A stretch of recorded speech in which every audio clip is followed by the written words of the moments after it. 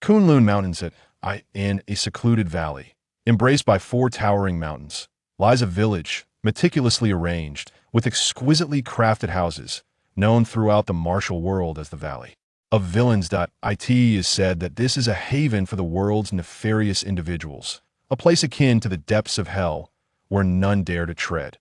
Even the most renowned masters of the martial arts community avoid it like the plague. Yet, in this vast world, there are always one or two exceptions, such as the unparalleled hero and foremost swordsman, Yin Nantian. Standing at the entrance of the valley, Yin Nantian's gaze is fixed upon a stone wall inscribed with two ominous lines. Entering the valley is akin to ascending to heaven. Those who come shall walk this path. He then turns towards a winding trail, his eyes locked on the distant end, and coldly scoffs, "The Valley of Villains?" While others in the martial world cower in fear. Yin, do not. Gripping his long sword tightly, he declares with fervor, "Today, I shall eradicate this band of ruthless scoundrels," thus ridding the Central Plains martial arts community of a great menace. With the remains of his sworn brother Jiang Feng and the orphan child in his embrace, he strides boldly into the valley. Previously, his sworn brother Jiang Feng had been slain by the flower-moving palace, and the informant was none other than Jiang Feng's own servant, Jiang Qin.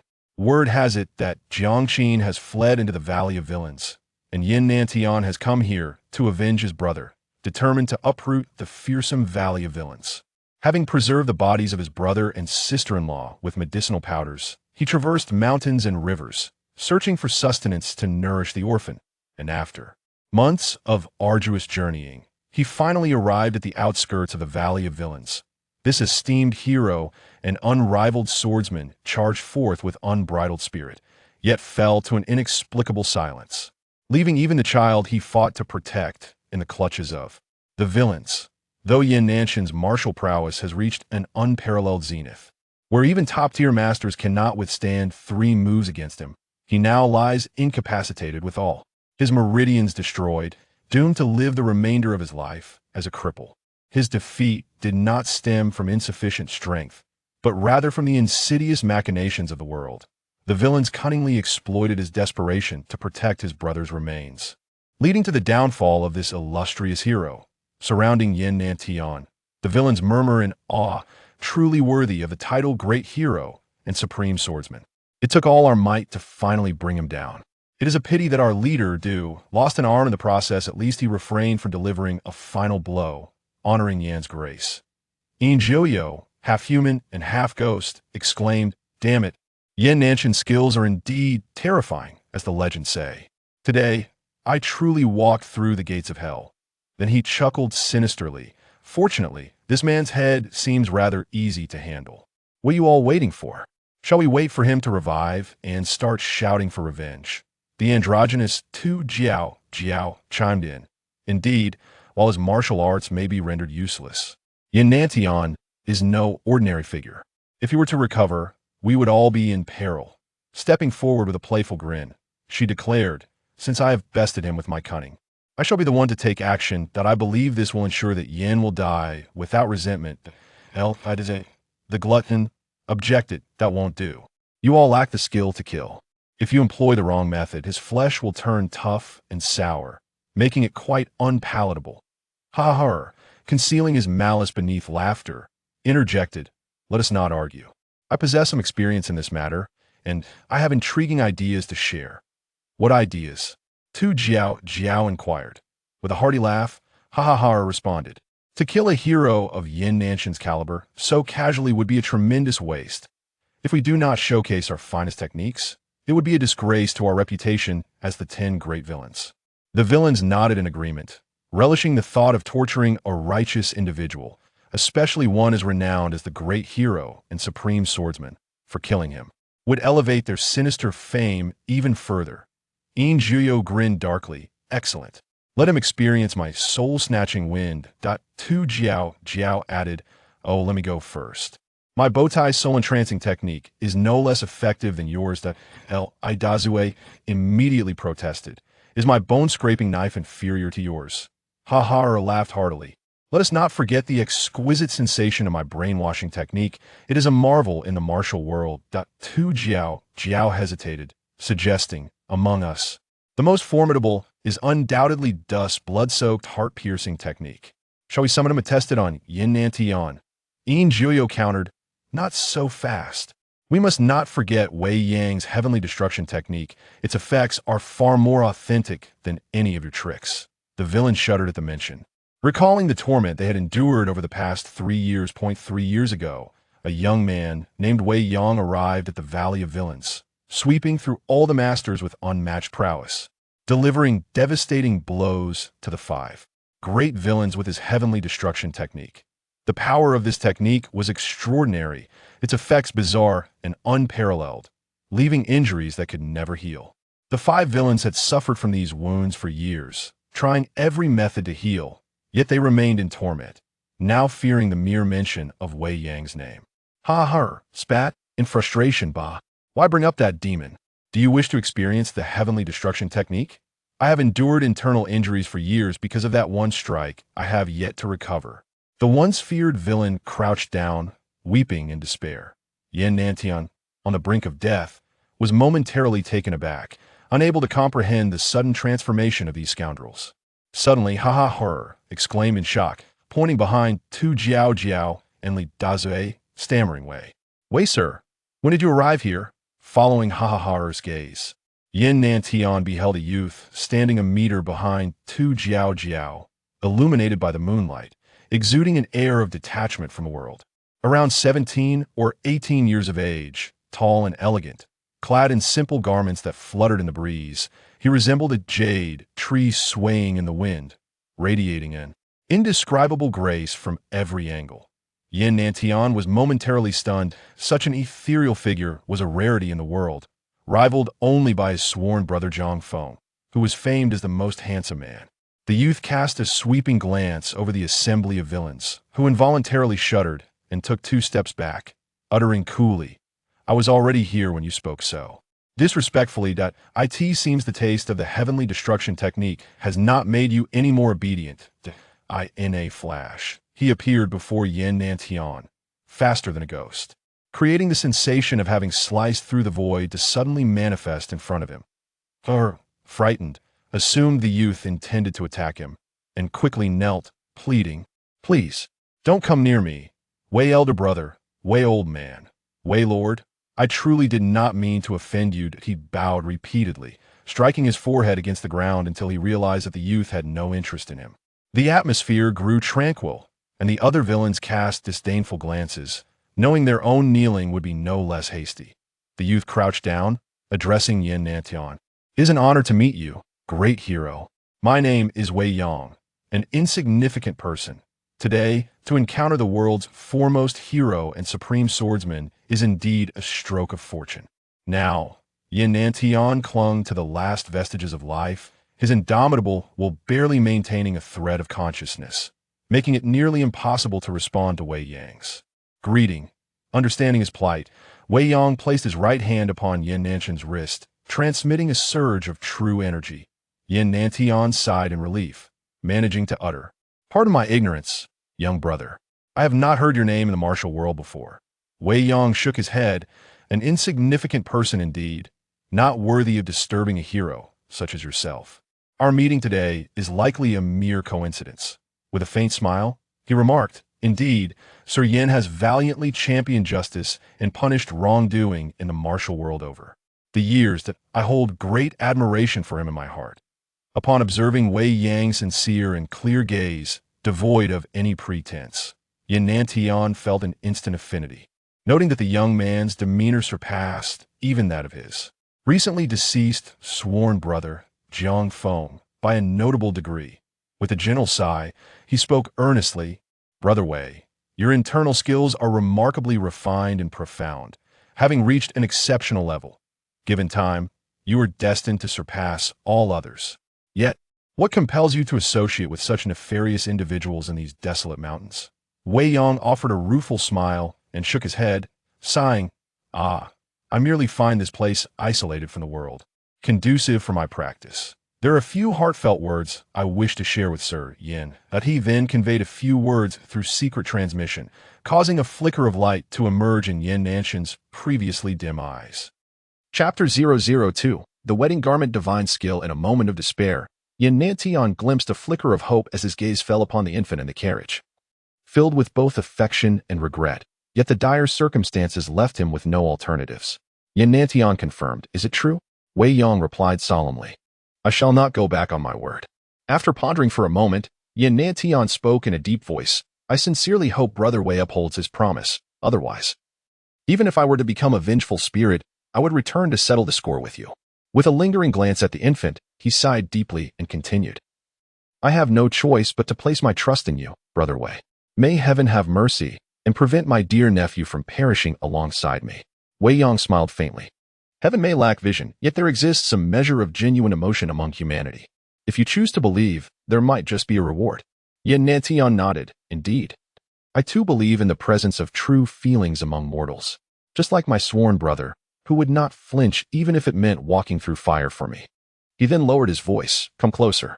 Wei Yong leaned in, listening as Yin Nantian spoke while channeling his vital energy to keep him conscious. A task he maintained for the span of half a stick of incense before finally ceasing.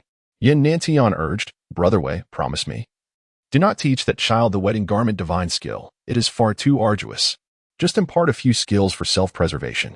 As soon as he finished speaking, Wei Yong withdrew his vital energy, and the once great hero, the first divine sword, succumbed to unconsciousness, leaving his fate uncertain. At that moment, Li Dazue approached, inquiring, "Master Wei, what did Yin Nantian just say to you?" Wei Yong replied coldly, "Do you wish to know?" Li Dazue trembled, hastily denying, "I would never dare to pry into your matters. My apologies." Wei Yong retorted coolly, "Leave?" Li Dazue responded, "I shall take my leave at once." With that, he rolled away on the ground, obediently retreating like a well-trained dog. Wei Yong clapped his hands, and a small, wiry old man approached, crouching beside Yin Nantian. After checking his pulse, he shook his head. His meridians are shattered beyond repair. Even a celestial being could not restore him. If he survives, he will spend the rest of his days bedridden.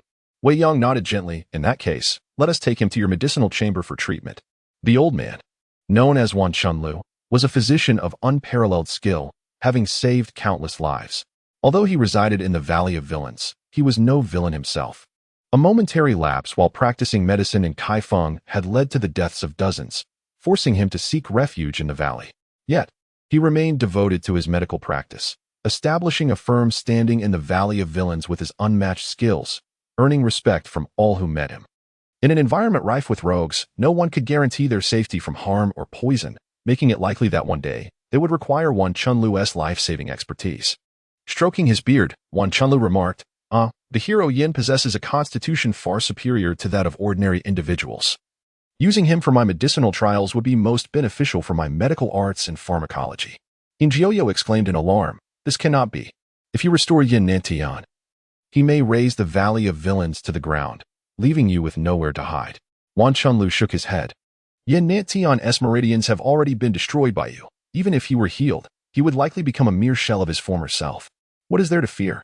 The rogues, upon hearing this, secretly breathed a sigh of relief. After all, how many masters were unafraid of Yin Nantian? At that moment, Wei Yong stated coldly, "You are to follow my instructions without question. Where do you find the audacity to speak so freely? Anyone who dares oppose me can challenge me directly." The rogues contemplated rebellion, but with Wei Yong's command, they could only submit. Not wishing to experience the wrath of his devastating technique, the heavenly destruction of the great universe, Wan Chunlu continued, "I will require a multitude of medicinal herbs to treat the hero, and perhaps I can find a remedy for your injuries as well." The rogues rejoiced upon hearing this. They cast furtive glances at Wei Yong, and seeing no reaction from him, their spirits soared, unable to contain their excitement. Heaven showed mercy. They had suffered from Wei Yong's heavenly destruction technique for years, and now that a glimmer of hope appeared, how could they not seize it? Tu Jiaojiao chuckled. "Master Wan, please proceed as you see fit. We shall eagerly await the results." Haha, echoed, "Indeed, I am truly eager to regain my former vigor." Upon uttering these words, he could not help but shed tears, unsure if they stemmed from sorrow or joy. Haha and Tu Jiaojiao shared a close bond, often engaging in sparring to relieve their solitude. Yet, 3 years prior, Haha had suffered a devastating blow from Wei Yong, leaving him unable to regain his former strength, which had caused him great frustration and an overwhelming sense of emptiness. Now, hearing that Haha might have a chance to revive his prowess, Tu Jiaojiao felt more delighted than Haha himself. Meanwhile, Wei Yong scanned the group of rogues, ultimately fixing his gaze on the infant in the carriage. He spoke in a grave tone. I demand that this child remains alive. How he survives is of no concern to me. However, should he die, you all shall accompany him to the grave. The rogues quickly agreed, and only after Wei Yong departed did the weight upon their hearts finally lift. Soon after, Wan Chunlu carried Yin Nantian away, wary of any potential treachery from the rogues. Sprang up from the ground, exclaiming, "Ah! This master has been in the Valley of Villains for 3 years, still as tyrannical as ever. When will our suffering come to an end?" Tu Jiaojia shrugged. What can we do? Even the notorious Du Lauda is no match for this master. We would meet our demise if we dared to provoke him. Li Dazue shook his head vigorously. Let us accept our fate. Do not forget the heavenly destruction technique from 3 years ago. We are all hanging by a thread. Injioyo pointed at the carriage. What shall we do about the infant brought by Yin Nantian? It is said that to eliminate the roots, one must eradicate the grass. Yet this master insists that the child must live. The rogues found themselves in a dilemma, torn between the need for eradication and obedience. Tu Jiaojiao clapped her hands. I have an idea. Ha laughed. What brilliant scheme could this androgynous old hag have? Pray, enlighten us. Tu Jiaojiao replied with a grin. That master only said the child must live. He never specified how. Since we must raise him, let us cultivate him into the most notorious villain of all time. When he grows up, we can unleash him upon the martial world, avenging our years of confinement in the valley. The rogues wholeheartedly agreed, believing Tu Jiaojiao's idea to be ingeniously brilliant. Having endured years of discomfort in the Valley of Villains, they were determined to ensure that those outside would suffer as well. Thus, they gathered around the infant in the carriage, discussing how to mold him into the greatest villain in history. Meanwhile, Wei Yong returned to Wei Yong residence, retrieved paper and brush, and after a flurry of writing, left behind 3 volumes. He inscribed the titles on the covers, each in flamboyant cursive: The Wedding Garment Divine Skill, The Divine Sword Technique, The Nantian Divine Fist. These were the lifelong teachings of the great hero Yin Nantian, the foundation upon which he had triumphed over all adversaries in the martial world. It was revealed that during his conversation with Yin Nantian, Wei Yong had proposed preserving the orphan child of Jiang Feng in exchange for his lifetime martial arts. Yin Nantian, noble and chivalrous, held no obsession with martial arts secrets. And given the circumstances, he had no choice but to agree. In his heart, the life of his nephew outweighed everything he possessed. Thus, with Wei Yang's pure vital energy assisting him, Yin Nantian summoned the last remnants of his strength to articulate the 3 supreme skills. Fortunately, Wei Yang possessed an exceptional memory. Otherwise, he would have only received fragmented teachings. The martial Taozen, the wedding garment divine skill, was one of the 4 unparalleled internal arts in the realm of ancient heroes. Its name signified crafting garments for others. The initial cultivation of vital energy must either be passed on to others or destroyed and reformed, lest the practitioner endure endless suffering. At its peak, the skill harnessed the might of thunder and fire, with vital energy that was intensely scorching and ferocious, wielding boundless power. Moreover, the mastery is seamlessly integrated, embodying a return to simplicity, revealing not the slightest hint of its prowess until the moment of application, impervious to external influences, and transcending techniques such as the Northern Darkness Divine Skill and the Star-Absorbing Technique. Turning to the Divine Sword Technique, it is profound and inscrutable, capable of conjuring an image of indomitable might from its very incantation. The swordplay harmonizes both masculine dominance and exquisite transformations, enabling one to strike down the enemy general amidst a sea of adversaries, while also possessing the finesse to sever a single strand of hair. The Southern Heaven Divine Fist aligns with the Divine Sword Technique, where brute force and intricate variations complement each other. Even the foremost masters of the martial world would struggle to withstand Yin Nantian's 3 punches and kicks. Wei Yang pondered, with the heavenly union of Yin and Yang's great compassionate verse already in my possession, coupled with Yin Nantian's 3 supreme skills, becoming invincible in the realm is but a matter of time. Chapter 003, The Unnoticed Fish begins to grow Wei Yang residence. This is the dwelling of Wei Yang. The courtyard's design and the interior decor possess an essence that transcends the era. For Wei Yang is not a native of this realm. He is a traveler from the 21st century. He arrived during a peculiar celestial phenomenon, his body inexplicably reverting to the appearance of 13 years old. With no possessions and utterly alone, he was on the brink of despair when an elderly man offered to take him as a disciple and impart to him the world's most exceptional martial arts secrets. His master was nameless, without a surname, and shrouded in mystery, a man obsessed with martial arts, possessing vast knowledge, an adept in various schools of martial arts, who could integrate and innovate them. Such a remarkably gifted individual would be a grandmaster in any world. He aspired to create a martial art of earth-shattering prowess and dedicated himself to this pursuit for decades, forsaking everything he once held dear, wagering his entire life. He won his gamble and achieved success. 3 years ago, on a stormy night, the world witnessed extraordinary phenomena. The heavens rained blood, and wails echoed in the night. As an unparalleled martial art was born, perhaps its power was so immense that it could not coexist with the universe. After completing his final stroke, the master bled and perished. Upon discovering the secrets, Wei Yang realized that his master was the author of the Yin Yang Great Compassion poem. It contained 7 martial arts he had devised, each capable of dominating the world. After burying his master, Wei Yang inherited his legacy and, through relentless practice over 3 years, attained remarkable martial prowess. By chance, he stumbled upon the Valley of Villains, deeming its isolation perfect for seclusion, and thus settled there, vowing not to emerge until he was invincible. Although the 5 villains ruled the valley, apart from Du Sha, the rest possessed mediocre skills, relying instead on cunning and deceit, which proved ineffective against the vigilant Wei Yang. To establish his authority, he injured the 5 villains with his great purple sun hand, after which none dared to challenge him. Time, as always, slips away swiftly, akin to sand slipping through one's fingers regardless of effort. In the blink of an eye, 8 years have passed. During this period, while the Valley of Villains remained unchanged, its inhabitants had transformed. The infant left by Yin Nantian had grown to 8 years old, and his 5 villainous guardians had named him Xiao Yuer. These villains taught him martial arts, agility, poisons, and various schemes, molding his mind and character to be as slippery as the fish in the rivers. Despite his tender age, he endured relentless training, his small body subjected to inhumane torment every day.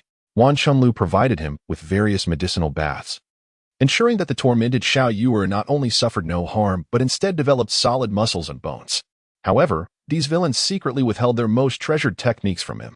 Yet, clever and resourceful, Xiao Yuer diligently adhered to the villains' teachings on wreaking havoc upon the world, frequently stirring chaos in the Valley of Villains.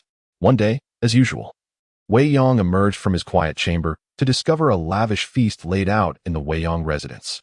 Roast chicken, beef, and roasted lamb were plentiful, accompanied by a jar of fine wine from Shu. Wei Yang smiled faintly. Who is so kind-hearted? If so generous, I shan't be courteous. He sat down to eat, savoring each bite, taking his time, and not leaving a morsel behind, even consuming the crumbs that fell from the table. In a corner of the room, a pair of small eyes intently observed Wei Yang's feasting, a mischievous glint reflecting excitement, for he had secretly added 7 treasure-soft bone powder to the dishes. Anyone who ingested it would find their bones softened and internal energy rendered null, incapacitating even the most skilled martial artist for an entire day. The wine contained a potent laxative. A single drop would result in relentless purging, leaving one unable to stand until utterly emptied. The bowls, chopsticks, table, chairs, wine jug, and cups were all coated with its powder and various other non-lethal substances, ensuring that any contact would lead to an entire day of euphoric sensations. As time passed, the food dwindled, and the wine jug became empty. Sated, Wei Yang displayed a languid satisfaction upon his face.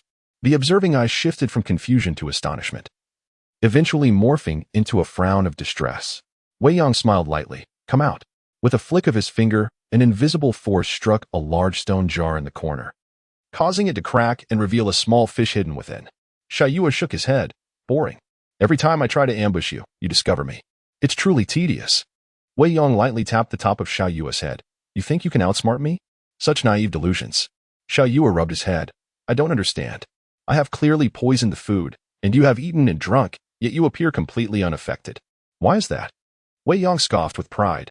A mere speck of dust cannot be deemed poison. These villain skills are merely this inadequate, reliant on underhanded schemes. Xiao Yuer scratched his head in confusion. But I still can't grasp how you remain unpoisoned. Wei Yang smiled at Xiao Yuer. You can find out for yourself why I am unharmed. With a flick of his finger, the remaining wine in the jug transformed into a water arrow, shooting down Xiao Yuer's throat. Xiao Yuer exclaimed, No, no, no. Although I have a strong resistance to poison, I cannot withstand such a concoction. I fear I will be purging and itching for an entire day. With a sorrowful face, he braced himself for the dual onslaught of relentless purging and euphoric sensations. However, as time passed, he felt no discomfort. Xiao Yuer exclaimed in excitement. What is happening? Wei Yang replied nonchalantly. It is quite simple. We both now possess bodies immune to all toxins. Xiao Yuer, incredulous. Is that so? When did I become immune to poison? Wei Yang, unhurried, inquired, have you diligently practiced the breathing techniques I taught you? Xiao Yuer nodded. Yes, ever since you taught me at 5, I've been practicing diligently. It's quite miraculous. Even when I feel exhausted, a night of breathing restores me to full vitality. Then he asked, what is that? Wei Yang poured himself a drink and explained, it is the method that strengthens your body and fortifies you against toxins. Without it, you would have been at the mercy of the likes of Tu Jiao Jiao. Xiao Yuer realized. So that is it. After a moment of thought, he smiled. No wonder Tu Annie's poison no longer affects me. So, from now on, no one can use poison against me. Wei Yang nodded. You could say that. He then cautioned. However, your skills are still shallow. Presently, you can only resist some poisons. Should you encounter highly toxic substances, you can only ensure you won't perish instantly. Xiao Yuan nodded. Understood. He then asked, such formidable martial arts must be exceedingly precious. Why do you impart them to me? Wei Yang explained. It is not overly precious. I once promised a friend to ensure your safe growth and to teach you a skill for self-preservation. Do you understand? Xiao Yuan pondered for a moment and speculated. If I am not mistaken, it must be Uncle Medicine. After Yin Nanshan's meridians were damaged, he had been in a deep sleep, while Wan Chunlu secretly treated him under the guise of experimenting with medicine. Xiao Yuan often visited the medicine hut, gradually becoming familiar with Yin Nantian, and, not knowing his name, affectionately referred to him as Uncle Medicine. Wei Yang praised, you are indeed clever. Xiao Yuan chuckled. Actually, I just saw you visiting Uncle Medicine and made a guess. Wei Yang replied, that is still impressive. With a faint smile, he then asked, now tell me. Whose idea was it for you to use poison? Little Fish chuckled, you already know. I said such trifling skills could hardly escape your notice. Then his expression turned serious as he shook his head and added, but I have also promised him not to reveal the truth to you. Wei Yang sneered. Even if you don't speak, I am aware that these scoundrels remain unrepentant, sending you to poison and test the waters. It seems the lesson they received was not sufficiently profound. In a flash, Wei Yang vanished, almost simultaneously reappearing on the mountain opposite Wei Yang's residence. Following this, a chorus of gasps and wails erupted, including the voices of Tu Jiao Jiao, Li Dezue, Ha Ha Air, and Yin Jiu Yu, quickly followed by pleas for mercy and capitulation. Moments later, Wei Yang had returned indoors, and Little Fish had barely glimpsed how he had done so.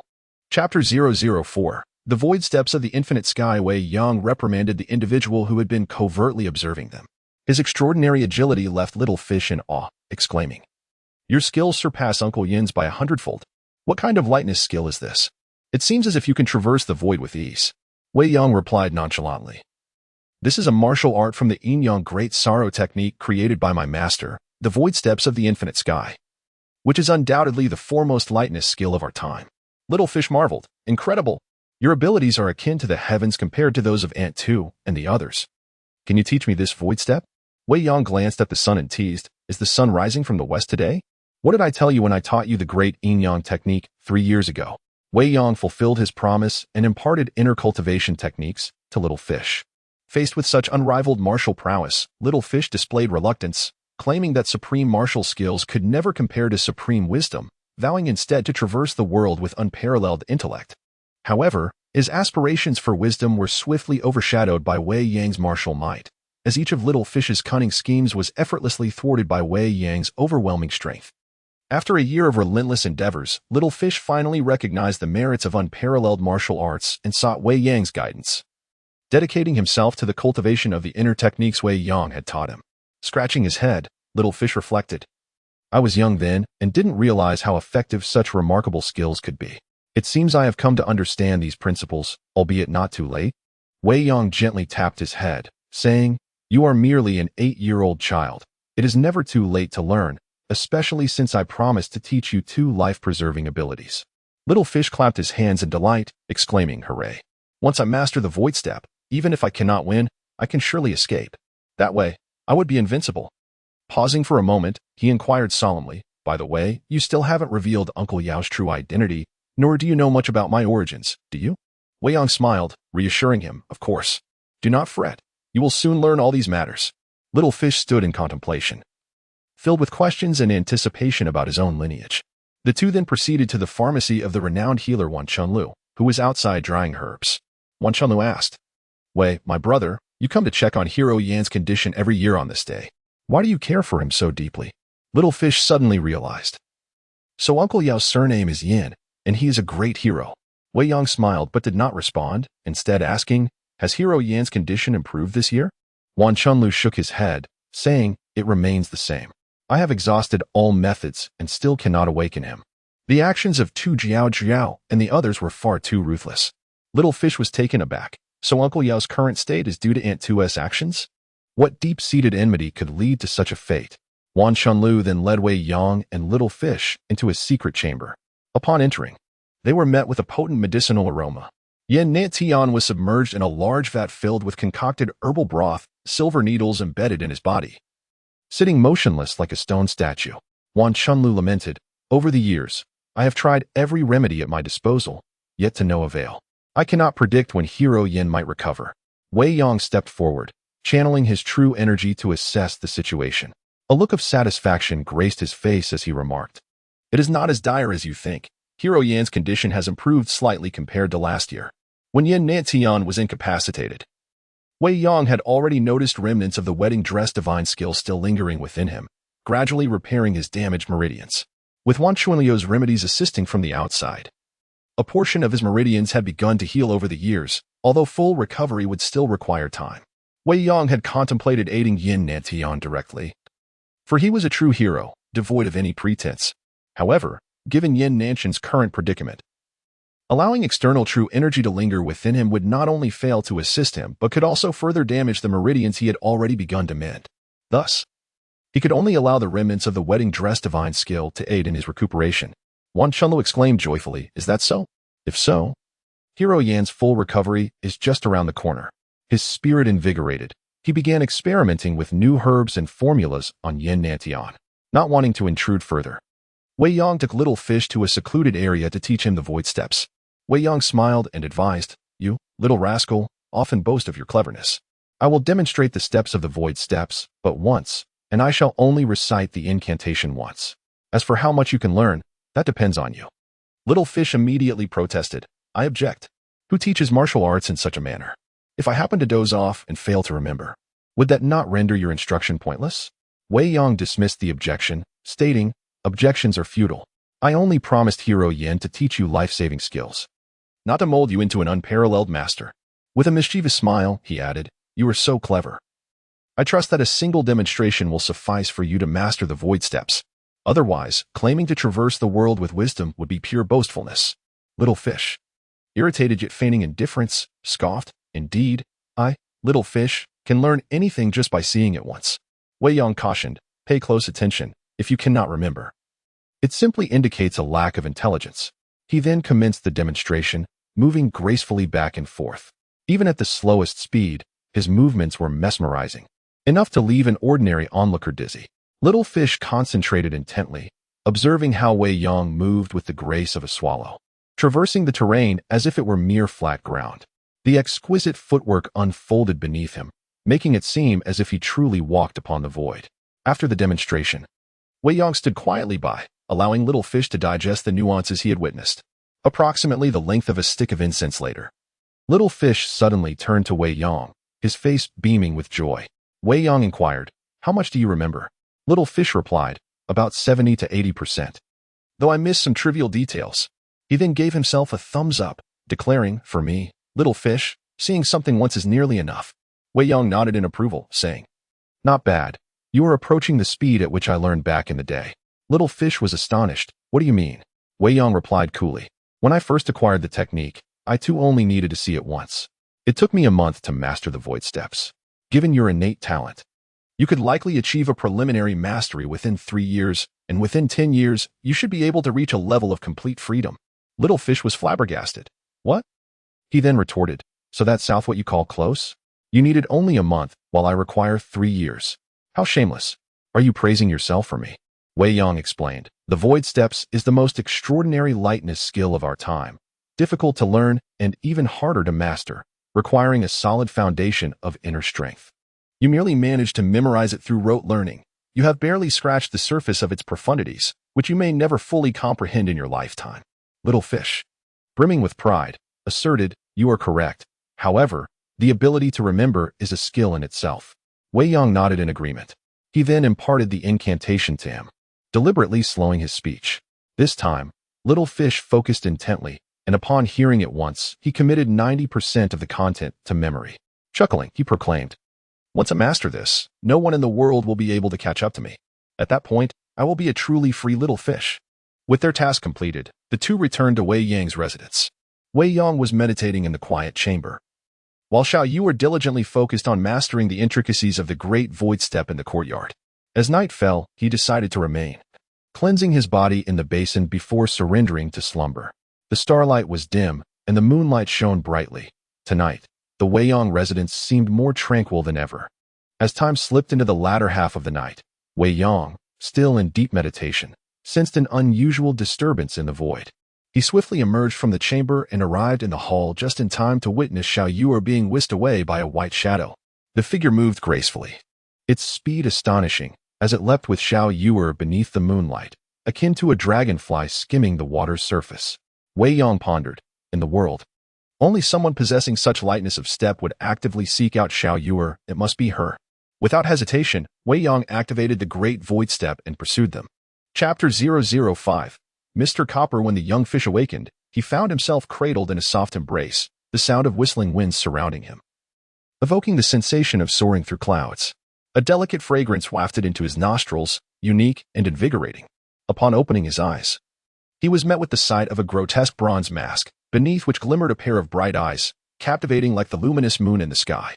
The young fish inquired, "Who are you?" Though startled, his clever mind was already contemplating the situation. The masked figure replied, "I am Mr. Copper." His voice resonated harshly, yet the young fish discerned that it could be altered. Puzzled, the young fish responded, "Mr. Copper, is it? From your voice, I do not recognize you. Why have you brought me to such a perilous place in the dead of night?" Mr. Copper set the young fish down and replied coolly, "However, I have long known you and am aware of your origins. Have you not considered uncovering your lineage?" A pang of curiosity struck the young fish, and he frowned. "I am eager to discover my origins. I intend to investigate as I grow older, but what does this concern you?" Mr. Copper answered, "It is indeed relevant." He continued to explain, "I am acquainted with your parents, and thus, I possess profound insights into your background." The young fish gasped, "You know my parents?" Mr. Copper nodded. "Not only do I know them, but I also share a deep connection with them."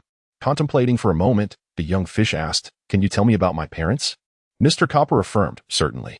I sought you out to reveal the truth about your parents."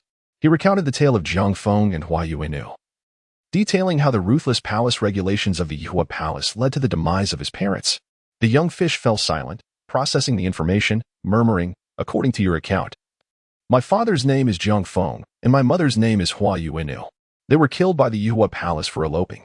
Shaking his head, he added, "I also have an uncle named Yin Nantian, who sought out Jiang Qin, the one who betrayed my parents and brought me to the Valley of Villains as an infant, only to fall victim to Uncle Du and Aunt Tu's schemes, leaving my fate uncertain." Mr. Copper nodded, "Indeed."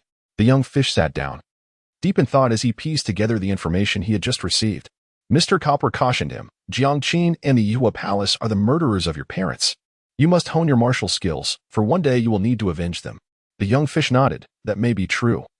But how can I ascertain the truth of your words?" Mr. Copper replied, "Do you believe I would fabricate a tale to deceive a mere child?" The young fish agreed. "That is a valid point." After a moment of contemplation, he stated plainly, "However, you must have a purpose in sharing this information. No one acts without reason." Mr. Copper commended him, "You are indeed astute.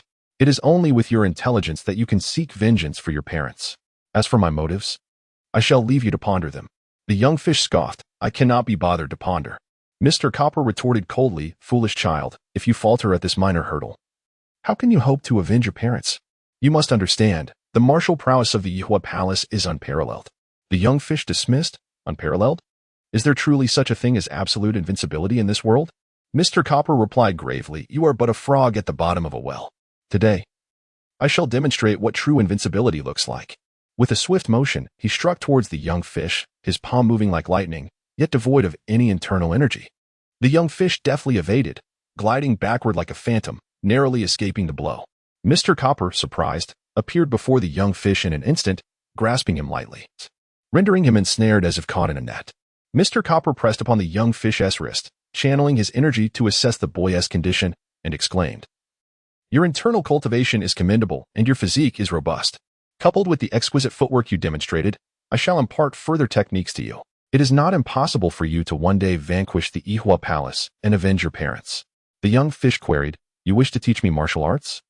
What is your true purpose, considering we are not related?" Mr. Copper chose not to respond and instead rendered the young fish unconscious with a flick of his finger. Just as he prepared to return the young fish to Wei Yong's residence, he sensed an indistinct presence behind him. Turning to look, he beheld a young man, seemingly in his early 20s, standing atop a protruding rock. His tall figure resembled a centuries-old pine standing proudly on a cliff, clad in simple garments that danced gracefully in the moonlight, appearing almost ethereal. The newcomer was Wei Yong. With a subtle smile, he addressed Mr. Copper directly. "The Lord of the Moon Palace graces the Valley of Villains, yet you have not given prior notice. I would have surely prepared for your arrival." Mr. Copper froze momentarily, recognizing within the youth the likeness of someone she both adored and despised. Confusion washed over her as she pondered how he could possibly discern her true identity.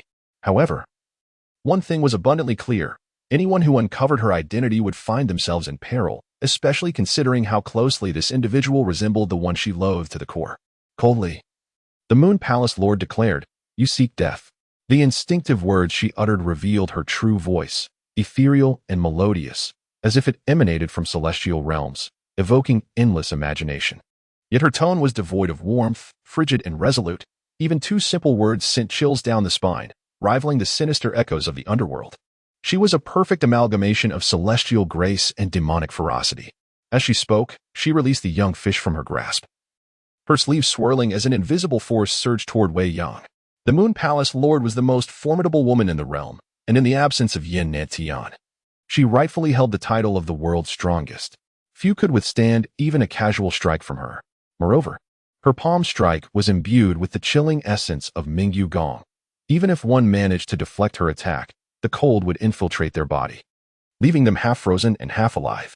Mingyu Gong was an enigmatic martial art, rivaling the power of the wedding dress divine skill. Mastery of the 6th level granted entry into the elite ranks, while reaching the 8th level ensured supremacy across the lands. The 9th level contained the practitioner's energy within, creating a tremendous suction that not only drew in opponents, but also absorbed their energy. Thus, the longer one fought, the stronger they became. No one could triumph over Mingyu Gong in a prolonged battle. The Moon Palace Lord had attained the pinnacle of the 8th level, her energy and icy aura unmatched throughout the world. Yet Wei Yong remained unperturbed, exuding serenity as he delivered a punch to meet her attack. With a resounding clash, the opposing energies, one cold and one warm, exploded in the air, causing ripples through the surrounding void. The Moon Palace Lord was momentarily taken aback. The Wedding Dress Divine Skill and the Southern Sky Divine Fist are both Yin Nanshan's ultimate techniques. How did you acquire them?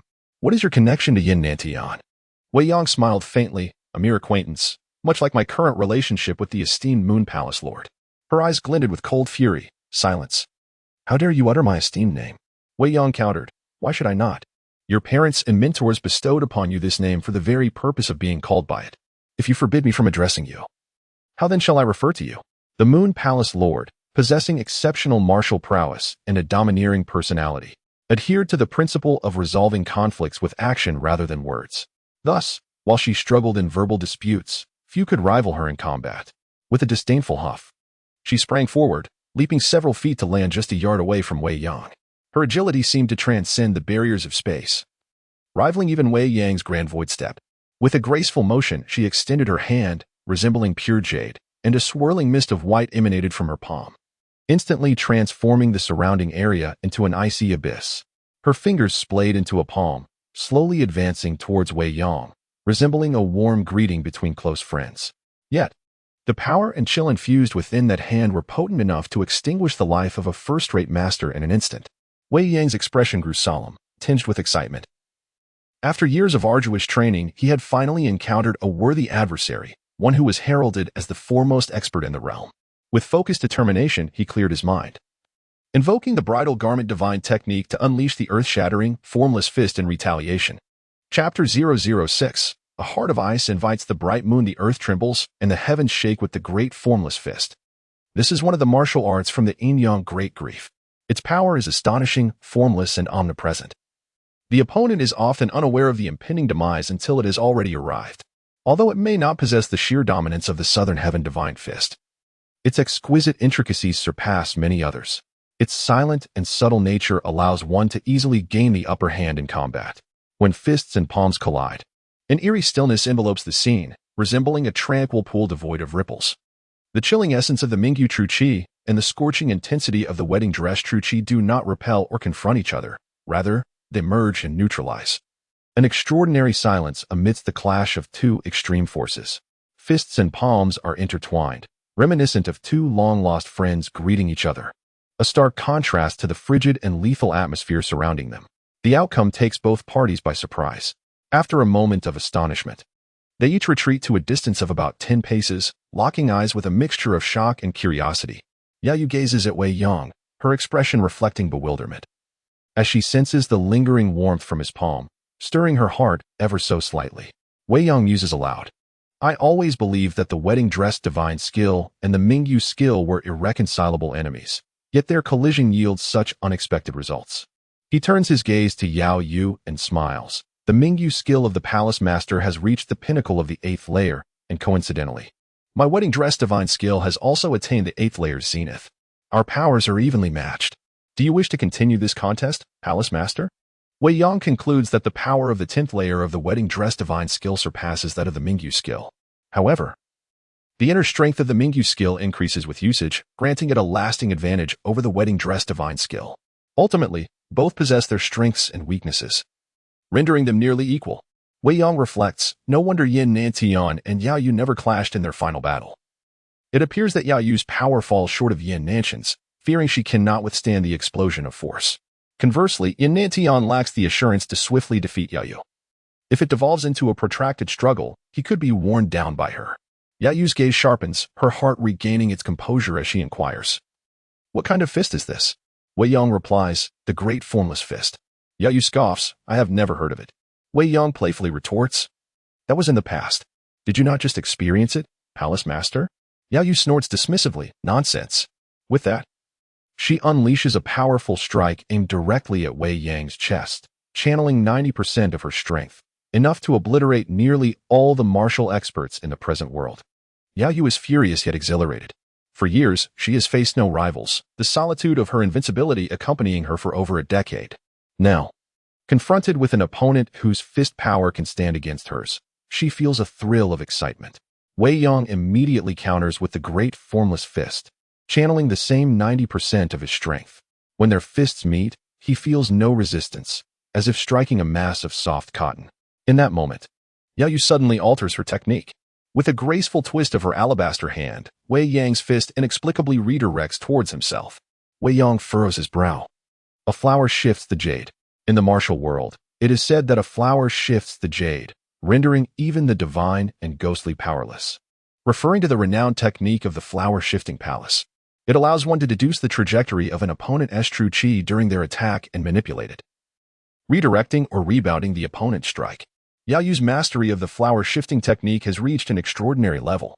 Capable of influencing the formless and omnipresent Great Formless Fist, no wonder this technique inspires fear in the martial world.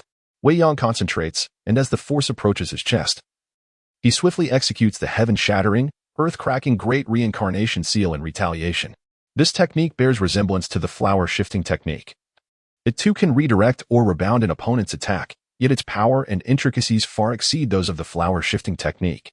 The Great Reincarnation Seal does not require one to comprehend the flow of power. It can rebound all tangible or intangible attacks like a spring. Additionally, one can freely control the direction of the rebound while infusing it with new vigor, effectively launching a counterattack simultaneously. As Wei Yang employs this technique, the situation reverses dramatically. The fist that once threatened his chest is redirected, now surging towards Yao Yu with renewed power. Yao Yu exclaims in astonishment, the flower-shifting technique. She quickly demands, how is this possible? How can you comprehend the secret of the flower-shifting palace? The two forces collide, their power multiplying exponentially. And in a fleeting moment of shock for Yao Yu, it descends upon her. Yet, as the foremost expert in the world, Yao Yu deftly evades, her footwork allowing her to magically shift several feet away, causing Wei Yang's formidable strike to miss entirely. Wei Yong had not anticipated inflicting harm upon Yao Yu with this blow. Seizing the opportunity, he employs the Great Void Step to close in, moving with the swiftness of traversing space, catching Yao Yu off guard. His strike, swift as lightning, targets her face. Aware that this blow would be difficult to evade, Yao Yu channels her full power to her palm, aiming for Wei Yang's chest. This has become a mutually destructive tactic in the entire realm. Only Wei Yong could provoke Yao Yu to such an extent. As the force nears his face, Wei Yong suddenly grasps, employing the Great Void Step to create distance. This fluidity in both attack and retreat compels even the proud Yao Yu to express admiration. In a dance of convergence and divergence, they halt their deadly exchange in a silence akin to that of a butterfly alighting upon a flower. The menacing mask that once adorned Yao Yu's face vanishes, revealing her breathtaking beauty, a moon emerging from behind dark clouds. Ethereal and captivating, she outshines even the most brilliant stars in the night sky, rendering all other celestial bodies dim in comparison. Words fail to capture the essence of her allure, even the most exquisite descriptions fall short. Realizing her mask has been lost, Yao Yu momentarily freezes, before her expression darkens with murderous intent. "You seek death," she declares. Her eyes shine like two cold moons, turning the dim night into a frigid abyss. Wei Yong, unfazed, sighs, "Such beauty hidden beneath a mask, Palace Master. It is indeed a significant loss to the world." As he speaks, he employs the Great Void Step to swiftly retreat, snatching up the small fish from the ground and leaping up the mountain. Yao Yu, feeling deeply insulted and provoked by Wei Yang's words, recognizes that the only way to restore her honor is to eliminate the offender. With this resolve, she channels her energy into pursuing him, their figures resembling two white cranes soaring across the heavens. While the flower-shifting palace boasts an unparalleled agility, it still falls short compared to Wei Yang's Great Void Step. Even with the burden of the small fish, he maintains a distance of about 3 paces from Yao Yu. Yao Yu relentlessly pursues him, prompting Wei Yong to exclaim, "If Palace Master continues this relentless chase, I might have to abandon the small fish to ensure my own safety." Upon hearing this, Yao Yu halts her pursuit. Wei Yong grins mischievously, "Palace Master, how obedient you are. What virtue does this small fish possess? Could there be some connection between him and you?" Yao Yu retorts angrily, "Nonsense." She warns, "If you dare to harm the small fish, even if I must chase you to the ends of the earth, I will kill you." Wei Yong blinks innocently. "What did you say? Palace Master intends to pursue me to the ends of the earth? I never imagined I would be so fortunate to garner such favor from you." Yao Yu seethes. "What are you saying?" Wei Yong adds with a smirk, "I say that to receive the favor of Palace Master is an immense honor. Every man in the world dreams of such a thing." I could hardly contain my excitement. Inviting the moon was further incensed. "You seek." Wei Yong interjected swiftly, "Death." This assertion has been uttered by the master of the Moon Palace countless times. Yet here I stand, thriving. Which demonstrates that the master of the Moon Palace does not genuinely wish for my demise. He shook his head and sighed softly. "Ah, women. They often prefer to express their sentiments in such duplicitous manners. While it may seem exceedingly subtle, I find it rather endearing." The moon's invitation was on the verge of insanity. Never had she encountered such unabashed audacity. Instantly, these flowery words ignited a tremor throughout her being, and she remained oblivious to the fact that Wei Yang's visage was gradually imprinting itself upon her heart, for his words were undeniably infuriating. Chapter 007. Twin Flowers. The verbal sparring between Yao Yu and Wei Yong was akin to a celestial being clashing with an earthly creature, especially when faced with the countless times it had driven the ever-patient Xiao Yu to the brink of madness. Yet, in pursuit of her so-called retribution, she restrained her impulses. Wei Yong fancied himself quite adept with words, believing he had the upper hand against someone like Yao Yu. He continued his taunts, saying, "Do not be agitated. I know you harbor a torrent of feelings you wish to express, yet I have already discerned your intentions, even without your words. I perceive your thoughts. Does this not signify a mutual understanding of hearts?" Yao Yu, consumed by fury, cast a gaze at Wei Yong that radiated pure animosity, wishing she could rend him to pieces. However, she suddenly composed herself, resembling a pot of boiling water that had abruptly turned cold. At that moment, she embodied both terror and beauty, eclipsing even the resplendent moon above. Nevertheless, Wei Yong possessed a secret weapon against her ire. He gently shook Xiao Yu, and Yao Yu, now cautious, refrained from any reckless actions. Wei Yong smiled lightly, asserting, "Indeed, it is evident that within the Yao Yu Palace, you cannot bear the thought of Xiao Yu's demise." He then provocatively continued, "Though you and Xiao Yu are strangers, your concern for his life is quite notable. Is there perhaps some hidden connection between you two? Yao Yu's frigid gaze turned towards him, as if regarding a lifeless corpse, devoid of emotion. Noticing her indifference, Wei Yang pressed on. His mother belongs to the Yihua Palace, and you are the palace master. Are you acquainted? After a brief pause, he added, could we interpret Hua Yu knew as your servant? By this logic, Xiao Yu could be deemed half a disciple of the Yihua Palace. Each word encroached upon Yao Yu's limits. Yet her restraint prevented her from retaliating. Her glare grew even colder. Wei Yang escalated his provocations further. His father is Jiang Feng. Renowned as the most handsome man in the world, it is said no woman can resist his charming smile. Can you, Yao Yu? From what I gather, Hua Yu Nu has failed in this regard. A slight smirk graced his lips as he continued. If you two cannot succeed, does that not make you and his mother rivals in love? Pray tell, what do you wish to convey to Xiao Yu? Enough. Yao Yu's voice cut through the air. A wave of chilling intent sweeping forth. Had Wei Yang not evaded in time, he might have been frozen solid at that moment. She cast a cold glance at him, stating, you are indeed a rare adversary, but do not presume I cannot eliminate you. I advise you to steer clear of my affairs. Should you dare to speak ill of Xiao Yu, it will be tantamount to waging war against my Yihua Palace. With that, she turned and leapt into the distance, vanishing into the soft moonlight within mere moments. Watching her retreating figure, a subtle smile played upon Wei Yang's lips as he muttered, fierce, are we? Rest assured. I shall transform this icy mountain into a warm spring. Glancing at the luminous moon, he added with a smile. To grasp the stars and embrace the moon is to fulfill the essence of a true man. With a gentle touch, he roused Xiao Yu, who slowly opened her dreamy eyes and inquired, Brother Wei. Tilting her head and glancing around, she questioned, was I not in Mr. Tong's embrace? Wei Yang nodded, replying, indeed. I feared Mr. Tong intended to harm you, so I rescued you. Xiao Yu expressed her gratitude. Thank you, Brother Wei. Think nothing of it, Wei Yang replied nonchalantly. I promised Hero Yin I would ensure your safety. Xiao Yu then asked, what of Mr. Tong? Wei Yang responded, he has departed. Recalling something, Xiao Yu hurriedly remarked, Mr. Tong just mentioned some matters regarding my parents' truth or falsehood. I cannot discern. Brother Wei, could you help me analyze this? Wei Yang shook his head. Do not ask me. This is a matter you must investigate for yourself. Even if I provide you with an answer now, would you trust it? Xiao Yu nodded in agreement, acknowledging, true.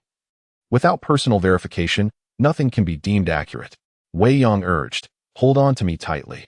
I shall take you on a most exhilarating adventure. Xiao Yu inquired, what kind of adventure? Wei Yang smiled mischievously, jumping off a cliff. Xiao Yu's eyes widened in shock. Wei Yang embraced her and leaped down the precipice, eliciting a chorus of exhilarating cheers. Meanwhile, Yao Yu soared through the air, covering dozens of miles before finally landing in a lush grove. With a swift strike, she cleaved a tree in two, her pent-up fury finding a momentary release. For over 20 years, since mastering her martial prowess, she had never faced such provocation and humiliation. And the worst was that she could not immediately eliminate her tormentor. Her heart was tumultuous, as Wei Yang's loathsome visage haunted her thoughts, and his taunting words echoed incessantly in her ears. Closing her eyes, she inhaled deeply, clenching her hands, as she coldly vowed, cursed be he. I shall tear you to shreds, even if I must pursue you to the ends of the earth. Suddenly realizing the absurdity of her words, she could not continue. At that moment, two disciples from Yihua Palace approached, kneeling before her in reverence. We greet the palace master. Instantly, Yao Yu regained her icy composure, inquiring frostily, where is Lian Xing? The second palace master awaits you not far ahead, preparing a temporary palace for your return, replied the disciple. Yao Yu commanded, lead the way. Following the disciple, she arrived at the makeshift palace, where a figure donned in a wooden mask approached. Upon seeing Yao Yu's demeanor, the figure was taken aback, expressing concern. Sister, where is your mask? Have you been in a fight? The voice was ethereal and melodious, vibrant compared to Yao Yu's coldness. This individual was Lian Xing, the second palace master of Yihua Palace. She was Yao Yu's sister, equally gifted in beauty, talent, and martial prowess, yet her elder sister's domineering nature had conditioned her to be submissive. Additionally, her physical disability led her to feel inferior, always overshadowed by Yao Yu's perfection. In their childhood, both sisters had coveted the largest peach on a tree, and in the ensuing struggle, Yao Yu had pushed her down, resulting in a broken leg and arm. Since then, Lian Xing had lost the courage to compete with her sister, and the remnants of her deformities were still evident in her left leg and hand. She was the strongest woman in the world, second only to Yao Yu. Both had reached the pinnacle of the 8th layer in their martial arts, yet due to her fear of her sister, Lianxing always faltered before the confrontation began. Yao scoffed, remaining silent, but the absence of her mask spoke volumes about the situation's complexity. Lianxing's curiosity piqued. What could have transpired to incite such fury in her sister? Yet, she dared not inquire further and silently followed her sister into the tent. The tent was lavish, pristine, and adorned with blooming flowers, petals scattered across the floor, enveloping the space in a fragrant ambience reminiscent of a celestial paradise. Yao abruptly removed Lianxing's mask, revealing a visage that rivaled her own in beauty. With a sweet and enchanting smile that surpassed spring blossoms, her animated eyes sparkled with an indescribable brilliance. Yao's icy gaze fixed upon her sister as she coldly remarked, "Mr. Mu, I have only confided in you about my impersonation of Mr. Tong. How is it that he could see through my disguise so effortlessly?" Lianxing was taken aback. Her expression was a mixture of shock and surprise, as it was the first time she had heard her sister mention someone. Lianxing pressed on, "Who is he? Is he the one who fought you and unmasked you?" Yao did not deny it. Lianxing was stunned. She understood her sister's martial prowess well. Few could even withstand a single blow from her, let alone unmask her. Who possessed such ability? Could it be Yan Nantian? Yao pondered for a moment before speaking. Moreover, he seems to be aware of the matters between us and Xiao Yuer. How could he possibly know secrets that were meant to be known only by you and me? Have you intentionally leaked something to the outside world? Lianxing, bewildered, replied, "Sister, what are you saying? I am utterly unaware of the situation you are facing. And do you not know the actions and words I have expressed over the years?" Yao fixed her gaze intently on Lianxing's eyes, and Lianxing met her stare unwaveringly. In that instant, Yao concluded that this matter had nothing to do with her sister. For Lianxing's inner turmoil could not escape her keen perception. Gradually regaining her composure, Yao meticulously recalled the events of the night, each detail steeped in mystery. And she could not fathom how their identities had been compromised. The words of that person echoed in her mind, and in a fit of rage, she struck the wooden table with her palm, shattering it, and exclaimed, "Damn it! One day I shall capture you and silence your tongue." Chapter 008. Unrivaled in the world, time flows like water, and years pass like a shuttle. It has been a full 2 years since the invitation to the Evil Man Valley to seek out little fish. The people and events within the valley remain unchanged. Yet Wei Yang's bridal garment divine skill has ascended to the 9th level. Practicing the bridal garment divine skill leads to 3 distinct outcomes, each varying based on the practitioner's choice. The torturous version is the direct path of practice, where, as the levels increase, the true energy becomes increasingly fierce, impacting the meridians and subjecting the practitioner to immense daily suffering. The transference version, once mastered, can be imparted to others. The recipient can wield the power at will, though its effectiveness diminishes, and the original practitioner risks death from energy depletion. The reprisal version allows one to disperse and then recultivate their energy, with residual bridal garment true energy remaining, significantly enhancing the speed of practice without the slightest pain. Among these 3 versions, the reprisal version holds the greatest power, while the torturous version is slightly inferior, and the transference version is the weakest. Having reached the 9th layer, Wei Yang has already attained the limit of the torturous version. Perhaps due to his superior physical constitution, he experienced no pain during the earlier levels. However, upon reaching the 9th layer, symptoms finally emerged. Using true energy from the Dantian felt like being pricked by needles, gradually spreading through the extraordinary meridians as his realm advanced. Wei Yang contemplated. Indeed, abnormalities have arisen. It is time to disperse and recultivate. Unfortunately, the power of the bridal garment divine skill would be wasted. This is the most pitiful aspect of the bridal garment divine skill. Who in the world would willingly abandon the energy cultivated over many years? Countless individuals have perished due to this self-created martial art. After careful consideration, an epiphany struck Wei Yang, and he suddenly thought of a method to conserve true energy. In the Great Compassionate Rhyme, there exists a technique called the Great Rotational Acupoint Shift, which, once mastered, allows for the seamless connection of all energy meridians, enabling true energy to flow freely and enhancing the speed of practicing any martial art without obstacles. One can shift, seal, or conceal acupoints at will, disregarding any acupoint sealing, meridian cutting, or restriction techniques, and can concentrate all true energy into any chosen acupoint. Wei Yang envisioned, with hundreds of acupoints in the body. Not all are needed for practicing the bridal garment divine skill. If I could use the Great Rotational Acupoint Shift to force all my bridal garment true energy into unused acupoints, I could preserve my power and restart my journey from the first layer of the bridal garment divine skill. This notion might seem fantastical to others, yet for Wei Yang, it was not overly challenging, as the great rotational acupoint shift provided the operational feasibility. Typically, acupoint shifting techniques can only marginally move acupoints, rendering true energy relocation impossible. However, the great rotational acupoint shift accomplished this effortlessly. Wei Yang began to activate the technique, gradually transporting the true energy of the bridal garment, storing it in various and used acupoints. Although the process was arduous and exceedingly slow, it proved effective under the guidance of the great rotational acupoint shift. And the true energy from the dantian was steadily dispersed to other acupoints. With each passing moment, Wei Yang grew increasingly adept at the technique, leading to a more efficient transfer of bridal garment true energy. After a year of diligent effort, he successfully concentrated all true energy into over a dozen idle acupoints and then retrieved the bridal garment divine skill manual to begin practice from the first layer anew. Having previously practiced once, the residual energy in the dantian allowed for an astonishingly rapid cultivation speed, and the resultant bridal garment true energy retained its vigorous and dominant nature while becoming more compliant to the practitioner. By the end of the first year, Wei Yang had reached the 6th layer. By the 2nd year, he returned to the pinnacle of the 9th layer. By the 3rd year, he achieved an unprecedented 10th layer. The true energy returned to its pure essence, becoming one with itself. As long as he did not activate it, not a trace would leak, rendering Wei Yang seemingly devoid of martial prowess. Releasing the sealed bridal garment true energy, he then guided it back to the dantian using the powers of the 10th layer, instantly augmenting his true energy by 30%. To achieve such an increase under normal circumstances would require years of rigorous training. With the bridal garment divine skill perfected, Wei Yang found that his practice of the martial arts from the great compassionate rhyme progressed at an astonishing pace. The great universe hand of heaven and earth, the great formless fist of heaven and earth, the great reincarnation seal of heaven and earth, and the great void step of heaven and earth. Coupled with the divine sword technique, the southern heaven divine fist, and numerous other ultimate skills, he reached their peak in a short span. In terms of sheer capability, Wei Yang had become the undisputed foremost expert in the world. One day, while meditating in the Wei Yang residence, a faint sound broke the silence, and a small figure darted towards him at remarkable speed.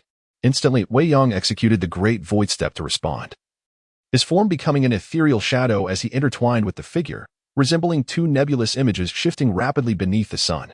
With a sudden retch, little fish appeared from the haze, disheveled and dazed, stumbling to the corner to vomit uncontrollably. Wei Yang laughed heartily. "You of all people. I have never seen anyone use lightness skill to the point of vomiting." Little fish gasped. "I can't help it. The speed of the great void step is too fast. I got dizzy while running and nearly lost my stomach." Wei Yang admonished, "Listen well, you little rascal. While your great void step has seen initial success, your current power is insufficient for prolonged use." Little fish waved his hands. I know. I've been practicing internal energy these past few years, and now even Uncle Du's internal cultivation is inferior to mine." Wei Yang nodded slightly. Little fish possessed extraordinary talent and exceptional roots, making him a rare gem in martial arts. Unfortunately, his overly playful nature and scattered focus had greatly hampered his progress. Even so, compared to the original story's Little Fish at this time, his abilities were vastly superior. Suddenly, Little Fish declared, "I'm leaving." Wei Yang inquired, "Where to?" Little Fish pointed into the distance, to venture into the vast world outside. Wei Yang nodded, casually remarking, "It was Tu Jiao Zhao and Haha Air who sent you off, wasn't it?" Little Fish confirmed with a smile, "I knew they couldn't keep anything from you." Wei Yang teased, "Those rascals want to unleash you upon the world to stir chaos." Little Fish proudly declared, "I'm going to wreak havoc in the martial world." Wei Yang acknowledged with a slight nod, Go on. It's just right that I am also about to leave. We shall depart together."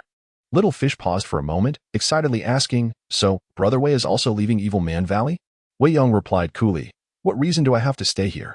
Do you think I wish to linger in this place?" Little Fish shook his head, explaining, "I thought you, like Uncle Du and Annie too, entered to evade the martial world's pursuit." Wei Yang countered, "Do you think I'm afraid of being hunted down by the martial world with my great void step?" Little Fish shook his head, "Of course not." Wei Yang spread his hands, "Then that's settled. I merely find it quieter to practice here." After a moment, he asked, "Since you're leaving, what did Du Sha and Tu Jiao Jiao give you?" Little Fish opened a bundle, revealing a hodgepodge of items: gold, poison, human skin masks, and various other oddities piled together like a small storeroom. Wei Yang took a large bag of gold leaves. Let us consider these riches as my travel funds. Little Fish generously replied, take them all. They hold no value for me. Wei Yang tapped Little Fish's head. You little rascal, you know nothing of the value of money. One day, when you have a family, you will realize that this is the most useful thing in the world.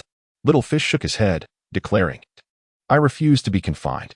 I wish to remain a free and unencumbered little fish, unshackled by the bonds of women. I shall not establish a family. Wei Yang chuckled and replied, make sure you do not regret this decision in the future. Little Fish retorted with conviction, I shall never regret it. Wei Yang nodded in agreement, very well, it is your choice. Now, let us bid farewell to the esteemed Dr. Wan and the gallant hero Yin. Wei Yang led Little Fish to the apothecary hall, where, after thorough examination, they discovered that Yin Nanshan's meridians had restored to approximately 80 to 90% of their former state. In a year or two, he would regain his full strength. At that time, he would reforge the wedding dress divine art and reach new heights, which would also serve as the moment for Wei Yang to validate his own cultivation. After bidding farewell, Wei Yang and Little Fish slowly embarked on the path out of the valley. As their figures faded from view, a thunderous cheer erupted within the evil valley. Chapter 009, the determined Ironheart Lon stepping out of the valley where he had resided for over a decade. Wei Yang felt a profound sense of reflection, yet no longing. The Valley of Villains was merely a transient in the journey of his life. In contrast, Little Fish was brimming with excitement, gazing around in wonder, captivated by the starkly different natural scenery outside the valley. Towering mountains, flowing rivers, vast plateaus, and a sky adorned with white clouds, all of this was refreshingly exhilarating for someone raised in the Valley of Villains. As dusk approached, the night sky enveloped the land. A waning moon hung above, and stars twinkled like gems, complementing the flickering campfire in the distance.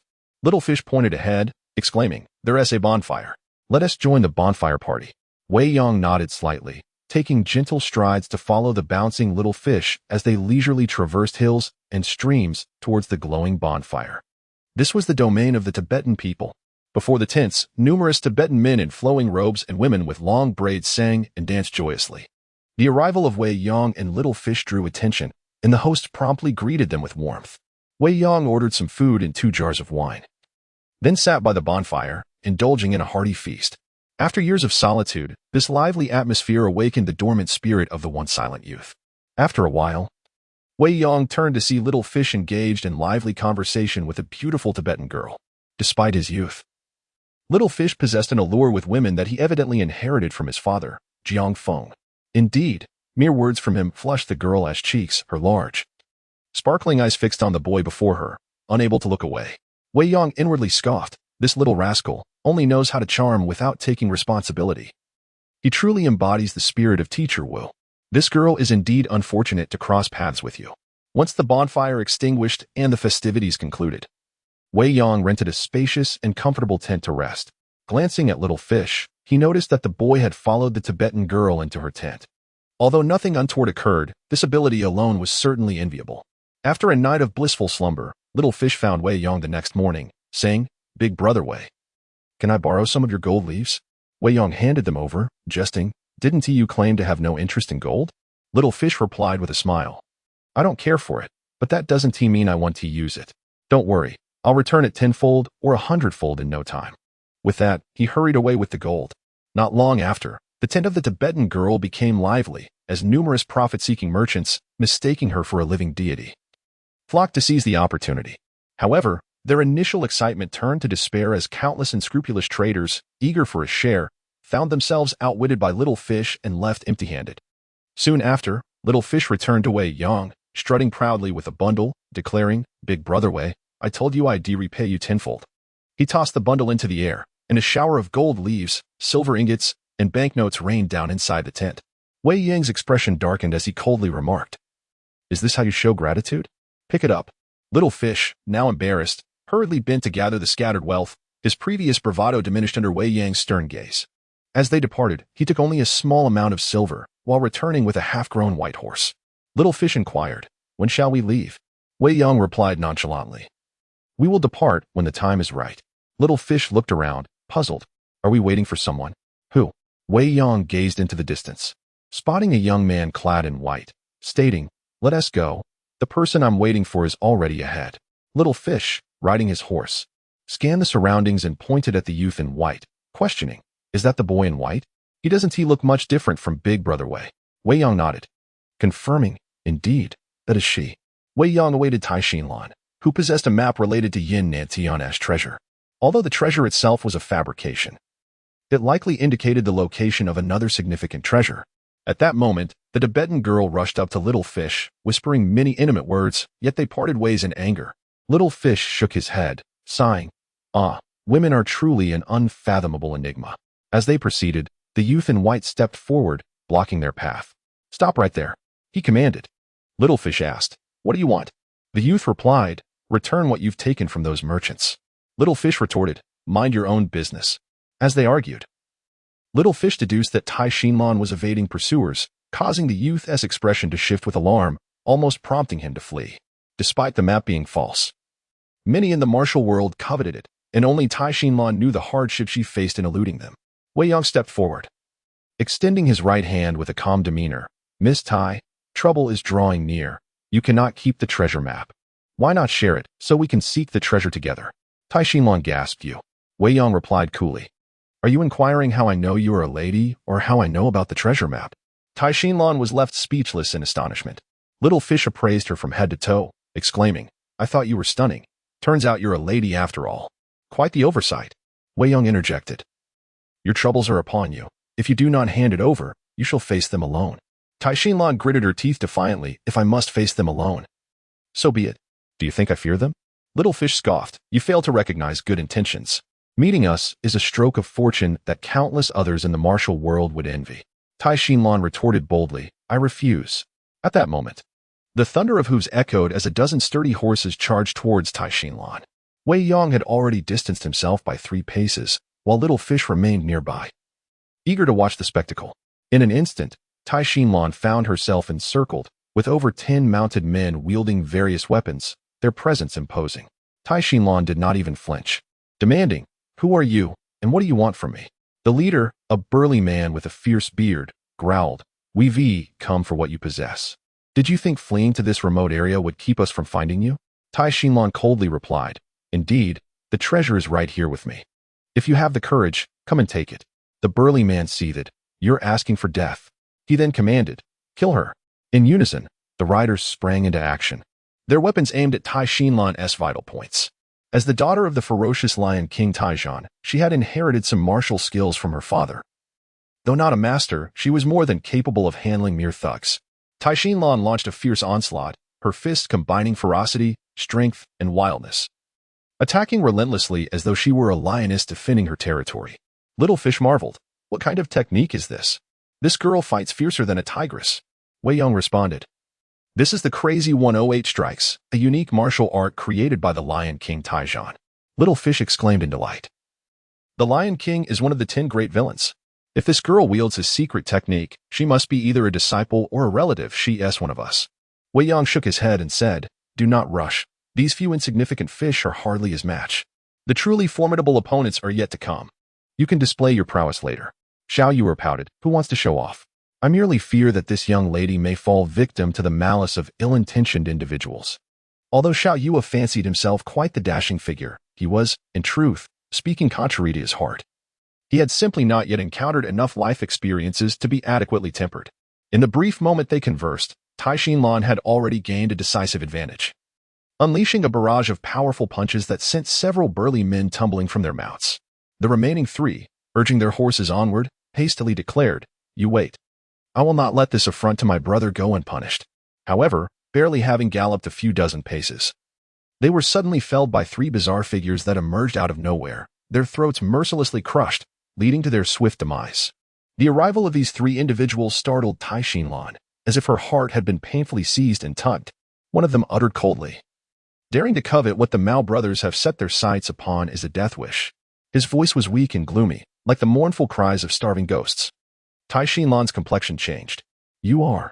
Could it be you are the 3 hairs of Mauname?" One of them chuckled grotesquely, "Indeed. I am one of the 3 hairs of Mauname, from whose grasp neither gods nor demons can escape. Now that you know our identity, hand over the item." The so-called 3 hairs of Mauname were actually 3 wicked men, surnamed Mao, who resided on Mauname: Mao Mao Chong, Caterpillar Mao, Mao Gongji, Rooster Mao. and Mao Xingxing Orangutan Mao. Their names were crude, and their martial skills were mediocre, but they were more than capable of bullying Tai Xinlan. Moreover, their grotesque appearances and repulsive actions were nauseating. Mao Maochong, while speaking, reached out and seized a burly man, forcefully tearing out his heart. Holding the still beating heart in his hand, Mao Maochong exclaimed excitedly, "A freshly baked bun must be delicious." He then devoured it greedily, savoring the raw flesh and blood. Tai Xinlan nearly vomited on the spot, and even Xiaoer wore a disgusted expression. Mao Maochong chuckled, "Autumn is approaching, a prime time for nourishment. And what is most nourishing? Human hearts. This warm bun has invigorated me." His voice became louder, his eyes brighter, even glowing red. Tai Xinlan frowned. "What do you want?" Mao Maochong leered. "Hand over the treasure map, or I'll take your buns and devour them." Tai Xinlan gritted her teeth. "Don't even think about it." Mao Maochong cackled. "That would be wonderful. Your delicate skin and tender flesh suggest that your buns must be far more delectable than those of those coarse brutes." At this tense moment, Xiaoer rode in on his white steed, declaring, "You three grotesque creatures, ganging up on a young lady is utterly shameless." Mao Xingxing roared, "You little brat, courting death." He hurled a fist toward Xiaoer's head, a blow that would surely splatter his brains. Tai Xinlan cried out, "Be careful." In an instant, Xiaoer vanished, his mocking voice echoing. "Orangutan Mao? More like a brainless ape." Mao Gongji warned, "He's behind you." Mao Xingxing spun around, seeing nothing, but at that very moment, Xiaoer reappeared behind him. This spectral agility, unlike anything of this world, left the three hares dumbfounded and terrified. Tai Xinlan also stared wide-eyed, unable to believe the playful youth's incredible lightness skill. Seeing that Xiaoer was not to be trifled with, Mao Maochong halted his advance and inquired, "Who are you, sir? From whom did you learn your skills? Please reveal your origins so that we may pay our respects in the future." Xiaoer stuck out his tongue. "Listen closely. I am Xiaoer, the ancestor of the three hares of Mauname. Grandchildren, why haven't you kowtowed to your venerable ancestor?" Mao Maochong flew into a rage. "You little wretch. You have a death wish."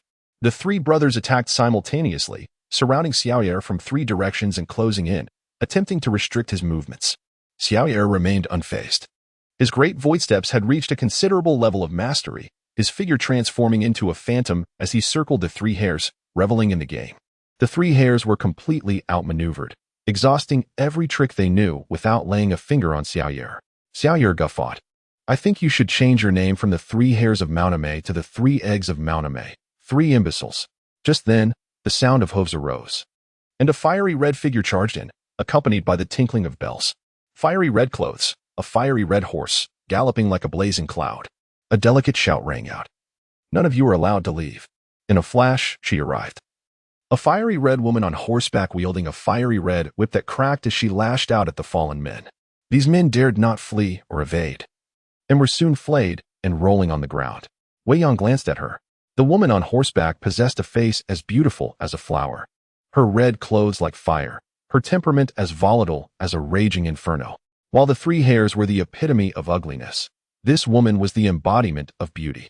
Though not as ethereal as Yaoiwa, she was a peerless beauty in the mortal realm. Her title of Little Fairy was well-deserved. Her mother, Zhang Shenyang, was hailed as an unparalleled beauty, renowned as the most beautiful woman in the martial world, on par with Yaoiwa. Thus, two phrases circulated throughout the martial world: the radiant Zhang Shenyang, the sequestered Yaoiwa. The little fairy lashed out furiously, leaving the men half dead but alive. While the three hares, who had not been whipped, felt the threat of death, the little fairy stated coldly, "Those who are whipped may live, but those who are not whipped must die." With that, she spurred her horse toward the three hares. The three hares were prepared, coordinating their attack in an attempt to kill the little fairy with a swift strike. The little fairy was no pushover. Her martial skills far surpassed those of the three hares. With a series of strikes, she trampled the three hares into three motionless corpses. Turning to Tai Xinlan, the little fairy demanded, "Where do you think you're going? Hand over the item." Tai Xinlan's face was pale, but she stubbornly insisted. "I have no idea what you're talking about." The little fairy sneered. "Still being stubborn? You should know that even the toughest mouth can't withstand a whipping." Xiaoyer, who had been watching the drama unfold, found the little fairy truly beautiful, but her ruthlessness was unexpected. A mischievous idea sparked in his mind, and he slipped behind the horse with a string of firecrackers he had somehow acquired. While the little fairy's attention was on Tai Xinlan, Xiaoyer tied the firecrackers to the horse's tail. He lit the fuse with a fire starter, chuckled, covered his ears, and fled. The little fairy was about to interrogate Tai Xinlan when she heard a series of explosions behind her. Her steed, now out of control, bolted with her. Xiaoye laughed. Your horse is running so fast that its tail is on fire. While trying to soothe her mount, the little fairy shot Xiaoye a chilling glare. Alas, the horse was completely out of control, and despite her efforts, it carried her away. Tai Xinlan breathed a sigh of relief. Wei Yong appeared before her in a flash, extending his right hand once more, and said softly, Miss Tai, hand over the treasure map, and I will tell you news of Taizhan. Tai Xinlan looked at Wei Yong in disbelief, her voice trembling with excitement. Really? Can you truly tell me news of my father? Wei Yong nodded. Indeed, Xiaoye interjected. Don't worry. Although Brother Wei is not exactly a paragon of virtue, he is certainly not a villain. At least, his words are somewhat credible. Tai Xinlan pondered for a moment, bit her lip, removed a boot, and extracted a map from the sole. Xiaoye approached, wrinkling his nose. This smell is just too potent. Tai Xinlan blushed.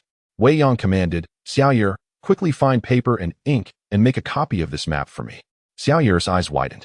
Why me? It's her map. Shouldn't she be the one to draw it? Wei Yong said coldly. You little rascal, you've grown bold, haven't you? Are you trying to bargain with me now? Xiaoye shuddered, his expression changing faster than a magician's trick. He smiled and said, I'll do it right away. I'll make sure to draw it beautifully for you, okay? Little Fish has always been cunning, at the tender age of 5 or 6. He could easily manipulate the wicked Tu Jiao Jiao and Ha Ha Air to the point of tears. However, he consistently found himself at a disadvantage against Wei Yong, which left him with a lasting shadow of fear, thus rendering him submissive in Wei Yang's presence. Wei Yong turned to Tai Xianlan and said, Taizhan has long pursued the pinnacle of martial arts, and thus he ventured to an unnamed island, where several esteemed martial artists reside in seclusion. He remains there, and once he acquires what he seeks, he will return. Tai Xianlan, overwhelmed with emotion, wept tears of joy. Does the young master know how to reach that unnamed island?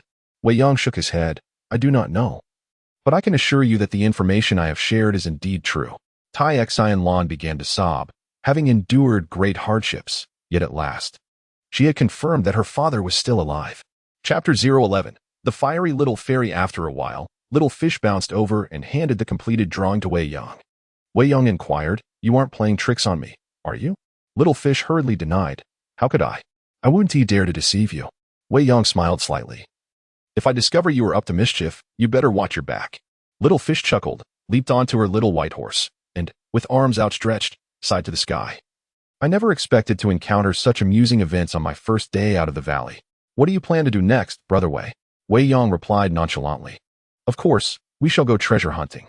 Little Fish was perplexed. What is so great about treasure hunting? People fight tooth and nail for it. It's utterly boring. She shook her head, sighing. I can't believe someone like you would fall for such tales. Tai Xinlan explained. Do you know who left the treasure marked on this map? Little Fish asked. Who? Tai Xinlan spoke solemnly. It is none other than the renowned hero and master swordsman, Yin Nantian. Little Fish was taken aback. Uncle Yin? Tai Xinlan continued. According to the legends, before venturing to eradicate the Valley of Evil, Yin Nantian foresaw the dangers of his journey. Thus, he buried his lifetime collection of antiques in the unrivaled sword manual in a secret location. Without this map, no one could ever find the treasure. Little Fish scoffed. Nonsense. She calmly countered. Such absurd rumors are hard to believe, regardless of the treasure's authenticity, if it were real. Uncle Yin should have entrusted it to a close friend, not left a map for others to fight over. This treasure map is clearly a bait to lure people into a trap. Tai Xinlan was momentarily stunned, and upon reflection, found some truth in Little Fish's words. Just then, the sound of hooves accompanied by a jingling bell approached. It was the little fairy returning. Little Fish laughed heartily. Little fairy, are you not afraid of your horse catching fire again for daring to return? The little fairy retorted angrily. I knew it. You three are the ones who startled Sherry. Draped in red, with a fiery steed, she charged forward, raising her crimson whip to strike Little Fish. With a swift pat on her horse, Little Fish dodged and scolded. You shouldn't hit someone in the face. This reckless attack might ruin my looks. The little fairy sneered. One should know their worth, with that ugly face. Do you even need to worry about it? Little Fish bore a scar from an injury inflicted by Yao Yu at birth, which had only grown longer with age. Noticing the treasure map in Wei Yang's hand, the little fairy immediately swung her whip toward his wrist, without even glancing. Wei Yong merely extended 2 fingers and caught the whip, rendering her efforts futile as if a mountain were pressing down on it. Little Fish laughed. See? You've met your match. You've bitten off more than you can chew. In front of Bloodhandle Du Sha, both great and small fairies are doomed. The little fairy was shocked. What did you say? He is the Bloodhandle Du Sha among the 10 most notorious villains? Tai Xinlan exclaimed in surprise, Du Sha. Little Fish replied earnestly, indeed, do you see this arm? That is the origin of the name Bloodhandled. Even with your immense strength, you cannot budge it. Wei Yang gave Little Fish a sidelong glance, sighed, and shook his head helplessly. Miss Zhang, it's rather impolite to interrupt the conversation. With a gentle tug. The little fairy was pulled from her horse to stand before Wei Yang. Stunned, she instinctively took a few steps back, a deep sense of fear swelling within her. For the notorious reputation of the 10 villains was well known. Wei Yang chuckled helplessly. Miss Zhang, don't listen to this rascal's nonsense. I am not Du Sha, nor do I possess his years. The little fairy then understood, realizing that Wei Yang's overwhelming display of strength was what had clouded her judgment. Compounded by her fear of Du Sha, she glared at Little Fish, who crossed her arms and taunted, you shouldn't be called a little fairy. Perhaps little foolish girl would be more fitting, believing everything you hear. The little fairy, furious, retorted, you, vile. Had it not been for her concern over Wei Yang's presence, she would have surely punished Little Fish until she begged for mercy. Little Fish turned to Tai Xinlan. Shall we go? Tai Xinlan replied eagerly, absolutely. As Wei Yang turned to leave, the little fairy suddenly stepped in front of him, softly saying, wait. Can I join you on your treasure hunt?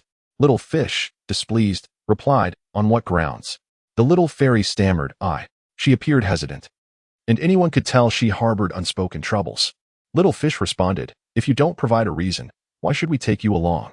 If you have any sinister plots, wouldn't we be inviting a viper into our midst? The little fairy countered, you are the viper. You are the one with schemes. I, Zhang Jing, conduct myself with integrity and cannot be as despicable as you. Wei Yang interjected, Miss Zhang, you should clarify your intentions. It would benefit everyone. The little fairy sighed and explained, my mother has always admired Yin Nantian, but she has never had the fortune to meet him.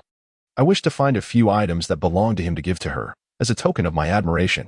Rest assured, I have no interest in treasures or ancient artifacts. Both Tai Xinlan and Little Fish were taken aback, surprised to learn that her motives for seizing the treasure map were so noble. Little Fish put on a stern face. We never intended to bring outsiders on this treasure hunt, but since we've already made an exception, having you along is no trouble at all. The little fairy beamed. Thank you. At that moment, Wei Yang doused her enthusiasm with cold water. When did this team become yours to command? Little Fish's expression froze.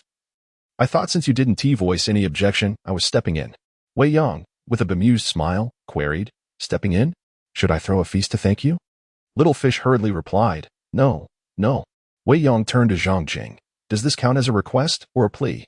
The little fairy thought for a moment and replied, a plea. Wei Yang nodded. Since it is a plea, Miss Zhang should adopt a more earnest demeanor. The little fairy frowned. What do you want? Wei Yang shook his head. It's not about what I want, but rather what you wish to do to persuade me. The little fairy pondered carefully and, gritting her teeth, stated, Zhang Jing earnestly requests to accompany you both on the treasure hunt. Wei Yang gently shook his head, reprimanding. Your voice is as faint as a fly, and your attitude is dismissive. If everyone were to request help like Miss Zhang, who would ever agree? The little fairy, proud and haughty, found it exceedingly difficult to ask for assistance. She managed to speak only because of her mother. Otherwise, she would have already raised her whip in anger. After careful consideration, she closed her eyes and exclaimed, I implore you both to allow me to accompany you on your treasure hunt. Wei Yang shook his head once more. Farewell. The little fairy was instantly incensed, her ample bosom heaving violently. Never before had she entreated anyone in such a manner, yet she was repeatedly rebuffed by Wei Yang, naturally fueling her ire. However, the thought of her mother extinguished her anger. She took a deep breath, clasped her hands, and said, Esteemed sirs, please forgive any offense Zhang Jing may have caused previously. I cannot bear to see my mother suffer the pangs of longing day after day. I beseech you to allow me to join your treasure hunt. In the future, if there is anything Zhang Jing can do, I am willing to go through fire and water. Xiao Yuer was astonished. He never imagined that Zhang Jing, with her proud and fierce temperament, would willingly submit. Wei Yang smiled. That's more like it. Then, he beckoned. Let's go. With this map, our journey will be far from monotonous.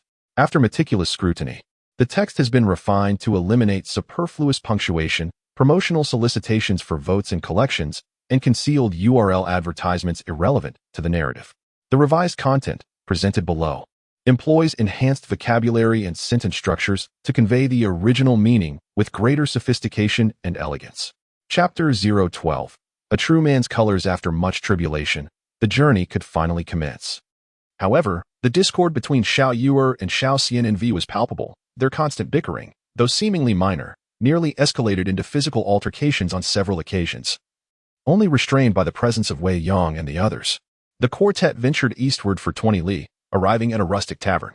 Comprising merely a few thatched huts and a handful of wooden tables, the establishment bustled with activity, the proprietor and his 2 assistants diligently attending to their patrons. Several Jianghu travelers occupied 3 of the tables, their weapons laid aside as they indulged in drinks, engaged in drinking games, and exchanged tales, infusing the tavern with a lively atmosphere. Xiao Yue gently patted his stomach, gesturing towards the tavern ahead, and proposed, "Let us first partake in a hearty repast before continuing onward. My internal organs demand proper sustenance." Tai Xinlan and Xiao Xian'an concurred, their bodies weary and parched from the prolonged travel. Moreover, they longed to cleanse themselves of the accumulated grime. Wei Yong inquired, "Are you not concerned about potential complications?" Xiao Yuer chuckled, "I knew I could not conceal anything from you, Brother Wei. I, Xiao Yuer, am never daunted by complications. Indeed, the more the merrier." Tai Xinlan queried, "What complications?"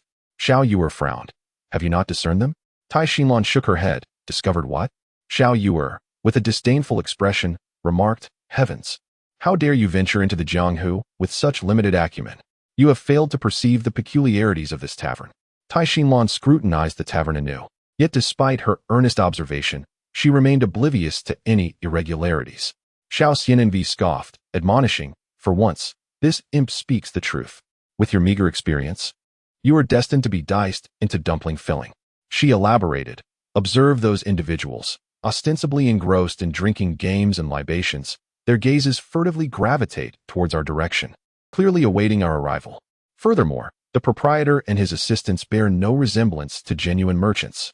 In my estimation, this tavern has been expressly prepared for our benefit." Upon closer inspection of the tavern staff, Tai Xinlan indeed noted their awkward movements, perfunctory demeanor towards the clientele, and subtle indications of martial arts proficiency. Tai Xinlan inquired, "What course of action should we pursue?" Xiao Yuer, brimming with enthusiasm, responded, "Naturally, we shall humor them and partake in their game. With the formidable Wei present as our bulwark, and I, Xiao Yuer, as his able assistant, even a 10-fold or 100-fold increase in their numbers would prove inconsequential." Xiao Xian'an cautioned, "Do not forget my presence. My crimson whip yearns to scourge the villains of this world." Xiao Yuer retorted dismissively, "Pretentious fool. If you possess such prowess, why not storm the valley of the villains?" Xiao Xian'an was rendered speechless by Xiao Yuer's retort. Xiao Yuer led his white steed towards the tavern, adopting a theatrical pose as he addressed the proprietor. "Proprietor, present your most lauded dishes without reservation, and fetch 2 jugs of your finest wine. Additionally, ensure my cherished white steed is provided with ample fresh water and fodder." The proprietor promptly acquiesced. "At your service, esteemed guest." He instructed an assistant to tend to the white steed while personally preparing the libations and victuals in the kitchen. In due course, the repast was prepared. Wei Yong, upon seating himself, gracefully poured a cup of wine, taking a delicate sip to discern its unique character. Xiao Yuer, in contrast, seized the wine jug and guzzled its contents with abandon, treating the wine as a thirst-quenching beverage. Tai Xinlan and Xiao Xian'an abstained entirely from alcohol. After several rounds of wine and an assortment of dishes, Xiao Yuer patted his stomach, expressing unprecedented contentment. At this juncture, an assistant approached, inquiring, "Esteemed patrons, are you satisfied with your meal? Shall we settle the account?" Xiao Yuan nodded. "Indeed, we are most gratified."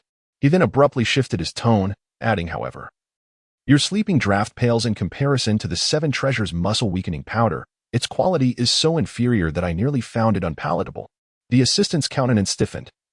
"Esteemed guest jests," Xiao Yue affirmed. "I am indeed jesting, yet I can perceive the gleam of the dagger concealed within your bosom." The assistant feigned amusement. "Esteemed guest is mistaken."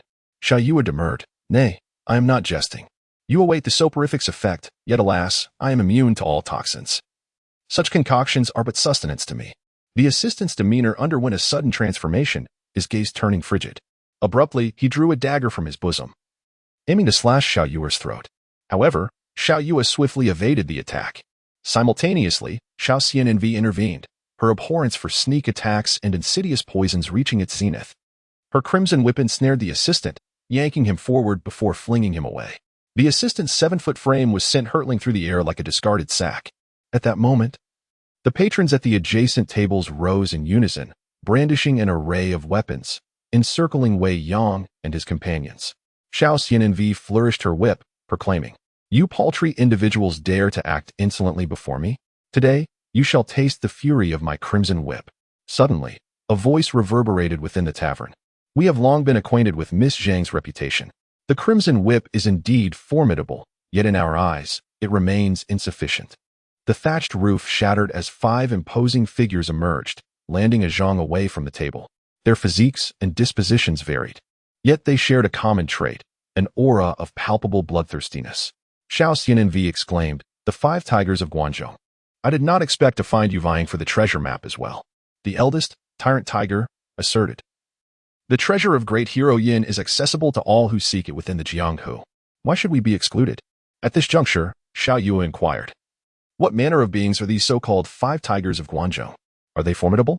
Xiao Xianenvi elucidated, "They are the most formidable and ruthless brigands active in the Guangzhou region. They are known as Blood Tiger, Evil Tiger, Shadow Tiger, Tyrant Tiger, and Fire Tiger.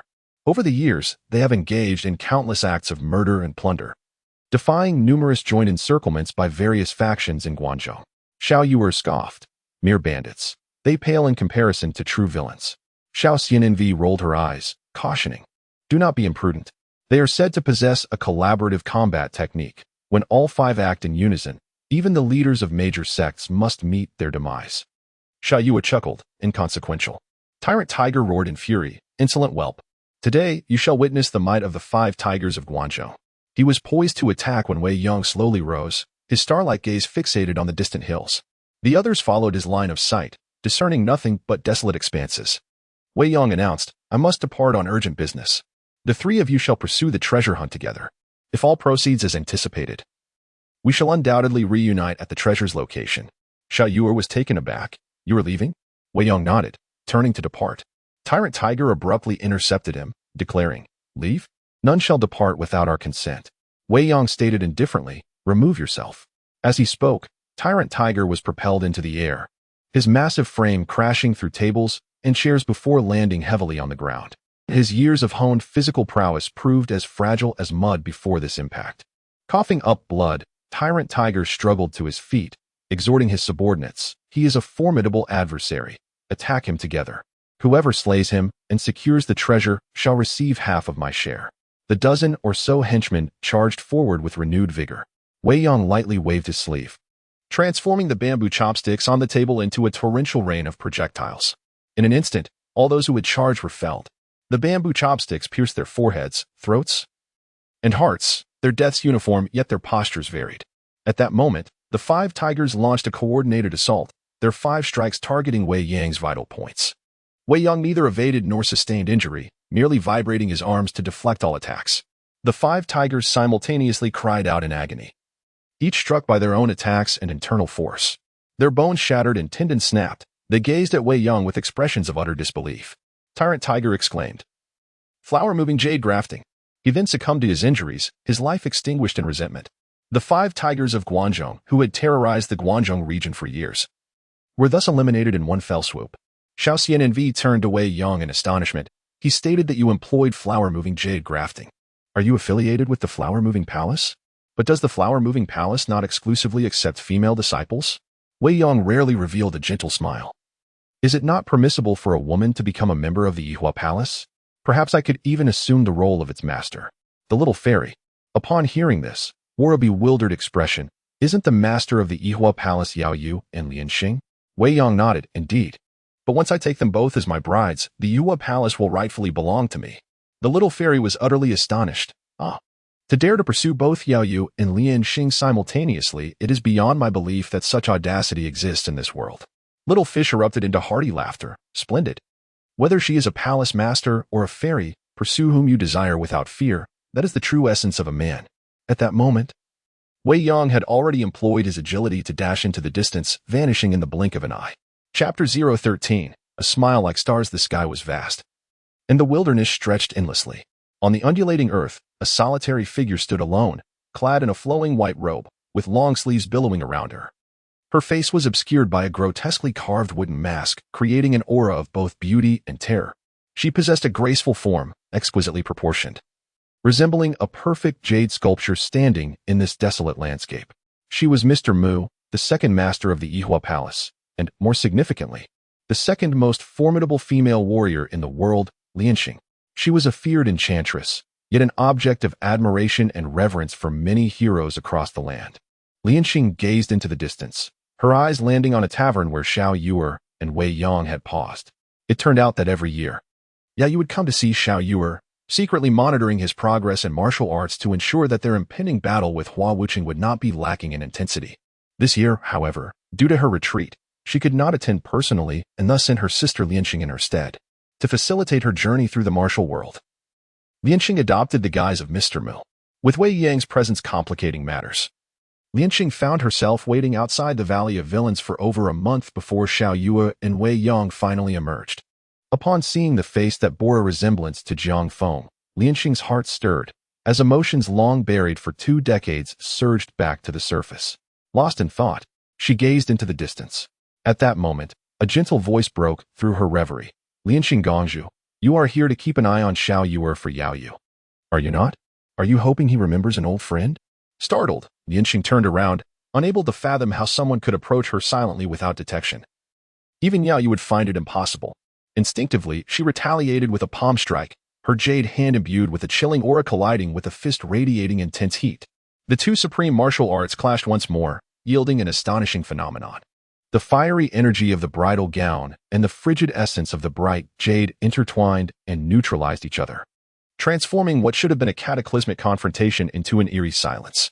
Reeling from the impact, Lianxing retreated, her starry eyes filled with shock and confusion. Wei Yong seized the opportunity, employing the Great Void Step combined with the Great Non-Form Fist, conjuring countless phantoms to strike from all directions, effectively sealing off every possible escape route for Lianxing. Determined to defend herself, Lianxing executed the art of transferring flowers and connecting jade, reflecting all incoming attacks back at their source, impervious to even the most torrential of assaults. Anticipating her moves, Wei Yong unleashed the earth-shattering Great Cycle Seal, countering her techniques. With each rebound of his Great Non-Form Fist, he added a strike, exponentially increasing the force with each exchange. By the 10th encounter, the Great Non-Form Fist had accumulated an unfathomable power, erupting before Lianxing in a fiery explosion of the bridal gown's energy, forcing her to retreat step by step. In that moment, Wei Yong emerged from the aftermath of his own attack, a smile gracing his lips as he removed Lianxing's mask. Revealed were her delicate brows like a crescent moon and her visage resembling a constellation.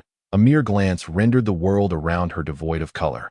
With a thunderous crash, the ground within a Tinjiang radius was scorched into barren earth by the searing energy. Lianxing, with her agile movements, evaded the onslaught.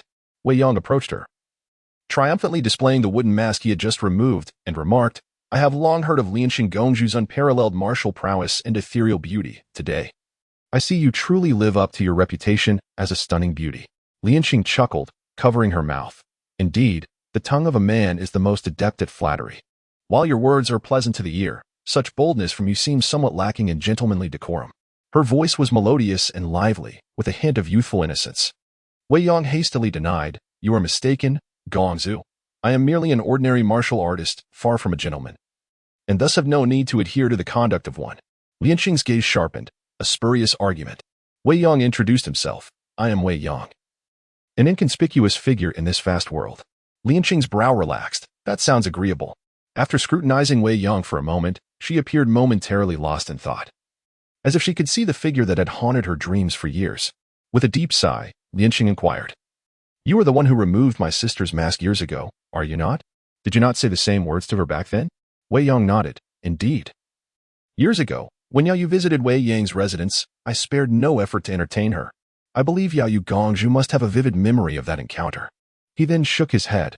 As for what was said, if Lianxing Gongzhu wishes to know, you may inquire with Yao Yu Gongzhu. I am certain she remembers that delightful exchange. Lianxing rolled her eyes and scoffed. You may twist the truth as you wish. You managed to infuriate my sister to such an extent, yet you live to tell the tale only due to your considerable skill. Pausing, she warned, But my sister's nature is one of vengeance. Having so brazenly offended her, you may find your life far from tranquil. Wei Yang smiled and asked, Gongzu, with the bond between sisters so profound, would you care to spar with me to vent Yu Gongzu's frustrations? Lianqing found the proposition rather trivial. She possessed enough self-awareness to recognize that she would not stand a chance against an adversary who had already bested her sister. Moreover, the fact that Wei Yang could provoke Yu to such a degree did not anger her. Instead, she felt a sense of secret delight, as this was something she had long wished to do but had never dared. Intrigued by the man before her, she slowly began to relax and engage in conversation. Lianqing shook her head. No, your bridal gown technique has reached its zenith. Your fist work is unfathomably profound, and your mysterious methods surpass even the art of transferring flowers and connecting jade. Even my sister and the past Yin Nantian would not be your match. With my 8-layered bright jade skill, why would I seek to bring suffering upon myself? Casting a glance at Wei Yang, she marveled. I truly cannot fathom how someone of your youth has achieved such martial prowess. Those who practice the bridal gown technique seldom meet a good end. Wei Yang replied nonchalantly. It is merely average. Really, I happen to succeed by sheer luck. After a moment, he inquired, if I am not mistaken, Lianqing Gongzu has come for Xiao Yuer, correct? Lianqing's body trembled. You know? Wei Yang nodded. Of course. Lianqing pressed further. How much do you know? Wei Yang stated plainly. I know as much as Lianqing Gongzu and Yu Gongzu know. Lianqing was taken aback, shaking her head. Impossible. You must be deceiving me. Some matters are known only to my sister and me, and there could not have been a third party present. However, Wei Yang's next words left Lianqing utterly stunned. The absence of a third party does not mean that others are unaware. The notion was yours, driven by the desire to save those two brothers' lives. Lianqing stood frozen, unable to comprehend how Wei Yang knew the truth. Fortunately, she was broad-minded enough to let go of what she could not understand. Lost in her recollections, she sighed deeply after a prolonged silence and remarked, in that situation, I could think of no other way to save people from my sister's hands. I didn't know whether it would save them or bring harm. She slowly walked forward, finding a patch of lush green grass to sit upon, wrapping her arms around her knees. This second most powerful warrior in the world appeared strikingly lonely. Wei Yang sat beside her, casting a glance at her slightly deformed left leg and arm. Lianqing chuckled self-deprecatingly. You might be surprised to know that the so-called second greatest master in the world, the enchanting beauty, is merely a self-conscious cripple. Do you find such a Lianqing to be exceedingly disappointing? Under Yu's oppressive rule, Lianqing had repressed her grievances for far too long. The accumulated emotions had reached a terrifying level, and she had longed for someone to confide in. Alas, among the countless men in the world, only Jiang Feng and Yin Nantian had caught her eye. Subsequently, with Jiang Feng's demise, Yin Nantian became her sworn adversary. From that moment forth, no man was deemed worthy of capturing her gaze, which only intensified the emotions she had long suppressed. The arrival of Wei Yang perfectly filled this void. Wei Yang, with his striking beauty and formidable martial prowess, made Lianqing feel less like the exalted palace master and more like a vulnerable woman, susceptible to being wronged. She found herself unresistant to this long-forgotten sensation, thus willing to share her innermost thoughts with Wei Yang. Perhaps she had even forgotten that just moments ago, they had clashed fiercely in this very place. Chapter 014. Walking together, Lianqing curled up her knees, her starry eyes lingering on her somewhat deformed left arm. A slight furrow appeared on her brow as her obsession with her own disability ran deeper than one might imagine. Wei Yang raised an eyebrow and smiled, saying, such an injury does not seem to be a terminal condition. Surely with your skills from the Yihua Palace, you can find a remedy? Lianqing let out a, responding, no. This injury is a remnant from my childhood. I missed the opportunity for treatment, and even the best physicians in the world would be powerless to help. Wei Yang shook his head, not necessarily. Lianqing's eyes flickered, looking at Wei Yang with disbelief tinged with a glimmer of hope. You. Wei Yang smiled. I possess a unique internal skill known as the Great Restoration Technique. It can mend what is broken, and I believe repairing your bones should not pose much difficulty. Lianqing's eyes sparkled with brilliant light. Such a wondrous internal technique exists in this world. Wei Yang nodded and continued, my master has scoured ancient texts, merging martial arts with medicine, compiling healing techniques from various schools, and after decades of effort, he finally created this secret art. Lianqing marveled, your master is truly remarkable. But how come I have never heard of such a powerful figure? Wei Yang explained, my master is deeply engrossed in martial studies and rarely ventures into the world. Hence he lacks fame. It is natural that the esteemed Lianqing Palace Master has not encountered his name. Lianqing nodded, a mischievous smile creeping across her face. What are you telling me this for? Do you wish to teach me? Or do you have ulterior motives regarding this technique? Wei Yong chuckled in reply. I have only just met the esteemed Lianqing Palace Master, and we have yet to form any bond. How could I possibly bestow my master's hard-earned knowledge so casually? Lianqing laughed. Ah, so you do have ulterior motives. Wei Yong conceded. Indeed, there are motives, but they are unrelated to this great restoration technique. Lianqing pouted. If it has nothing to do with the technique, why mention it at all? It is well known in the martial world that secret skills should not be easily divulged. Your words have shattered the hope I had just begun to form. Wei Yong blinked. Not necessarily. Why not consider a different perspective? Lianqing queried. What perspective? Wei Yong grinned. For instance, what if my master were to become your master? Lianqing Palace Master? Lianqing was taken aback. Are you suggesting I betray the Hua Palace and take him as my master? That is out of the question. I could never betray my master and sister. Wei Yong shook his head again. Think it over. Perhaps you will uncover a different perspective. Lianqing pondered for a moment and exclaimed. Could it be that you wish to join the Hua Palace? However, the palace traditionally only accepts female disciples. Yet, with the precedent of Wuqing, it is not impossible for you to join. She then shook her head, dismissing the idea. No, you have already offended my sister terribly. If she were to see you, she would likely fight you to the death. So this path is not viable. Do you have any other effective methods? Wei Yong found himself both amused and bewildered. Unsure whether Lianqing was genuinely naive or merely pretending, he instinctively nodded. Actually, I do have a method to resolve the issue. Lianqing inquired, what method? Wei Yong did not answer directly, instead asking, does the Yihua Palace have a prohibition against marriage between men and women? Lianqing explained, over a decade ago. It was not prohibited, but now my sister has completely banned it. However, there is no explicit rule against it in the palace regulations. Theoretically, it is possible. As the founding ancestors' rules cannot be altered even by my sister, and there have been precedents of past ancestors marrying. With a light smile, she teased. I thought you had a brilliant idea, but you merely wish to marry into the Yihua Palace? How shameless. A man should achieve success through his own abilities, not by marrying in and squandering his remarkable martial skills. Wei Yong was taken aback, suddenly realizing Lianqing's thought process was quite unique.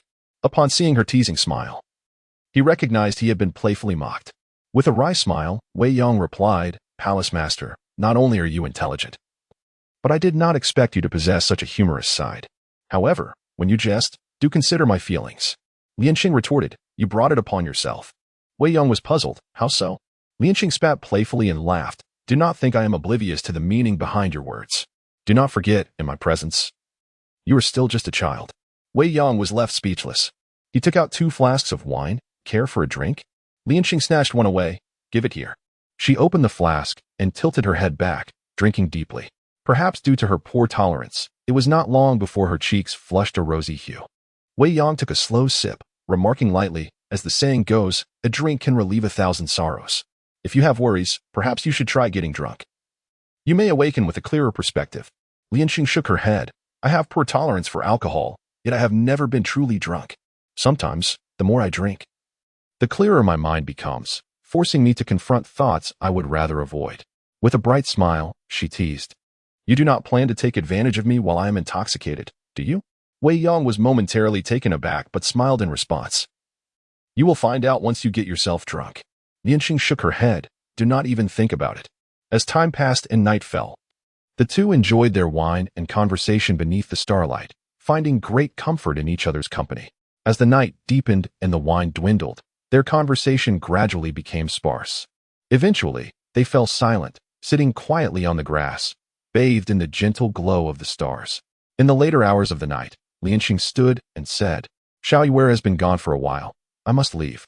If he were to perish at the hands of another, my sister would surely go mad. Wei Yong was unperturbed. Do not worry. That kid is far more cunning than you can imagine. Lianqing sighed deeply. He is truly pitiful. The higher one's martial prowess and wisdom, the greater the future suffering. Wei Yong asked, since you have saved them, have you considered revealing the truth to them?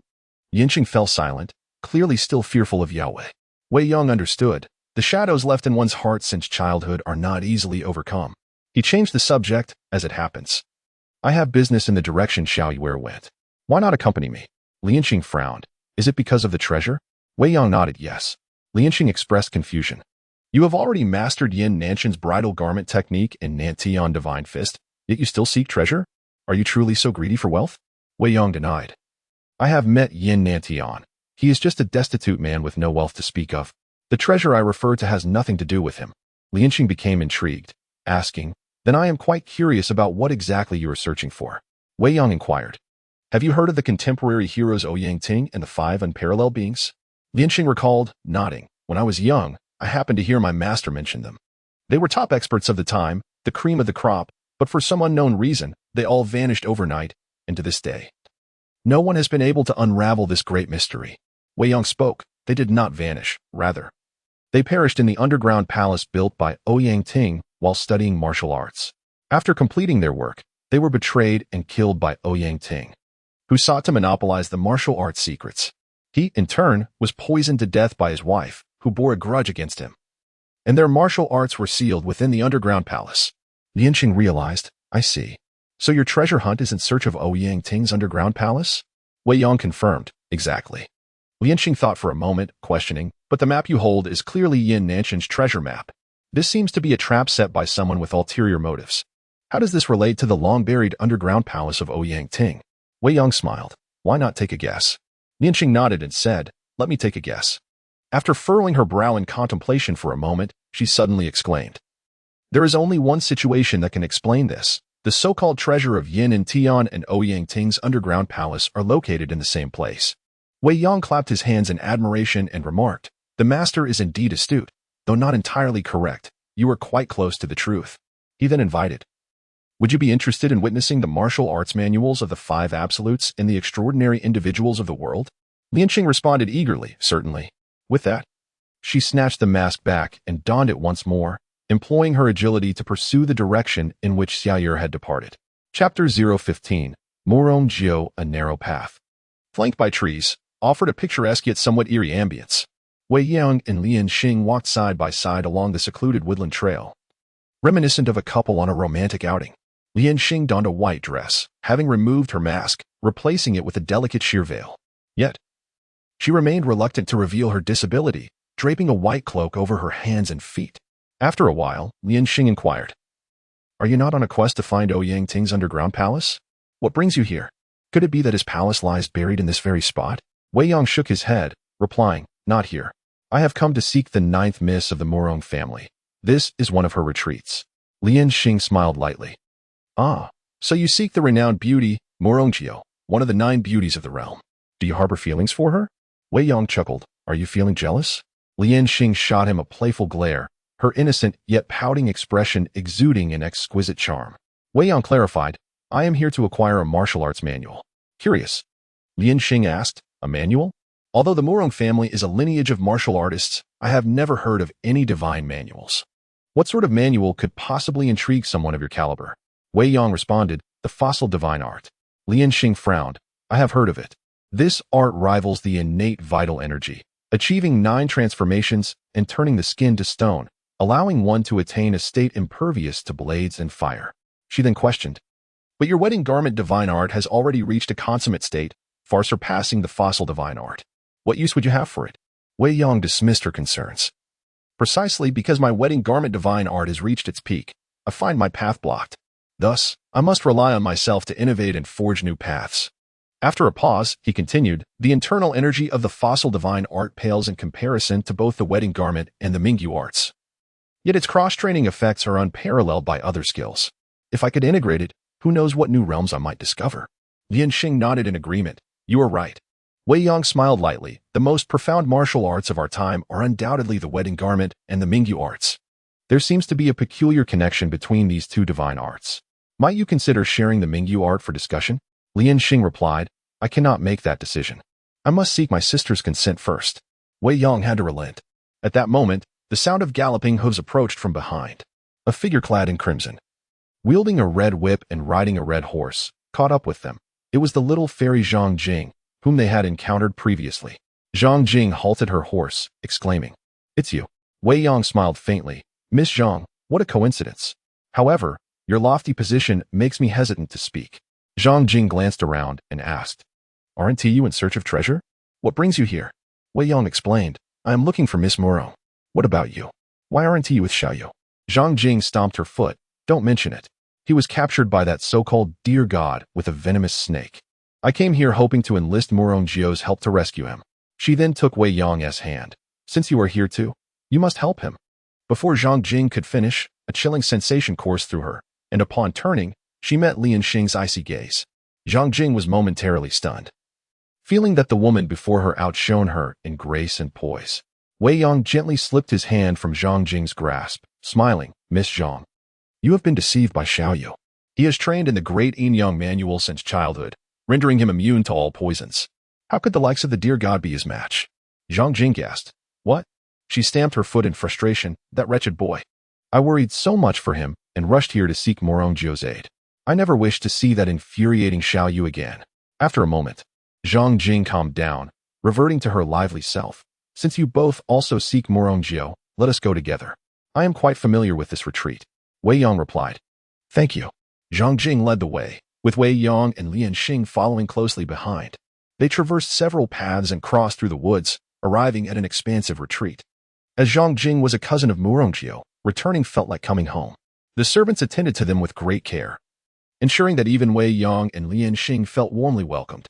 After a while, a young girl entered the outer chamber, balancing a flower basket in her left hand and a gardening tool in her right. She moved gracefully, her brows slightly furrowed, and her large eyes filled with melancholy, looking quite pitiful. Following her was a youth with thick brows and bright eyes, exuding youthful innocence as he shyly trailed behind her. Zhang Jing rushed forward, calling Jiu Mei. The girl was indeed the ninth miss of the Murong family, while the boy was Gu Rinyu from the Gu family of Jiangnan, known for his prowess in the jade-faced divine fist. Murongjiu responded, Sister Jing. Zhang Jing gestured toward Wei Yang, saying, Let me introduce my friend Wei Yang. He has come to see you. Murongjiu furrowed her brows. Looking for me? Wei Yang interjected, Indeed, I seek to examine the manual of the fossil divine art. Murongjiu's expression shifted, and she denied, I do not comprehend what you are saying. Zhang Jing, curious, asked, Fossil divine art? That name sounds rather ominous. Is this the martial art you practice? Show us. Murongjiu sneered, Sister Jing, these two are your guests. Yet it seems you conspire with them to deceive me regarding the manual of the fossil divine art. Zhang Jing pointed an accusing finger at Murongjiu. What are you saying, Jiu Mei? I have only met them once and know nothing of your fossil divine art. Murongjiu scrutinized Zhang Jing, sensing no deception in her demeanor, then turned her gaze to Wei Yang. You are not welcome here. I ask that you leave at once. At that moment, Wei Yang spoke, Miss Murong, since you have practiced the fossil divine art, you must be aware of its drawbacks. If you allow me to peruse the manual, I assure you that I will provide suitable compensation in return. Murongjiu scoffed, how laughable. Ultimately, you covet the manual for the fossil divine art. She then commanded, Gu Rinyu, do not delay in escorting these guests out of my retreat. Gu Rinyu clasped his fist in apology, I beg your pardon. He stepped forward, placing his right hand on Wei Yang's shoulder, attempting to force him out. However, to everyone's astonishment, Wei Yang remained utterly unmoved. Gu Rinyu was taken aback and immediately unleashed a powerful punch aimed at Wei Yang's chest. The Gu family's divine fist, already formidable, surged with an unstoppable momentum in Gu Rinyu's hands. Yet, Wei Yang stood firm, effortlessly absorbing the blow with his physical strength. The wedding garment's true energy automatically formed a protective barrier, rebounding Gu Rinyu several yards away, leaving him trembling and unable to continue fighting. Murongji was taken aback, and before she could react, Wei Yang seized her wrist, channeling a surge of true energy into her meridians, revealing her condition with clarity. Wei Yang warned, Your body is undergoing a mutation. You cannot continue practicing the fossil divine art. Murongji gritted her teeth defiantly, You will not deceive me. Wei Yang shook his head. I would not lie to you. Even if you remain silent, I already know where the manual of the fossil divine art is located. Acquiring it would be but a simple task. With that, Wei Yang vanished, only to reappear moments later in the main hall, holding 9 illustrations depicting the breath techniques of the fossil divine art's 9 transformations. After a brief moment, a servant hurriedly approached from the courtyard, breathlessly reporting, Something has happened. Miss Jiu, your alchemy chamber and training room have been mysteriously breached. At this point, he found himself at a loss for words. Murongjiu, filled with fury, retorted, So you have long since familiarized yourself with the situation at the other courtyard, and you simply take what you desire without pretense. Why come here feigning innocence? Wei Yang shook his head, refraining from further elaboration. and merely left her with a dozen or so breathing techniques, conveyed through a gesture reminiscent of a sword. Wei Yang spoke calmly. Once you cultivate the petrified state, you may utilize this method to regulate your breath, ensuring the stability of your inner energy. When I refine the mental technique further, I shall provide you with a complete version. As his words faded, the two vanished without a trace, their elusive movements leaving all in awe. Morongjiu gazed at the techniques inscribed on the wall, realizing they were not inferior to the petrification arts, albeit incomplete. She paused momentarily, then turned to look in the direction where Wei Yang had departed, her mind momentarily adrift. Chapter 016. The Treasure Hunt in the Dense Forest. Wei Yang recalled the breathing techniques of the fossil divine skill, and with a wave of his hand, he turned the 9 paintings into ashes. Yanxing inquired, "Have you gained anything?" Wei Yang nodded slightly. "Yes, though not much. At least it has provided me with a new perspective, given enough time. I can refine and utilize it." Yanxing teased, "It seems you have suffered a great loss." The 9th daughter of the Murong family not only acquires the perfect fossil divine skill, but also gains a unique internal cultivation method for free. Such a favor, I fear, will lead her to express her gratitude in more than mere words. Wei Yang responded, "That would be splendid. The Murong family is wealthy. Becoming a son-in-law, there would not be a bad fate, enjoying a beautiful wife and a carefree life." After a pause, he added playfully, "I heard that the Yihua Palace is equally affluent, a veritable paradise. Perhaps you should discuss my joining their family with the Moon Invitation Palace Master." Yanxing scoffed. "Bah." Wei Yang continued to jest, "In truth, you may freely examine my martial arts, as long as we become family. Missing this village means losing this quaint shop." Yanxing smiled but remained silent. After some playful banter, Wei Yang analyzed, "That little fish is someone I trained. Falling into the hands of the Baishi Divine Monarch was surely intentional. He is merely playing in the rivers and lakes. They should currently be on their treasure hunt. Let us proceed. I am eager to witness the 5 absolute divine skill." Yanxing asked, "Where to?" Wei Yang pointed south, Amei and Shuzhong. Thus, the two promptly turned southward, traversing the Shegu Road from Guangzhong to Hanzhong, then entering Shudi through Jianmen Pass, ultimately arriving at the Chengdu Plain. Renowned as the land of abundance, Wei Yang studied the map and deduced, according to the marked route, this so-called treasure lies within a secret cave on Mount Amei. Hand in hand, they ascended the mountain, leisurely walking and admiring the scenery whenever the path was clear. When faced with obstacles, they soared over them effortlessly, employing the Great Void Step and the Yihua Palace's agile techniques as if traversing level ground. Yanxing marveled. "I once believed my Yihua Palace's Hua Chun Yushi technique was unparalleled, yet your Great Void Step surpasses it. Your master is truly a genius. It's a pity I could not consult this esteemed elder in person." Wei Yang turned back with a smile. "Fear not. I shall surely take you to meet my master in the future."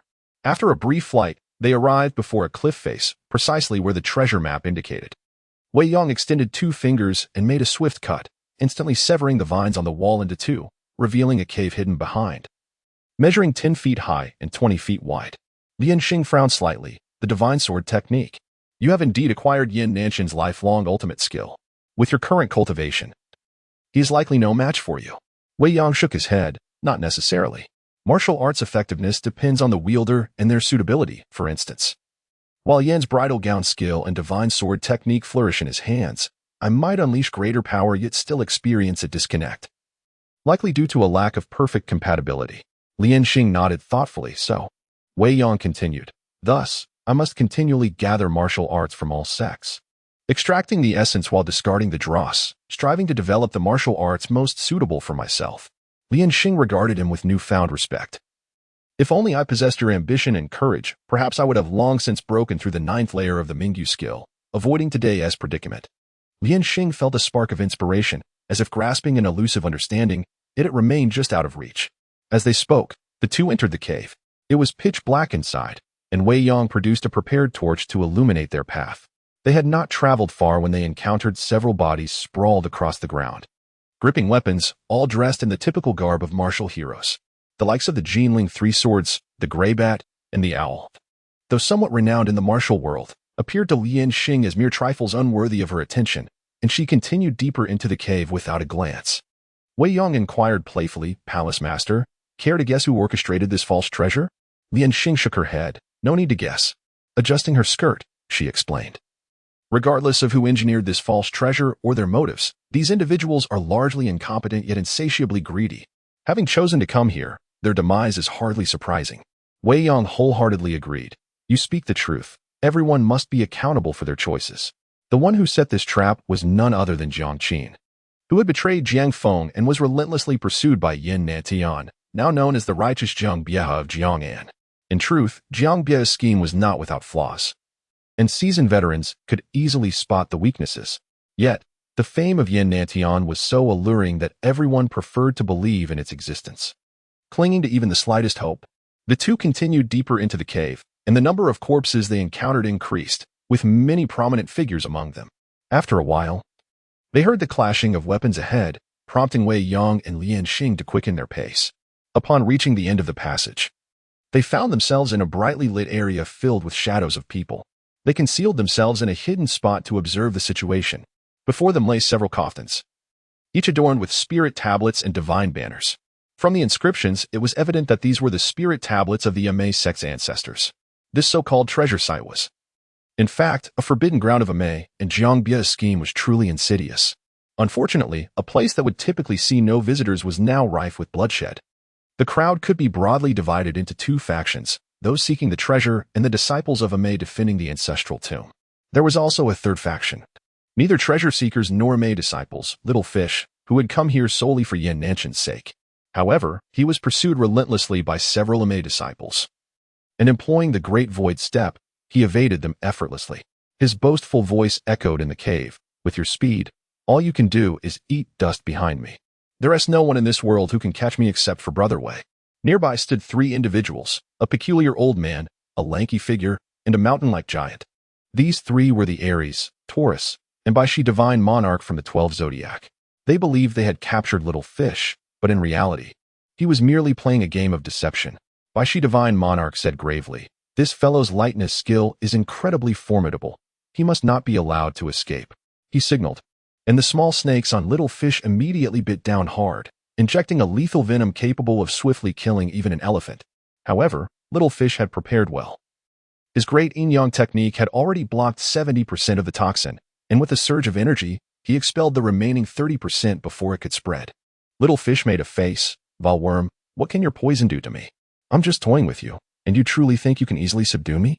Baishi divine monarch fumed, his chest heaving rapidly, his expression more fearsome than the world's deadliest serpent. Just then, the Amei sect's leader, Daoist Shinshi, arrived at the forbidden ground.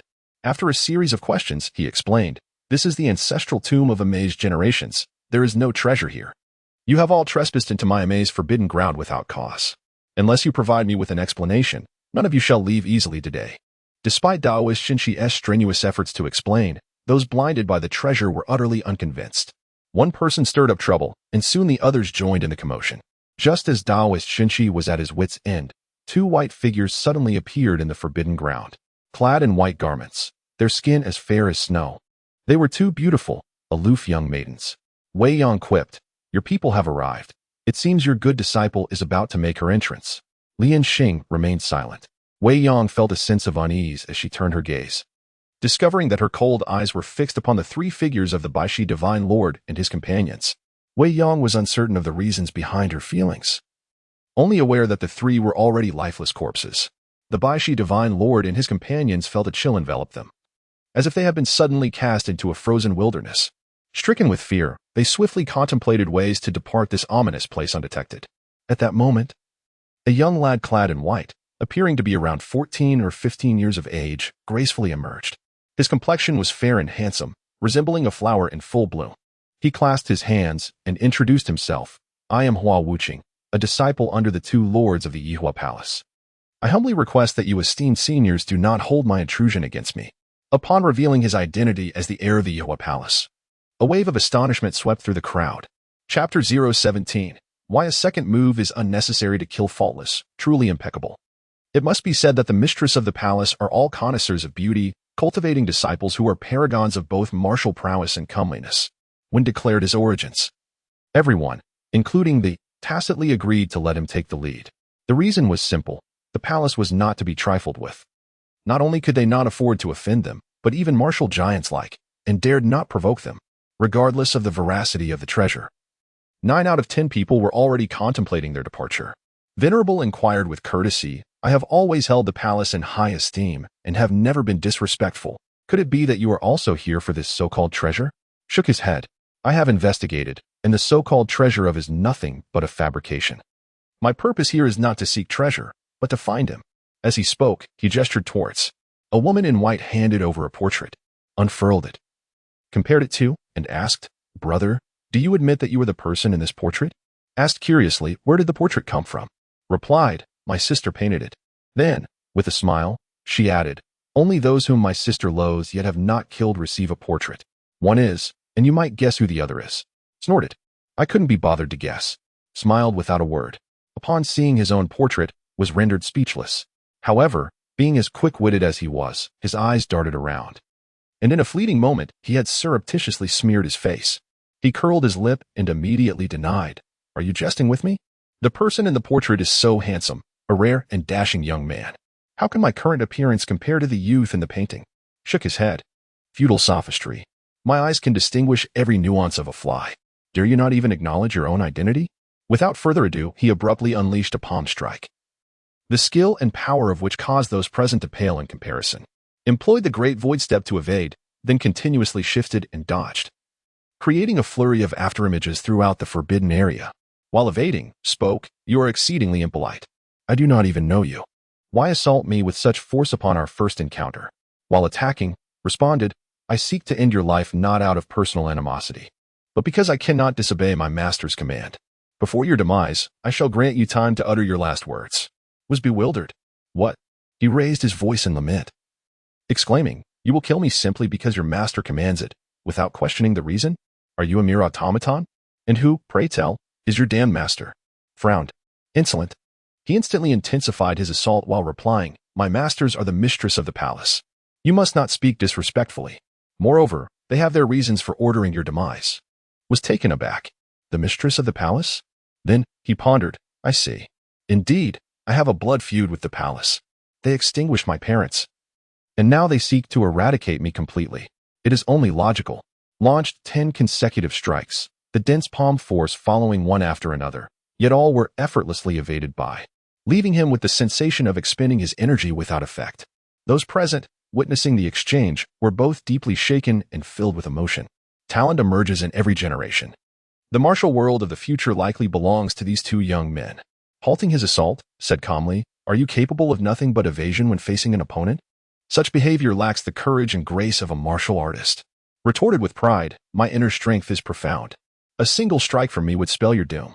I spare you, seeing your potential, hoping to dissuade you, you pale-faced imp. Those present were in an uproar, deeming the young man's words overly arrogant, yet also admiring his extraordinary lightness skill. Thus, they eagerly awaited the outcome of their duel. Just as they were about to resume their engagement, an ethereal voice echoed from the mountain cave behind them, refrain from engaging him in combat for now. The time is not yet ripe. Upon hearing the voice, immediately recognized the speaker. He led the two maids to kneel and pay their respects, saying reverently, disciple of the palace, respectfully welcomes the second mistress. Everyone was shocked, immediately thinking of the legendary figure whose martial arts were second to none and whose beauty rivaled the stars. They felt fear, yet also a sense of honor and anticipation. In a flash of white, appeared 3 feet before. Rise, she said. Venerable and the assembled martial artist greeted, only to be completely ignored. Was also taken aback, wondering, is she the second mistress of the palace, the one who extinguished my parents? I cannot even defeat. If I were to face her, wouldn't I be sent directly to meet my parents in the netherworld? Thus, taking advantage of the distraction, he slipped away like smoke. Upon escaping the cave entrance, he encountered, turned to look in the direction of, and exclaimed in astonishment, brother, could it be that you came with that second mistress? Impressive. Your words at the tavern have come to fruition so quickly. Smiled enigmatically, teasing him. First you deceived fairy, then you provoked the 12 zodiacs. Has already gone to summon reinforcements to deal with you. And the 8 sons-in-law of the family are all coming, in addition to the palace. You had better flee as far as you can while you still have the chance. Unsure of the truth, shuddered and desperately employed the great void step to flee from the cave. Slowly rose and inquired, may I ask what instructions the second mistress has for? Shook her head. Nothing. I merely came to tell you not to slay for now. Your eldest mistress will inform you of what to do after her seclusion ends. Bowed. Obeys. At this moment, slowly turned, her gaze sweeping over the crowd. Everyone felt enveloped by a chilling aura. in particular, and felt as if they had suddenly plunged into an icy cavern. Looked at the three of them, sneered, and said slowly, "Come forward and meet your demise." Her words were more potent than an imperial edict, imbued with unquestionable authority that none could defy, and the others turned to flee, only to be blasted back by a fiery palm strike just as they reached the cave entrance, landing squarely before. At this moment, everyone realized that there was another unfathomable expert outside the cave. Who was this person? The mistress? Who else possessed such power? Although there were many experts present, only could discern from the true energy that the person outside was not. Adopted a defensive posture, facing the entrance with a grave expression. "We have no grievances with the palace. Why does the mistress seek to harm us?" Smiled radiantly. "Indeed, there are no grievances. But must there be a grievance to slay you? Must I find a plausible excuse to extinguish lives?" Those present were shaken, deeply sensing that the enigmatic mistress was too capricious, practically a demon. At the same time, they loathed the notorious 12 zodiacs, feeling that their demise at the hands of would be a cause for celebration. Was choked into silence, unable to retort, said coldly, "I will slay every member of the 12 zodiacs I encounter without mercy," and met their ends at my hands. After a pause, she shook her head. "You are too weak. I shall grant you a single move. You may strike first, but do not blame me if you fail to seize the opportunity." At that moment, and suddenly launched their assault. Poisonous snakes, hidden weapons, fists, and feet all rained down upon. The timing so perfect and the attacks so ruthless that none present believed they could escape with their lives. But could. Not only could she ensure her own safety, but she also executed a backhanded maneuver with remarkable ease. With a gentle flick of her sleeve, all incoming attacks were effortlessly deflected back at the three assailants, who, in their ruthless assault, finally tasted the bitter fruit of their own actions. The Taoist priest Shinshi marveled, exclaiming, "The art of flower transference and jade connection. Such extraordinary skill truly merits the description that no spirit or demon can rival it." As soon as his words fell, Lian Xing had vanished from sight. While what called out second master? Lian Xing's voice echoed from outside the cave, having lived in Ihua Palace since childhood. "You are unacquainted with the complexities of the world beyond. Now is the perfect opportunity for you to venture forth. Should you encounter any matters of concern, feel free to send a message via carrier pigeon to your master or to me." Hua Wuk bowed respectfully and replied, "Understood." Chapter 018, Bewitching Demise of May Mountain.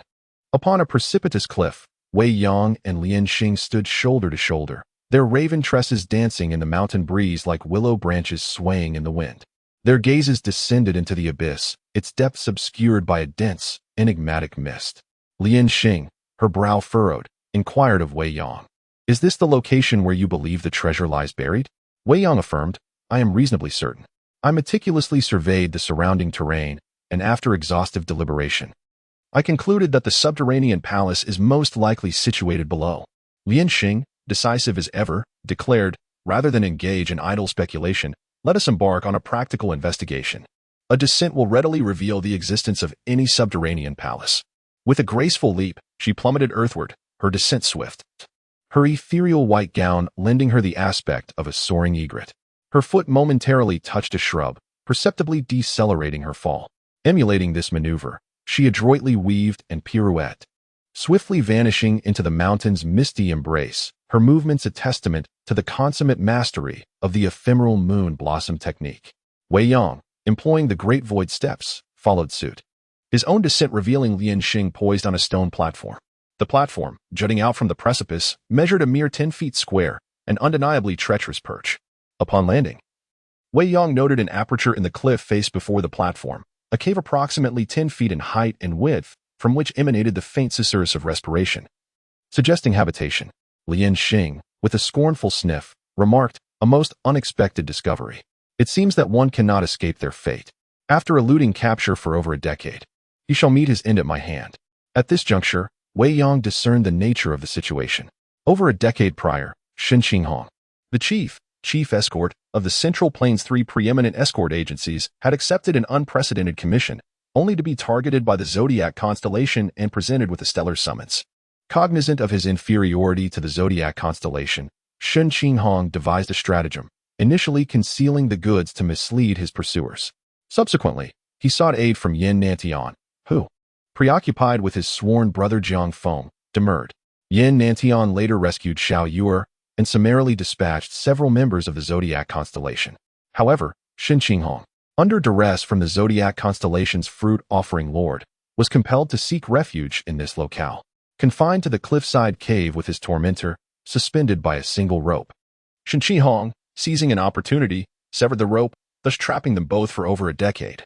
Fortuitously, the fruit-offering lord possessed the ability to communicate with monkeys, who provided sustenance in the form of seasonal fruits. Lian Xing strode into the cave, her voice glacial. The moment I observed the monkeys delivering fruit, I recognized you. Now that you have beheld me, hasten to meet your demise. A gaunt figure, simian in aspect, his sightless eyes askew, inquired, Who are you? I know you not. We are without animosity. Why would you seek my death? He was, in fact, the fruit-offering lord, a member of the zodiac constellation, who had forfeited his sight to preserve his life from Yin Nantian. Lian Xing retorted icily, Need there be a reason? All who belong to the zodiac constellation deserve to perish. If you will not act, then I shall. The outcome remains the same. Meanwhile, a disheveled man with a lengthy beard prostrated himself before Lian Xing, imploring, Palace Mistress Lian Xing, I beseech you, spare my life. I shall be eternally grateful. The fruit-offering lord, profoundly shaken, exclaimed, What? Did you say she is Lian Xing, the second mistress of the Yihua Palace? Having surmised Lian Xing's motive for targeting the zodiac constellation, he hastily protested, Palace Mistress Lian Xing, Wei Wuya was responsible for the incident in question. We were uninvolved. And we had not yet joined the zodiac constellation prior to his descent into madness. Lian Xing scoffed, Silence. Your association with Wei Wuya is your gravest offense. With a single gesture, she propelled the fruit-offering lord against the cliff face, his bones shattered, his internal organs pulverized. Even Hua Tuo, the legendary physician, could offer no succor. Wei Yong approached, his curiosity piqued. Pray, enlighten me.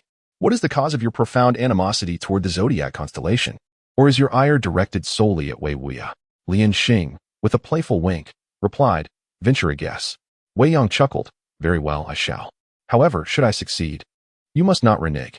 After a moment's contemplation, he clapped his hands, exclaiming, Could it be the matter of Wei Wuya's proposal to the Yihua Palace? Lian Xing glared at Wei Yong, her silence confirming his deduction. Wei Wuya, the rat of the zodiac constellation, served as both strategist and leader. Endowed with both martial and intellectual prowess, and a master of mechanical arts and numerology, he possessed the potential to dominate the realm. Alas, he was a misshapen dwarf, repellent in appearance, and possessed eccentric habits that rendered him universally abhorred. Despite his deformities, he harbored grandiose ambitions, daring to present gifts to the Yihua Palace, proposing that the sisters, Yao Yu and Lian Xing, emulate the legend of a Huang and Nuying by jointly marrying him, an aspiration harbored by many. Yet only he possessed the audacity to act upon it. Yao Yu, incensed, summarily ejected Wei Wuya from the Yihua Palace, treating him as one would a mangy cur. Had fortune not favored him, his grave would now be overgrown with weeds. Thus, a feud was born, extending to the entirety of the zodiac constellation. Wei Yong sighed. Though Wei Wuya may be unsightly and immeasurably presumptuous, his audacity to dream and act serves as an exemplar for us, noble gentlemen. Lian Xing smiled faintly. Do you aspire to suffer a similar fate as Wei Wuya? Wei Yong raised an eyebrow should that day arrive. Let us engage in a sanguinary contest and determine who prevails. Entranced in their colloquy, they inadvertently disregarded Shen Qinghong, who, though discomfort, dared not express his displeasure before these two formidable figures. Wei Yong turned to Shen Qinghong, inquiring, How did you discern her identity despite her veil?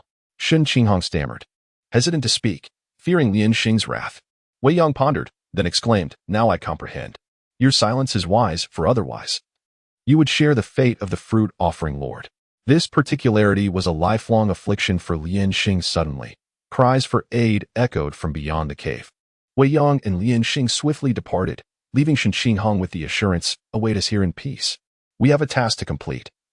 And your extraction shall prove no great feat. Shen Qinghong bowed in gratitude. Thank you both. Wei Yong and Lian Xing continued their descent, soon arriving at the base of the cliff, a realm of unexpected beauty. Before them stood a woman in her early 20s, clad in a light green gown, a camellia adorning her hair, her comely face pallid with terror, rendering her pitiable and likely to evoke the protective instincts of chivalrous men. A burly man with a bristling beard advanced upon her, a lecherous grin contorting his features, relishing the prospect of plucking such an exquisite blossom in this secluded locale. Lian Xing scoffed, Seeking your own demise.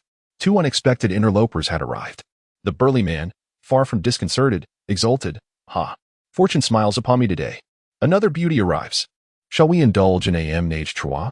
Before he could complete his utterance, he was propelled into the air, his bones and viscera pulverized by a single blow. The woman gasped, seemingly frightened by Lian Xing's attack, yet the subtle tremor in her eyes betrayed a composure belied by her outward appearance. Lian Xing regarded the woman. Her voice glacial. "Do you believe your paltry skills can deceive me?" With a swift gesture, she struck, but the woman, anticipating the attack, deftly evaded it.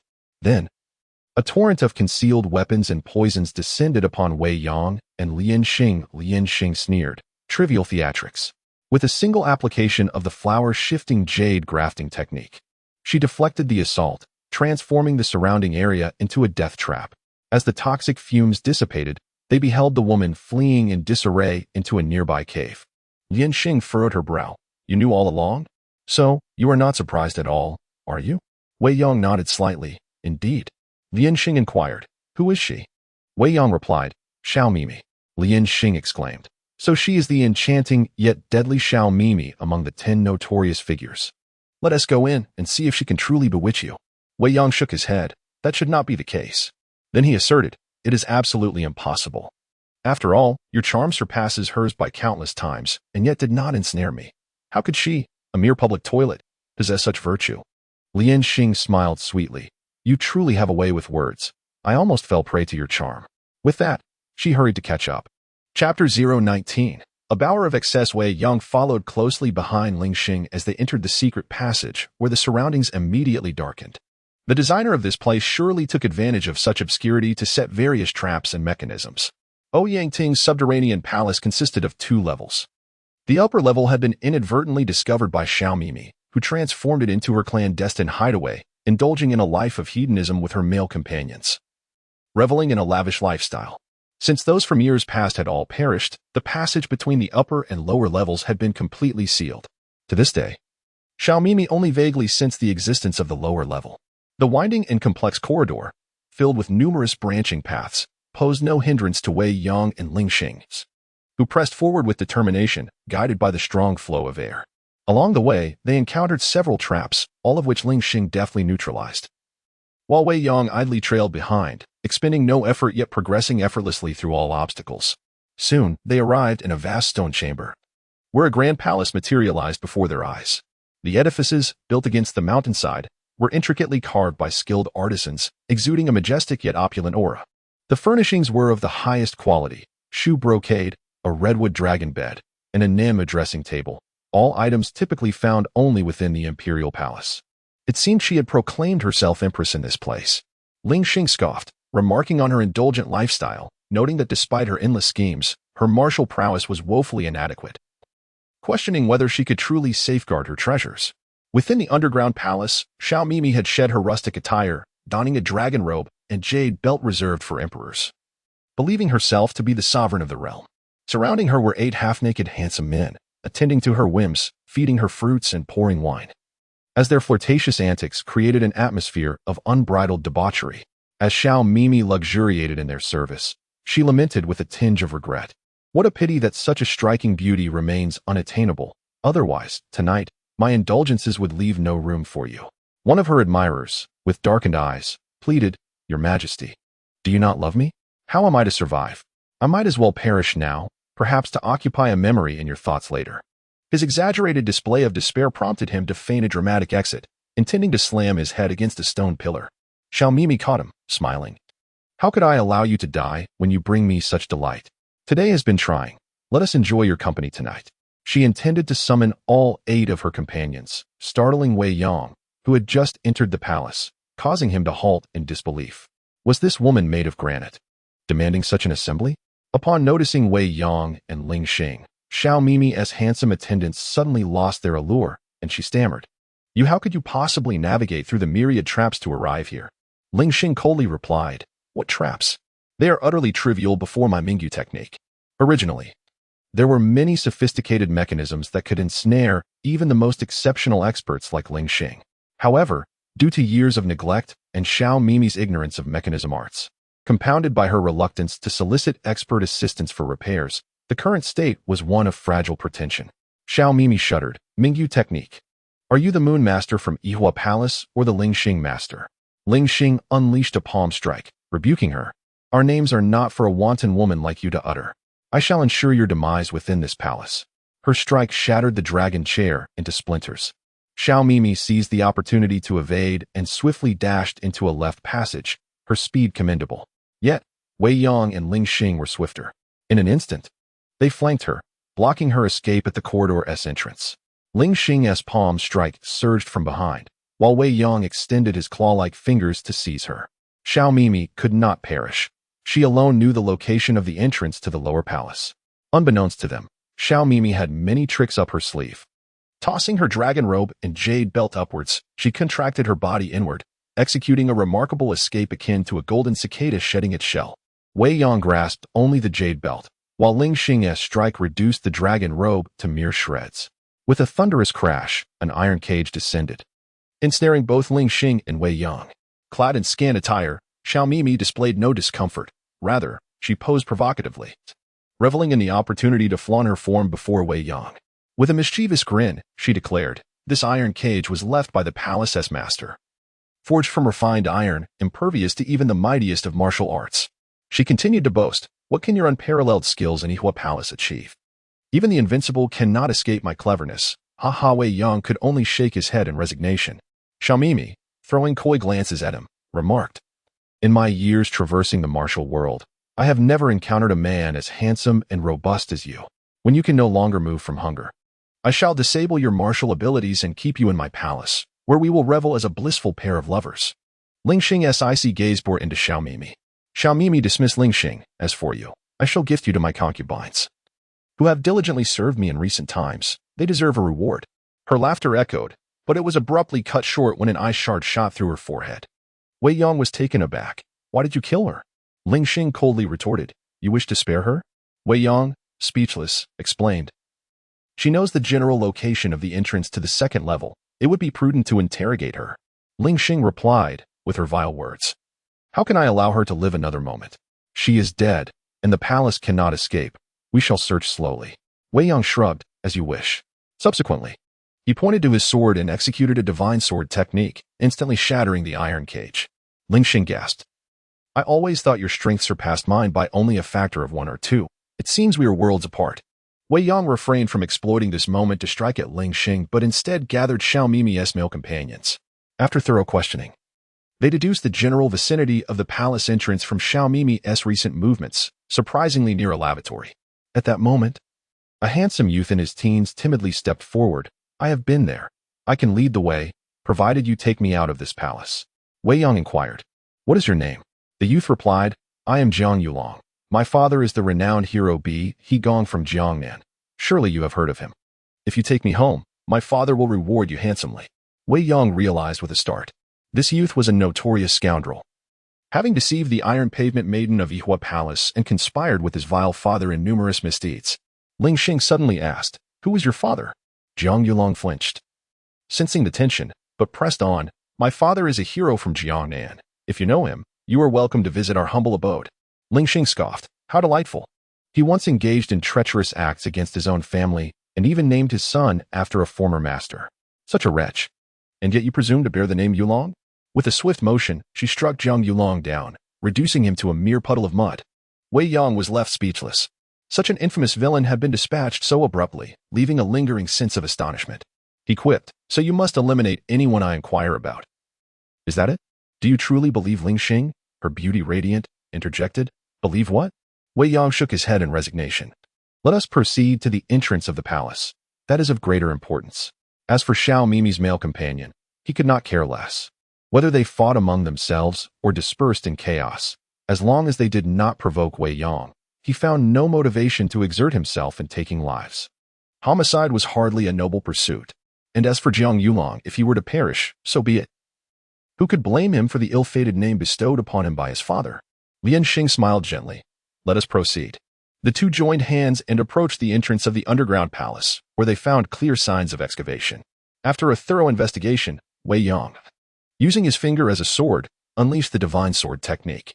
With a thunderous roar, the ground was cleaved open, creating a wide chasm. Wei Yong took the lead. holding his breath before leaping into the depths of the palace, closely followed by Lianxing.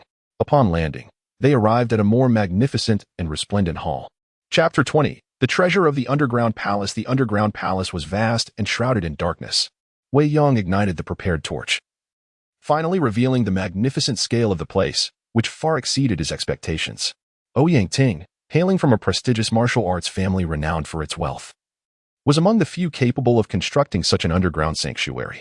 The two meandered through the space, pausing intermittently to explore the intricate mechanisms embedded in the stone walls, eventually arriving at a peculiar chamber. This chamber was remarkable for its octagonal design, featuring 8 walls made of iron, steel, stone slabs, and even gold. Inside, there were no tables or chairs, and the absence of cobwebs and dust suggested its deep burial beneath the earth. The air was strangely untraceable. However, numerous winches adorned the chamber, each of varying size and shape, evidently intended to unlock the room. With a smile, Wei Yong invited, "Please, Master Lianxing, show me what you can uncover by opening this grand chamber." Lianxing, unreserved, pondered briefly before stepping to the stone wall, placing her hand upon a winch. With a creaking sound, the winch turned, and the stone wall rotated, revealing an entrance. Taking the torch from Wei Yong, she stepped inside and, upon seeing the interior, couldn't help but frown slightly. The stone chamber held no ancient tomes, divine weapons, or treasures. Instead, it was filled with countless skeletal remains, all clad in coarse linen garments. Lianxing scoffed. Ouyang Ting, hailed as a paragon of this era, is nothing but a mere butcher. Wei Yong contemplated, what a tragedy.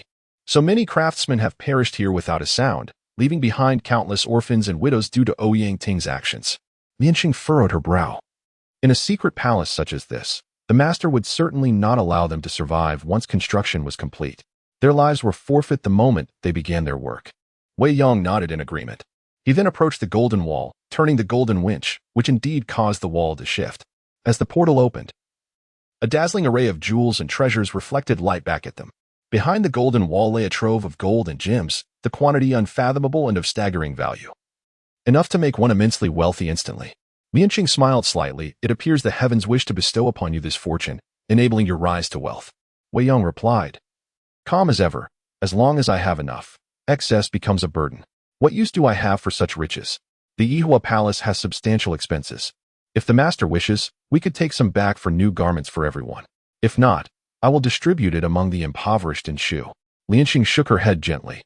The Yihua Palace possesses numerous ventures and lacks for nothing. These treasures likely belong to the common folk of Shu. Proceed as you see fit. But be sure to deliberate carefully, should you entrust them to the wrong hands. Your noble intentions may be in vain. Wei Yong acknowledged, I understand. He then approached the copper door, turning the copper winch, revealing a collection of various weapons and hidden tools, seemingly the most fearsome armaments known to man. Axes, halberds, swords, and spears were arranged meticulously within the chamber, their long neglect cloaked in a palpable aura of menace. As Wei Yong selected a weapon, Lianxing glanced at it, visibly moved. This is the 9 Manifestations Divine Dragon, a weapon of which only 2 exist in the world. One was destroyed long ago. Who would have thought another would be stored here? The weapon in Wei Yang's hand resembled a golden dragon, with its horns extending outward, and a green tongue flickering like a serpent's. The 9 Manifestations Divine Dragon was a whip-like weapon, its scales capable of ensnaring adversaries, while the dragon's horns could easily dismantle the soft weapons of rival factions. Its tongue targeted pressure points, while the dragon's eyes unleashed thunderous power.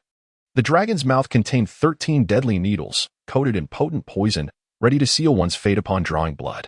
When necessary, its scales could be launched, difficult even for the most skilled martial artists to evade, making it a lethal tool in the hands of any wielder. Lianxing queried, with your current martial prowess, you have no need for such weapons. This flamboyant tool is only useful against the weak. Why do you seem so intrigued? Wei Yong replied with a smile. I find it fascinating. As he wielded the golden whip, channeling his energy, it transformed into a streak of golden light, filling the chamber with a low, resonant dragon's roar. Impressive power, indeed. Perhaps I shall gift it to someone in the future. Suddenly, Lianxing exclaimed, look. Wei Yong lifted his gaze to see a skeleton lying in a corner. Its garments decayed, the once white bones now blackened. Lianxing remarked coolly, he fell victim to an ambush. Wei Yong nodded in agreement, observing closely as he noticed numerous fine silver needles embedded within the blackened bones, a testament to their lethal precision. Lianqing picked up a gleaming golden cylinder and pondered for a moment. The Heaven Devil bone-piercing needle, one of the most insidious hidden weapons in existence. Wei Yang was taken aback, thinking the name reminiscent of a long-deceased master. He tucked the cylinder away. I shall take this back for study. Perhaps I can restore it. Stepping out of the copper door, Wei Yang turned the iron winch, entering the iron chamber, which proved more spacious than the others, though disappointingly bare. At the center, two skeletons were locked in an eternal embrace, their flesh long decayed, yet the bones remained standing. Lianqing observed, these two perhaps met the fate they deserved for their folly. Upon inspection, Wei Yang noted that the left figure's hand was thrust into the right one's ribs, while the right figure had clawed the left's throat. They had fought to their mutual demise. Wei Yang approached the left side of the iron chamber, retrieving a pale yellow silk book from a low table. As he perused its contents, he discovered it detailed the most exceptional martial arts techniques in the world, although not surpassing Wei Yang's own skills. The prowess detailed within was not inferior to Murong Jiu's legendary techniques. Lianqing leaned closer, her eyes sparkling with admiration. Indeed, the 5 supreme techniques are no exaggeration. Mastering these would elevate one to the pinnacle of martial prowess. Wei Yang concurred. This is the culmination of Ouyang Ting's years of dedication, integrating the finest elements from various schools, and thus its power is extraordinary. With a photographic memory, Wei Yang swiftly memorized the entirety of the 5 supreme techniques and handed the manuscript to Lianqing, who accepted it without hesitation, carefully storing it away. Upon opening the wooden wall, he found it empty, while the earthen wall was solid. Behind the tin wall lay a room filled with an array of colorful jars, each containing lethal poisons. Lastly, beyond the silver wall was a lavish, spacious room that resembled a celestial palace. Within were 5 bedrooms, each containing 1 or 2 skeletons. All met various gruesome fates, presumably having been starved to death after being immobilized. Upon reaching the 6th room, a robust man adorned with a jeweled crown and a thick beard sat at the entrance. His eyebrows were like halberds, his eyes wide open. Yet he had succumbed to poison, blood seeping from his orifices. He was none other than Ouyang Ting, the so-called paragon of his time. After laboring tirelessly, he not only met a grim fate, but also left behind his amassed wealth and martial prowess, now destined to benefit others. In the bedroom lies a grand bed, and as the curtains are drawn aside, an enchanting woman, resembling her living self, appears before one's eyes. Beside the pillow rests a silken tome, chronicling the tragic life and all the events of this woman. Her name is Fang Lingji, originally from a prominent family in Jiang'an. At the tender age of 4, her entire family of over 30 members was brutally slain by Ouyang Ting. Driven by a desire for vengeance, she later married her enemy, biding her time in the shadows, awaiting the opportunity to exact her revenge. Subsequently, Ouyang Ting established an underground palace and invited the 5 unrivaled masters of heaven and earth to exchange martial arts. Just as he was about to achieve his ambitions, Ouyang Ting devised a treacherous scheme to eliminate the 5 masters, intending to monopolize the fruits of his labor. In a moment of hubris, as he reveled in his success, Fang Lingji presented him with poisoned wine, leading to a tragic mutual destruction. Lianqing scoffed, exclaiming, "How absurd! Truly absurd that a formidable hero should meet such a fate." As the duo prepared to depart, Wei Yang noticed a short sword of exquisite craftsmanship tucked within Fang Lingji's sleeve. Upon closer inspection, the blade possessed a subtle azure hue, seemingly unremarkable at first glance, yet radiating a palpable aura of chilling power. "How intriguing," Lianqing remarked, examining the weapon. "This is the legendary Zhang Haiying Mingyu, moon reflected in the azure sea."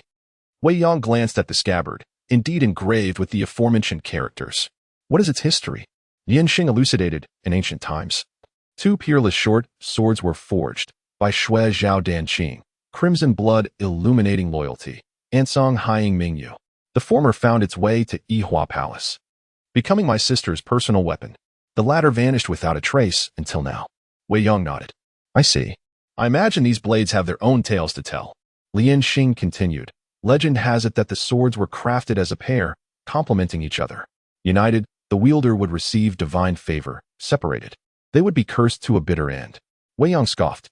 "Do you truly believe such fanciful tales?" Lianqing countered. "Every legend has its roots. Who can truly say whether fate exists or not?" Having explored the entirety of the underground palace, they found nothing else of interest. Lianqing intended to retrace their steps, but Wei Yang gestured towards a nearby stone wall. "There is a direct passage to the surface. Why take the long way?" Activating a hidden mechanism, the wall slid open, revealing a staircase leading upwards.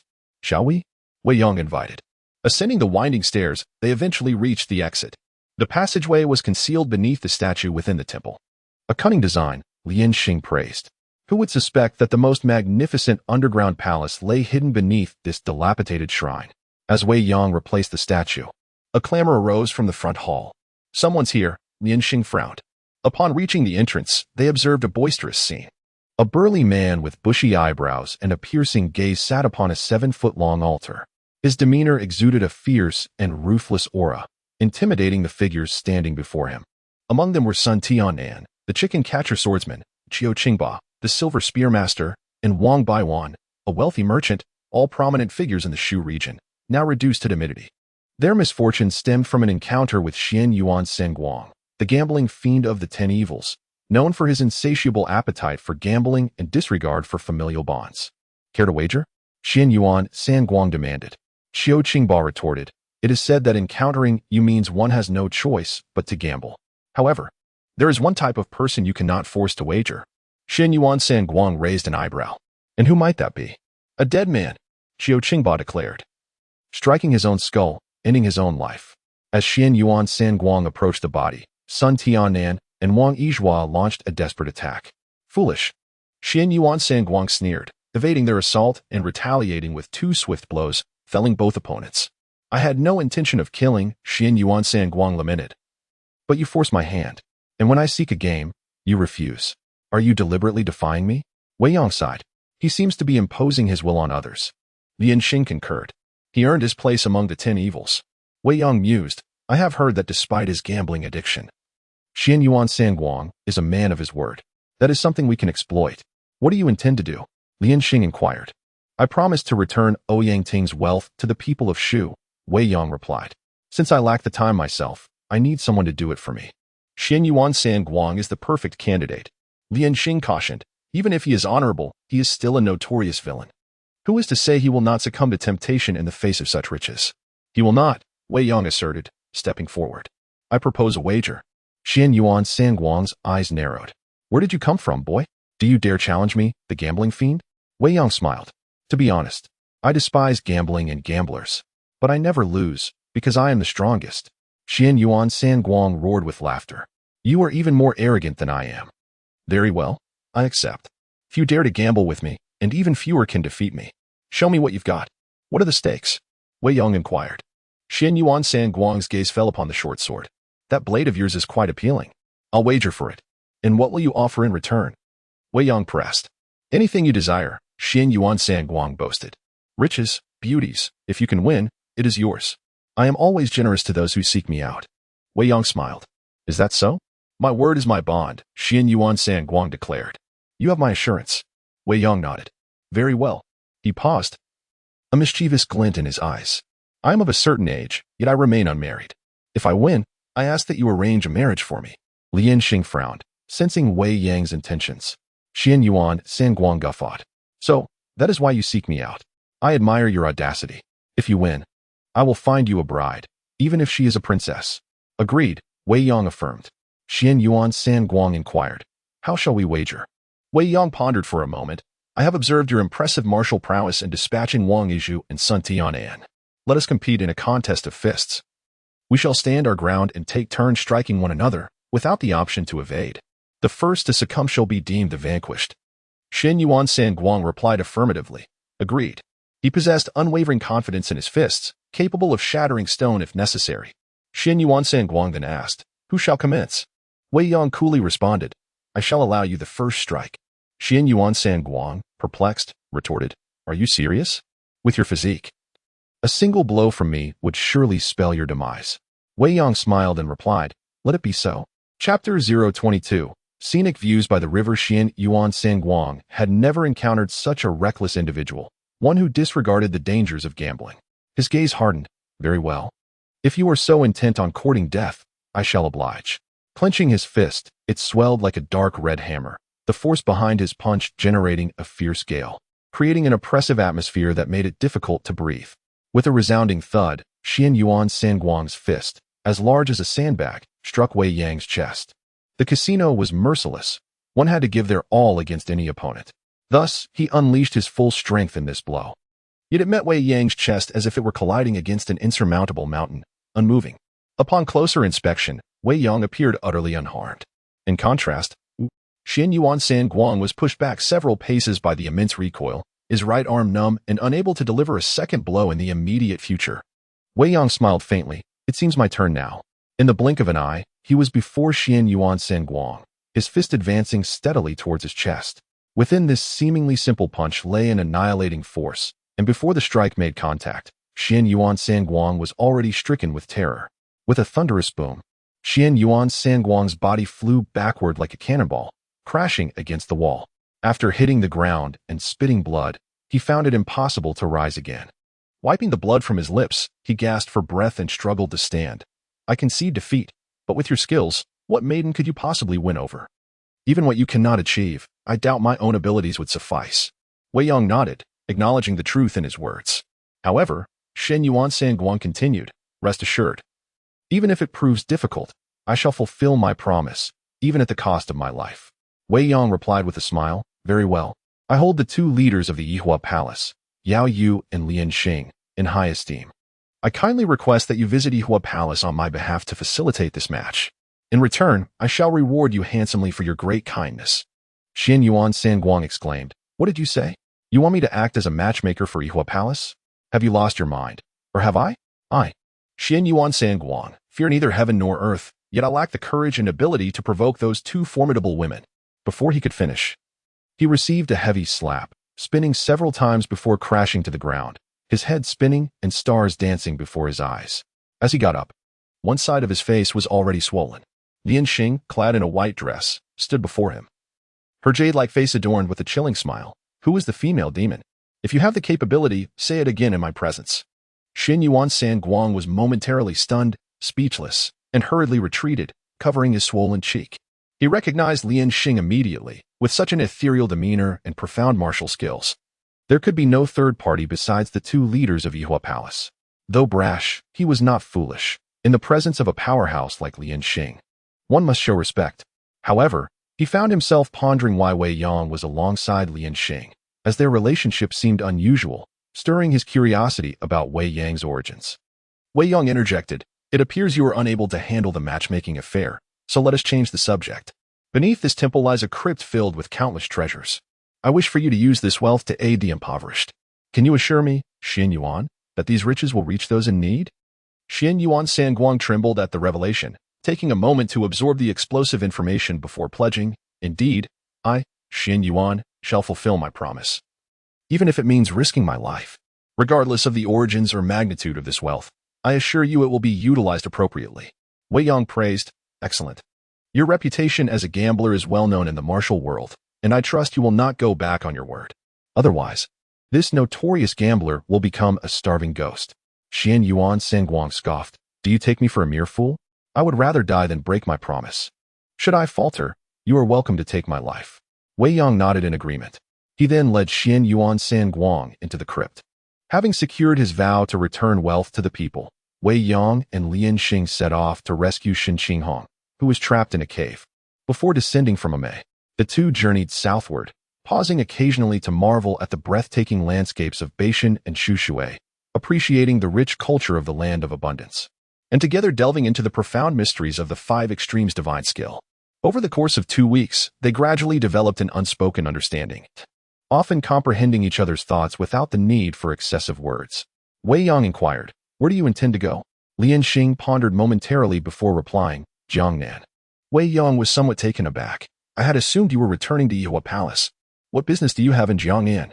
Lian Xing replied earnestly. I wish to resolve an old matter there.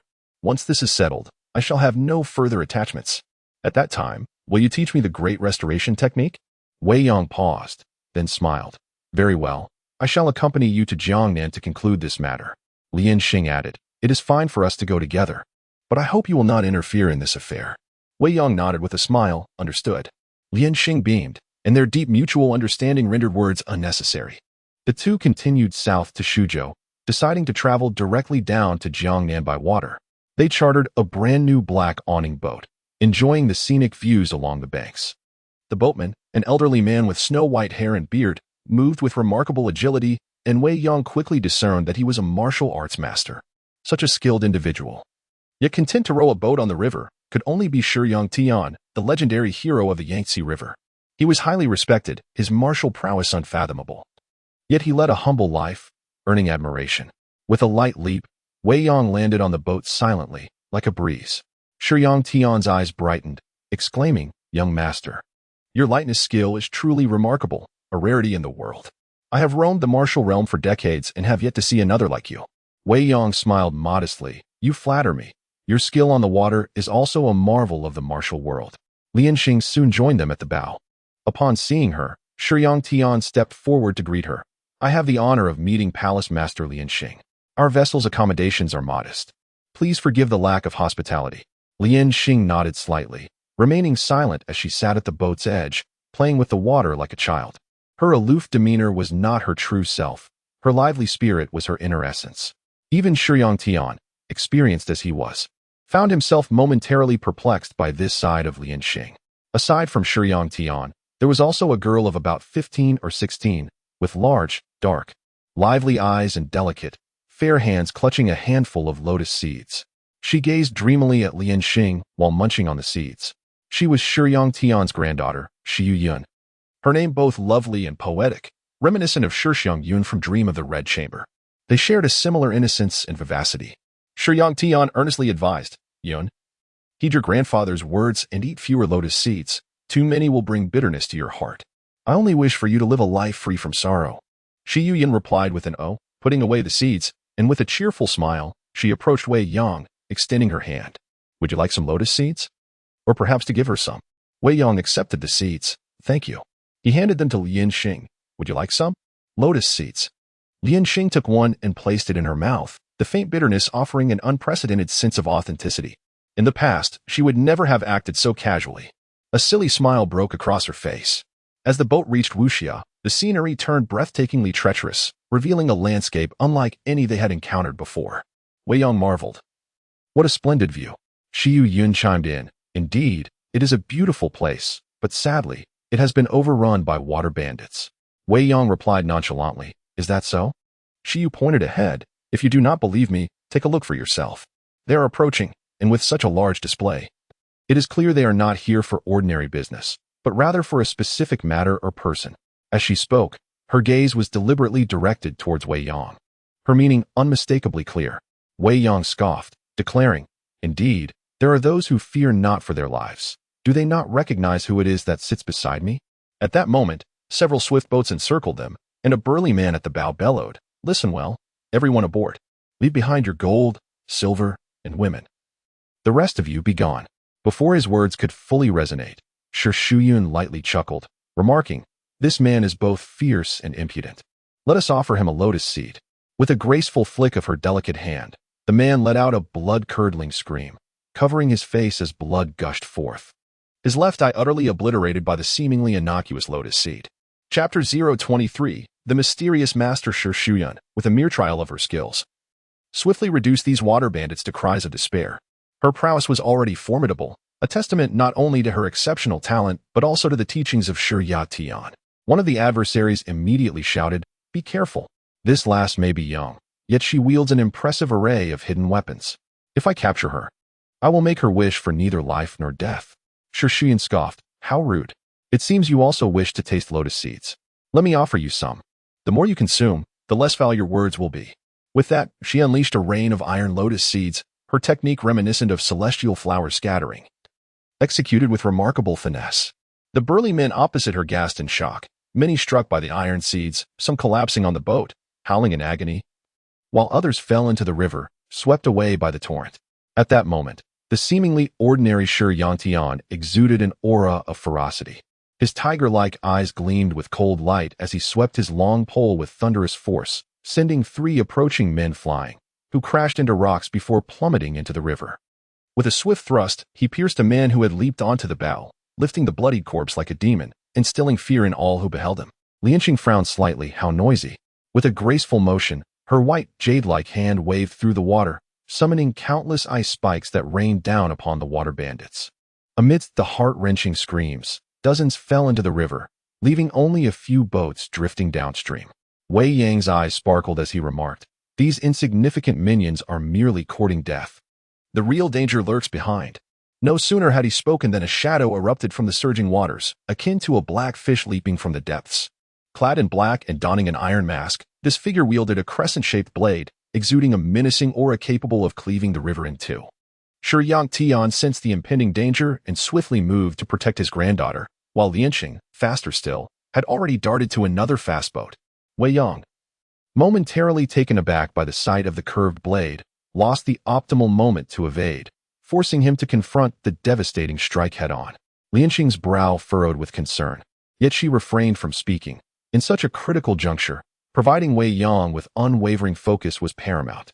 The blade descended, a divine weapon imbued with demonic ferocity, combining the righteousness of the divine with the ruthless precision of the demonic. This technique transcended the limits of human capability.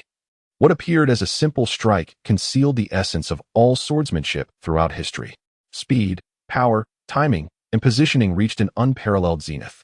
The blade's momentum surged forward like an impending doom, parting the river itself. With no avenue for retreat, Wei Yang braced himself, unsheathing the Songhai Mingyu. Its pale blue blade suddenly aglow with crimson energy. In a harmonious blend of divine sword technique and martial prowess, he charged toward the cataclysmic strike. Blade met sword. Sword met blade. Their powers collided at the heart of the river. The blade, cold as the moon, carried the chill of death, regarding all life as mere fodder for harvest. In contrast, the sword, fierce and unyielding, bore the might to annihilate any formidable opponent in a tempest of fire and thunder. The clash resonated with a thunderous roar, causing the waters to erupt in chaos, the shockwaves creating towering waves that reverberated back. Wei Yang remained steadied, the overwhelming force of his technique mitigating most of the backlash, while the remnants channeled back into the river, propelling the boat forward. The cloaked figure, however, was less fortunate. The backlash unsettled his internal energy, sending him hurtling into the turbulent waters below. Though the duel of blade against sword yielded no clear victor, Wei Yang's internal strength surpassed his opponent's significantly. As he completed his technique, three shadows emerged from the water's depths, identical in appearance to the prior cloaked figure. They showcased formidable prowess, their aura surpassing even that of Shi Tian. The timing of their attack was cunning, striking just as Wei Yang had depleted his energy, a moment when his internal stability was at its most vulnerable. Yet, Wei Yang had long surpassed conventional expectations. The leading figure unleashed a flurry of 365 steel needles, each as thin as a hair, descending upon Wei Yang like a torrential downpour, targeting his vital points. Each needle glimmered with a ghostly blue light, reminiscent of the deadly substances he had encountered in Angting's underground palace, capable of causing decay upon mere contact. Such a technique rivaled the most lethal of hidden weapons, but Wei Yang merely flicked his sleeve, sending the rain of needles back toward the black-clad assailant. With a devastating counter, he reflected their own aggression, ensuring that the harsher their attack, the swifter their demise would be. The cloaked figure, caught completely off guard, was pierced by his own projectiles, transforming into a bloody specter before vanishing into the river's depths. Wei Yang stole a glance at Lianqing, who instantly grasped his intent, darting across the water's surface to retrieve the fallen assailant's body onto the boat. Meanwhile, the two remaining figures pressed their assault, flanking Wei Yang with a relentless barrage of strikes, one wielding a sword, the other employing claws. Wei Yang met their onslaught with the Songhai Mingyu, engaging in 30 exchanges without gaining the upper hand. His mastery of the martial arts was profound, yet these two were formidable adversaries, exhibiting a synergy that was nothing short of terrifying. As he maintained his composure, Wei Yang scrutinized their techniques, noting their divergence from any martial arts he had previously encountered. The swordsman's style was exceptionally intricate, unpredictable, and infused with an entrancing chill that could bewilder even the most seasoned warriors. The claw-wielding figure donned a pair of transparent, resilient gloves, rendering even the sharpest blade ineffective against them. Shi Shiyun's eyes widened. "Grandfather, their speed is overwhelming. It's making me dizzy." Shi Tian quickly shielded his granddaughter's eyes. Overwhelmed with emotion, "I never imagined I would witness such a breathtaking duel." After a further 20 exchanges, Wei Yang unleashed the divine sword technique, shattering their combined assault. The Songhai Mingyu surged forward, its ethereal light aimed directly at the claw-wielding adversary. The strike was as swift as lightning, perfectly timed to exploit a moment of vulnerability. Victory seemed imminent, yet to everyone's surprise, The cloaked figure exhibited no fear. Instead, he lunged forward, bearing a mouthful of gleaming teeth, and clamped down on the blade of the Songhai Ying Mingyu with ferocious tenacity. Wei Yong frowned, momentarily halted, yet the figure grasped the blade tightly with both hands. The cloaked figure wielding a sword seized the opportunity to launch a swift attack, directing his blade with precision towards Wei Yang's vulnerable back. The speed of his strike and the timing were executed with unparalleled finesse. However, Wei Yong, attuned to the sounds around him, deftly countered with a powerful move, delivering a reverse blow that repelled the assault from behind. Simultaneously, with a flick of his wrist, he rotated the blade of Songhai Mingyu, causing the cloaked assailant to lose his grip. As he was forced to relinquish his sword, two gleaming golden incisors, accompanied by a spray of blood from his upper lip, were propelled from his mouth. With a muffled groan, the cloaked figure clutched his lips and plunged headlong into the surging river, swiftly pursued by the sword-wielding adversary. Yet, due to the overwhelming current, Wei Yong was compelled to abandon the chase. Chapter 024: The Western Demonic Sect After Repelling the Enemy.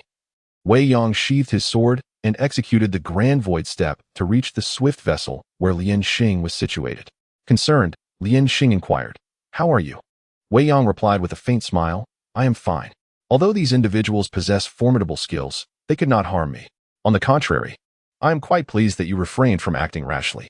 Lian Xing responded with a silent smile. Wei Yong furrowed his brow slightly, remarking, "These four individuals are of the highest caliber in the Central Plains martial arts. If they joined forces, even your sisters would find it difficult to contend with them." Who could they be? Lian Xing, equally perplexed, noted, "The skilled practitioners of the Central Plains have always kept a close watch on the Yuehua Palace, and we are well versed in the martial arts of various sections. However, the techniques employed by these individuals do not originate from any Central Plains sect. Moreover, their concealed weapons bear a striking resemblance to the bone-piercing heart nails of the T-Inju Demi bending down." Wei Yong retrieved a steel needle from the corpse of the cloaked figure, and indeed, it closely resembled the fine needles found among the skeletons in the underground palace. The former was propelled by a mechanism, while the latter was launched through skilled technique combined with profound internal energy. Wei Yong then took out a cylindrical object he had brought from the underground palace and examined it closely, recognizing the craftsmanship. After a moment of contemplation, he suddenly exclaimed, "The T-Inju Demi bone-piercing heart nails are the work of my master." Lian Xing expressed surprise. "Your master's handiwork? Why did you not recognize it when you first discovered it?" Wei Yong explained, "At that time, I was in the underground palace, where the lighting was dim, and my attention was not focused on the concealed weapons, hence I did not observe them closely enough to realize." Lian Xing nodded and speculated, "Could it be that these cloaked individuals are connected to your master?" Wei Yong shook his head. "I do not know." Upon removing the cloak from the figure's face, he revealed a visage that was subtly different from the typical Han Chinese countenance. Lian Xing scrutinized the features and analyzed. "Look at how this person's eye sockets are deeper than those of Central Plains people. The bridge of the nose is slightly higher, and the pupils exhibit a faintly unusual hue. This is characteristic of individuals from the Western regions, yet it is not indicative of pure Western descent. It seems to be a mixed lineage, a descendant of both Western and Central Plains ancestry." Wei Yong nodded in agreement. "Indeed. However, I am puzzled as to why these individuals from the Western regions have come to the Central Plains, and specifically to attack me. I have never encountered them nor provoked them." Lian Xing shook her head. "That seems implausible. They are top-tier experts and would not target you without reason. Think carefully if you have ever seen anyone resembling them." As Wei Yong recalled his memories, he suddenly shuddered, his voice growing somber as he stated, "I remember now. I have indeed seen someone resembling him." Lian Xing inquired, "Who is it?" Wei Yong replied gravely, "It was my master." Lian Xing frowned. "Your master?" Wei Yong affirmed, "Yes." After a brief pause, he elaborated, "Although my master appears similar to us, his pupils are akin to theirs. We lived together for several years, and I had grown accustomed to it, thus I never associated it with this aspect. Now it seems my master's identity may not be as simple as I had imagined." Lian Xing pondered for a moment. "I recall you mentioning that your master is well versed in ancient and modern knowledge, proficient in the martial arts of all sects, and capable of organizing and innovating them. Yet such a distinguished figure remains nameless and without any known origin, which is indeed illogical." Wei Yong looked at Lian Xing, furrowing his brow. "It seems your master intentionally concealed his background." Lian Xing slightly nodded. "At present, this is the only explanation that makes sense." Wei Yong fell into contemplation. He had never considered this matter over the years, and now, suddenly recalling it, He found it somewhat disconcerting. He then discovered a jade tablet on the corpse, engraved with 4 lines in authentic Central Plains characters. Heavenly demon without form, countless wonders without bound. In heaven and earth, only I hold supremacy. Wei Yang's gaze swept over it, and he felt a jolt, for he was already aware of the origin and meaning of these words. Lian Xing inquired, "What have you discovered?" Wei Yang handed her the jade tablet. "Take a look." Lian Xing received it and perused it, commenting, "Such arrogance. What do these 4 lines of braggadocio signify?" Wei Yang replied solemnly, "This is not mere bravado. These 4 lines are the slogan of the Western demonic sect." Upon joining them on the swift vessel, Shiyang Tian was equally taken aback and hastily examined the jade tablet, nodding, "Indeed. These 4 lines are the slogan of the Western demonic sect." Lian Xing asked, "What do you know about it?" Shiyang Tian responded, "As far as I know. The Western demonic sect is the foremost sect of the Western regions, founded by the Azura Venerable. Their symbol is a green jade magic staff that commands legions of demons. And within the sect, various profound and inscrutable top-tier martial arts are passed down. They have dominated the Western regions for decades." Shi Shuyan expressed her confusion. "They reside in the Western regions, yet why would they travel thousands of miles to the Central Plains and even attack Brother Wei? It is quite strange." Shiyang Tian shook his head, "Who knows?" Lian Xing analyzed, "You, your master, and the Western demonic sect are interconnected. And your master is the key link that ties you to the Western demonic sect. Thus, the answers you seek must be found in relation to your master." Wei Yang wholeheartedly agreed. "That is reasonable." He then sighed softly, "However, my master has been deceased for over a decade. It may not be easy to investigate." Lian Xing smiled. "Then I shall accompany you. Together, what can we not accomplish?" Wei Yang expressed his gratitude. "Thank you." Shi Shuyan chuckled. "Brother Wei and sister Lian Xing are like celestial beings together. They truly make a perfect pair. If only I had someone like Brother Wei caring for me in the future." Shiyang Tian chided playfully, "Yungu, stop your nonsense. You are still young. Do not let your imagination run wild." Lian Xing responded with a smile, "It will happen."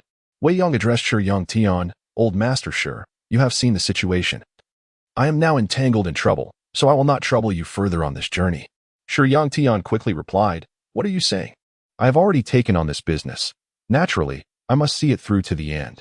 How can I retreat at the first sign of trouble?" Wei Yang shook his head. "I am well aware of your character, old master. You have seen the capabilities of those individuals. Even if you do not consider your own safety, you must think of Miss Shi's well-being. After all, no one can guarantee whether there will be even stronger opponents ahead." Shiyang Tian fell into deep thought. Shi Shuyan giggled, "I am not afraid. Moreover, grandfather's skills on the water are second to none. If these fellows lack insight, it would be akin to seeking their own doom." Shiyang Tian interrupted, "Yungu, be quiet. Young Master Wei speaks wisely, and his intentions are good. If we insist on following, we may only become a burden." Shi Shuyan looked dejected. "Oh." Shiyang Tian clasped his fists, "Thank you both. I shall take my leave here. Be cautious on the remainder of your journey, and if you require assistance, you may seek me upstream." After parting ways, Lian Xing asked, "Where do you plan to begin your investigation next?" Wei Yang contemplated, "I think I shall first return to my master's former residence for inquiries. I should be able to find some clues." Lian Xing shook her head. "No? If they can trace your origins, they can also locate your master's residence. If they set a trap for you, you will find yourself in a very passive situation." Wei Yang acknowledged, "I had thought of that as well." Lian Xing stated solemnly, "Therefore, we must not be deceived. Their martial skills are high and enigmatic. We must first ascertain the origins and characteristics of these techniques to formulate a strategy. This will also increase your chances of success in your subsequent actions." Wei Yang inquired, "What do you suggest?" Lian Xing proposed, "Come with me to the Jiangnan region. I will take you to meet my sister. She can assist you." Wei Yang was momentarily taken aback. "Meet the lord of the Yaoyu Palace? You said she would rather kill me. How could she possibly help me?" Lian Xing shot him a glance. "You know that well. Had it not been for your provocation toward my sister, would things have turned out this way?" Wei Yang found himself at a loss for words. Lian Xing continued, "Leave this matter to me. I shall find a way to enlist my sister's assistance." Wei Yang shook his head, expressing doubt. "I fear it may not be so simple." Lian Xing smiled brightly. "As long as you are aware, once this is accomplished, do remember to express your gratitude to me." Wei Yang assured her, "Certainly, certainly." Yet, he remained perplexed. "I still do not comprehend how the moon-inviting palace master can be of help to me." Lian Xing elaborated. "My sister possesses a tome filled with the notes of past palace masters. which contains information about various sections I had the fortune to peruse at once. And it includes details on the Western Demon sect. If we can procure it and investigate, we are bound to uncover some clues. Wei Yong nodded in understanding. I see. Lianxing then took her place at the bow of the boat. Let us set sail. Wei Yong made his way to the stern, grasping a bamboo pole. And employing rudimentary boating skills, he guided the vessel downstream. Chapter 25. The Secret Manual of the Flower Transferring Palace. Wei Yong and Lianxing journeyed southward along the river, smoothly navigating through the regions of Shu before reaching Jingchu and ultimately arriving in Yichang. Their journey was fortuitous, free from any further encounters with adversaries. Lianxing suggested, "Let us disembark here. I have already sent a message through the unique channels of the Flower Transferring Palace. They will be awaiting our arrival at the dock." Wei Yong docked the boat. As they stepped onto the shore, they were greeted by members of the Flower Transferring Palace, whom Lianxing had previously contacted. A young maiden clad in white, accompanied by two similarly attired attendants, approached and bowed, saying, "I am Tai Pinggu, here to greet the second palace master. I apologize for the late welcome. Please forgive me." Lianxing replied coolly, "Rise." In front of the attendants, she concealed her lively spirit, adopting an aloof demeanor akin to an ice mountain. Tai Pinggu expressed her gratitude. "Thank you, Palace Master." Lianxing inquired, "Has my sister emerged from seclusion?" Tai Pinggu responded, "The Grand Palace Master has indeed emerged a few days ago. She instructed me to inform the second Palace Master that she will personally arrive in Yichang in 3 days to attend to important matters." Lianxing furrowed her brow slightly. Based on her understanding of her sister, it seemed that only matters concerning Xiao Yuer and Hua Wuke could compel her to take action. Lianxing asked, "Is Wuke in Yichang?" Tai Pinggu confirmed, "Yes." Lianxing pressed further, "What of Xiao Yuer?" Tai Pinggu pondered before answering, "Recently, there has been a young man named Xiao Yuer who has gained considerable notoriety. He and Master Wuke have fought several times without a clear victor." Lianxing felt a headache coming on. These two. They have ultimately crossed paths here. Wei Yong patted Lianxing on the shoulder, saying, "As the saying goes, the boat will straighten itself when it reaches the bridge. This matter is not insurmountable. As long as we communicate clearly, everything will resolve itself." Lianxing shook her head with a wry smile. "If only it were as simple as you say. Given my sister's temperament, if I were to disrupt her plans, she would lose her mind." Wei Yong smiled softly. "Leave this matter to me. I can assure you that I will return your sister to you in a normal state." Lianxing, half smiling, half serious, replied, "Leave it to you? You truly are. I could just as easily wish to smack you." Wei Yong winked. "Would you really dare?" Lianxing shot him an exasperated glance. "Go on." Their open banter left Tai Pinggu and the other members of the Flower Transferring Palace utterly astonished. Lianxing invited, "Let us proceed to the temporary residence established by the Flower Transferring Palace nearby while we await my sister's arrival." They boarded a carriage and traversed through the streets, arriving at a secluded and picturesque villa, infused with an ancient charm, surpassing even Murong Zhou's estate in Guangzhou. Just as they disembarked, a handsome youth, around 14 or 15 years old, approached. "I pay my respects to my second master." Lianxing affectionately replied, "No need for such formalities." She then inquired with concern, "Wuke, how have you fared in your recent adventures?" Hua Wuke replied, "Thank you for your concern, second master. I have indeed gained much experience recently." Lianxing smiled with satisfaction. "That is excellent. Broadening your horizons will greatly benefit you in the future." Hua Wuke bowed, "Yes." The two engaged in light conversation, primarily consisting of Lianxing's warm inquiries and Hua Wuke's responses. Lianxing asked, "I have heard you have clashed with Xiao Yuer several times. Have you managed to catch him?" Hua Wuke shook his head. "I beg your pardon, second master. It is my inadequacy.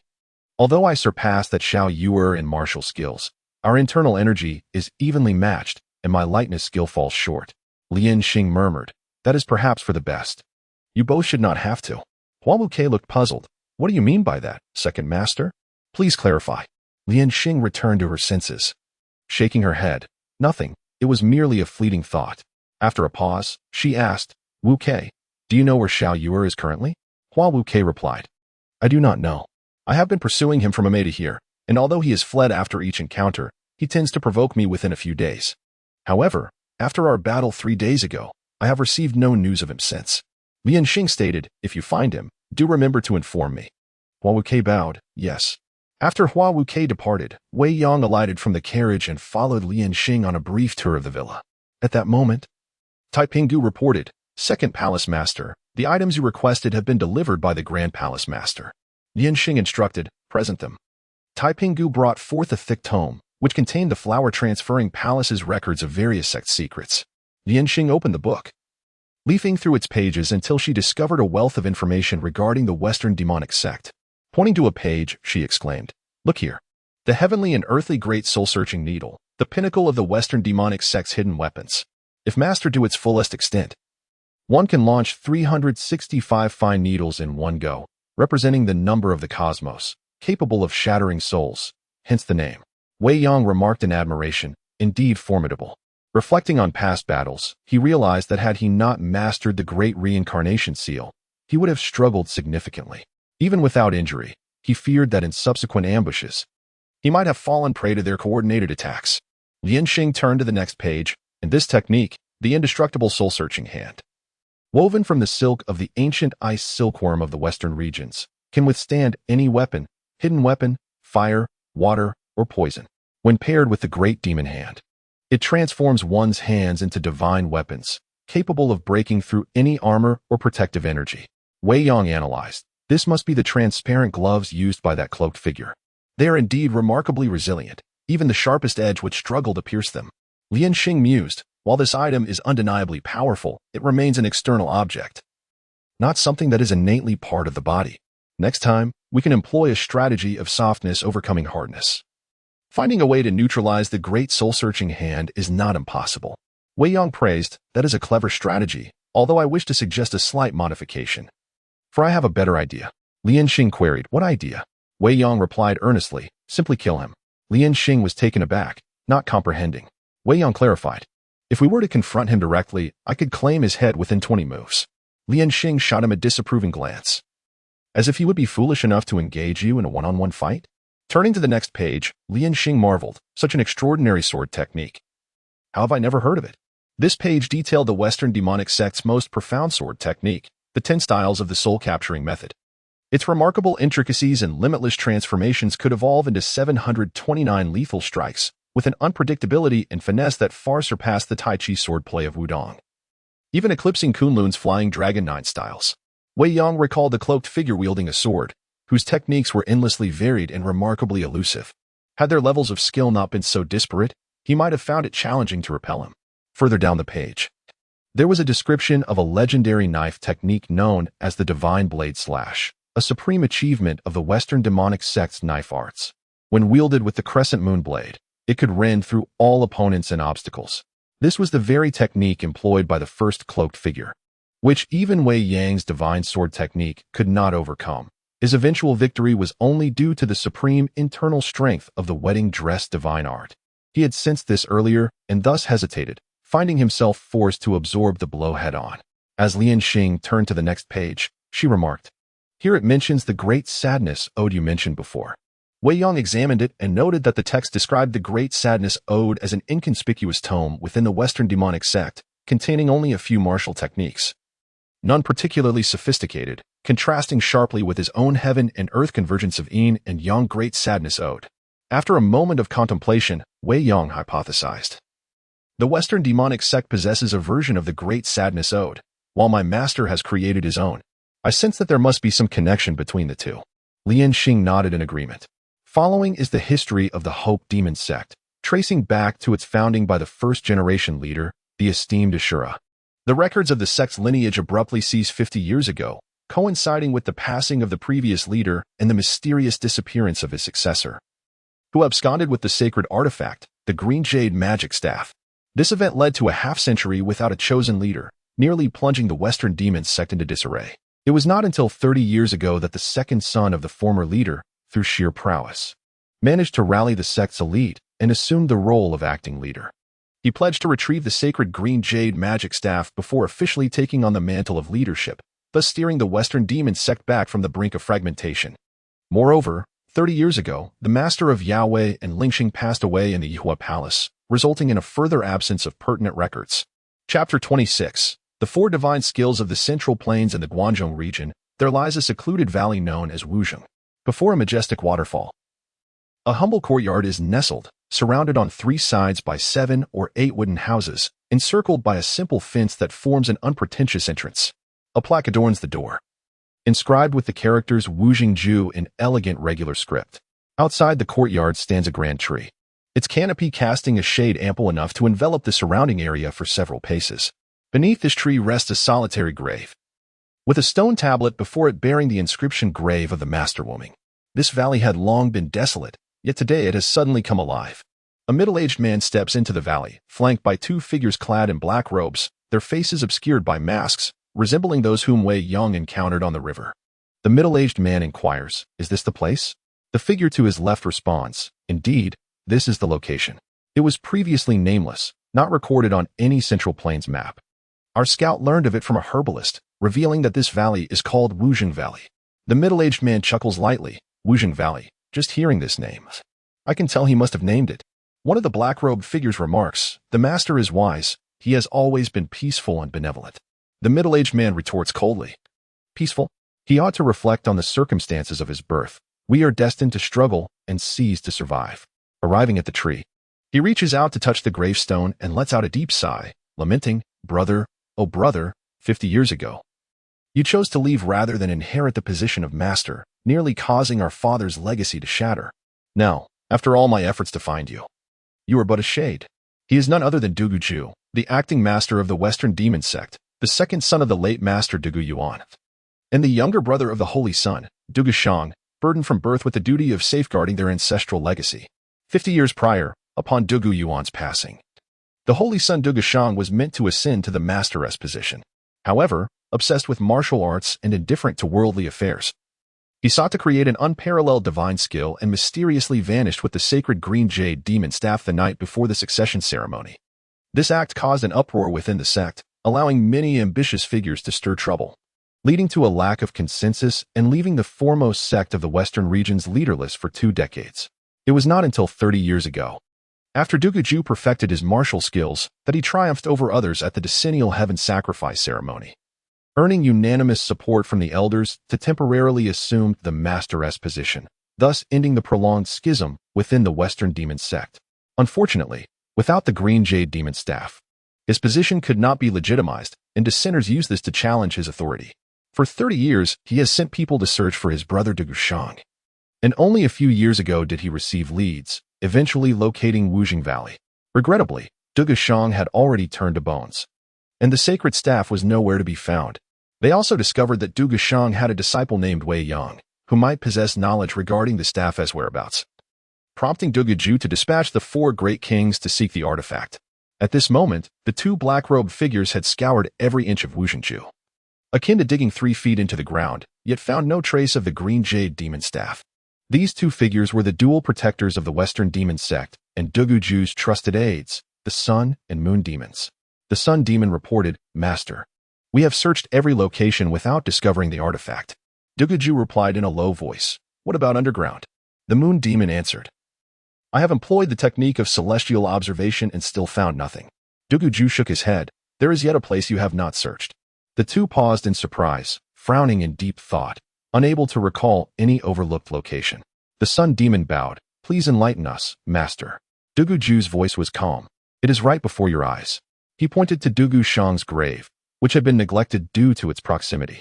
Dugu Ju commanded, "Dig up the grave and open the coffin." The Sun and Moon Demons complied, each unleashing a powerful strike that shattered the grave.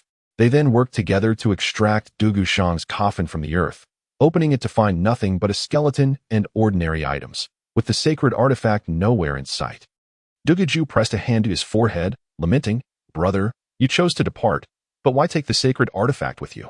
You nearly caused our father's legacy to fracture. And now that you are gone, why do you not relinquish it to me?" With a swift motion, he shattered the coffin, yet the bones remained intact under his force. The Sun Demon, puzzled, spoke up, "I have a question that confounds me. I hope the master will clarify my doubts." Dugu Ju, feeling contemplative, replied, "Sun Demon, you and the Moon Demon have served by my side since youth. I consider you as brothers. Speak freely, there is no need for formality." The Sun Demon bowed. "Thank you, Master." He then continued, "Master, while the Green Jade Demon Staff is our sect's sacred object, it is ultimately an inanimate thing. With your unparalleled skills, you could maintain your position without it. Even if dissenters harbor ill will, what could they do against you? Why the urgency to reclaim the green jade demon staff? The moon demon echoed, I share the same inquiry. Duguju fell silent for a moment before responding. This matter pertains to a monumental secret of the Dugu family. I should not divulge it lightly, but you are my trusted aides, so revealing it to you is not a grave matter. The sun and moon demons hurriedly knelt. Expressing their gratitude, the Master's trust in us is deeply appreciated. We would go through fire and water to repay your kindness. Duguju nodded slightly and continued. For within the green jade demon staff lies a divine skill acquired by the Dugu family from the Central Plains martial world a century ago. The 4 illuminating divine skills. The sun demon exclaimed, the 4 illuminating divine skills. The moon demon, equally astonished, added, the legendary skill of the Central Plains martial world, long thought lost. Duguju affirmed. Precisely. The 4 illuminating divine skills are renowned as the most profound inner martial arts of the Central Plains, comprising the 4 illuminating skill, the bright jade skill, the wedding garment skill, and the formless skill. Each represents the pinnacle of internal martial arts, with any one of them capable of dominating the world when mastered to perfection. The 4 divine skills each possess unique characteristics. The wedding garment skill is unparalleled in its ferocity, breaking before establishing. Once mastered, it returns to simplicity, becoming one with nature. The bright jade skill embodies the essence of coldness and stillness, granting eternal youth, yet one must transcend the great barrier of life and death to attain its peak. The formless skill requires extraordinary talent and insight, alongside spiritual energy, achieving great success within 7 days. The 4 illuminating skill, however, is a technique suited for those of the utmost talent and insight, requiring a pure youth to practice. Once perfected, it allows one to reach the realm of the martial saint, with boundless power and an inexhaustible source, capable of countering all poisons. Furthermore, regardless of the intricacy of any external martial art, one can master it upon a single observation, achieving proficiency rapidly. Moreover, a layer of metallic, net-like structure would manifest upon the hands, silver-white on the left and golden on the right, extending from the palms to the elbows, presenting a rather peculiar appearance. Impervious to any weaponry, and each strike seemingly possessing the strength to shake mountains. Duguju sighed, do you now understand? This is why I am so eager to seek the green jade demon staff, and also why I have remained unmarried for decades. The sun demon pondered aloud. Now it makes sense. No wonder the former master did not cultivate such a remarkable skill. Duguju scoffed. My father intended to pass the 4 illuminating skill to my brother, yet he rejected it and vanished with the green jade demon staff the night before the succession ceremony, delaying my ascension for a full 20 years.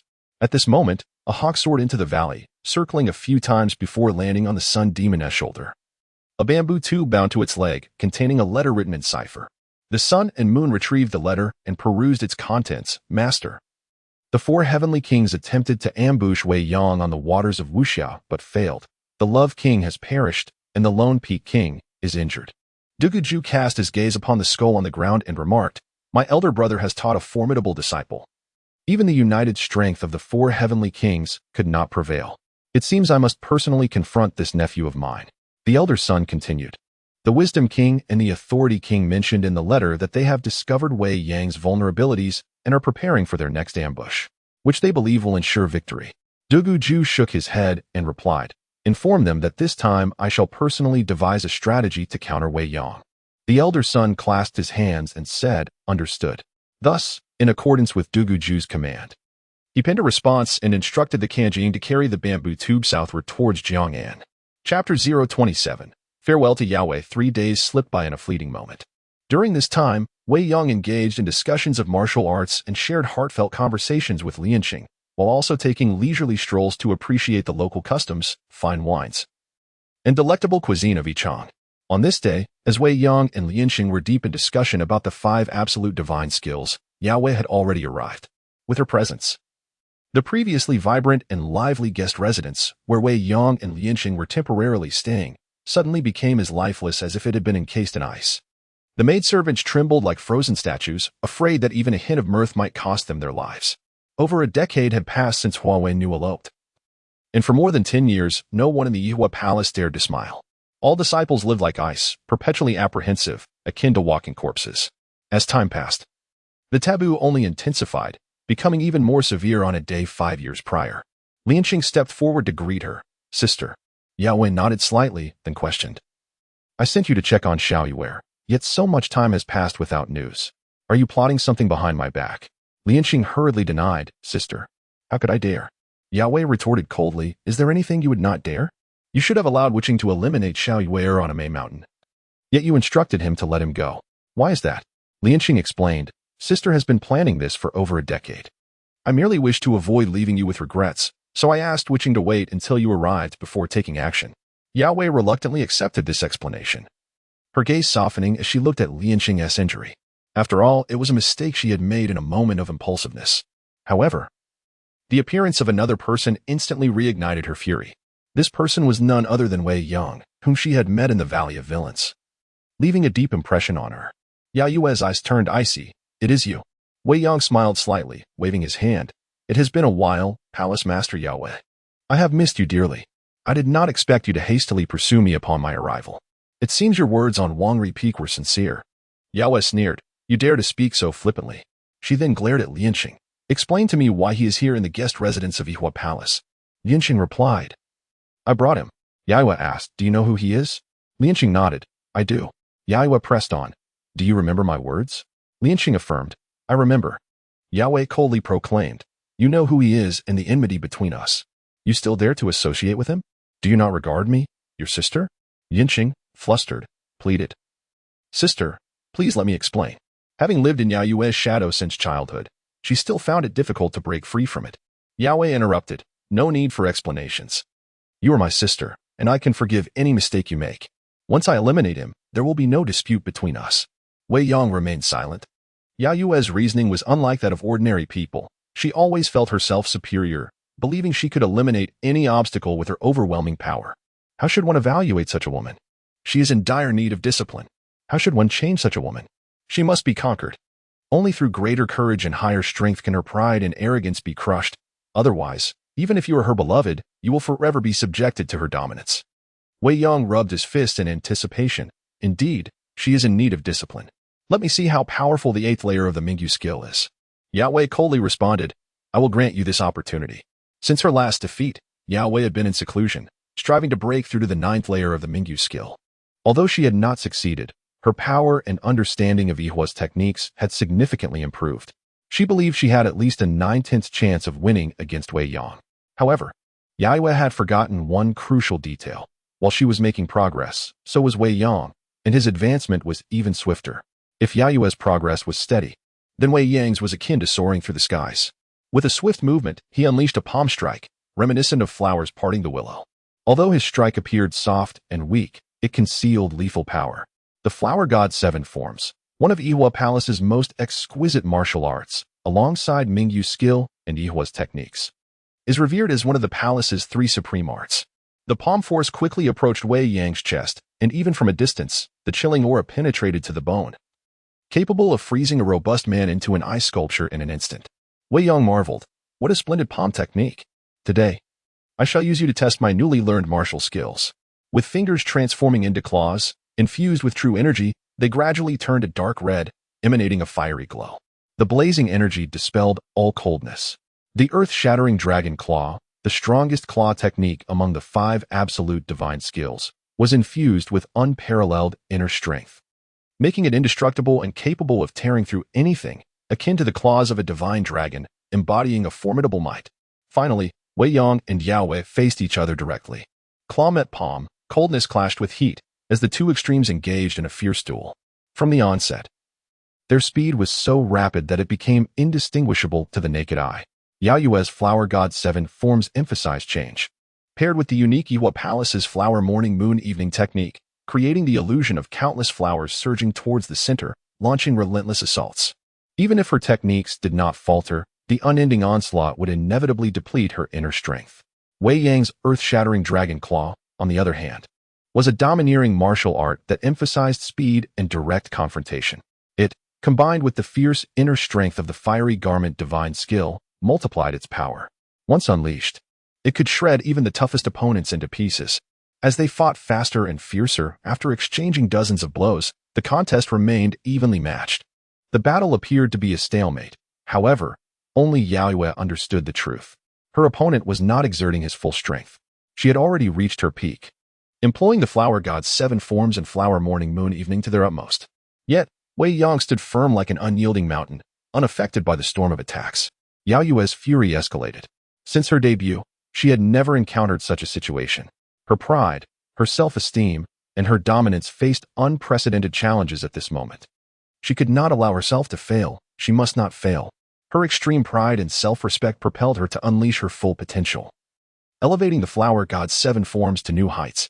Yet, faced with Wei Yang, that unmovable mountain, her efforts proved futile against the relentless wind and rain. Wei Yang found increasing joy in the battle, growing more adept with each exchange. After 100 moves, he casually began to fight with one hand, effortlessly navigating the 8th layer of the Mingyu skill and the flower god's 7 forms, having reached a realm of mastery akin to a dragon that reveals only its tail. This time, Yao Yue did not rage. Instead, an unprecedented sense of defeat began to swell within her. She was a once-in-a-lifetime genius, unparalleled in her generation, seeing no one but Yin Nantian and her sister Lianxing as worthy rivals. Yet today, she had met with failure at Wei Yang's hands, unable to break through even a fraction of his defenses. After her defeat, she found herself oddly admiring him, and the remnants of her anger swiftly dissipated, replaced by an indescribable emotion. In a rare turn of events, Yao Yue voluntarily withdrew her palm and stepped back, her gaze towards Wei Yang filled with complexity. Wei Yang smiled. "Why have you stopped fighting?" Yao Yue shook her head. "There is no need to continue. Your martial skills far surpass mine. I am not your opponent." Wei Yang was momentarily taken aback. "Palace Master Yao Yue, I believe I am the first to hear you admit defeat willingly." Yao Yue solemnly nodded in agreement. Lianxing, witnessing this, was both astonished and surprised. It was the first time she had seen her sister behave this way in all these years. Wei Yang replied casually, "It is indeed an honor." The moonlit figure remained unresponsive, instead inquiring, "What do you know about the matter concerning Xiao Yuer?" Wei Yang replied coolly, "I am well aware of it." Suddenly, the expression on Yao Yu's face turned chillingly severe. After a moment of silence, as if ice and snow were gradually melting away, she warned, "Regardless of whether it was Ling Xing who informed you, or if you discerned it yourself, it is in your best interest not to meddle in this affair." Wei Yang shook his head. "What concern is it of mine? When have I ever expressed a desire to interfere in Xiao Yuer's matters?" Yao Yu's demeanor softened slightly. "That is for the best. As long as you refrain from involving yourself, there will be ample rewards." Wei Yang raised an eyebrow. "What kind of reward?" Yao Yu, fully aware of his intentions, let out a cold snort before turning to head towards the inner courtyard. Chapter 28. An eye for an eye. The following day, a letter was delivered to the secluded garden of the Hua Palace, with the messenger insisting on handing it directly to Wei Yang. Upon opening the letter, Wei Yang furrowed his brow, muttering to himself how this individual seemed to have followers wherever he went. After reading, he scoffed, questioning the relevance of the sender, who was neither his disciple nor a relative. The contents indicated that Xiao Yuer was in their possession and demanded that Wei Yang come alone to negotiate, or his only disciple would suffer a gruesome fate. This sole disciple referred to was, of course, Xiao Yuer. The messenger also brought a small white horse, the very one Xiao Yuer had purchased when he exited the Valley of Evil. Lianxing inquired, "What is the matter?" Wei Yang handed her the letter, saying, "Read for yourself." After a brief perusal, Lianxing frowned. Realizing the gravity of the situation, Xiao Yuer had fallen into their hands. She had not anticipated that they would regard him as Wei Yang's disciple. Wei Yang shook his head with a wry smile. "I too did not foresee this. I merely taught him lightness skills and internal energy, adhering to my promise to Yin Nantian.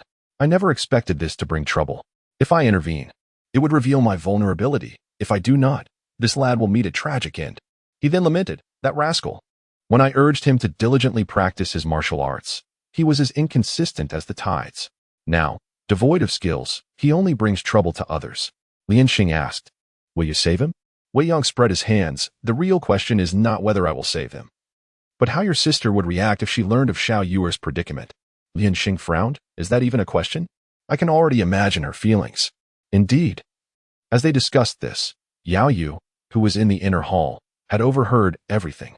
Her mastery allowed her to perceive even the slightest disturbance in the garden.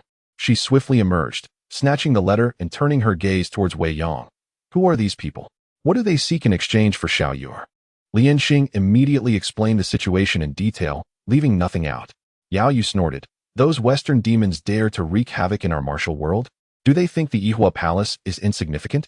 Lianxing cautioned, "Sister, be careful. These outsiders are formidable. I have encountered them, and their martial prowess is indeed alarming. Yao Yu dismissed her concerns. They simply have not faced a true master yet. How dare they act recklessly? The Yuwa Palace will not tolerate such insolence. Wei Yong interjected. However, I genuinely do not comprehend what they want from me. Yao Yu retorted, you know best what you understand, but Xiao Yue cannot be harmed. He must not perish before my plans come to fruition. Yan Xing asked, what do you intend to do? Yao Yu declared with authority, naturally, we shall rescue him. First, we eliminate these vile demons, then we save him. Lian Xing cautioned, sister, be wary. These individuals are adept with hidden weapons and cunning schemes. Their willingness to send a letter indicates they are well prepared. We must not underestimate them. Yao Yu coldly replied, do you presume to teach me? Lian Xing fell silent, letting out a soft sigh, her heartfelt truths metamorphosing into a resigned exhalation. Wei Yong suggested, we cannot act recklessly. We must devise a feasible plan before proceeding. After thorough discussion, a strategy was set, and thus Wei Yong, Yao Yu, and Lian Xing set out on separate paths to fulfill their agreement. Following the letter's instructions, Wei Yong arrived at a dilapidated mansion outside of Yichang City, where he indeed found Xiao Yu bound and suspended from the rafters, resembling a smoked fish, albeit a living one. Unable to articulate due to a gag, with a slow approach, Wei Yong deftly severed the ropes binding Xiao Yu, catching him as he fell and gently placing him on the ground. Xiao Yu quickly removed the rag from his mouth and rushed to embrace Wei Yang's leg, lamenting, Master, I waited so long for you to rescue me that the flowers have withered. Wei Yong raised an eyebrow. What did you call me? Xiao Yu paused, Master. Wei Yong smirked, I have no disciples, and you have never called me Master. Xiao Yu replied cheerfully, do not jest, Master. You taught me martial arts. If I do not call you Master, whom shall I call? From now on, I shall always call you Master. Wei Yong sighed in disappointment, before you impersonate someone else. Could you not verify the truth of their words? You have been deceived by that scoundrel and are unaware. Xiao Yu retorted coldly, is that so? Since you have discovered my ruse, prepare to meet your end. In an instant, he unleashed his skills, his demeanor transforming into that of a towering man. No longer the boy of 14 or 15 years. This transformation spoke volumes of the techniques taught by the demonic sect. With his left hand clenched into a fist and his right hand open, he struck at Wei Yang's ribs with astonishing speed. His fists clad in transparent gloves, those of the indestructible great soul-searching hand that Wei Yong had previously encountered. His strikes were as lethal as blades, capable of severing gold and jade, while his fist could shatter stone. Caught off guard and attacked from both sides, his punches landed squarely against Wei Yang's sides. He was the king of power, ranked second among the 4 kings of the Western demonic sect. The very figure who had faced Wei Yong at the banks of the Wuxia River. Despite landing his blows, the king of power felt neither joy nor satisfaction. Only overwhelming astonishment and dread, as his attacks seemed to strike nothing but air, dissipating into nothingness. Wei Yong coldly remarked, your transformation may alter your shape and appearance, but it does not change your weight. The moment I touched you, I knew you were not Xiao Yu. He has never called me master, for he has only practiced my martial arts without ever formally apprenticing. As he spoke, the king of power suddenly redirected his indestructible great soul-searching hands towards himself, executing the great cataclysm reincarnation seal. An eye for an eye, those who strike with malice shall suffer the same fate. With Wei Yang's internal energy far surpassing that of the king of power, the great reincarnation seal propelled the great soul-searching hands back with several times the force, leaving the king of power no time to react. Even if he could, his internal strength was insufficient to alter the outcome. Caught off guard at such close range, the king of power was inevitably impaled by his own hands, his bones and organs shattering under the impact. Despite his prowess, he found himself unable to withstand even a single exchange after choosing to ambush. Though not yet dead, his elite internal cultivation would only prolong his life momentarily. Wei Yong inquired, where is Xiao Yu? The king of power, with his last ounce of strength, replied, if you wish to save him, you must go to the Wujing Valley within 10 days. The sect leader awaits your arrival. If you are late, he will face severe punishment. With that, he coughed up blood, a once great master succumbing to his own technique. Wei Yong sighed, it seems the grievances of my master have now entirely fallen upon my shoulders. As a disciple, I shall thoroughly understand this matter for you. He knelt down, extracting the king of power's hands from his ribs. Discovering that the great soul-searching hands were completely devoid of blood, he then carefully stowed them away, tucking them into his garments. At that moment, Yao Yu and Lian Xing emerged from the backyard, Having thoroughly searched the area without uncovering any trace of Xiao Yuer, Yao Yu inquired, "Where is Wuzhong Valley?" Wei Yong replied, "That is my ancestral home. My master and I lived there for several years, over a decade ago. I fear it has long since fallen into desolation." Yao Yu pressed further, "What is its precise location?" Wei Yong responded, "In the region of the Longshan Mountains in Guangzhou." With unwavering resolve, Yao Yu declared, "Let us proceed to Guangzhou." She turned and strode away, her decisive demeanor reminiscent of an emperor whose words held the weight of a solemn oath. Chapter 29. Farewell Zhongjing and Murongjiu in the heart of Guangzhou. After several days of arduous travel, Wei Yong and the spirited Yao Yu Lianxing finally arrived in the vicinity of Longshan, their journey marked by dust and fatigue. Yao Yu, with her assertive and domineering nature, insisted that tasks be completed with haste, allowing no room for delay. Thus, throughout their journey, they scarcely found a moment's respite. Relying solely on their agile skills, even with ample internal energy, the strain began to wear on their spirits. Wei Yong suggested, "Ahead lies the manor of the 9th young lady of the Morong family. We could take a night to rest there and recover before heading to Wuzhong Valley tomorrow to rescue our companions." Yao Yu did not object. Lianxing, covering her mouth with a smile, teased, "Oh, you're not secretly thinking of the 9th young lady and the little fairy, are you?" Wei Yong retorted with a grin. "With the two of you, the Moon Palace's divine maidens present, what do I care for the little fairy or the 9th young lady? In my eyes, they are mere unremarkable figures." Yao Yu shot Lianxing a glare, feeling her authority challenged by such blatant remarks. Turning her gaze to Wei Yong, she warned, "Should you dare to jest in my presence with Lianxing again, I will not." Wei Yong interjected, "Not what?" He then smiled slightly. "Oh, Yao Yu, you are no match for me in a verbal spar. Your greatest skills are easily overshadowed by mine. What will you do about my boldness?" Yao Yu's eyes turned as cold as a piece of obsidian, radiating an aura capable of extinguishing one's fighting spirit in an instant. Wei Yong met her gaze unflinchingly, his warm, sunny demeanor dispelling all traces of her chill. A familiar sense of defeat washed over her. She realized she was utterly powerless against the man before her. With a frosty tone, Yao Yu acknowledged, "You are indeed correct. I find myself at a loss against you. However, when it comes to Lianxing, I am more than capable of dealing with her. It is my duty as an elder sister to discipline my younger sibling." In a swift motion, she struck Lianxing, who was caught off guard, her expression one of bewilderment. Wei Yong frowned slightly, but refrained from intervening or commenting, for Lianxing needed to confront her own battles. Yao Yu was both her sister and her inner demon. Unless she overcame this psychological barrier, she would remain trapped forever. Wei Yong approached Lianxing, gently caressing her cheek where she had been struck, and said earnestly, "Do you know why, despite your relentless efforts over the past decade, you have failed to advance in the Mingyu skill?" Lianxing shook her head in confusion. Initially, she thought her feelings for Jiang Feng were the reason she could not reach the desired state of mastery.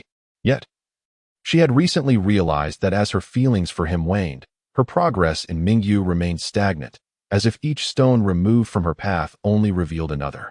Wei Yong elucidated, "The 9th level of Mingyu is no longer merely about refining energy, it encompasses intent. The enlightened radiate the light of the sun and moon, while the jade signifies the essence of heaven and earth. A practitioner must attain a state of clarity akin to that of the sun, moon, and exquisite jade. If you can reach this state, entering the 9th level will come naturally." Lianxing, blessed with exceptional talent, quickly grasped the meaning behind Wei Yang's words. Her inability to break through the 9th level stemmed not from past affections but from her fear of Yao Yu, which clouded her spirit and prevented her from achieving clarity. She smiled and nodded, saying, "I understand now. I shall endeavor to conquer my fears." Yao Yu, too, resonated with this insight. Feeling as if the confounding doubts of over a decade might finally dissipate, she sensed she was grasping something significant, though not entirely, given time. She was confident she would fully comprehend it. At that moment, the sound of galloping hooves broke the air, as a figure clad in red, mounted on a fiery steed, approached like a blazing cloud. Zhang Jing reined in her horse and called out, "Wei Yong." Wei Yong smiled lightly, "Little fairy, it has been some time since we last met, yet you remain as fiery as ever." Zhang Jing dismounted, her pride evident as she declared, "That is simply my nature. I cannot change it." Turning to Yao Yu and Lianxing, she was momentarily struck by their unparalleled beauty and grace, quickly averting her gaze.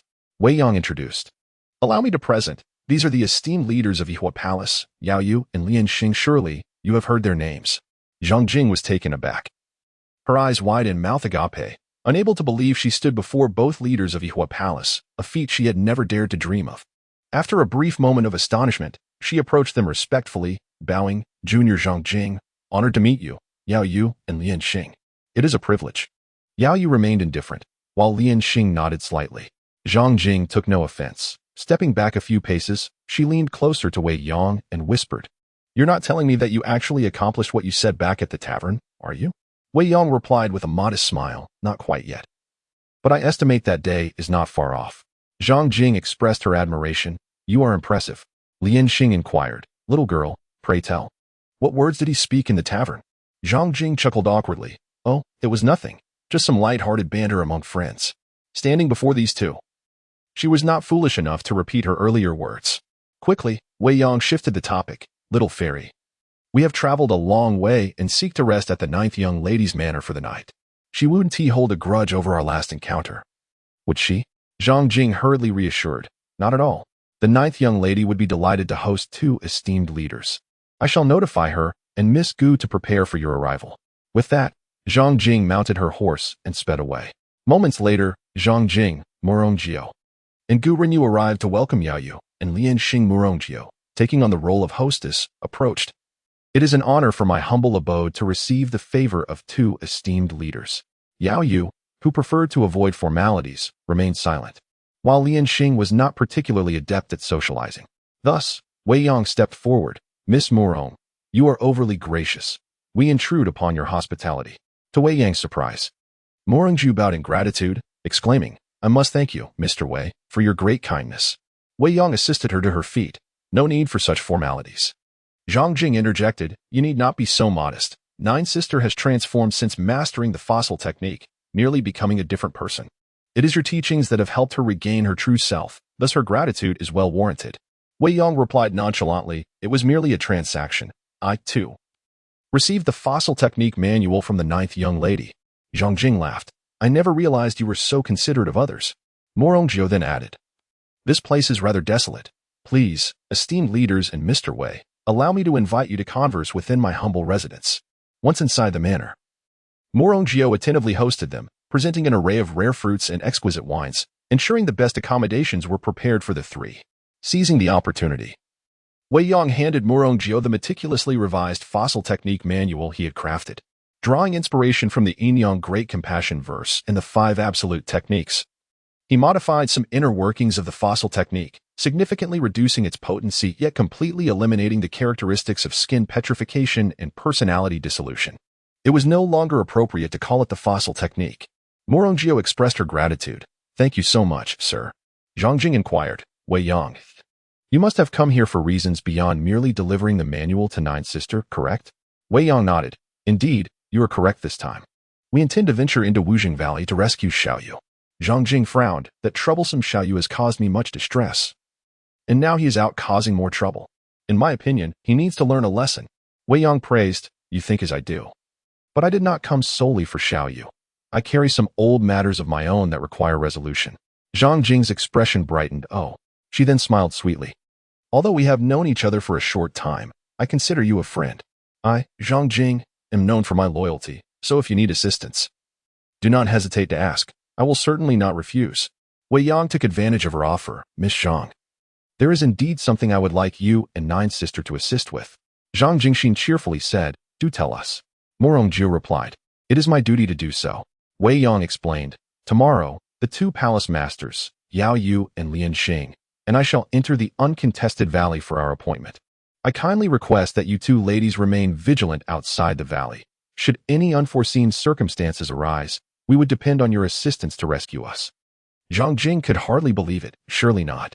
Your martial prowess is already extraordinary, and with the 2 palace masters alongside you, even the most formidable of demons would struggle against your combined strength. Who could possibly instill such a sense of dread in you?" Wei Yang shook his head. "This is not despair, but rather a prudent preparation, for it is wise to be prepared for any eventuality." Murongjio assured, "Rest assured, tomorrow, Sister Jing and I shall act as you have advised." Chapter 30, Master Uncle in the Uncontentious Valley. Surrounded by towering mountains and sheer cliffs, resembling an iron fortress, the valley is connected to the outside world by a narrow, winding path. Gazing upon the familiar surroundings evokes memories of a time once lived here. almost as if from another lifetime. Upon entering the valley, the King of Solitary Peaks and the King of Wisdom, both previous adversaries, await at the entrance. The King of Solitary Peaks inquires, "Where is the item?" Wei Yong retorts mockingly, "You, a defeated foe, have no right to ask me for anything. Take me to the master." Before the King of Solitary Peaks can respond, Yao Yu steps forward, her voice icy as she demands, "Where is Xiao Yu? Hand him over, and I may spare your lives." The King of Solitary Peaks asks, "Who are you?" Yao Yu disregards the question, her cold gaze piercing like daggers into his very soul. A chill runs through him, and he solemnly replies, "No one has dared to speak to me in such a manner. Such arrogance is insufferable, especially coming from one as domineering as Yao Yu." She coldly retorts, "You seek death." A 2-foot-long short sword appears in her hand. Its unassuming dark green hue belying the terrifying aura it emits as it is drawn. This divine weapon, known as the blood-illuminated painting, is a legendary artifact of the Yihua Palace, said to sever iron like mud. Unfortunately, cursed by legend, only Yao Yu dares wield it as her personal blade. The chilling blade approaches the King of Solitary Peaks, and the oppressive force emanating from it sends shivers down the spine of this seasoned warrior of the demonic sect. Wei Yong remarks to Lian Xing, "Why does she always resort to violence at the slightest disagreement?" Lian Xing smiles, "That's just how my sister is." Wei Yong grins, "I find it appealing, especially her proud and domineering demeanor." Lian Xing pauses, momentarily speechless, but swiftly intervenes as the King of Wisdom prepares to join the fray. The King of Wisdom wields a crescent moon blade, inscribed with the poetic phrase "listening to the spring rain from a little pavilion," exuding a fierce aura akin to its lyrical beauty. With each strike, he aims to pierce both the divine and demonic realms. However, despite his skill, his power falls short of the pinnacle, unable to match the might of Wei Yang's sword technique from their previous encounter. Lian Xing, employing her 8th-level Mingyu skill alongside the Yihua Palm technique, gains an undeniable advantage. Meanwhile, on the other side, the King of Solitary Peaks unleashes his soul, capturing 9 styles against Yao Yu's Flower God 7 styles. Yao Yu's movements are graceful, as if dancing among a riot of colors. Though both employ the Flower God 7 styles, Yao Yu's current use of swordplay contrasts with her earlier palm techniques. This revelation indicates that the Flower God 7 styles can be executed both as a palm and a sword technique, combined with the Mingyu skill and the divine weapon. The power reaches an unimaginable level. Within just 20 exchanges, Yao Yu and Lian Xing establish absolute dominance in the battle. The King of Solitary Peaks may possess infinite variations in his techniques, but Yao Yu's internal strength far surpasses his. The same can be said for the King of Wisdom, who may match Lian Xing in technique, but is utterly overpowered in internal prowess. Disregarding the battle among the four, Wei Yong strides into the valley, arriving at his master's grave, only to find a disordered pit of earth. A deep, resonant voice echoes, "At last, we meet, my junior." Wei Yong looks up to see a man appearing to be in his 40s, clad in a black robe, with 3 strands of long beard and striking phoenix eyes that exude an aura of authority. He is the leader of the Western demonic sect, Degu-ju, whose true age exceeds 70. Wei Yong inquires, "What is this address about?" Degu-ju recounts the events, elucidating the situation for Wei Yong. Realizing the truth, Wei Yong responds, "Oh, I see. However, I have little interest in this uncle of mine." Degu-ju remains unfazed and continues, "Your master's Yin-Yang Great Morning Verse was created from our sect's secret text, the Great Morning Verse, integrating the essence of Central Plains martial arts. The Great Void Step and the Yin-Yang Verse are indeed unparalleled, and he forsook the role of sect leader to accomplish this." At this moment, the Kings of Solitary Peaks and Wisdom retreat into the valley, both injured, certain to perish in the face of Yao Yu and Lian Xing's onslaught. Wei Yong, curious, asks, "Will you not save them?" Degu-ju coldly replies, "They are more of a hindrance than a help. I grant them the opportunity to die in battle, which is preferable to returning to the sect to face punishment." Wei Yong expresses his confusion. Degu-ju candidly states, "I might as well tell you. Your disciple has already fled, lost by them. If they cannot even keep track of a mere boy of 10, they are unworthy of the title of king. Allowing them to die gloriously in battle is an act of compassion." Wei Yong sarcastically remarks, "You are truly compassionate. I can only imagine how grateful your subordinates must be for your care." At the same time, he finds the situation both laughable and tragic. Yao Yu traveled great distances, fearing for Xiao Yu's safety, only to discover he had already escaped, a slippery fish indeed. At that moment, the Kings of Solitary Peaks and Wisdom fall to the Flower God's 7 styles and the Yihua Palm, respectively. resulting in the complete annihilation of the Western demonic sect's 4 kings. Yayu approaches Dugaju, an icy aura transforming the surrounding 10 feet into a frigid winter. With a chilling inquiry, she asks, "You are the leader of the Western demonic sect, Dugaju? Did you capture Xiaoyu?" Dugaju sizes her up, approvingly remarking, "Indeed. The Central Plains martial world is rich in talent, unlike the Western regions, which only produces waste like the kings of solitary peaks and wisdom." Yaoyu demands, "Where is Xiaoyu?" Wei Yong interjects, "He has escaped." Yaoyu momentarily pauses, then turns away, leisurely washing the blood-illuminated painting beneath the waterfall. Seemingly indifferent to anything but Xiaoyu's fate. Duguju's voice deepens. "Now that you understand the situation, hand over the item." Wei Yong feigns ignorance. "What item?" Duguju reminds him, "The green jade staff." Wei Yong shakes his head. "I have never seen it." Duguju insists, "You must have seen it. A 4-foot-long green jade staff. Exquisitely crafted. As the sole disciple of my elder brother, you cannot claim to have never encountered it." Suddenly recalling, Wei Yong exclaims, "Ah, my master did possess a green jade staff, but why should I hand it over to you? What merit do you possess to warrant such a gift?" Duguju claps his hands in delight. "Ah, how unexpected. My elder brother has always been non-confrontational, yet he has raised such an arrogant disciple. As an uncle, I shall test whether the powerful skills he painstakingly developed, the Yin-Yang Great Morning Verse, live up to his descriptions." With a swift motion, he strikes, unleashing the great demon hand, shrouded in dark energy, advancing under the protection of the indestructible, soul-searching hand. Wei Yong counters with the trembling earth, boundless void fist. A force that is formless yet omnipresent, capable of destruction wherever it touches, yet elusive in nature. The two clash, the ground quaking beneath them as their overwhelming powers shift the very atmosphere. Lian Xing watches, entranced, while Yao Yu, still cleaning her sword, is drawn to the spectacle. Duguju is forced back 7 steps, leaving deep imprints in the earth, while Wei Yong merely sways slightly, revealing the significant disparity in their strengths. In that moment, Wei Yong gains a clearer understanding of Duguju's capabilities. His power is comparable to that of Yao Yu and Lian Xing. Yet he remains far from reaching the 10th level of the bridal garment divine skill. Wei Yong scoffed, "Is this all you've got? What gives you the right to demand the green jade wand from me?" However, Duguju remained unfazed, letting out a gentle sigh. "It seems I truly cannot compare to my elder brother. Having a successor like you, he must have found great contentment even in a life of obscurity." With a wave of his hand, the twin demons of Sun and Moon emerged from the valley's entrance, placing a massive log at the threshold, entwined with iron netting. An abundance of explosives and a skeletal remains. Wei Yong remarked in a low voice, "Indeed, a true tyrant, resorting to using his brother's bones to intimidate his disciple."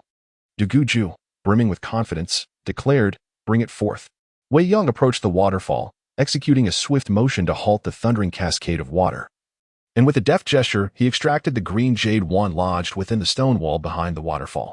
Chapter 31. Trapped in the valley, Duguju took the emerald magic staff and examined it carefully. After confirming its integrity, he exclaimed, "I see. Who would have thought that such an object would be hidden within the torrential waterfall? My elder brother truly went to great lengths to conceal you." Wei Yong inquired, "I have a question that perplexes me."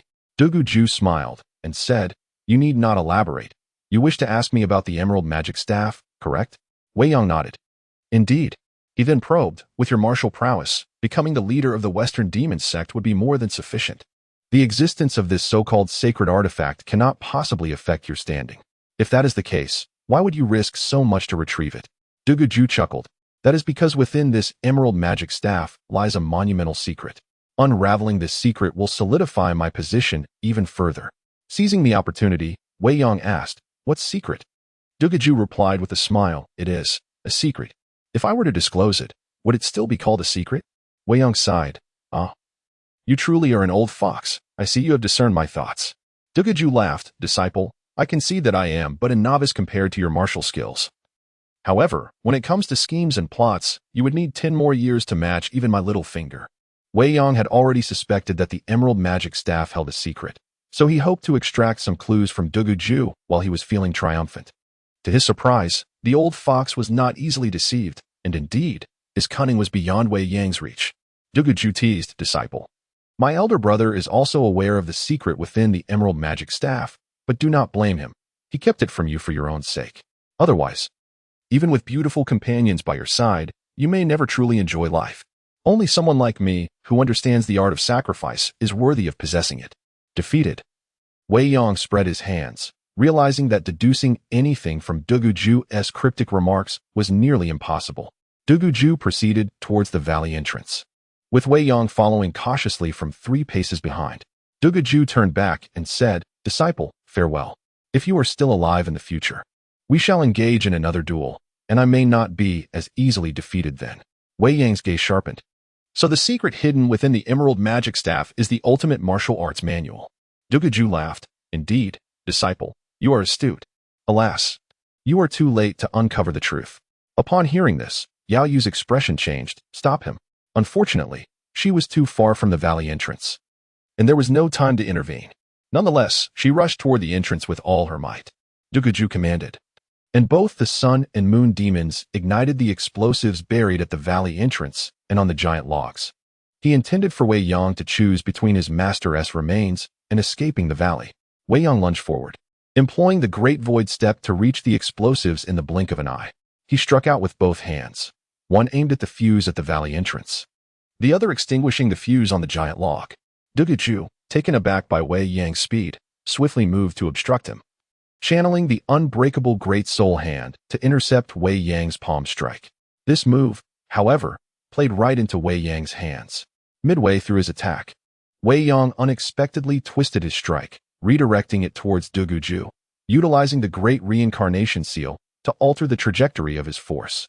Duguju was caught off guard and, unprepared, faced Wei Yang's palm head-on. Both utilized 80% of their strength. Unfortunately, even 80% power has its limits, and with a sharp crack, Duguju's arm was broken. Wei Yong seized the opportunity, employing 90% of his strength to unleash the overturning clouds and shaking heaven's palm towards Duguju's chest. This strike was unavoidable. If it connected, no amount of power could ensure his survival. Wei Yong remarked nonchalantly, "Even a tiger must take heed. Even a formidable hero like you will encounter unforeseen circumstances." In this critical moment, the moon demon leaped forth to block Wei Yang's lethal blow, igniting the explosives on his body, and with his last breath, he held Wei Yong tightly, seeking mutual destruction. At that moment, Lian Xing rushed in but was intercepted by the sun demon, who was laden with explosives.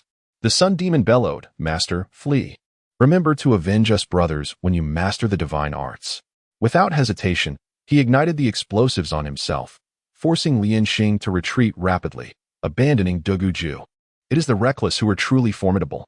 Duguju darted out of the valley without looking back, his decisive actions honoring his subordinate's sacrifice. Wei Yong forcefully pushed away the moon demon, then swept past to send the sun demon flying, pulling Lian Xing as they retreated. 2 thunderous explosions ensued, obliterating the sun and moon demons into a cloud of debris. All of this transpired in a fleeting moment, and just then, Yao Yu arrived at the valley entrance. Alas, all was in vain. A deafening roar shook the earth as the narrow valley entrance collapsed completely, burying their escape. The untroubled valley had now become a true sanctuary of solitude. Wei Yong sat down heavily on the ground.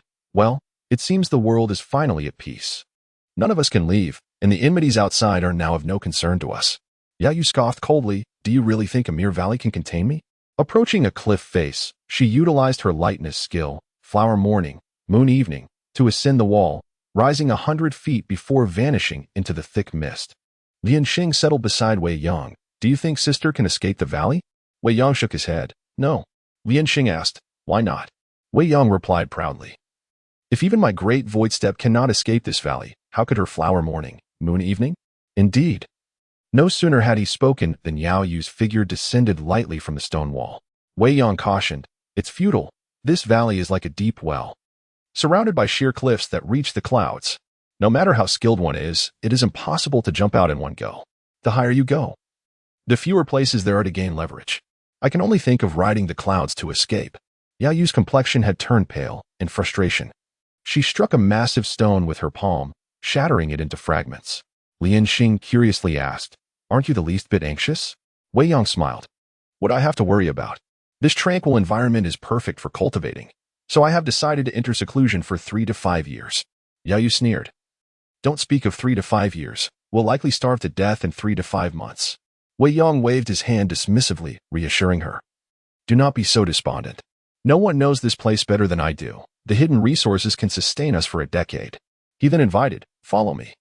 He led them to the water pool beneath the waterfall, flicked his fingers, and immediately 2 carp leapt out, their size and weight sufficient to feed all 3 of them. Wei Yang pointed to the pool. Though its surface area is merely a few dozen feet, it is quite deep. Inside are various fish that my master once raised. Carp, catfish, Christian carp. With your appetites, you could not finish them in 100 years. Lian Xing laughed. So you truly intend to live here? Wouldn't that make you no different from a wild man in the mountains? Wei Yang countered. Is being a wild man so bad? It is rare to have such peace and tranquility, free from the disputes of the martial world. Hence, I have decided to live as one for 3 to 5 years. He then asked Lian Xing, what about you? Lian Xing pondered for a moment before responding. Living in seclusion here wouldn't be so bad, though the conditions are quite poor. Since you have decided this, I shall accompany you to the end. Yao Yu had no interest in this notion, glaring coldly at Lian Xing. Lian Xing, what are you saying? Do you truly wish to spend your life here like a wild man with her? Lian Xing whispered, Sister, you have not misunderstood. In truth, there is little to be discontented about here. We are carefree. Once we step outside, we will be confronted with the burdens of the past. Alas, I have grown utterly weary over the years and no longer wish to dwell on these matters. I advise you to abandon that tedious plan. Yao Yu retorted with a cold laugh. Abandon? Are you implying that you have discovered a remedy for your wounds and thus resolved to give up? What gives you the right to urge me to relinquish my pursuits? Who will tend to my scars? Should you continue to speak thus? Do not blame me for disregarding our sisterly bond. Lian Xing then chuckled coldly. When have you ever considered our sisterhood? Do not forget how my disability came to be. It was all because you coveted a single peach. In the face of despair, all constraints would ultimately prove ineffective, and Lian Xing found her fear of Yao Yu diminishing. Wei Yang sensed that this marked a promising beginning. Chapter 32. The free-spirited Lian Xing. The road was obliterated, ultimately ensnaring Wei Yang and the moonlit Lian Xing within the desolate confines of Wujing Valley. For years devoid of habitation, the environment lay barren, necessitating a fresh start for a tranquil existence. Amidst a quarrel between Yao Yu and Lian Xing, Wei Yang meticulously reburied his master's remains, diligently filling the earth, erecting a tomb, and setting up a stone tablet. He then cleared the overgrown weeds surrounding the house, repaired the damaged roof, and swept away the dust from within, laboring tirelessly until dusk, despite his unparalleled martial prowess. At last, the 2 women ceased their bickering. Wei Yang approached, remarking, Might I inquire, esteemed ladies, do you intend to merely observe while I toil so fervently? Yao Yu, her expression as cold as frost, remained silent. Lian Xing, with a playful grin, retorted, You are the host. Should you not prepare for your guests? Wei Yang nodded, conceding, There is a semblance of truth in that. Yet it hardly absolves you of your idleness. Besides, you 2 will be the hostess here in the future. Why not lend a hand? Lian Xing chuckled. Let us not dwell on future matters. After all, that is a discussion for another time. Taking a seat beside Lian Xing, Wei Yang gently brushed his fingers against her delicate nose, his expression one of fondness. You wish to partake in these tasks, but I might be reluctant to oblige. He teased. Yao Yu let out a disdainful huff, her demeanor icy. Lian Xing leaned against Wei Yang's shoulder, a mischievous smile gracing her lips. After years of restraint, I finally have the chance to revel. Do not be too perturbed. I could even concede to one of your requests. Anything at all, even if you seek the martial secrets of Yihua Palace.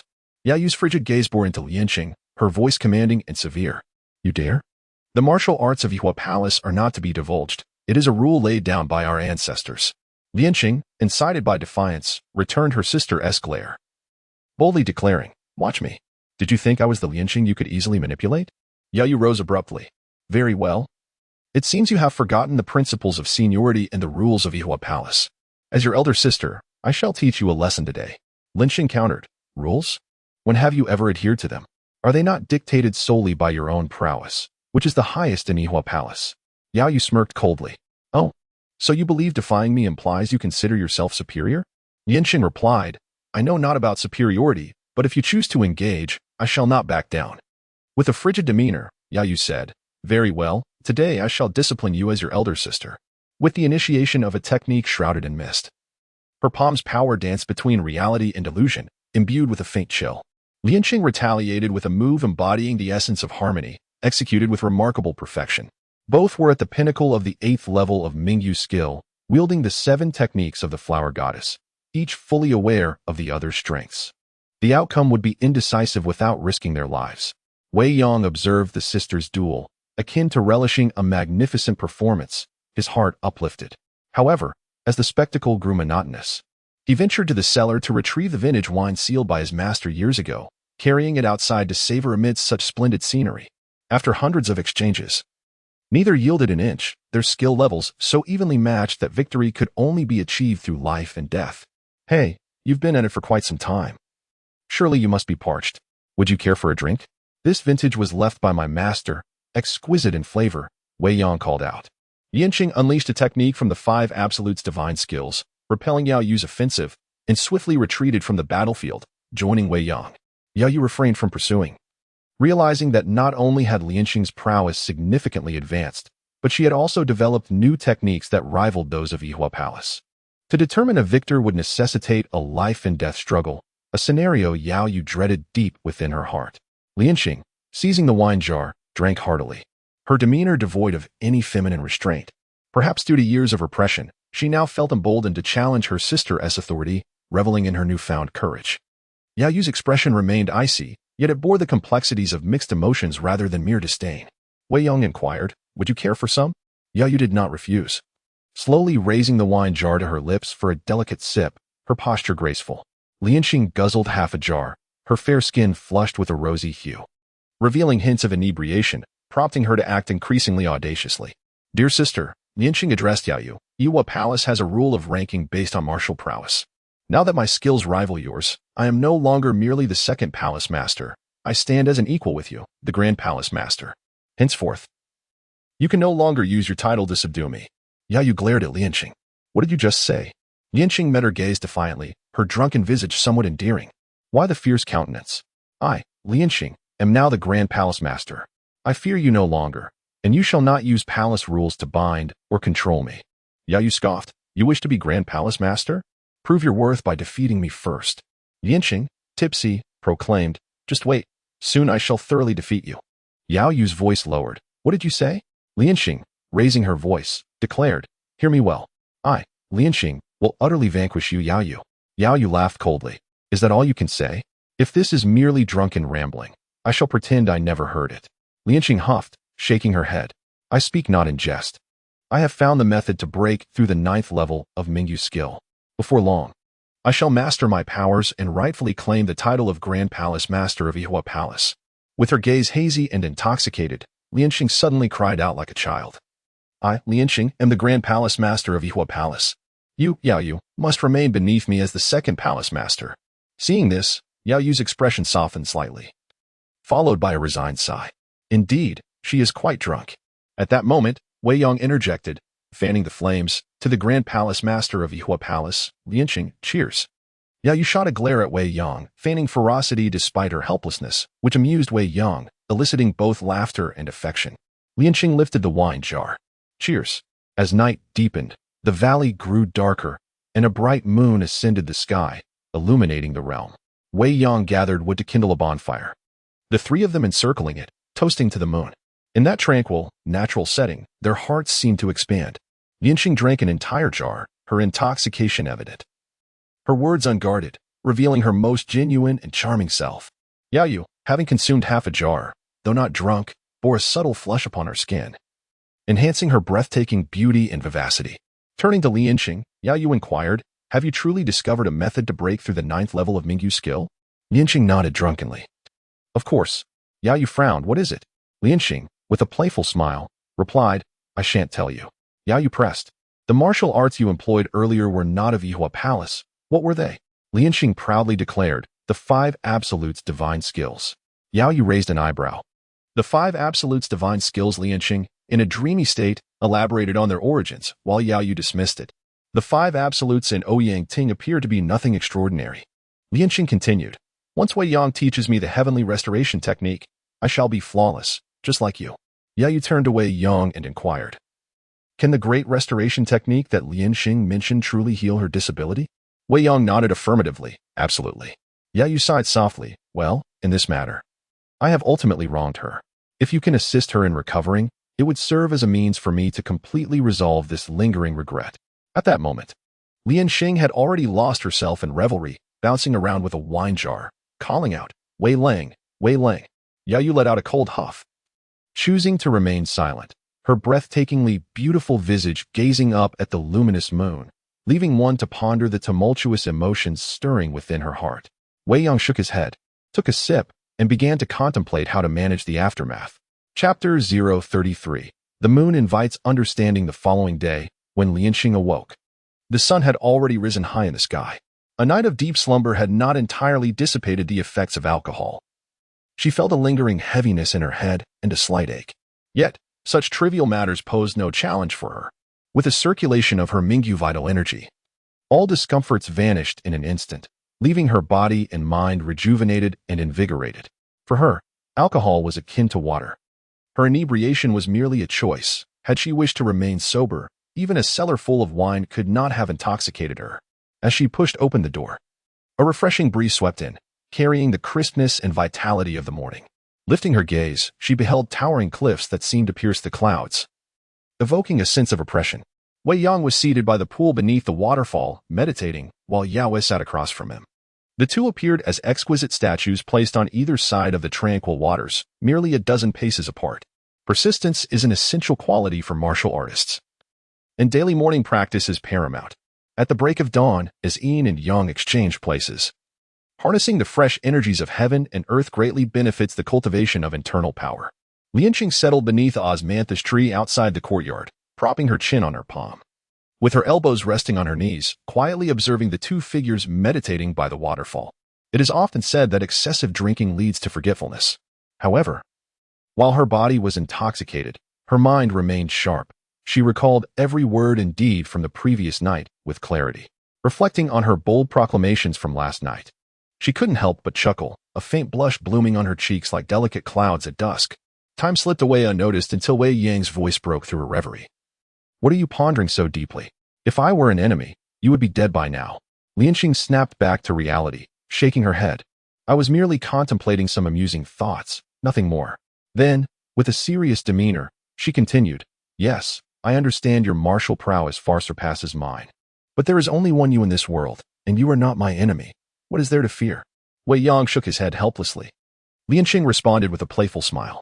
Wei Yang, holding 3 white fish, wore a warm and charming smile. "Since you have so much free time, why not lend me a hand? I will grill fish for you." Lianqing hesitated, "But I have never done this before." Wei Yang pondered for a moment. "You must know how to start a fire. I will prepare the fish, and you can help me with the fire." Lianqing happily agreed. "All right." Moments later, thick smoke billowed from the courtyard as a white figure darted out amidst Wei Yang's wry smile. Wei Yang sighed, shaking his head. "You may excel in the hall, but you cannot manage the kitchen. Life has become quite challenging." Lianqing crouched by the water's edge, washing the grime from her hands, internally lamenting, "This is far too difficult. Even more so than the 9th level of Mingyu Gong." Meanwhile, Wei Yang busied himself cleaning up the mess she had left behind, finally managing to cook the fish. Its golden hue and fragrant aroma revealed a delectable dish crafted with the simplest techniques. This culinary skill was not a gift but honed over years of self-sufficiency. The three shared a fish each, savoring the exquisite flavors. To find such a meal in dire circumstances was already a considerable blessing. After finishing their meal, Yao Wei continued her quest for a way out, her obsession unyielding, refusing to remain at ease. She utilized her watching Yueshi technique, darting around the valley, yet could find no escape. Lianqing sighed. "Sister, how long will you continue to struggle before you awaken?" Wei Yang replied. "Her fixation runs deep. We can only guide her, not obstruct her. Let her tire herself out for now. We should focus on our own matters." Lianqing blinked, grinning. "Whatever mischief you wish to pursue, I will support." Wei Yang tenderly caressed Lianqing's exquisite face, his tone laced with affection. "I have not even begun to entertain foolish thoughts. What nonsense are you conjuring? I intend to heal your wounds, to fulfill the regrets of these past years. Resolving what you have longed for will greatly aid your ascent to the pinnacle of martial arts." Lianqing mused for a moment, then shook her head. "But I suddenly feel that it matters little whether I heal these wounds or not." Wei Yang inquired, perplexed. "Why so?" Lianqing smiled brightly. "Naturally, because you have never once looked down upon my disability." Wei Yang shook his head with exasperation, adopting a half-joking tone. "I suspect your mind may also be impaired. Whether I disdain you is one matter, but treating your injuries is another. You cannot remain disabled forever, can you?" Lianqing nodded. "I shall heed your words." As she spoke, a radiant smile graced her face. Yao Wei paused, taken aback. Since the day Lianxing had been injured, she had not witnessed such a smile on her sister's face. Wei Yong interjected, I advise you, Yao, not to waste your efforts. You cannot leave here. Rather, conserve your energy and contemplate how to break through to the 9th level of Mingyu Gong.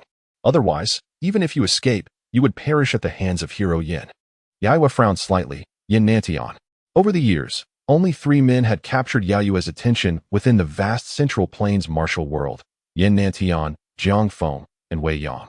Yin Nantian was her greatest rival in martial arts. Jiang Feng represented a painful chapter in her emotional history. As for Wei Yong, her feelings toward him were complex, beyond her own articulation. Though she regarded Yin Nantian with great seriousness, she held no belief that he could surpass her, scoffing. Yin Nantian has become a complete invalid. How could he possibly defeat me? Wei Yong shook his head. He may be an invalid now, but the wedding dress divine technique requires one to be broken and then reborn. Only by experiencing the pain of losing one's power can one aspire to the 10th level. Lianxing exclaimed, I see now. No wonder so few have succeeded in mastering the wedding dress divine technique since its inception. Yao murmured, to break and then stand. So, to master the wedding dress divine technique, one must indeed undergo such a process. Wei Yong nodded, precisely. Hero Yin was once rendered powerless by 5 evil men. His meridians destroyed, but through misfortune, he found a glimmer of hope to ascend to the pinnacle of martial arts. When I left the valley, his meridians had recovered by 90%. He should be awakening soon. Yao exclaimed, I understand now. A spark of inspiration illuminated her mind. Previously grasped concepts became clear again as she returned to her room without a backward glance, remaining inside for the next few days. Lianxing wondered aloud, sister, she. Wei Yong gently tapped her head. You didn't listen when I tried to teach you early on. Now she has gotten ahead of you. It seems it won't be easy for you to surpass her. Lianxing was momentarily taken aback.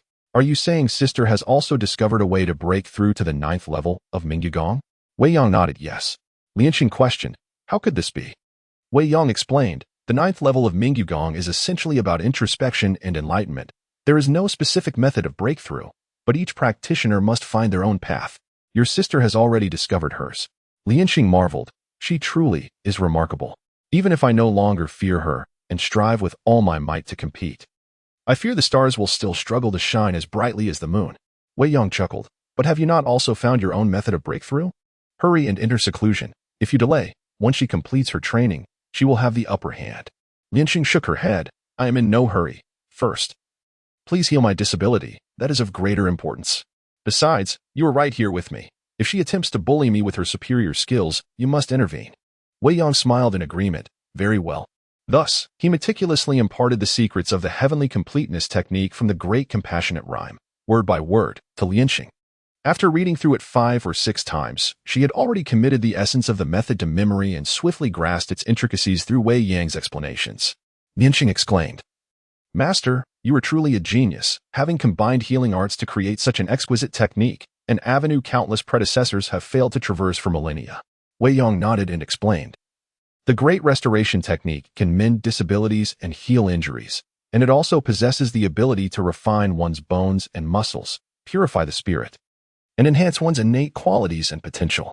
My current state is inextricably linked to this extraordinary art.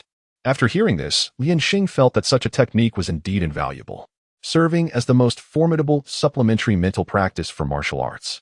Wei Yong cautioned, in order to heal your disability, it is essential to shatter your distorted meridians and bones, allowing the Great Restoration technique to work its magic. You must endure the pain. Lianxing extended her left hand and foot, saying, come on. Her demeanor was remarkably nonchalant, reminiscent of Guan Yu's legendary resolve when treating his wounds. However, once the procedure commenced, she collapsed into Wei Yang's embrace, weeping like a child, overwhelmed by the agony. Chapter 034. The 9 layers of Mingyu. Lianxing's disabled limbs were once again severed, yet this time it was done willingly, embodying the essence of the Great Restoration technique. Wei Yong advised her, with your skills, a week of seclusion will suffice to mend your broken bones. Rest for a month, and you shall regain full function in your left hand and foot, akin to your right side. During these 7 days, focus solely on your cultivation. External matters are of no concern. Once you are healed, we shall devise a plan to depart. Lianxing nodded in agreement and then inquired, the valley is completely sealed. Do you truly possess a method to escape? Wei Yong affirmed, Analyzing, if we combine the strength of our three masters, escape is indeed feasible, though it may require considerable time. Lianqing pressed, how long? Wei Yang replied, perhaps 10 to 8 years. Lianqing frowned, so long? Wei Yang clarified, that is relatively short. If unforeseen complications arise, it could extend to a decade or two. Lianqing noted, you seem remarkably unperturbed, as though you anticipated this situation. Wei Yang replied nonchalantly, not quite. I merely took precautions before our entry. At the very least, we could exit within 1 to 3 years. After a moment of contemplation, Lianqing realized. Is your contingency plan related to Murongjio and the little fairy? Wei Yang nodded, smiling. You've guessed correctly. If we calculate the time, they should have already commenced their actions. Indeed, a series of muffled sounds echoed from the valley entrance, and the ground quivered slightly, the noises rhythmic and periodic. Wei Yang listened intently, smiling. It seems they are using explosives to carve a path into the valley. Lianqing agreed. Such a monumental task must require an immense amount of gunpowder. Wei Yang responded confidently, worry not, with the financial might of the Murong family. This is but a trifling matter. Lianqing nodded slightly, I understand. Then, with a smile, she said, wait for me a moment. I have a few fine items to gift you. She retrieved a package, unveiling its contents, a crescent-shaped blade, an indestructible soul-searching hand, and a grand soul-searching needle, along with several jars and exquisitely bound parchment books. Wei Yang exclaimed in surprise, where did you acquire these? Lianqing mischievously blinked. I noticed their martial skills and weapons were quite rare, so I seized them before the explosives detonated, lest such exquisite techniques and rare weapons be lost forever. Wei Yang marveled, you truly understand the art of scavenging. Lianqing, how many more surprises do you harbor?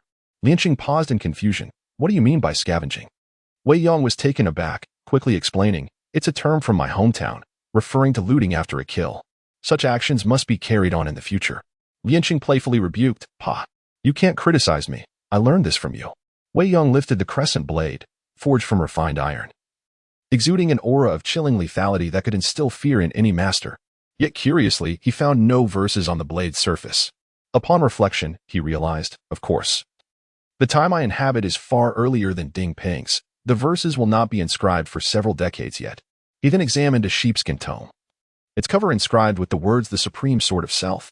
Lianqing remarked, I have read it. The sword techniques within are indeed worthy of the title. Not merely divine, but demonic.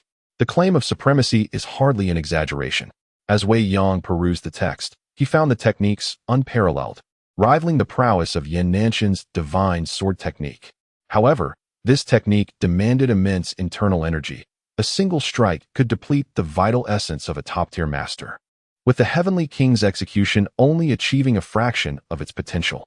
Another tome, The 10 Styles of the Incomparable Soul Capture, showcased techniques even more intricate than the Wudong's two-instrument swordplay, yet regrettably lay dormant in the hands of the inept. Wei Yang meticulously absorbed the essence and secrets of both techniques, confident that within 3 days, he could master them to their zenith. He advised, keep these gloves. They may prove useful in future confrontations. Lianqing asked, you don't want them? Wei Yang replied, I possess a pair acquired during the Battle of the Wasteland. Lianqing accepted without hesitation. The following days passed in tranquility, as Yaoyue chose to enter seclusion to break through to the 9th layer of Mingyu, while Lianqing diligently practiced the Great Restoration technique to heal her disabled limbs. Meanwhile, Wei Yang immersed himself in the study of the 10 styles of the incomparable soul capture and the supreme sword of self. True to his expectations, within 3 days, he had completely mastered both techniques. Approaching the valley entrance, he raised the crescent blade high, a torrent of murderous intent coalescing in that confined space, exuding a sense of annihilation that even lowered the ambient temperature. With a commanding voice, he declared, slash. The blade descended, cleaving a massive stone, several dozen feet long, cleanly in half. A thunderous crash followed as the stone fell, cascading debris from the valley's entrance. Wei Yang praised, a remarkable blade, an exquisite technique. With the sword and its method, I could carve a path through stone. On the 7th day, Lianqing's restoration technique was complete. Her severed left leg and arm had finally healed. In her room, Lianqing gazed deeply at her flawless left arm, entranced by its perfection. Tears of joy streaming as the pain of her past faded away. Confidently, she stepped outside, embracing the morning breeze and mist, breathing deeply, her delicate form appearing ethereal in the haze. Her beauty was unparalleled, with a dainty nose above cherry-red lips and eyes sparkling like stars. her expression imbued with a languorous grace, reminiscent of one just awakening from slumber. With a joyous smile, she exclaimed, after struggling for so many years, "I have finally cast off the shackles of my disability." What seemed a self-deprecating remark concealed innumerable sorrows and hardships. Wei Yang's voice broke the silence. "Congratulations." Yanqing's gaze, warm as rippling waters, flowed towards Wei Yang, brimming with gratitude and affection. Suddenly, she embraced him, rising on tiptoe to press her cherry-like lips against his forehead, her eyes shimmering with a profound warmth, igniting a flame of love within a heart long encased in ice. Wei Yang gently placed a finger on her lips, stifling her burgeoning passion, smiling as he said, "It is not yet time for our union. Indulging in fleeting pleasures may cost us eternity." Lianqing furrowed her brow, struggling to comprehend, yet her youthful heart instinctively trusted Wei Yang's wisdom. He tenderly patted her cheek, reassuring, "Many aspects of life are inexplicable. First, conquer the 9th layer of Mingyu, and then you will understand the depth of my intentions." Yanqing obediently nodded, understood. Just then, a bone-chilling cold enveloped the valley. Akin to an icy prison, even Lianqing's cultivation could not withstand the encroaching chill. She gasped, "It's my sister." The two approached the door of Yaoyue's seclusion chamber, the cold intensifying with each step. Having perfected his bridal garment technique, Wei Yang's fiery essence countered the invading frost, while Lianqing, with only the 8th layer of Mingyu, trembled before the oppressive cold, utterly bereft of resistance before action could be taken. Through the window, the two gazed into the room, where the exquisite, flawless moonlight was enveloped in a gentle veil of mist. Her skin, akin to that of a precious jade, rendered her a celestial being from the moon palace. At that moment, her entire complexion underwent a remarkable transformation. Neither red nor white, it gradually became translucent, resembling a crystal-clear pool of water, revealing every vein and bone within her musculature, even the luminous energy coursing through her meridians. This phenomenon marked the breakthrough of the Mingyu skill to its 9th level. Lianqing, momentarily entranced, murmured, "After all these years, my sister has finally reached this stage." Wei Yang reminded her, "You can do it too." Lianqing nodded in agreement. Indeed.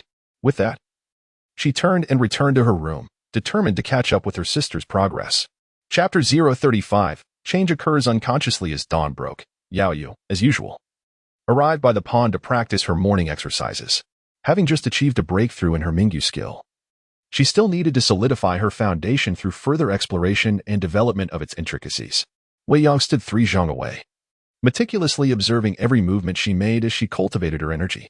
With an icy tone, Yaoyu asked, "What are you staring at?" Wei Yang smiled faintly.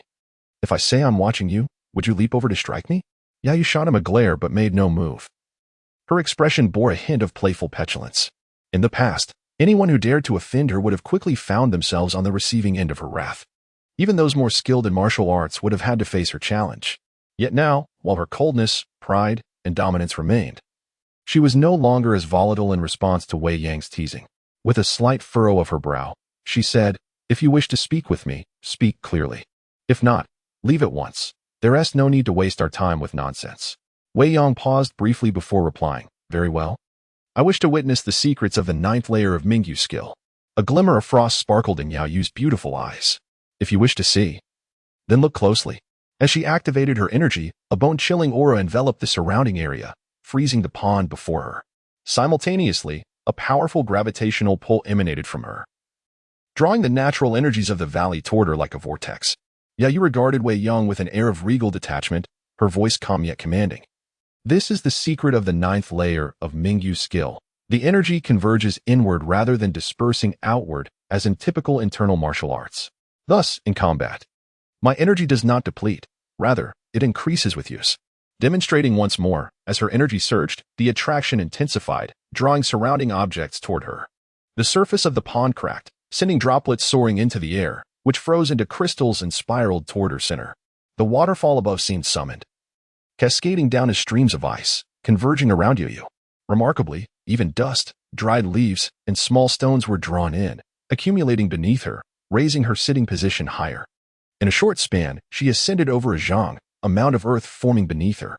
Encased in a sphere of ice, she became a chilling moon in the sky, its diameter expanding rapidly with time. Wei Yang stood at the edge of the vortex, unwavering like a mountain, unaffected by the overwhelming force. With a gentle flick of his fingers, his energy was completely frozen, disintegrated, and assimilated, ultimately transforming into the coldest essence of Mingyu energy that surged into Yao Yu's being. Her voice resonated from within the ice sphere. The ninth layer of Mingyu skill not only conserves energy, but also absorbs the spiritual essence of nature and the energy emitted by opponents, converting it into the coldest essence of Mingyu energy.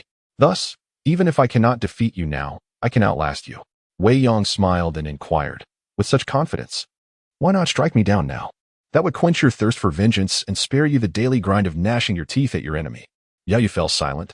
Enveloped in the core of the ice, her expression and thoughts were obscured, leaving only an aura of chilling pride. After what felt like an eternity, her voice emerged once more from the ice, icy and regal. A worthy opponent is hard to find. If I were to kill you now, I would stand alone at the pinnacle. Her tone, unusually hesitant, lacked the usual decisiveness she exuded. Wei Yong chuckled, is that the truth? Yao Yu responded, what I, Yao Yu, say is more binding than imperial decrees. Wei Yong replied with a modest smile, Yao Yu, I did not expect you to speak thus. It pleases me. Now, I too have a truth to share. With your current mastery of the ninth layer of Mingyu skill, you likely cannot defeat me. A flicker of crimson flashed in his eyes as an overwhelming force of energy erupted from him, fierce as fire and thunderous as a storm, swiftly consuming the surrounding chill. Yao Yu declared, the bridal gown divine skill. Wei Yong nodded, indeed, the bridal gown divine skill. Allow me to show you the might of its 10th layer. Crimson energy surged forth, encircling him in a blazing sphere, radiant and fierce, making him appear as a blazing inferno. The cold began to dissipate, the ice melting away, and the vortex's gravitational pull waned under the balance of the bridal gown energy, halting the expansion of the previously gargantuan ice sphere. Yao Yu gasped, a hint of admiration and surprise in her voice. So that is it. I had always thought you were using your full strength against me. But it turns out the pinnacle of the bridal gown divine skill is complete unity, its energy profound and impervious to external forces. Wei Yong affirmed, precisely. But there is one more point you have yet to mention. The power of the 10th layer of the bridal gown divine skill far surpasses that of the 9th layer of Mingyu skill, and its fiery and thunderous nature may well overwhelm you swiftly. Yao Yu offered no rebuttal. Though confident, proud, and domineering, she was not foolish enough to ignore the stark reality. Even if reluctant, she had to accept it. After a moment of silence, both of them simultaneously withdrew their energies, restoring the pond and waterfall to their former tranquility, save for the mound of earth that remained. Wei Yong fished 2 white fish from the pond. Dinner is approaching. I shall prepare fish for you. Yao Yu remained silent, her crescent-shaped brows slightly furrowed as she gazed at Wei Yang's departing figure, her thoughts concealed from all. Suddenly, her expression contorted, anguish flickering across her face as if gripped by a heart-wrenching pain. She was conflicted, struggling internally, her beautiful eyes reflecting confusion and indecision. Her heart like a pond battered by a waterfall. Cold light flashed in her eyes as, with a swift movement, she shattered the mound of earth beneath her with a single strike. Time passed, and she returned to her small courtyard, placing the roasted fish and chopsticks on the stone table. Taking a bite, she chewed thoughtfully, surprisingly finding the flavor quite agreeable for the first time. This time, she savored each bite, taking her time, unlike before when she merely forced herself to eat to stave off hunger. After finishing, she stepped out of the courtyard and spotted Wei Yong in the distance, wielding a curved blade, diligently clearing a path through the rubble. His efforts over the past few days had opened a considerable distance. Yao Yu approached him, saying, with such hacking, you'll not know how long it will take to carve a path. Wei Yong replied nonchalantly, better than waiting. He continued to explain, Murong Jiao and the little fairy are working from outside while I tunnel from within. This coordinated effort will expedite our escape. Yao Yu nodded slightly, indeed. Thus, she drew forth the ancient divine weapon, the bloodlight illuminating the dawn, and joined Wei Yong in carving through the rubble. Curiosity piqued, Wei Yong inquired, did you not say that the energy of the 9th layer of Mingyu skill converges inward? How then are you able to project sword energy? Is that not contradictory? Yao Yu clarified, while the 9th layer of Mingyu skill indeed focuses energy inward, it does not preclude the outward projection of energy. If one only takes in and does not release, would that not be akin to the folly of a demonic path? In this state, my power can flow freely in and out, effortlessly controlled. What I previously demonstrated was merely one aspect of its ability. Wei Yong understood. Now it makes sense. Her explanation elevated his assessment of the 9th layer of Mingyu skill. In the following days, a monotonous routine returned, consisting solely of cultivating skills, breaking stones, and resting in a repetitive cycle. The only distinction was the presence of Yahweh by Wei Yong's side. Time swiftly passed, and after 7 days, the passage they had carved extended several zhang forward. Meanwhile, the sounds of explosions from the outside world grew increasingly frequent, indicating that it was merely a matter of time before they would escape the valley. Just as the two of them were diligently excavating, the temperature within the valley suddenly dropped, followed by a series of strange phenomena, reminiscent of the day Yahweh broke through to the 9th layer of the Mingyu technique. Observing this, Yahweh sighed softly. She has succeeded. From now on, I shall no longer fear the solitude of my journey. Chapter 36. The heart of a woman. Throughout the extensive history of the martial world, extraordinary women like Yahweh and Lianqing, though appearing only one at a time, possess a beauty that can overshadow an entire era. In their early lives, Yahweh was the principal figure while Lianqing merely a supporting star beside the resplendent moon. Yet today, as Lianqing has also transcended to the 9th level of her cultivation, these equally remarkable sisters now stand on the same pedestal, radiating identical brilliance, transforming the once solitary moon into a harmonious blend of moonlight and starlight. Lianqing gracefully emerged, clad in simple attire, her unparalleled beauty captivating all. She emanated an aura that was in no way inferior to Yahweh's, proclaiming her newfound equality. With a gentle smile, she greeted, "Sister." Yahweh maintained her aloof demeanor, responding, "Very well. Perhaps the Ihua Palace shall no longer be so lonely. Your path to independence will depend on how far you choose to go." With that, she turned and retreated to her chamber, a wave of unprecedented pressure overwhelming her as Lianqing's breakthrough weighed heavily upon her. Once Yahweh departed, Lianqing suddenly dashed into Wei Yong's embrace, exclaiming with excitement, "Wei Lang, I stand on equal ground with her now. I am no longer afraid." Wei Yong looked fondly at Lianqing. "Indeed, you have transformed from a supporting role to the protagonist. Though you are not the sole star, you have carved out a path that belongs to you." Overwhelmed with emotion, Lianqing's eyes welled with tears, crystalline droplets glistening like exquisite pearls. Wei Yong tenderly caressed her back, offering her the utmost affirmation and encouragement. Lianqing clung tightly to Wei Yong, her face alight with an innocent and blissful smile, as if her ascent to the 9th level of cultivation had returned her to a carefree childhood. With a resigned smile, Wei Yong reminded her, "At your age, why are you still so clingy? I have many important matters to attend to. We will talk later." Mentioning her age was akin to provoking a tiger, and Lianqing, with mischief in her eyes, playfully pinched Wei Yong's waist, twisting it with fervor. Wei Yong chuckled, "Hey, I thought someone as extraordinary as you would be above such trivialities. I did not expect you to be so sensitive about age." Lianqing tightened her grip, gritting her teeth. "From now on, do not mention this in my presence." Wei Yong yielded. "All right, I shall never bring it up again. Now, let us focus on the important matters." Upon hearing the mention of serious business, Lianqing immediately released her hold and shifted into a diligent mode, inquiring briefly before seizing the short sword, Song Haiying Mingyu, to join the team excavating the mountain path. The two alternated their efforts, diligently working, and within half a day, they had advanced the passage by over 10 feet. As night descended, the three gathered around the campfire for dinner. Wei Yong, having exhausted himself throughout the day, devoured 3 large carbs in one go and declared, "Continue eating at your leisure.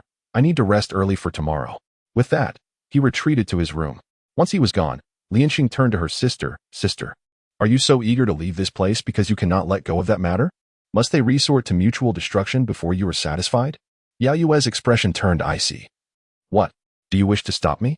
Let me tell you, Lianqing, starting today, I will indulge you in all matters, except this one.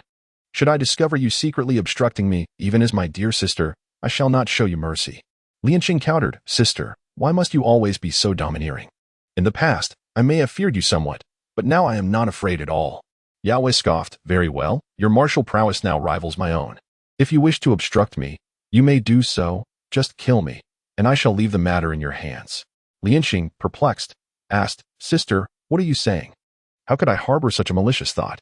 But this matter has lingered for over a decade. Must you still struggle in hatred and pain?" Yahweh replied coldly, "How can I forget? Jiang Feng has dealt me a tremendous humiliation. My pride and dignity were trampled by him, and Huayuan knew. If I do not remove this thorn, I shall find no peace in death." Lianqing fell silent, recognizing the suffering her sister had endured over the years. She had once empathized, for she too had loved the man named Jiang Feng. However, in retrospect, these inexplicable entanglements of love, hate, and pain seemed entirely self-inflicted. Yanqing inquired, "Do you still harbor feelings for Jiang Feng?" Yao Wei retorted, "What is he worth for me to remember? His skills and talents are as lackluster as his judgment. He is only worthy of Hua Wennu, a mere servant. How could I, Yao Wei, ever lower myself to such a level?" Yanqing questioned, "If you do not love him, why then do you harbor such hatred, even to the detriment of Wuching?" Yao Wei coldly replied, "I have long since ceased to hate. Jiang Feng and Hua Wennu are not worthy of my contempt." Yanqing, further puzzled, pressed, "Then what is the purpose of all this?" Yao Yue's gaze turned frigid. "This is my punishment for Jiang Feng's humiliation of me and Hua Wennu's betrayal. I want them to find no peace, even in death." Yanqing was taken aback. Punishment? In that moment, she finally comprehended Yao Yue's intent and found herself at a loss for words. Years ago, when Jiang Feng was gravely injured and on the brink of death, Yao Wei had discovered him and brought him to the Yihua Palace. Not only had she devoted herself to healing him, but she had also developed feelings for the world's most handsome man. Back then, Yao Wei, proud and noble, had bestowed her favor upon Jiang Feng, a dream coveted by many. Yet, Jiang Feng, intimidated by Yao Yue's aloofness and domineering nature, had hesitated. While he did not directly refuse her, he began to develop feelings for Hua Wennu, her maid, even engaging in an unseemly affair that resulted in an unplanned pregnancy. After the truth was revealed, he brazenly eloped with Hua Wennu, disregarding her ties to the Yihua Palace. This act trampled upon Yao Yue's dignity as the palace mistress and the rules of the palace itself. If she did not act, she would become a laughingstock. Years passed, and while the love that once existed may have faded, the indignity of her past still haunted her. The hatred born of love had become a means of punishment for Jiang Feng and his wife. Lianqing argued, "Jiang Feng and Hua Wennu have trampled your pride, yet they have been killed by you. What does this have to do with Wuqing and Xiao Yue?" Yao Wei did not answer directly, remaining silent for a moment before looking at Lianqing with derision. "What? Now that you have found your beloved, you are ready to let go? Should I also follow suit? What then becomes of the pain I have endured all these years?" Lianqing sighed softly. "With your unparalleled beauty and extraordinary skills, is there truly no suitable partner to be found in this vast martial world?" Yao scoffed. "Very well, Lianqing. You would do well to remember your words. I shall see if you are as carefree as you claim." With that, she strode directly into Wei Yang's chamber. Lianqing was momentarily stunned, quickly realizing the implications and rushing after her, only to find the door locked from within. With her martial prowess, she could easily break down the door. But after a wry smile, she withdrew her outstretched hand, silently gazing at the locked door without uttering a word. Meanwhile, Yao Yue lay beside Wei Yang, who looked utterly bewildered. "What are you doing? Have you two had a falling out? Is this some melodramatic revenge on Lianqing that you're enacting on me?" Yao Wei's gaze, as frigid as ice, fixed upon Wei Yang, and with an authoritative tone akin to that of an emperor, she commanded, "Listen well, tonight you shall sleep beside me. No talking, no leaving. I wish to see what reaction Lianqing will have." Wei Yang gazed upon the exquisite features of Yao Yue, her figure resembling that of a statue carved from white jade. With a playful smile, he remarked, "You are toying with fire. Do you even comprehend the magnitude of your allure to men?" Yao Yue furrowed her brow slightly and cautioned, "Should you engage in any improper conduct tonight, I will not hesitate to end your life." Her tone remained cold and devoid of warmth, yet there was no trace of malice in her demeanor. Wei Yang offered a faint smile and jested, "This is precisely what you requested. Such delightful opportunities are rare in this world. Why should I, a mere man, concern myself with anything?" With a yawn and a stretch, he turned his body away from Yao Yue and swiftly drifted into slumber. Yao Yue turned her gaze to his face, now so close, and in that moment, there was not a hint of chill left in her eyes. Chapter 037. A new path in martial arts. The following day, when Wei Yang awoke, the presence of Yao Yue had vanished, leaving behind only a faint, lingering fragrance. Having slept deeply, he was unaware of when Yao Yue had departed. Lianqing stood quietly at the door and teased, "Did you have a delightful night?" Wei Yang stretched lazily and inquired, "What precisely do you mean by delightful?" Lianqing giggled, pouting slightly, and remarked, "With the company of the world's most beautiful woman and the greatest master, surely you engaged in some activities that a man would desire?" Her tone carried a hint of playful jealousy, which made her expression all the more endearing. Wei Yang smiled gently and replied, "Well, if something truly happened last night, could I possibly have hidden it from your ears?" Lianqing nodded slightly. "True enough, I was right here, so I had no fear of her acting recklessly." Wei Yang was taken aback, incredulously asking, "Used to guard here all night?" Lianqing confirmed with a nod, explaining, "I know my sister's character all too well. She is capable of anything. If she intends to retaliate against me, who knows what she might do to you? I cannot rely solely on your self-discipline. Wei Yong chuckled. With her formidable skills, I no longer possess the confidence of certain victory. If that day arrives, I can only swallow this bitter fruit with tears. Lian Xing laughed and scolded. Bitter fruit? You are quite generous in embellishing your own circumstances. Such a fortunate event is something you can only dream about. Wei Yong solemnly stated, All right, tonight I shall dream about it, and I will include you in that dream. Lian Xing's face flushed, playfully retorting, You're asking for it. She lightly swatted him, prompting Wei Yong to flee, leading to a delightful chase within the valley until they finally paused. After breakfast, Wei Yong resumed his task of carving a tunnel. As the passage ahead grew increasingly narrow, it could no longer accommodate two masters simultaneously. After a discussion, they unanimously decided to adopt a method of taking turns. While Wei Yong excavated the tunnel, he also practiced his internal skills and various martial arts. His progress was remarkably swift. Particularly with his fists and weapons, he used the obstructing rocks as targets, achieving new breakthroughs in his mastery and comprehension of the divine blade slash and the divine sword technique. His fist and foot techniques also thrived, as he combined the indestructible power of the diamond immovable great soul hand, effortlessly crushing boulders as if they were mere tofu. Lian Xing watched nearby, a smile gracing her lips, as if she could gaze upon this scene for 1,000 or 10,000 years without tiring. Suddenly, Lian Xing said, Aren't you eager to learn the secrets of the Mingyu skill? I can recite it to you now. Wei Yong paused, concerned. Does Yayu have no objections to this? Lian Xing smiled reassuringly. I have already asked my sister. She neither approved nor disapproved, which means she tacitly agrees. With Yayu's lack of objection, Wei Yong felt free to join Lian Xing. She recited the principles of the Mingyu skill from the 1st to the 9th tier, speaking slowly and articulating each word carefully, fearful of any oversight on Wei Yang's part. After listening only once, Wei Yong memorized it completely and began analyzing the principles of the Mingyu skill layer by layer. After a cursory exploration, he marveled.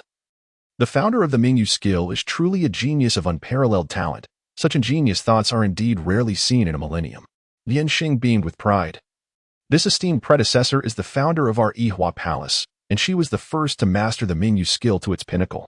Wei Yong praised her. You have gradually caught up with the founder, and you are not inferior. Who knows, you might surpass her one day. Lian Xing smiled sweetly, her heart warmed by his compliments. Yet, she humbly replied, I am far from her level. I would be satisfied just to reach the founder's realm, let alone surpass her. Time flew by, and 2 months passed in the blink of an eye.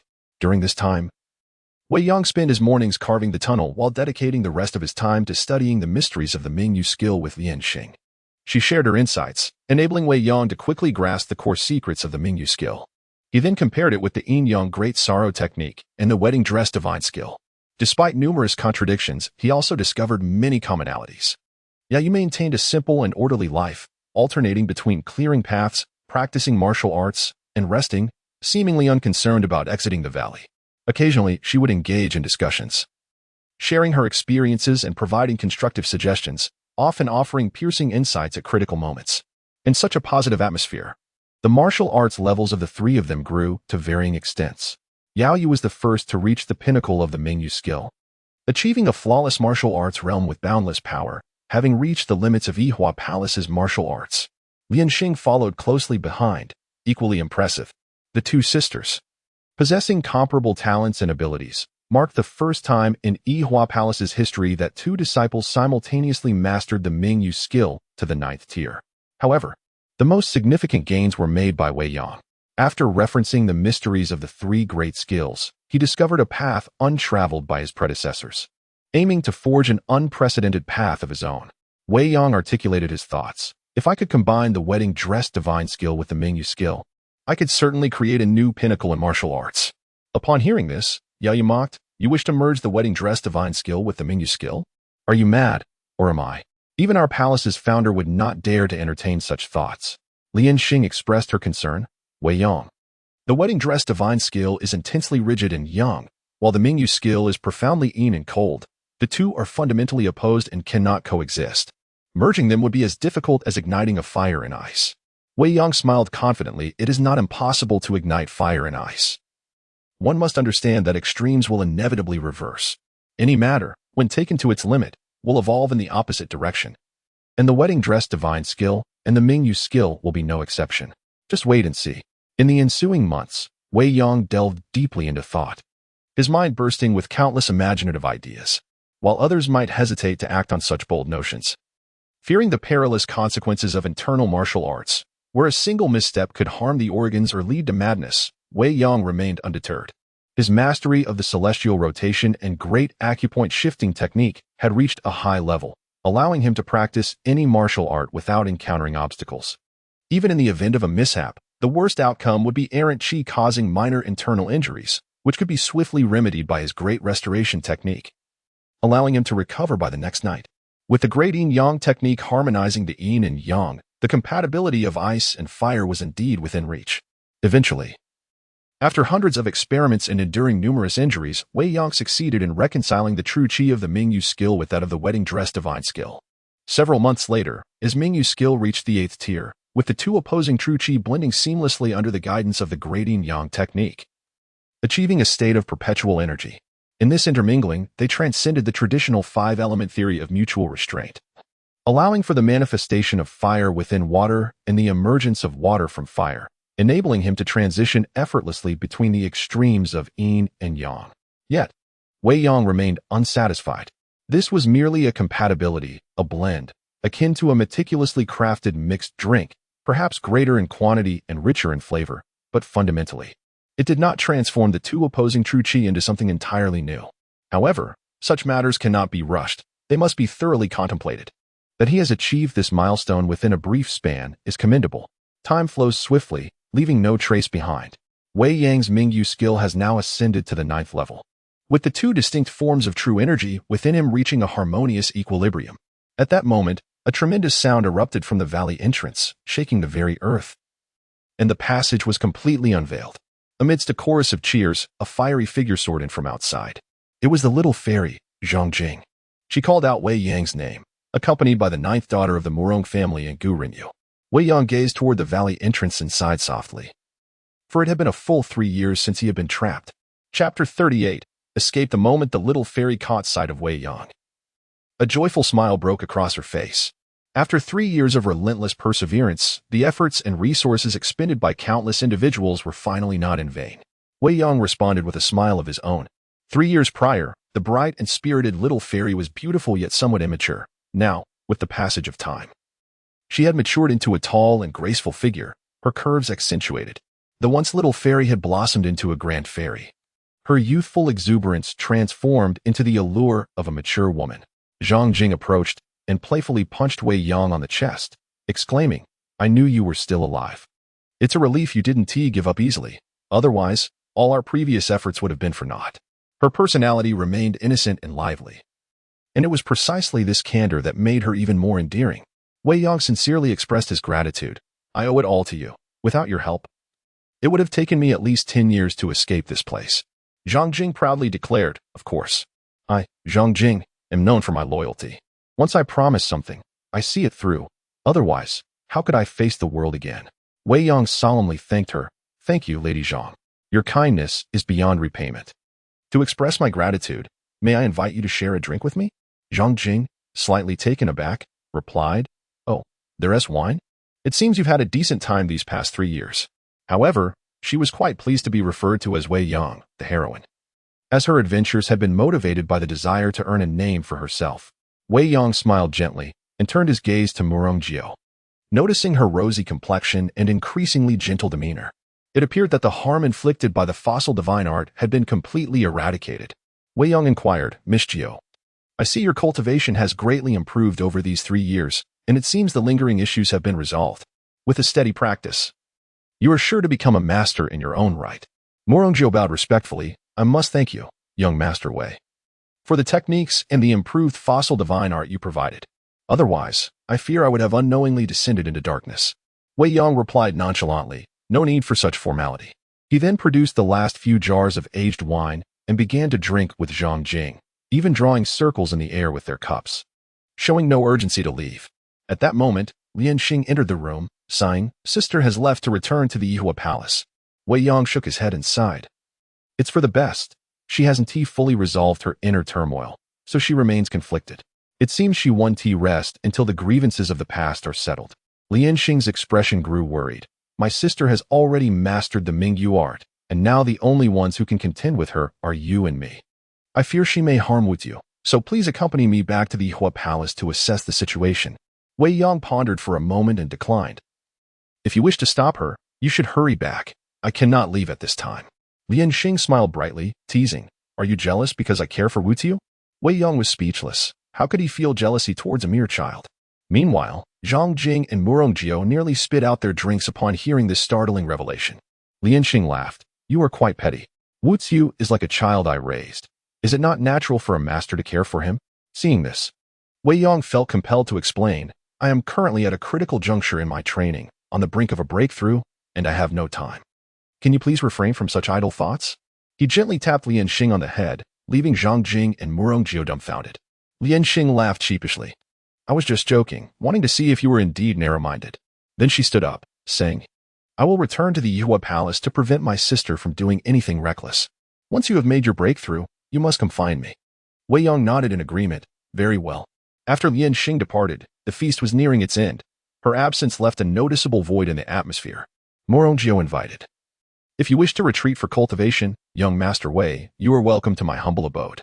The environment there is serene, and all necessities are readily available.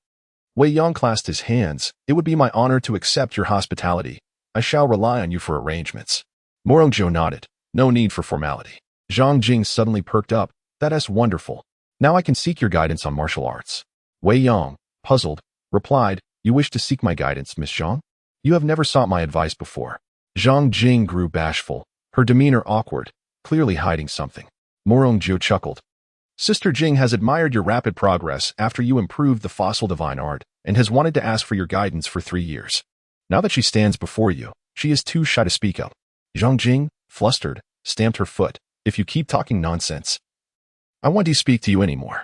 Murongjiu quickly retorted. I won't say another word.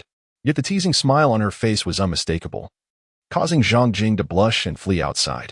At Guishan, 6 unwelcome guests entered a secluded valley.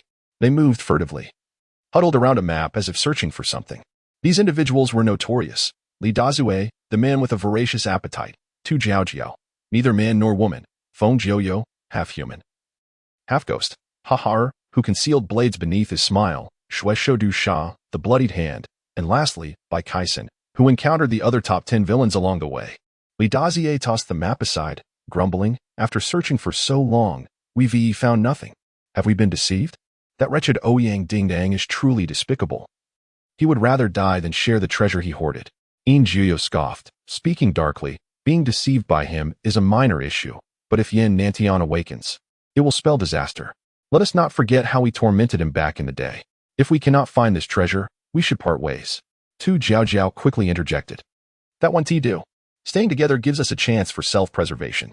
If Yin Nantian returns, we can still scheme against him like we did over a decade ago. If we separate, anyone who encounters him will meet a dead end. The other villains nodded in agreement, sighing deeply, realizing how carelessness had led them to this predicament. Months prior, Yin Nantian, who had been in a deep slumber for over a decade, suddenly awoke, although he had not yet regained his strength. The top 10 villains had fled in fear from the Villains' Valley. They had escaped to Jiang'an, seeking Ouyang Ding-Yang, who had absconded with their funds years ago, hoping to reclaim their treasure and then live incognito. Ouyang Ding-Yang was no fool. Before his death, he fabricated a tale claiming that the treasure was hidden somewhere in Guishan, intending to lure them to their doom, for Guishan was the territory of Wei Wuyo, the leader of the 12 constellations. Oblivious to the truth, the 6 villains continued to dream of reclaiming their treasure and living carefree lives. Just then, a chilling wind swept through, and cries and howls of countless ghosts echoed around them, sending shivers down the spines of the villains. Li Dazue cursed, Damn it, Yin Laojiu. Don't think your nickname of half-human, half-ghost makes you a real specter. How dare you try to scare me? Yin Jiuyo replied, It wasn't me. Li Dazue hastily inquired, Then who was it? Yin Jiuyo answered, How would I know? At that moment, several white shadows flitted through the surrounding woods, moving with ghostly speed. A sinister voice resonated through the forest. You dare trespass in my territory? Your audacity is remarkable. You might as well stay and become my ghostly companions. Hahar, trembling with fear, shouted, There really are ghosts here. Everyone, run. He was the first to bolt in the opposite direction, and the remaining villains, seeing his cowardice, followed suit in a frantic escape. Once they had fled, a youth clad in white silk emerged from the depths of the forest, his features striking yet his complexion dark. With a scar running from his brow down to his chin, he was none other than Xiao Yuer. For several years since his emergence from the Valley of Malice, he has traversed the tumultuous rivers and lakes, enduring countless hardships and perilous encounters. Time and again, he has relied on the teachings of Wei Yang, mastering the art of the Great Void Step to escape from danger. Just a few days ago, he encountered the beleaguered Ouyang Dingdang, who was on the brink of collapse due to the torment inflicted by Tu Jiao Jiao and her cohorts. Upon learning from them about the deception that had lured Tu Jiao Jiao and others to Turtle Mountain, he was compelled by a sense of compassion to warn them. Fearing they would not believe him, he resorted to theatrics, attempting to frighten away the 6 notorious villains. Alas, he underestimated the cunning of these 6 evildoers. Each of them is adept at manipulation. Such a ruse would not easily elude their perception. As soon as Xiao Yuer revealed his true intentions, he found himself encircled by the returning 6 villains. Chapter 39, The Death of the Villain. The villains, upon recognizing the young Xiao Yuer, found themselves enveloped in a complex whirlwind of emotions, unsure of how to confront him. On one hand, they owed him a debt of gratitude. On the other, they were the ones responsible for his plight in the Valley of Villains. With Yin Nantian now awakened, the villains were acutely aware that their remaining days would be fraught with peril. The unexpected arrival of Xiao Yuer only deepened their suspicions. Exchanging furtive glances, the villains resolved to test Xiao Yuer's intentions. Tu Jiao Jiao emerged, exclaiming, "Good heavens! I thought we were facing some fearsome demon, yet here stands Xiao Yuer. Have you not tired of tormenting us yet?" Xiao Yuer offered a wry smile, replying, "All the skills I possess, I owe to you. I know I cannot deceive you, but I implore you to leave this place swiftly." Ha-ha, laughed. "You little rascal. You think you can scare us away from Turtle Mountain and claim the treasures for yourself? Do not forget, these riches were left by us." Xiao Yuer scoffed. "Who would covet them? I, Xiao Yuer, regard treasures as mere refuse. I have come to warn you that Ouyang Ding and his brother are lying. There are no riches here, only a formidable demon who seeks to ensnare you." Bai Xian gasped. "A demon?" Xiao Yuer nodded. "Indeed, a truly terrifying and vile demon." Du Sha coldly retorted, "A demon? Who dares to call themselves a demon in front of the 10 great villains?" Xiao Yuer responded nonchalantly, "Wei Wuya." Du Sha's countenance shifted dramatically, his fear palpable at the mention of the one who could confront even the illustrious Yin Nantian. Li Dezue exclaimed, "Wei Wuya? The leader of the 12 Zodiac. This is the true demon. We are scarcely worthy of being his adversaries." Feng Jiuyu remarked coldly. "Who would have thought this unparalleled demon still walks the earth? A wicked scheme indeed. We nearly fell victim to the Ouyang brothers' treachery here at Turtle Mountain." Xiao Yuer urged, "Therefore, I advise you all to leave at once. If we alert the demon Wei Wuya, none of us will escape unscathed." Tu Jiao Jiao, puzzled, asked, "Xiao Yuer, you must have learned of past events from Wan Chunlu. We should be enemies. Why do you choose to save us?" With a sigh, Xiao Yuer replied, "After all these years, I have been raised by you. Let this act of saving you be my way of repaying the kindness you showed me during those 14 years. Ha-ha chuckled. "Well said. A true man indeed. We have not wasted our efforts in raising you all these years." Suddenly, Ha-ha's expression changed dramatically. Pointing behind Du Sha in terror, Du Lauda, what is that behind you? Is it truly a ghost?" Du Sha froze, turning to witness a sight that made his heart plummet. Standing but a mere yard behind him was a burly figure clad in black robes, appearing like a stone statue enveloped in darkness. Yet it was not merely the figure that instilled fear in Du Sha, but the hands, the only part of the figure not concealed. Encased in a web-like metallic sheath, the left hand gleamed silver and the right, gold, in the pale moonlight. They exuded a faint, ominous glow, resembling claws that could snatch away a life at any moment. Moreover, this metallic covering was not merely an accessory but seemed to be a part of the flesh itself, the sinews and blood vessels clearly visible within. This grotesque sight surpassed the limits of mere human flesh. Du Sha, known for his bloodied hands and exceptional skills, was nothing in comparison to the black-robed figure. Du Sha stammered, "You." Before he could finish, a shadow flickered, and the silver arm pierced through Du Sha's chest with a speed that seemed to transcend the very bounds of space. Du Sha could scarcely believe his eyes, his disbelief frozen in time as he struggled to comprehend how anyone could strike with such velocity, so swift that he perceived not a single motion. Xiao Yuer gasped. "Uncle Du." In a whirlwind of fear and astonishment, Du Sha's once formidable form crumpled to the ground. The remaining 5 villains stood aghast, unable to fathom that the most powerful among them had fallen so easily. Feng Jiuyu shouted, "Run!" The villains scattered in panic, their alliance tenuous at best, devoid of any moral obligation to risk their lives for Du Sha. What had once been a strategic retreat now devolved into a frantic escape, each employing their utmost abilities to flee with astonishing speed. Yet, even their best efforts paled in comparison to the black-robed figure, as their desperate flight appeared almost ludicrously slow. Lida Zue had barely taken 3 steps when the black-robed figure was upon him, severing his head with a swift motion, blood erupting into the air like a grotesque fountain. Xiao Yuer cried out, "Uncle Dui!" In Jiuyu, the swiftest, realized death had claimed another. Just as he felt relief that it was not his own demise, he beheld a headless body in white soaring past him, its shape and attire eerily identical to his own. "That is me?" The last thought flashed through In Jiuyu's mind as his own head cascaded into the grass nearby. At that moment, Tu Jiao and Bai Kai Xian had managed to flee a considerable distance, yet the black-robed figure, after dispatching 2, effortlessly ensnared both of them. Tu Jiao was fortunate, landing in a nearby thicket, injured but alive. Bai Kai Xian, however, was less fortunate, as his head collided with a tree, brain matter splattering in the aftermath. Xiao Yuer, torn between choices, stomped his foot in frustration before swiftly lifting the injured Tu Jiao, employing all his strength to escape deeper into the woods. The black-robed figure did not pursue immediately, instead intercepting Ha-Ha-Er, who, in terror, dropped to his knees, repeatedly bowing and pleading for mercy. Just as Ha-Ha-Er bowed for the 9th time, a hidden arrow shot toward the black-robed figure's throat. This was his life-saving technique, the deadly heart-piercing arrow, unleashed from a concealed mechanism on his back, capable of shattering stone and gold, imbued with various deadly poisons. Yet, in a moment of unexpected calm, the black-robed figure merely waved his silver arm, deflecting the arrow, and in the same motion, obliterated Ha-Ha-Er's head amidst his pleas. Meanwhile, Xiao Yuer, carrying Tu Jiao, was fleeing for his life. The culmination of his efforts propelled him forward like the wind, covering a distance of over 10 miles in one breath. Tu Jiao, breathless, murmured, "It seems fate has it that while I could escape Yin Nantian, I ultimately could not evade destiny.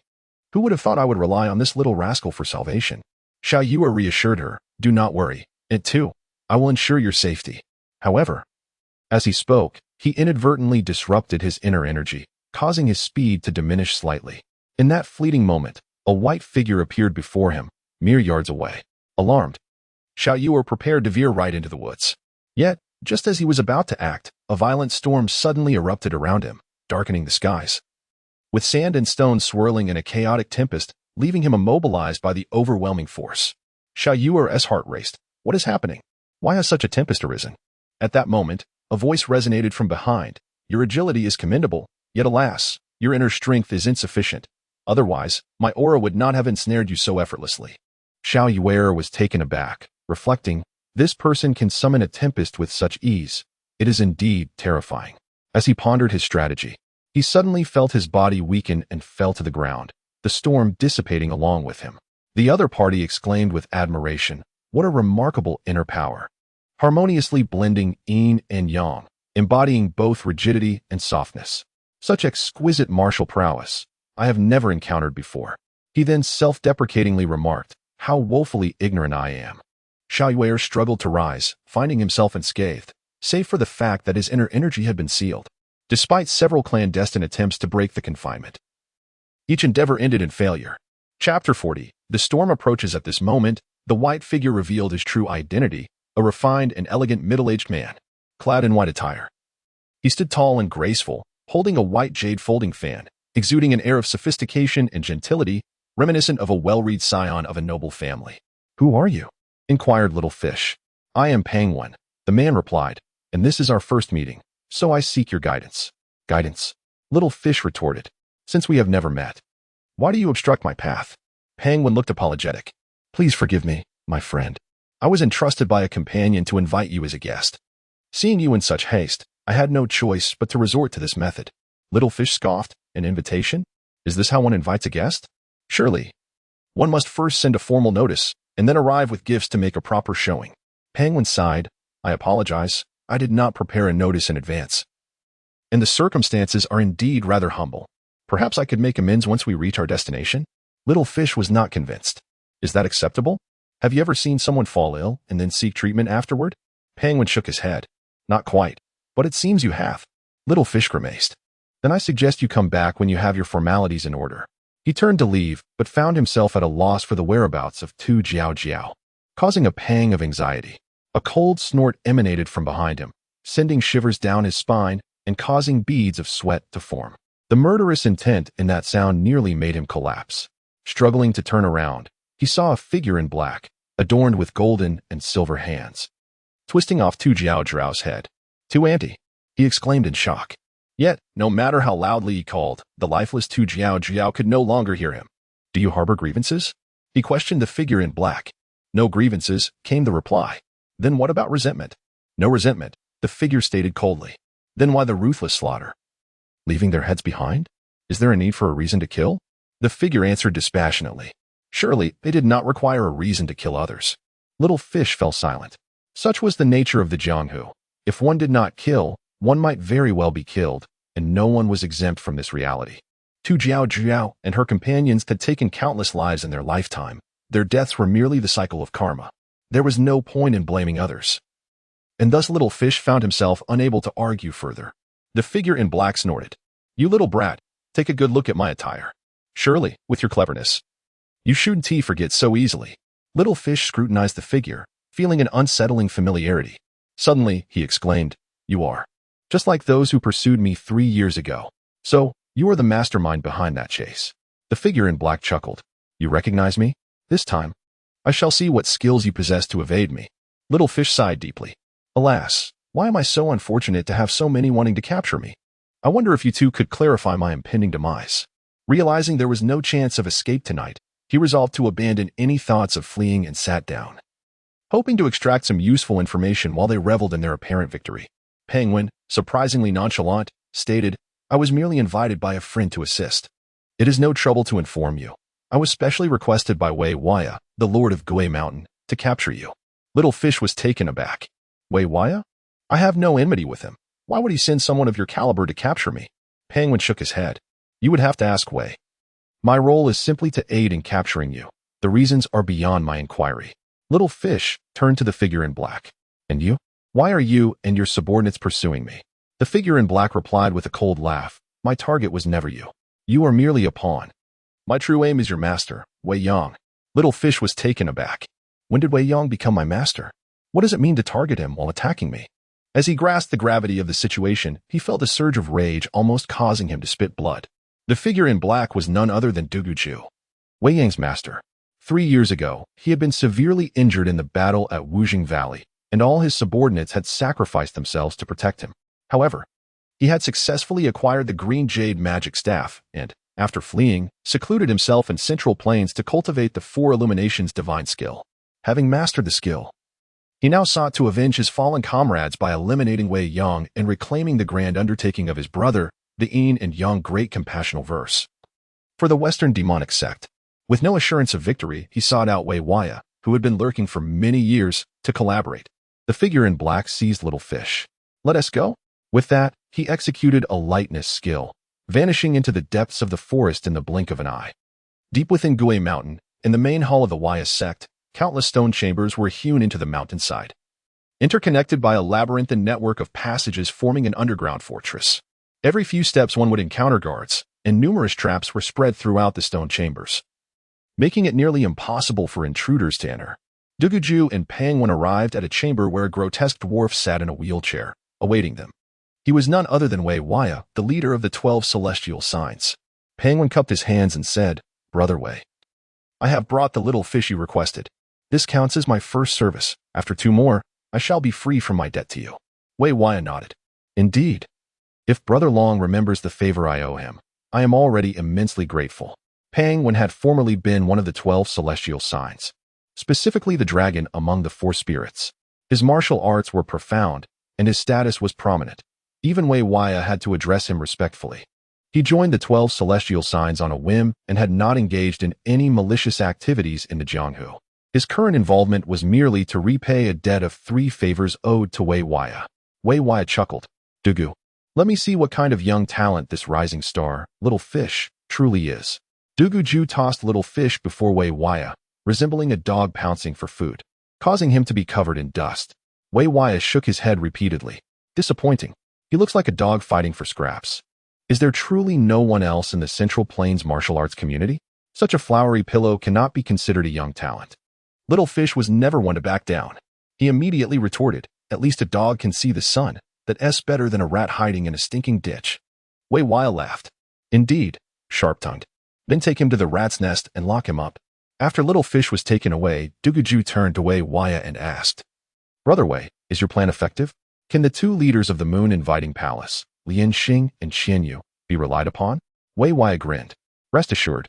I have studied Lian Xing for years. No one knows her better than I do. Her pride and arrogance are beyond your imagination. Duguju nodded, speaking calmly. Then we shall proceed as agreed. I will help you secure Lian Xing, while you and Brother Pang will assist me in dealing with Wei Yang. Wei Waya agreed. Of course. Pang Wan, however, declined. Dugu, I have no interest in targeting anyone. I am here merely to repay Brother Wei's favor, if he requires my assistance. That is another matter. Wei Waya replied. We shall discuss it later. Pang Wan smiled. Dugu's Four Illuminations divine skill is one of the four great wonders of the Central Plains martial arts. If the circumstances allowed, I would truly wish to learn from you. Duguju responded, Brother Pang, you are inscrutable. I have long wished to spar with you. How about after we accomplish our respective tasks? We agree on a time and place for a proper exchange? Pang Wan consented. Very well. Wei Wuyo interjected. Both of you are the most formidable masters of our time, having cultivated the renowned for extraordinary skills of the Central Plains. The Mingyu Gong of the Yihua Palace is among them. If you wish to test your divine skills, it would be prudent to wait until Yao Wei and Lianqing arrive to display their prowess. Duguju, with an air of disdain, replied, 3 years ago. I had already experienced their martial arts, which were merely on par with each other. Now that my Four Lights divine skill has reached its pinnacle, they are certainly no match for me. Wei Wuyo shook his head, stating, according to reports, Yao Yue and Lianqing have surpassed the 9th level of the Mingyu Gong, significantly enhancing their abilities. They may well be on par with Dugu's Four Lights divine skill. Upon hearing this, Duguju's fighting spirit surged. Is that so? In that case, it could not be better. I am eager to witness which of the four extraordinary skills of the Central Plains truly deserves the title of the Supreme One. Chapter 041. Extermination of Rats. Wei Yang had been at Murong Jio's villa for half a month. Through days of contemplation and cultivation, he had finally achieved a complete integration of the bridal garment technique and the Mingyu skill, allowing the two opposing energies to flow without any obstruction.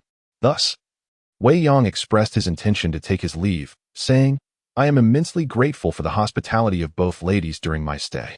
However, I have pressing matters to attend to and must bid you farewell. Murong Jio hastily replied, Young Master Wei, you are too modest. You have rendered me a great favor. I have merely extended my humble hospitality. If you must leave, allow me to arrange a banquet in your honor. Wei Yang politely declined, saying, Miss Jio, there is truly no need for such trouble.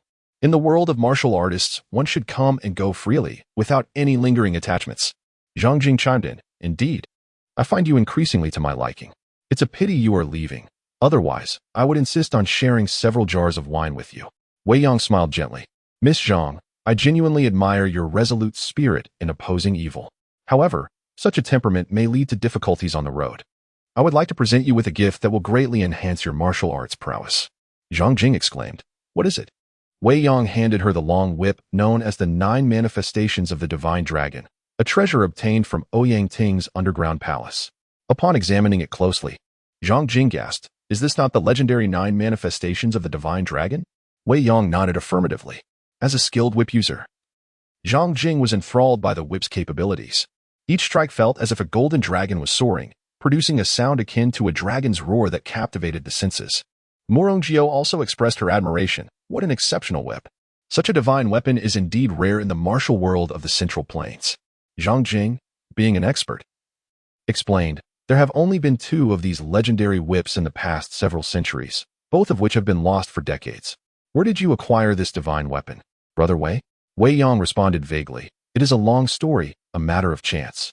Now that I gift it to you, Miss Zhang, it is fitting that it goes to one who truly appreciates its worth. Overjoyed yet aware of the whip's immense value, Zhang Jing hesitated. I cannot accept this. It is far too precious. You have already assisted me greatly, and to accept your gift would feel like receiving unearned rewards. Wei Yang insisted. Do you not recall the effort you expended to rescue me over the past 3 years? Even with 10 of these whips, I could never repay you. Zhang Jing still declined. That was my promise, a matter of honor. Accepting your gift would tarnish my integrity. Wei Yang nodded, recognizing her steadfast character, reminiscent of a true heroine of the martial world. After a moment of contemplation, he proposed, since you refused to accept a gift without merit, how about we exchange it instead? Intrigued, Zhang Jing inquired, what do you wish to exchange for the 9 manifestations of the divine dragon? Wei Yang contemplated, then suggested, I need to travel swiftly to the Yuhua Palace. I propose to trade this whip for your swift steed. Without hesitation, Zhang Jing rejected, Cherry is my lifeblood. I cannot part with her. However, I do have another horse named Qiji that I can offer in exchange. She summoned a magnificent steed from the courtyard, tall and robust, with a coat as red as burning coals, exuding an aura of power reminiscent of a roaring fire dragon. Wei Yang marveled, what a splendid horse. Zhang Jing beamed with pride. Indeed, this horse, Qiji, is said to be a direct descendant of the legendary steed from King Mu of Zhou's 8 steeds. It is a divine creature capable of traveling 1,000 miles in a day. I would not part with it lightly were it not for the 9 manifestations of the divine dragon. Wei Yang nodded in agreement. It is settled then. He handed over the divine whip and mounted the horse, bidding farewell before galloping away like the wind. Days passed, and after inquiring along the way, he finally arrived at the Xiuyu Valley, home of the Yuhua Palace, on the 5th day. Despite hearing that the valley was a paradise of blooming flowers, upon his arrival, he found the ground littered with wilted petals, a scene of chaos as if trampled by an army. Wei Yang pondered, could something have gone awry? He hastily urged his horse deeper into the valley, only to hear the sounds of a fierce battle ahead. At that moment, 2 figures clad in the Yuhua Palace's distinctive white attire leaped from the flower thicket, brandishing longswords and attacking him from both sides. Clearly, they mistook him for an enemy intruding upon their territory. Wei Yang commanded, halt. The 2 assailants fell to the ground as if puppets obeying their master, feeling their energies drained yet escaping any physical harm. One of them, sword pointed at Wei Yang, demanded, who are you? What sorcery is this? Wei Yang's technique was far from sorcery. It was merely the 9th mysterious sound from the 5 absolute techniques, utilizing sound to manipulate his energy to strike from afar, killing invisibly. He recognized one of the assailants as Tai Ping, whom he had met at the Yuhua Palace's villa. Wei Yang asked, Miss Tai, do you remember me? We met at the villa. Tai Ping's face brightened upon recognizing him, and she hurriedly sheathed her sword.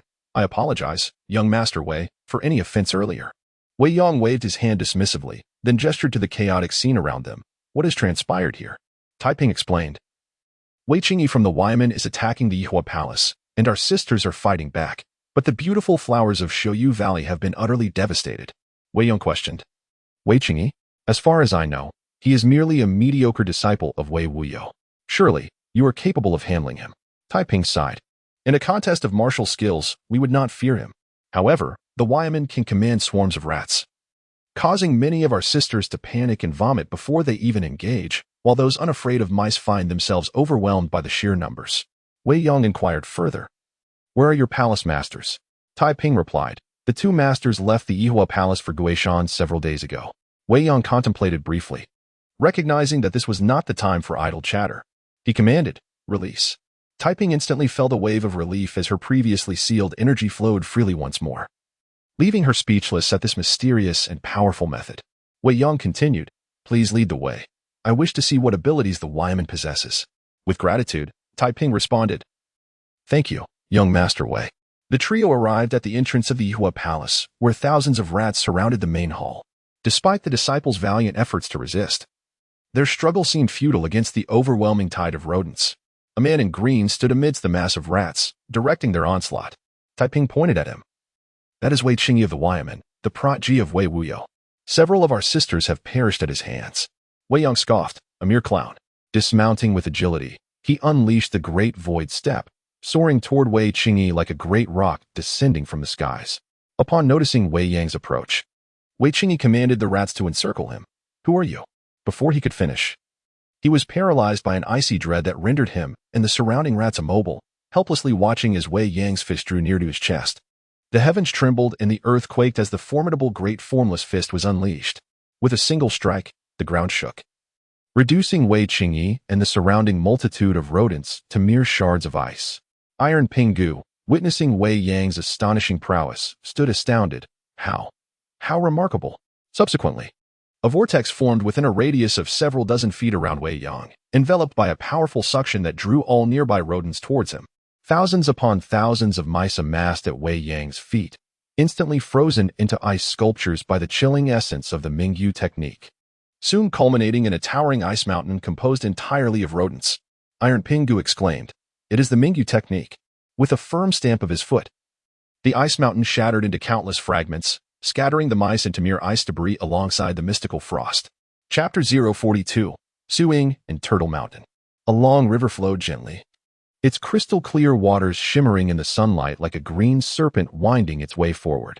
From the lips of Aunt Taiping, he learned that both Yao Yu and Lian Xing had arrived at Turtle Mountain several days prior but had since vanished without a trace. Thus, Wei Yang hastened to this place with utmost urgency. Strangely, along the journey, he encountered no one, as if the entire population of Turtle Mountain had completely evaporated. Wei Yang pondered, "Is this a trap laid for me? The sturdiness of your Waiman's defenses remains to be seen." With unwavering resolve, he advanced toward the lair of Waiman, having never contemplated a retreat. After a while, a voice echoed through the woods, identifiable as that of a young woman. Following the sound, he beheld a woman hanging from a great tree, her garments tattered, her form exposed, and her delicate figure trembling in the mountain breeze. In her 20s, she possessed striking beauty, her voice exceptionally soft and alluring, with two large, tearful eyes that exuded an aura of pitiable vulnerability, evoking compassion. Upon seeing Wei Yang, the woman cried out, "Please, young master, save me. I shall be eternally grateful." The scene was somewhat unbearable to witness, yet it bore a sinister allure that could ensnare the gaze of most men, compelling them to steal furtive glances. Wei Yang approached the tree, remaining silent. This little ruse was insufficient to deceive his discerning eyes. The woman shyly spoke, "I am Ta Shui, a resident of this Turtle Mountain. Today, while gathering firewood, I encountered several unknown bandits who sought to assault me. When I resisted, they took turns humiliating me and hung me from this tree." At this point, she could no longer contain her tears, her sorrow evoking pity in those who heard and witnessed her plight. Upon hearing the name Ta Shui, Wei Yang had already grasped her identity. Ta Shui was associated with the horse of the 12 zodiac signs, married to the Lord of the White Tiger, and possessed a lascivious disposition along with a penchant for masochism, making her quite peculiar. Wei Yang nodded slightly. "I see that your internal strength is commendable. Dispatching a dozen burly men should be no trouble for you. What formidable bandits have bested you?" Ta Shui trembled at his words, feeling an insidious chill envelop her, almost instinctively wishing to withdraw her fade and flee. At that moment, a melodious laughter rang out. "It seems you are not as foolish as I thought. Not falling for her trick. Over the years, I have witnessed her use this ploy to ensnare countless victims." The voice was ethereal and delightful. Then, a young girl appeared before Wei Yang, seemingly around 16 or 17 years of age, clad in white, carrying a bamboo basket, accompanied by a deer and a white crane. She gazed at him with a smile that conveyed an otherworldly grace. Wei Yang inquired, "What is your name, young lady?" The girl smiled slightly. "Oh, how rude of you to ask a lady's name upon first meeting. Do you not realize this behavior is quite impolite?" Wei Yang, having deduced the girl's origins, understood her mischievous nature and recognized that bantering with her would yield no advantage. He replied nonchalantly, "I merely seek your name. If you wish to share it, do so. And if not, there is no need for excessive words. I have no time to debate the nuances of etiquette with you." The girl was momentarily taken aback, then covered her mouth with a laugh. "You truly lack romantic sensibilities. Allow me to introduce myself. My name is Suing. Now that you are aware of my name, what do you intend to say next?" Wei Yang thought to himself, as expected. Suing was the adopted daughter of Wei Wuyo, adept in medicine and skilled in mechanism crafting, both clever and resourceful. However, this remarkable young woman was but a manifestation of Wei Wuyo's grotesque obsession. Wei Wuyo, enamored with Yao Yu yet unable to possess her, had adopted Su Ying to cultivate her in the image of Yao Yu, hoping to satisfy his warped desires. Yet, Su Ying was not a blank slate. Beneath her facade of aloofness, she was lively and cunning. Wei Yang remarked, "I indeed have matters of importance to discuss with Miss Su, but first, we must eliminate any extraneous individuals present to prevent any indiscretions." Ta Shui understood his implication, swiftly freeing herself from her restraints. Her remaining garments tore apart as she turned and fled into the woods, her pale form darting away. Initially, She had refrained from fleeing due to Wei Yang's chilling gaze, which had rendered her paralyzed with fear. Now that it was evident that her life was in jeopardy, she was left with no choice but to escape into the depths of the forest in search of a chance to survive. Just as Ta Shui had covered several paces, a sharp-eye spear pierced her chest, transforming her body into a frozen statue that sparkled in the sunlight. Following this, a palm struck a nearby dead tree, and with a crack, a fountain of blood gushed from the trunk, revealing a head resembling that of a rabbit. It was Hu Yaoshi, the rabbit of the 12 zodiac signs, adept at hiding within the decay of the wood. Alas, his heartbeat could not elude Wei Yang's keen senses. Having dispatched 2 individuals, Su Ying maintained her composure, accustomed to such scenes within Weiman. She teased, "Your method of killing is quite effective, unlike the martial arts of others, which leave a gruesome mess." Wei Yang smiled faintly. "Your words are indeed amusing, indicating that you possess a sharp wit. Would you care to hear another intriguing remark from me?" Su Ying was intrigued. "Do tell." Before Wei Yang could respond, a burly man clad in finery with a dark complexion and a thick beard emerged from the woods. Su Ying introduced, "This is the Lord of the White Tiger. If you can survive his presence, I would be most interested in hearing what you have to say."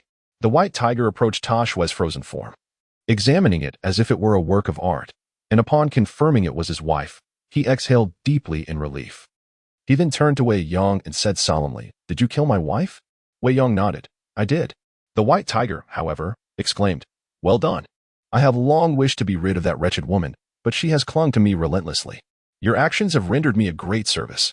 Wei Yang replied, "If you were aware of my next intentions, you would not be so quick to commend me." The White Tiger frowned. "Pray tell." Su Ying interjected with a laugh. "Oh, foolish cat. It is evident he intends for you to join your wife." The White Tiger roared in anger. His massive fist aimed squarely at Wei Yang's chest, a blow powerful enough to shatter iron. Yet, in the next moment, he stood transfixed, disbelief flashing in his tiger-like eyes. With a simple gesture, Wei Yang grasped the White Tiger's fist with ease, rendering it immobile within his alabaster palm, no matter how he strained to push forward. Wei Yang spoke slowly, his tone cold. "You may now rest easy and accompany your wife." The essence of Mingyu surged into the White Tiger, and in an instant, he too became an ice sculpture. Su Ying inquired, "Is this Mingyu's technique?" Wei Yang nodded. "You have a keen eye, Mississippi." Su Ying shook her head. "It is not merely my sharpness. Mingyu's technique is renowned, making it easily recognizable." After a moment of thought, she smiled. "Now that you have finished your previous statement, I am eager to hear what you have to say." Wei Yang nodded slightly. "Might I inquire if Miss Su is aware of my purpose for coming to Turtle Mountain?" Su Ying giggled. "You seek someone, I presume?" Wei Yang praised. "Indeed, you are astute. Since you know I am searching for someone, you must know whom I seek. If you could guide me, I would be immensely grateful." Su Ying remained noncommittal. "My presence here speaks volumes of my identity. If I were to lead you, would I not be betraying my adoptive father, who has shown me kindness?" Wei Yang shook his head and remarked, "The accounts cannot be settled in such a manner. Wei Waya has never regarded the young lady as a daughter. He must have harbored unsavory thoughts towards her, which I believe she has long been aware of." Su Ying widened her eyes in astonishment, gazing at Wei Yang. "What manner of being are you? How is it that you are privy to such matters? I find myself at a loss whether to acquiesce to your request or to decline it." Wei Yang pondered for a moment and then, with a solemn demeanor, proposed, "Let it be thus. You guide me once, and in return, I shall guide you once. This way, we shall be free of any debts between us." Su Ying inquired with confusion, "What path do you intend to guide me along?" Wei Yang offered a faint smile and replied slowly, naturally, "It is the path that will lead Miss Su out of this confining prison known as Turtle Mountain." Su Ying's expression froze for a moment as she lifted her gaze towards the landscape below, her heart brimming with yearning for the beauty that lay there. Chapter 043. The eve of battle, Su Ying led Wei Yang to a secluded valley, where several wooden cabins were nestled against the mountains, creating a serene atmosphere. Su Ying introduced, "This is my humble abode. You may enjoy a cup of tea here, young Master Wei." Wei Yang expressed his admiration. "A splendid place. Living here in seclusion would indeed be quite pleasant." Su Ying dismissed the notion. Pleasant is not the word. At times it can be exceedingly dull, with no one to converse with. Had it not been for unavoidable circumstances, I would have left long ago. She then invited Wei Yang inside and served him tea while they sat in a nearby pavilion, savoring the drink. Wei Yang inquired, "Miss Su, does your promise to guide me merely entail bringing me to your residence?" Su Ying took a sip of tea, shaking her head. "Do not rush. We must wait for 2 individuals before you decide whether to enter Tian. Tian, The stronghold of the Waimen was a labyrinthine fortress filled with traps, known only to Wei Wuyo. Wei Yang asked, waiting for whom? Su Ying chuckled, do not be upset. They're the skilled fighters my adoptive father has summoned to deal with you. Wei Yang was taken aback. Miss Su, is this how you lead me? I now have reason to suspect you are deliberately leading me into a trap. Su Ying denied, not at all. She explained, whether I bring you here or not, they will be waiting for you at Tian. I also want to see if you truly possess the ability to take me out. Wei Yang frowned slightly. Do Bai Shanjun and his wife, alongside Hu Yaoshi, not suffice to prove my capabilities? Su Ying shook her head. No. They are merely second-rate characters, easily defeated in the presence of true masters. The real experts are the two my adoptive father has invited. Wei Yang scoffed. What kind of masters? Su Ying replied earnestly. Very formidable ones, at least as high as the mountain peaks before us. Even if the two lords, Yao Yu and Lian Xing, faced them, they would not be guaranteed victory. Wei Yang's expression turned serious. Yao Yu and Lian Xing had mastered the 9th layer of the Mingyu Gong, making them unrivaled except for Wei Yang himself. Yet, according to Su Ying, even they might falter against these two masters. Who could possess such prowess? Perhaps it was the legendary Yin Nantian, but he was a righteous hero, and unless the world had been utterly destroyed, he would not assist Wei Wuyo. Su Ying teased.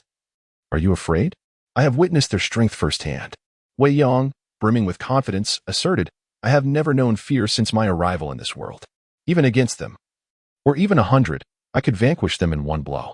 Su Ying clapped her hands in admiration. What great ambition. I have not encountered a man like you in my years at Guishan. Wei Yang replied nonchalantly. Thank you for your praise, Miss Su. Curiosity piqued, he asked. Miss Su, have you ever seen Yao Yu and Lian Xing at Guishan? Su Ying nodded. Indeed. Wei Yang pressed on. Where are they now?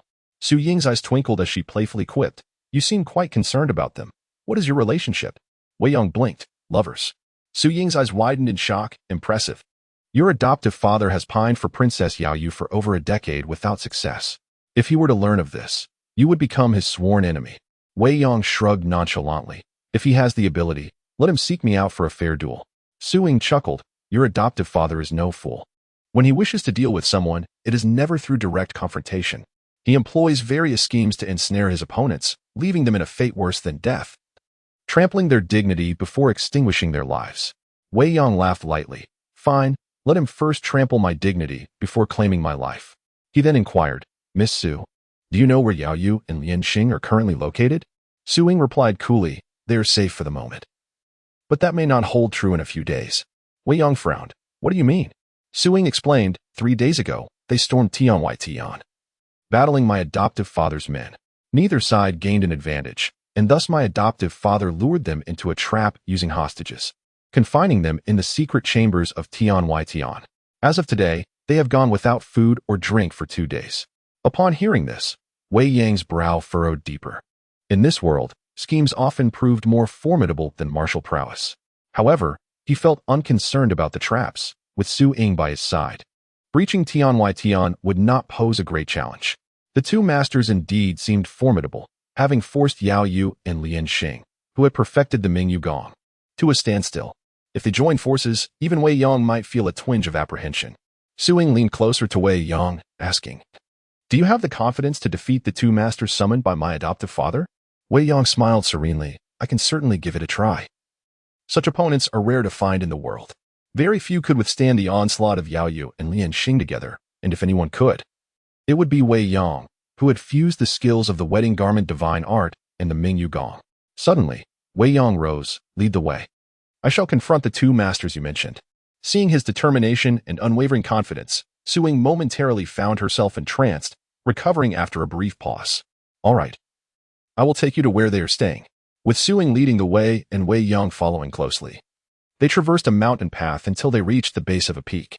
At the entrance stood a magnificent archway inscribed with the characters Tian in elegant script. Su Ying gestured ahead. That is my adoptive father's residence, Tian. It is fraught with traps and dangers. I have entered many times, yet have never fully mastered the layout. However, that is a discussion for later. If you cannot even enter through the main gate, all my cleverness will be of no use. Wei Yang smiled gently. Miss Su, please follow closely and witness this once-in-a-century battle. Others may wish to see it, but they lack the fortune to do so. Su Ying blinked playfully. Very well. Watching you men engage in combat can be quite entertaining. As Wei Yong stepped onto the stone path, he felt a surge of excitement with each stride. His aura expanded along the stone steps, but midway up the mountain, he was met with two overwhelming presences. Their formidable energy was palpable, rivaling that of Yao Yu and Lian Xing. Wei Yang's excitement surged. His blood boiled, his heartbeat quickened, and his fighting spirit ignited. This feeling of encountering worthy adversaries allowed him to swiftly forget all trivial concerns and burdens. After a brief walk, they arrived at a four-cornered pavilion, where a gentleman in white and a figure in black were engrossed in a game of chess. The latter was none other than Wei Yang's old acquaintance, the leader of the Western Devil Sect, Du Guju. Wei Yong grinned. So it is you. Du Guju turned and acknowledged him.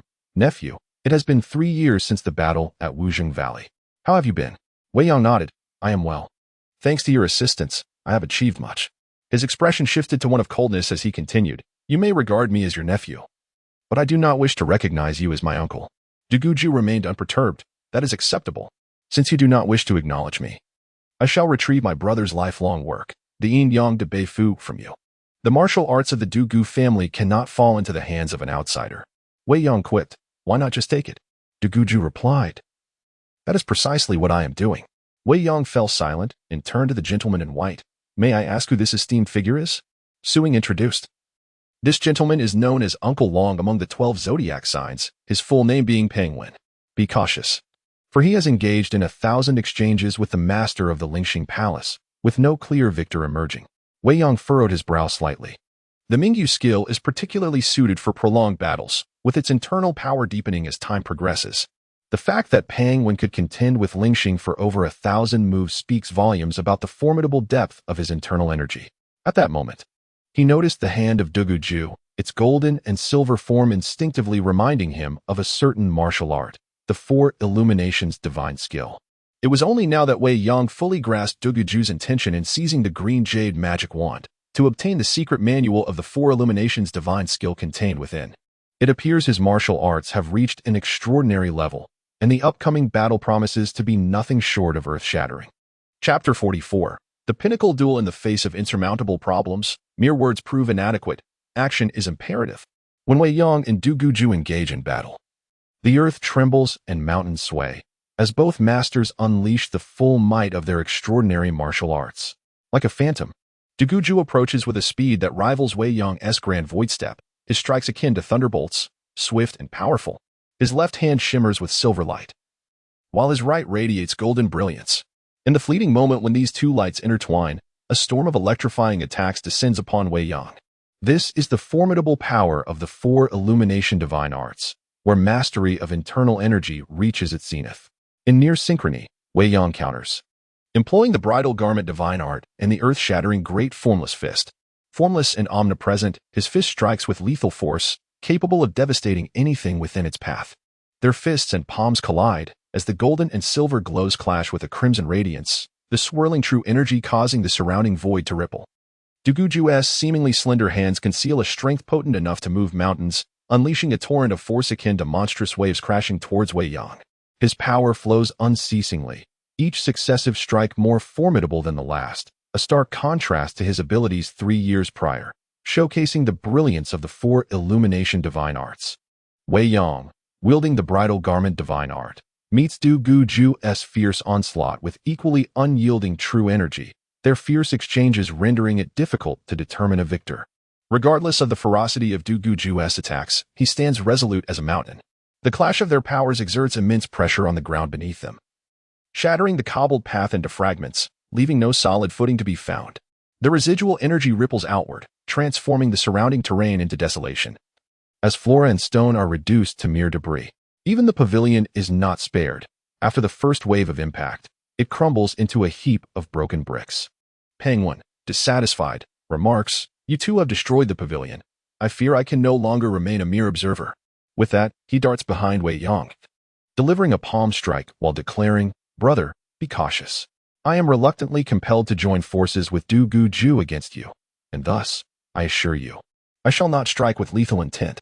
Although Penguin's actions suggest an unfair advantage, his demeanor remains honorable, eliciting no disdain. And his reluctance to kill poses little threat to Wei Yong.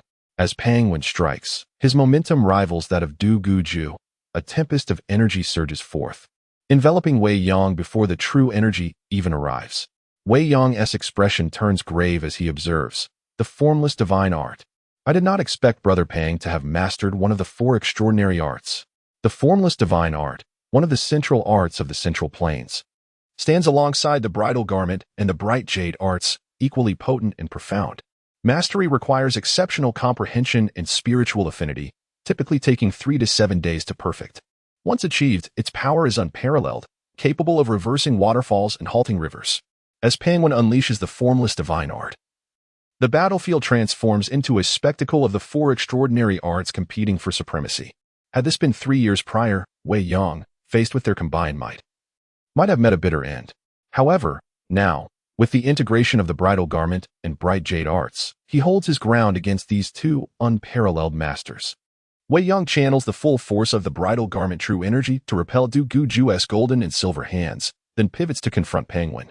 The clash is thunderous, echoing like a bolt from the blue. The formless divine art and the bridal garment divine art intertwine, two ferocious energies competing fiercely, swiftly forming a scorching whirlwind ascending towards the heavens. Penguin exclaims, I have practiced the formless divine art for over a decade without encountering worthy opponents. Today, I realize the four extraordinary arts live up to their reputation in the face of your bridal garment divine art. Wei Yang laments, indeed. If only you were not my adversary, Brother Pang. How delightful it would be to share a drink and discuss the martial arts of the world. Penguin counters, it need not be impossible. I am merely fulfilling a request from Brother Wei to engage in combat, thus I shall exert my utmost effort. However, life and death struggles are unnecessary. Wei Yang readily responds, agreed. Let our contest be one of martial exchange. With that, both unleash their full potential. The scorching whirlwind rapidly spreading, turning the ground within 10 paces to scorched earth. At this moment, Du Guju surges from the side, his intent not to spar but to claim Wei Yang's life, launching a merciless and relentless assault. Wei Yang counters with a single fist against Pang Wen's dual palms, while his other fist meets Du Guju's golden and silver hands, resulting in another resounding impact that stirs the very winds of Gui Mountain, darkening the skies. Penguin praises, Brother Wei's boxing technique is remarkable. Such skill truly deserves the title of unparalleled. He then intensifies his energy, adding, your boxing style complements the formless divine art remarkably. Should you survive this battle, I would seek your guidance. Wei Yang, while fending off Penguin with the bridal garment divine art, simultaneously employs the bright jade art against Du Guju. Even as he faces two opponents, he boldly states, why wait? After I vanquish the old Du Gu, I shall exchange my boxing techniques for your formless divine art. Though I fear it may be an unfair trade for you. Without hesitation, Penguin agrees, very well, let us proceed as Brother Wei suggests. Since I have wronged you first, accepting a slight disadvantage can serve as my apology. However, before that, you should consider how to secure victory in this battle. With both Penguin and Du Guju attacking with full force, the weight of their combined pressure rests heavily upon Wei Yang.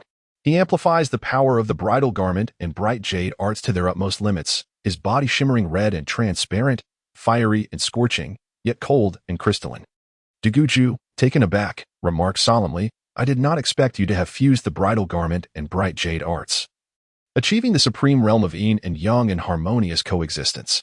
Wei Yang coldly replies, such astonishment is unwarranted. There are far greater surprises yet to come. The vortex formed by the bright jade true energy draws Du Guju's true energy inward, hastening its consumption, even if complete assimilation is unattainable. Meanwhile, in the clash between the bridal garment and the formless divine arts, Wei Yang employs the great reincarnation seal to guide and transfer energy. Though each transfer yields but a small portion of true energy, the cumulative effect over time manifests as a significant third force within him. In an earth-shattering series of explosions, the three ascend from the ground, soaring like eagles in flight, unleashing their most formidable techniques in a fierce exchange. Penguin employs the supreme palm technique. The heavenly dragon 8 styles, his strikes as elusive as a dragon, accompanied by a soul-stirring roar with each palm. Du Guju, with his invulnerable golden and silver hands, unleashes the myriad martial arts of the Western demon sect, including the great demon hand and the soul-capturing sword techniques, each move brimming with power, some even surpassing the peaks of the four illumination arts. Wei Yang's techniques are the most complex and exquisite. No matter the adversary's attacks, he counters with aplomb. Techniques such as the Great Heaven and Earth Hand, the Earth-shattering Great Formless Fist, the Great Reincarnation Seal, and the Southern Sky Divine Fist flow from him effortlessly, each mastered to its pinnacle. For 3 hours, the three engage without respite, their various ultimate moves exhausted, yet victory remains elusive. The intensity of the battle leads to rapid depletion of internal energy, and Pang 1 and Du Guju exhibit a marked decline in momentum. In stark contrast, Wei Yang remains unaffected, the advantages of the bright jade art ensuring that his true energy never shows signs of exhaustion. Du Guju spoke in a deep voice. Even if I master the 4 illuminations divine art, I still cannot claim dominion over the world. What use is life then? Today, the outcome of our lives and death shall be determined by this one strike. With that, he unified his arms, unleashing a torrent of murderous intent as the blade aura soared skyward, an invisible colossal blade pointing towards the heavens, exuding an overwhelming air of supremacy, as if declaring himself the sovereign of all things. The supreme blade of unique sovereignty.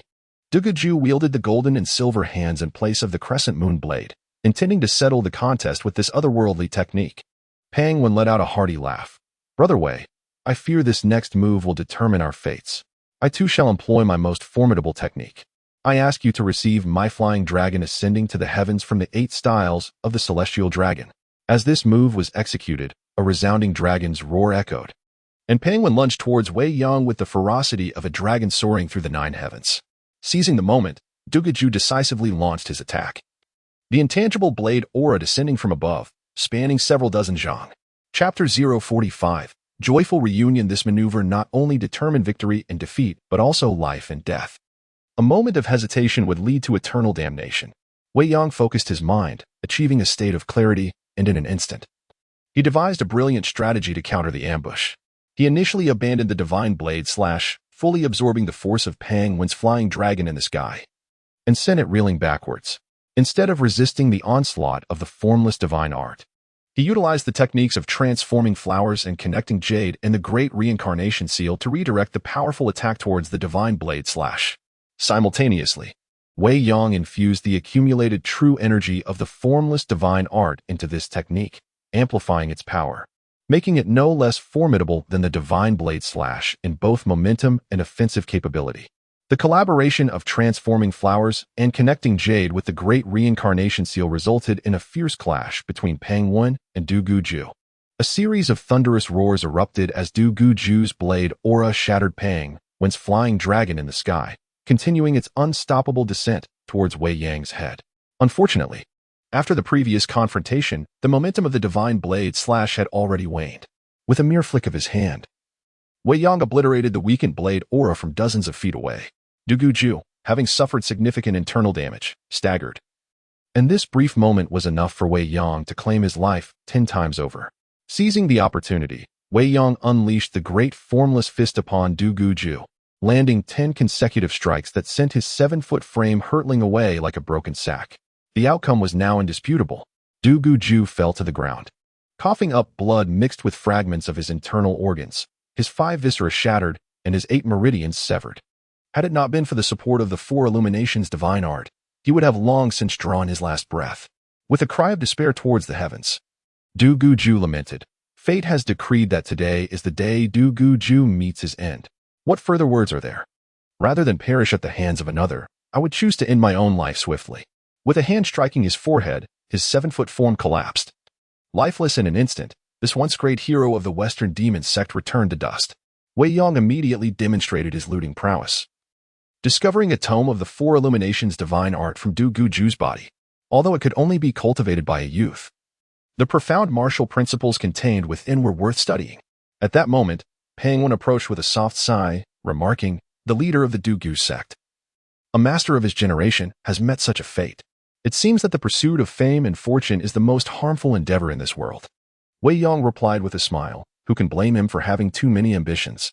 He mastered the 4 illuminations divine art, but chose not to return to the western regions to reign supreme, instead stirring up trouble in the Central Plains martial world and plotting against my great sadness poem. Had Brother Pang possessed even half of his magnanimity, he would not have met his demise here.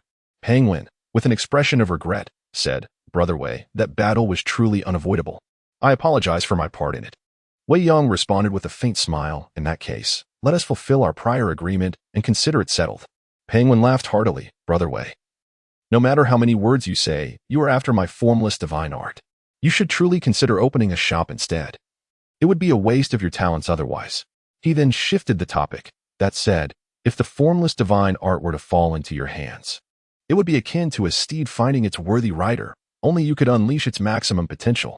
Thus, the two exchanged their manuals with great enthusiasm. Wei Yang presented the manual for the great formless fist to Penguin, who in turn provided him with the heart method of the formless divine art. Penguin smiled with ease. With this venture, I have finally repaid the favor owed to Brother Wuya. I am now free from all ties. Henceforth, my dragon brother of the 12 zodiac signs shall no longer exist. With that, he turned and departed with a carefree stride, breaking into song to express his inner tranquility. Suing called out, "Where is Uncle Long going?" Penguin replied nonchalantly, "Anywhere will do. In this vast world, there is always a place for a mere mortal like me. The joy is that I will no longer be disturbed by worldly matters. Years have passed in vain, half a life spent in futility. Suddenly waking from a dream, reclaiming youthful aspirations. Today, I shall return. Thus, I shall shed the mundane world." As his voice faded, the figure disappeared completely, and the mountain winds echoed like a farewell song for him. Su Ying gazed at Penguin's retreating silhouette, her beautiful face revealing a tinge of melancholy. Wei Yang spoke, "Do not look any longer, Miss Su. If you wish to follow Brother Peng's path, I shall take you to explore the broader horizons once I find what I seek." Su Ying exclaimed joyfully, "I shall await that day eagerly. I will now take Brother Wei on a journey beyond the heavens." Activating a mechanism, a portal appeared before them. Su Ying entered the passage first, with Wei Yang closely following. They traversed through numerous passages and stone chambers. Along the way, they encountered disciples of the Wuya sect and various traps. The traps were dismantled by Su Ying, while those who dared to confront them perished at Wei Yang's hands. Su Ying pointed towards a stone chamber ahead. The two palace masters, Yao Yu and Lian Xing, are trapped in that chamber. It was designed and supervised by my adoptive father, making it exceptionally sturdy.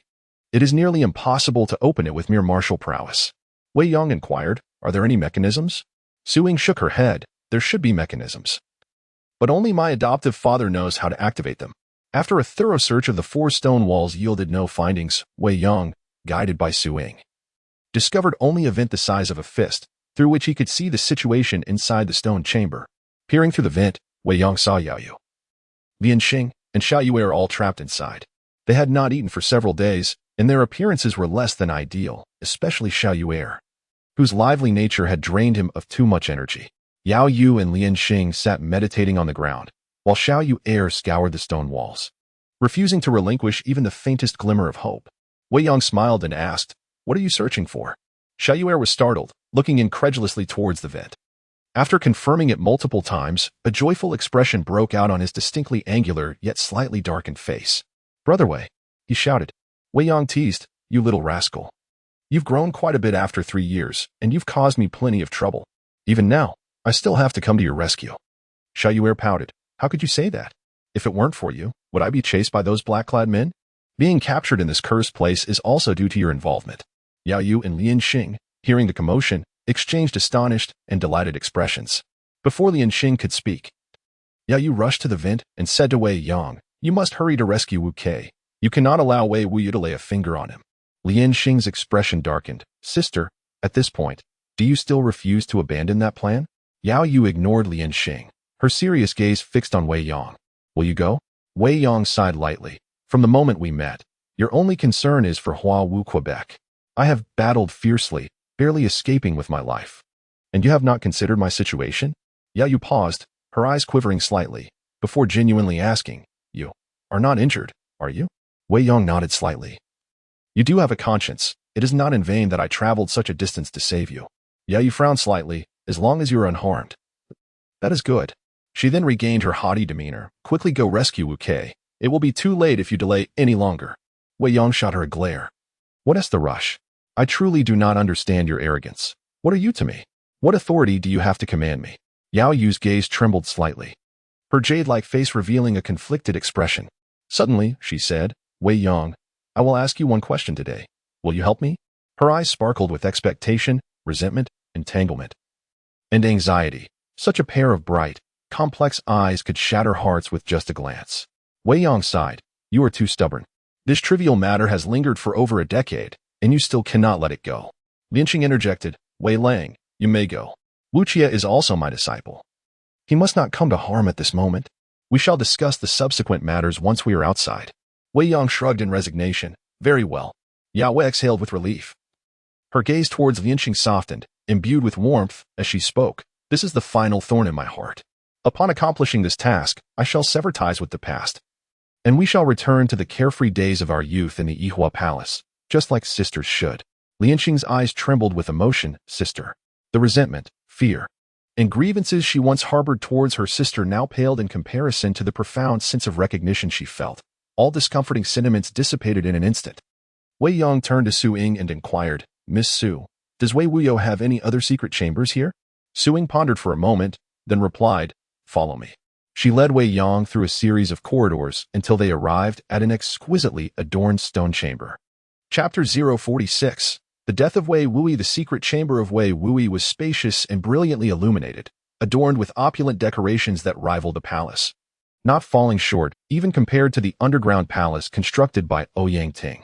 Upon entering the secret chamber, Wei Yang and Su Ying found Wei Wuyi emerging slowly from a hidden passageway, seated in a wheelchair.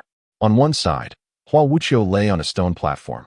Countless silver needles embedded in his body, his meridians and acupoints sealed, rendering him a mere puppet at the mercy of others.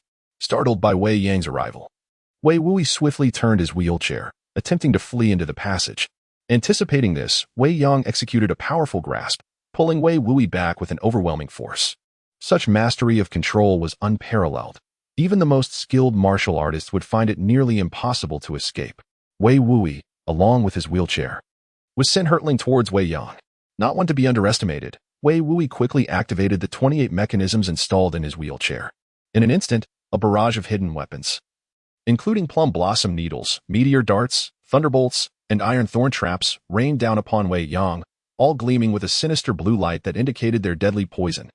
In the face of such a relentless assault, Wei Yang merely waved his sleeve, sending all the projectiles scattering. In the next moment, his right hand clamped tightly around Wei Wuyi's neck, rendering him helpless.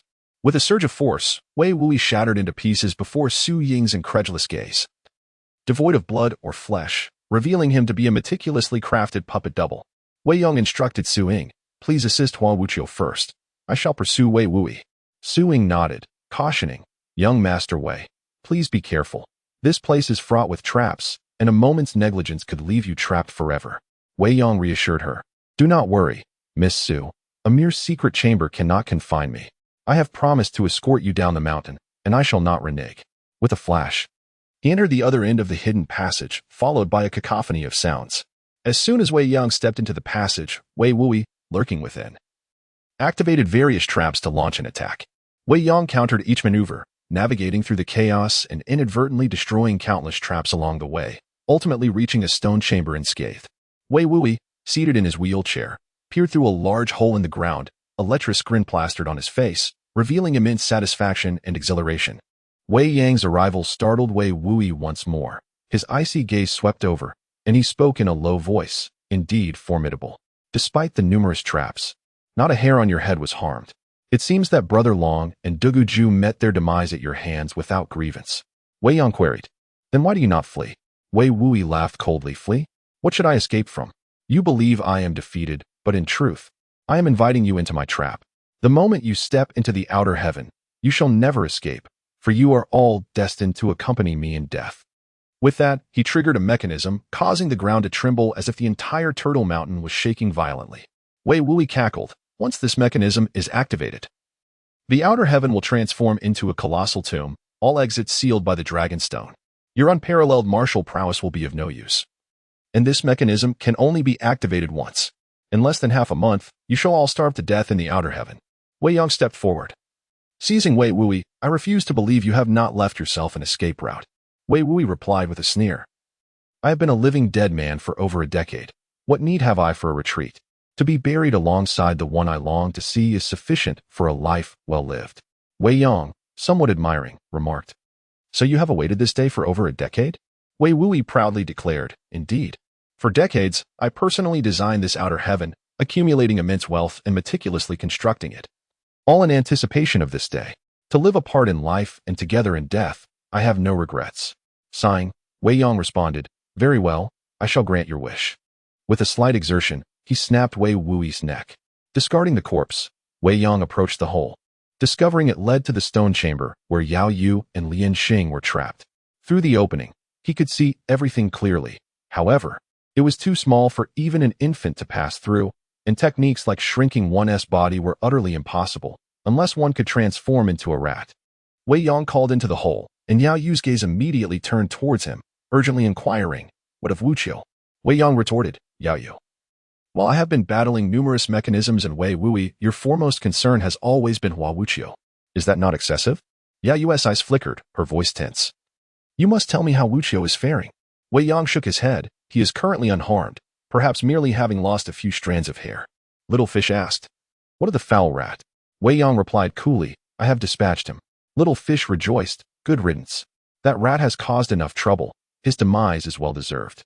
However, her expression quickly soured. "But with that rat dead, how shall we escape the chamber?"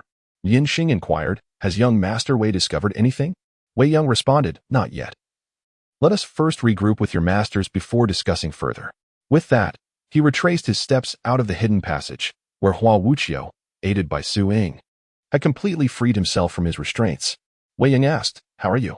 Hua Wuqiu shook his head. "I am fine, thanks to Ms. Su and Brother Wei's assistance." Wei Yong waved his hand dismissively. "No need for gratitude. Your masters hold you in high regard." Hua Wuqiu expressed his reverence. "I shall always remember the great kindness of my masters and will repay it wholeheartedly." Wei Yong secretly shook his head, thinking how remarkable it was that, despite Yao Yu's extreme ideologies, he showed no signs of straying from the right path. Wei Yong said, "Let us postpone idle chatter. We must hurry to join your masters."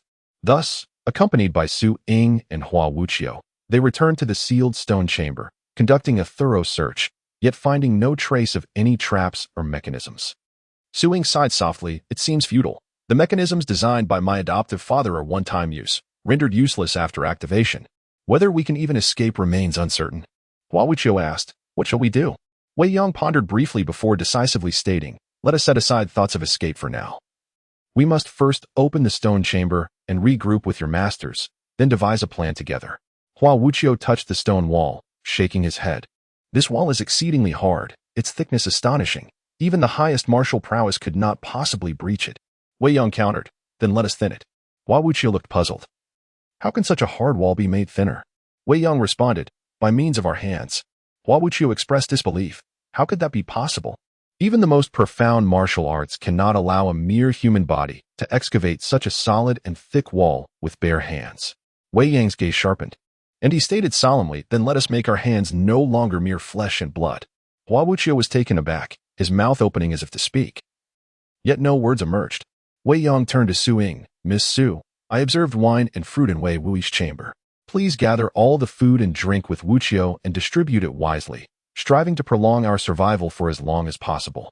After a while, Su Ying and Hua Wuqiu returned, laden with various items. After deliberation, they concluded that the gathered wine and fruit would sustain everyone for a month at most, which was already the limit, and that was only sufficient to meet their most basic survival needs. Wei Yong contemplated for a moment before casually stating, "A month as time is quite ample for me."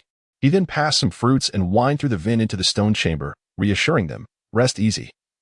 I shall take care of everything that follows." Lian Xing nodded without a shred of doubt, affirming, "Yes, I trust that Wei Lang will surely lead me out." Yet you cast a glance at Wei Yong, remaining silent, yet her eyes radiated a clear sense of trust. Little Fish, with an inherently optimistic disposition, paid no mind to the situation, happily indulging in the wine and fruits allotted to him. Wei Yong seated himself on the ground, his mind racing with the intricate teachings of the four illuminations and the formless divine arts.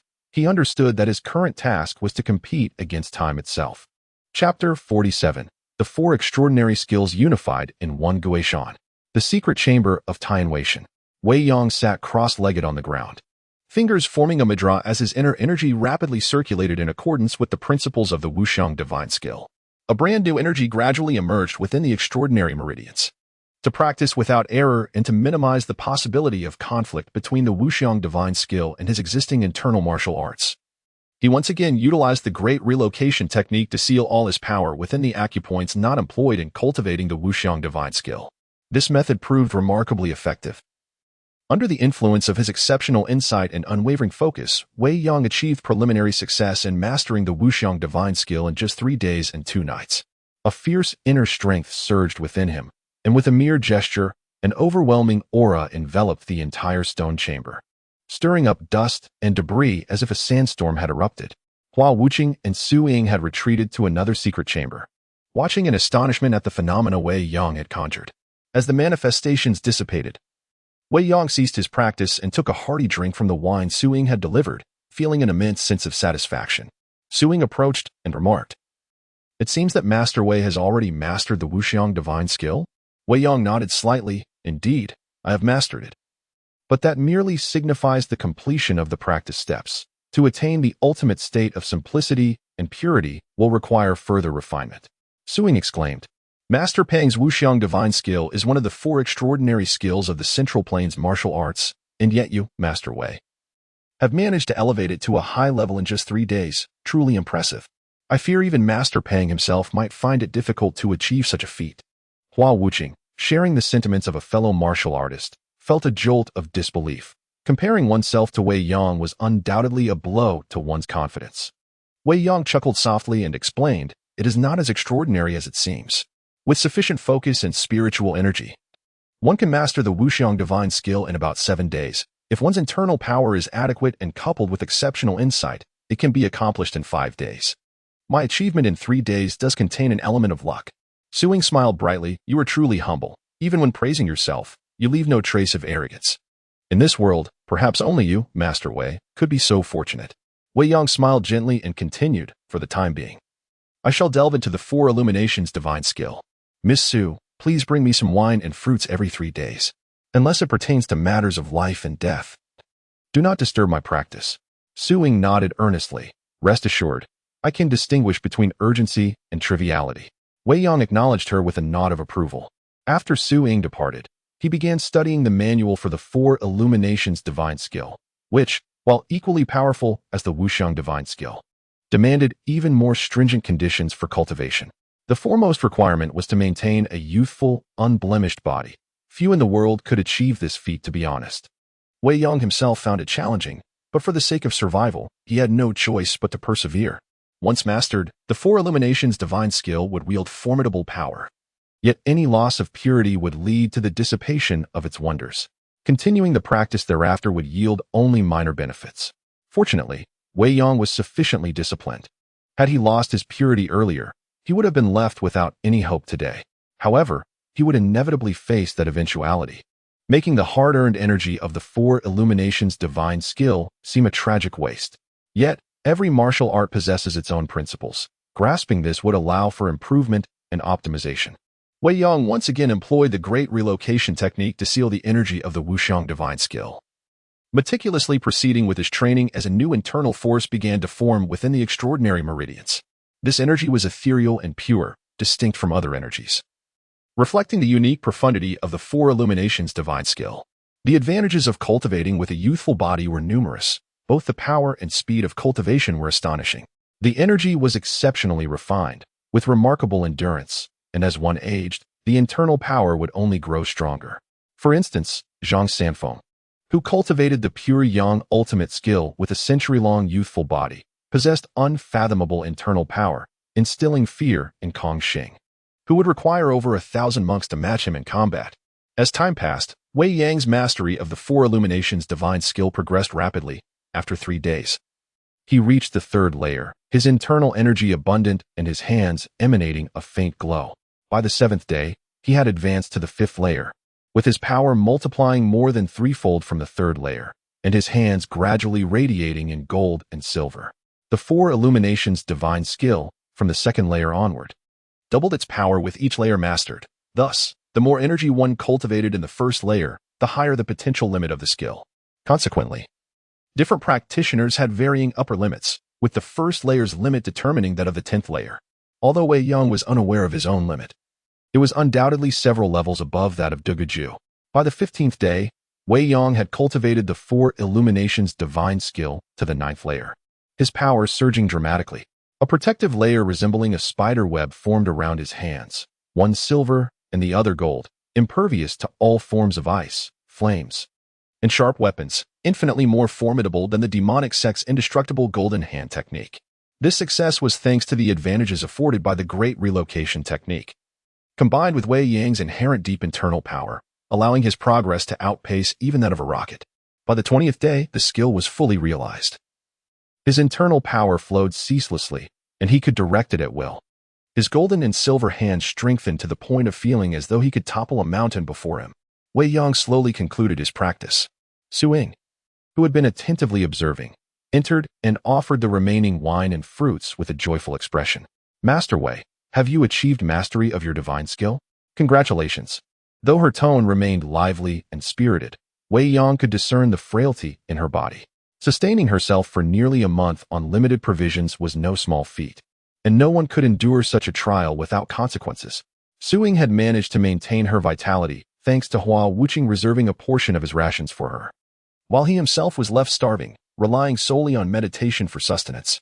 Wei Yang, unreserved, drank deeply from the wine and quickly consumed the remaining food, nodding in acknowledgement. Yes, I have mastered it, but we are still a small step away from being able to leave. Su Ying inquired, what step is that? Wei Yang explained, next, I must harmonize the energies of the 4 divine skills within me to unleash their full potential. Only then will I have the confidence to overcome all obstacles. Should I fail, I would lose that assurance, and we may indeed perish of hunger in this place. Su Ying pondered for a moment before smiling. Master Wei, you have mastered 2 extraordinary skills in just over 20 days. Such talent is unparalleled in the world. I believe you can do it, especially since you promised to take me to explore the world below. A hero of your stature cannot go back on his word. Her cleverness and nimbleness in thought shone through, providing Wei Yang with confidence even in such dire circumstances. Wei Yang smiled gently. Rest assured, with your words of encouragement, my mastery is already halfway achieved. Su Ying giggled. Is that so? If my words carry such power, then if I were to say a few more, wouldn't you be able to overturn Goshan with a single punch? Wei Yang replied solemnly. Perhaps it truly could be so. If you have the energy, Miss Su, feel free to say a few more. Su Ying chuckled, understanding the need to avoid exhausting Wei Yang's focus with idle chatter. After exchanging pleasantries, she rose to leave the stone chamber.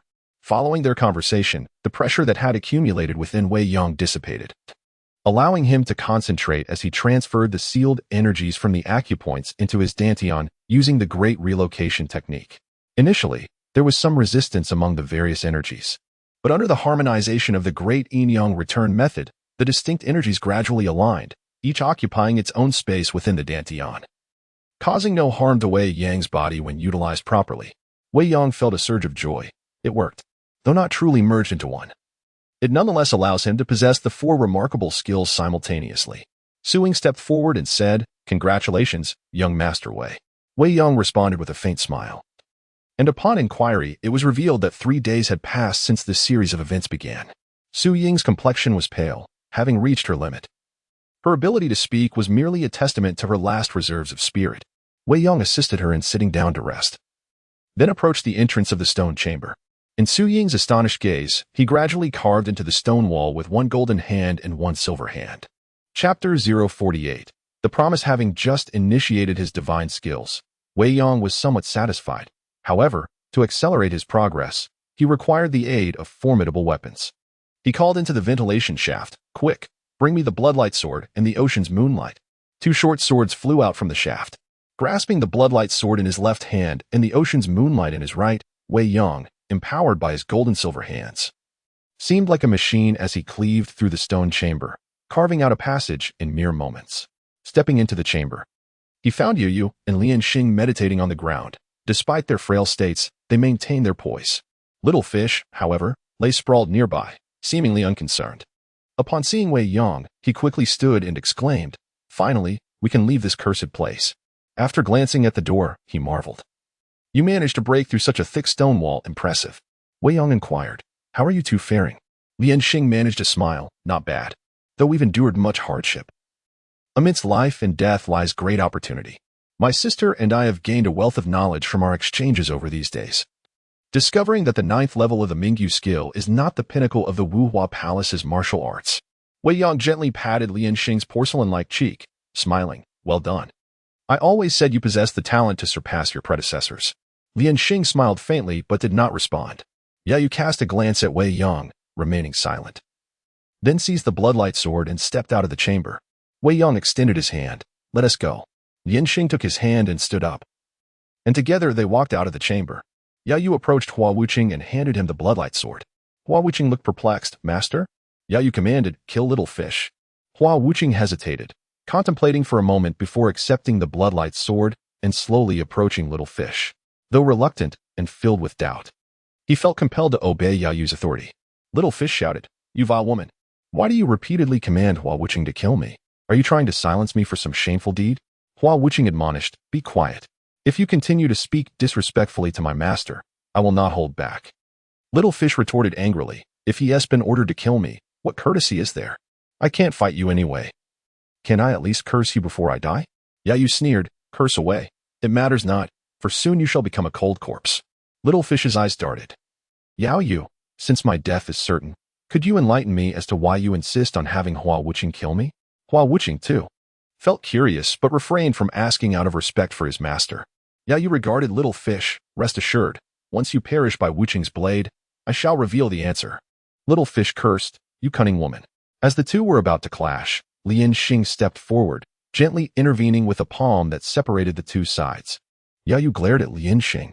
Dare you obstruct me? It seems we sisters must settle this once and for all. Wei Yang interjected, Enough. You both look like wilted eggplants. Let us discuss grievances after we leave this place. Little Fish raised his hands in agreement. Indeed. I wholeheartedly support Wei Ji's suggestion. Yao Yu glanced at Wei Yang, showing no opposition. At that moment, her earlier resolve and coldness had vanished. Wei Yang approached Su Ying and inquired, Miss Su, how are you feeling? Can you walk? Su Ying's voice was faint. Yes. Wei Yang instructed Lian Xing, You possess superior martial skills. Assist Miss Su as if caring for a younger sibling. Lian Xing smiled at Wei Yang. Oh, what would you do if I decline? Wei Yang playfully patted her cheek. Be obedient. Lian Xing shook her head and sighed. Alas, it seems I am destined to fall under your spell. She stepped forward to support Su Ying, offering a gentle smile that even women found hard to resist. Su Ying hurriedly expressed, Thank you. As they reached the entrance through which they had entered, they discovered it had been completely sealed. Just as Wei Waya had foretold, no escape remained. Yao Yu struck the stone wall, but it did not budge, its weight and thickness surpassing that of the inner wall. Next, she attempted to cleave it with the bloodlight sword, yet the effect was minimal and her stamina waned. Exacerbated by prolonged hunger, Wei Yang stepped forward. Let me try. He helped Yao Yu to her feet, took the bloodlight sword from her, and jested, Yao Yu, if I were to lose all my martial arts attempting to break this stone door and become a useless person, would you and Lian Xing take care of me for the rest of my life? Yao Yu paused, slightly furrowing her brow. Why would you speak such despondent words out of nowhere? Wei Yang winked. I have a weak stomach. The doctor advised me that I must eat soft food for the rest of my life. Lian Xing giggled. All right, if you enjoy soft food, I'll cook it for you every day, but from now on, you must obey me in everything. Will you agree? Wei Yang nodded. It's a deal. Su Ying's face turned crimson, dazed. From a distance, she resembled a blossoming cherry blossom. Little Fish scoffed. His playful disposition and childlike innocence led him to disdain matters of romance. Wei Yang commanded, Step back. Everyone promptly retreated. Wei Yang held a sword in each gold and silver hand, and with a decisive strike, he plunged both divine weapons into the stone wall. His internal energy surged from his hands, forming two invisible four-colored pillars of light connecting the swords. To the astonishment of onlookers, the bloodlight sword and the ocean's moonlight began to spin rapidly. With the force of his tremendous energy, the stone wall shattered into fragments, revealing two stone openings. Wei Yang shouted, Rise. His body suddenly arched like a sword in midair, his gold and silver hands pointing at the wall as he spun swiftly. Not only did he rotate himself, but he also spun the swords, resembling a drill burrowing deep into the stone. Soon, he was enveloped in the four-colored energy, appearing as a radiant rainbow piercing the wall. A tremor shook the ground. Debris flew, and clouds of dust obscured everyone's vision. After an undetermined time, the earth settled, and the dust gradually cleared, revealing a passageway over 10 yards long and several feet wide. Little Fish exclaimed in astonishment, He truly did it. Is this level of martial prowess even attainable by a mortal? Lian Xing wept tears of joy. He truly Yao Yu's expression was complex, a mixture of joy, shock, wonder, and emotion flooding her heart. She was the first to dash into the passage, and also the first to see Wei Yang again. A tall, slender figure stood with his back to her, his clothing tattered, long hair billowing in the wind, the bloodlight sword in Ocean's moonlight lying bloodied on the ground. The sound of dripping echoed as crimson blood continuously fell to the floor, pooling into two puddles. Yao Yu looked up, her pupils contracting. A wave of bittersweet sensation surging within her, her watery gaze betraying a hint of moisture. What remained of his gold and silver hands were now mangled and bloody. Wei Yang gazed at the sun above, murmuring, "It seems my martial arts are still insufficient. Merely breaking through this thick stone wall has left my hands in such a state." His body weakened, and he began to fall backward, landing softly into an aromatic embrace. Yao Yu concernedly asked, "Are you all right?" As she spoke, she pressed on his acupoints to staunch the bleeding while channeling Mingyu's true energy to help him recover swiftly. Wei Yang nuzzled into her embrace, saying, "Fortunately, although my internal energy has been completely depleted, I am still alive. It seems I shall depend on you and Lianxing to sustain me for the remainder of my life." Yao Yu responded directly, "Very well." Wei Yang was momentarily taken aback before she continued, "As you treated me in the past, so shall I treat you in the future. Once I complete my final task, I will abide by whatever you say." At that moment, Lianxing and the others emerged, their hearts filled with compassion upon seeing Wei Yang's grievous injuries. Lianxing approached and gently caressed Wei Yang's cheek, remarking, "You always love to show off your capabilities. Now look at the result. It seems that from now on, my sister and I must keep a closer eye on your reckless nature." Wei Yang buried his head in Yao Yu's arms, saying, "Let us discuss everything tomorrow. For now, I need to sleep for a while." With that, he truly fell into a deep slumber, leaving everyone present silent, fearful of disturbing him. Chapter 49. The arrival of Yin Natian in the stillness of the night. Beneath the luminous moon, Wei Yang finally awoke from a deep slumber. Upon opening her eyes, she found herself in a grand and unfamiliar tent, adorned with opulent decorations and elegant furnishings. The interior was filled with a riot of blossoms, their vibrant hues and intoxicating fragrances creating an ethereal atmosphere reminiscent of a fairyland. As Wei Yang attempted to rise, she realized that her surroundings had not changed. She remained enveloped in the soft, fragrant embrace she had known before falling asleep. As she gazed upward, she met the sight of a pair of eyes, as clear and bright as autumn waters, filled with tenderness and concern, casting a gentle glow akin to the soft, hazy moonlight. Wei Yang lay on a plush couch, her head resting on Yao Yu's legs, surrounded by a wave of softness and a lingering fragrance. Yao Yu's eyes fluttered, and she spoke softly, "You have finally awakened. Do you feel any discomfort?" Her voice was ethereal and melodious, devoid of the previous haughtiness, replaced instead by warmth and gentleness like a spring breeze. Wei Yang smiled faintly and shook her head. "I can scarcely imagine a moment more comfortable than this." Such playful banter would have provoked Yao Yu's ire in the past. Yet now it elicited a faint blush and a hint of a smile upon her lips. Once a frigid ice queen, Yao Yu had transformed into a soft spring, her warmth and gentleness surprising to all. "It is good that you are well," she replied softly. Wei Yang inquired, "Where is this place?" Yao Yu responded, "We are at the foot of Turtle Mountain, residing in a makeshift palace."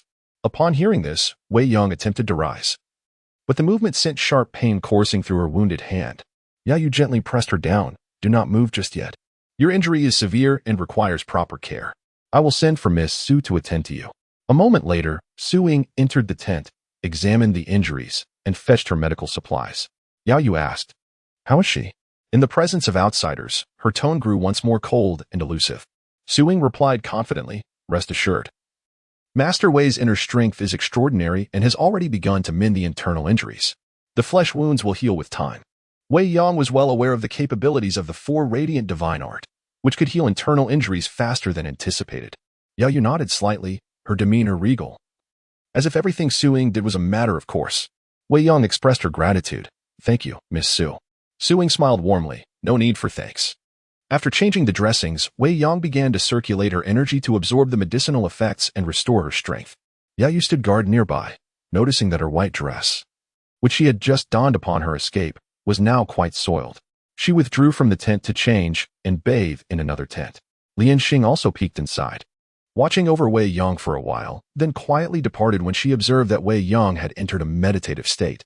By the time Wei Yang concluded her cultivation, dawn broke, and the sun slowly ascended, blood-red and foreboding. as if even the heavens were signaling that today was not auspicious. Suddenly, a powerful shout echoed through the air, resounding like thunder and the roar of a tiger. The force of the shout caused the birds and beasts within a 10-mile radius to scatter, akin to a bolt from the blue that reverberated in Wei Yang's ears. She recognized the voice. It belonged to Yin Nantian, the legendary swordsman she had heard in the Valley of Villains in the Kunlun Mountains many years ago. Emerging from the tent, she saw a towering figure, an 8-foot-tall man, confronting Yao Yu and Lian Xing from afar. He bore the weight of years upon his face, yet his stature remained unyielding, like an unmovable mountain. Beside him stood a gaunt elder, the renowned physician Wan Chunlu. Yao Yu spoke coldly. Yin Nantian, after so many years of being crippled, you still rise from the ashes. Yin Nantian replied sternly, Yao Yu, the heavens have spared my life for the sake of avenging my sworn brother. He raised his voice. We can discuss our grievances later. Where is Xiaoyu?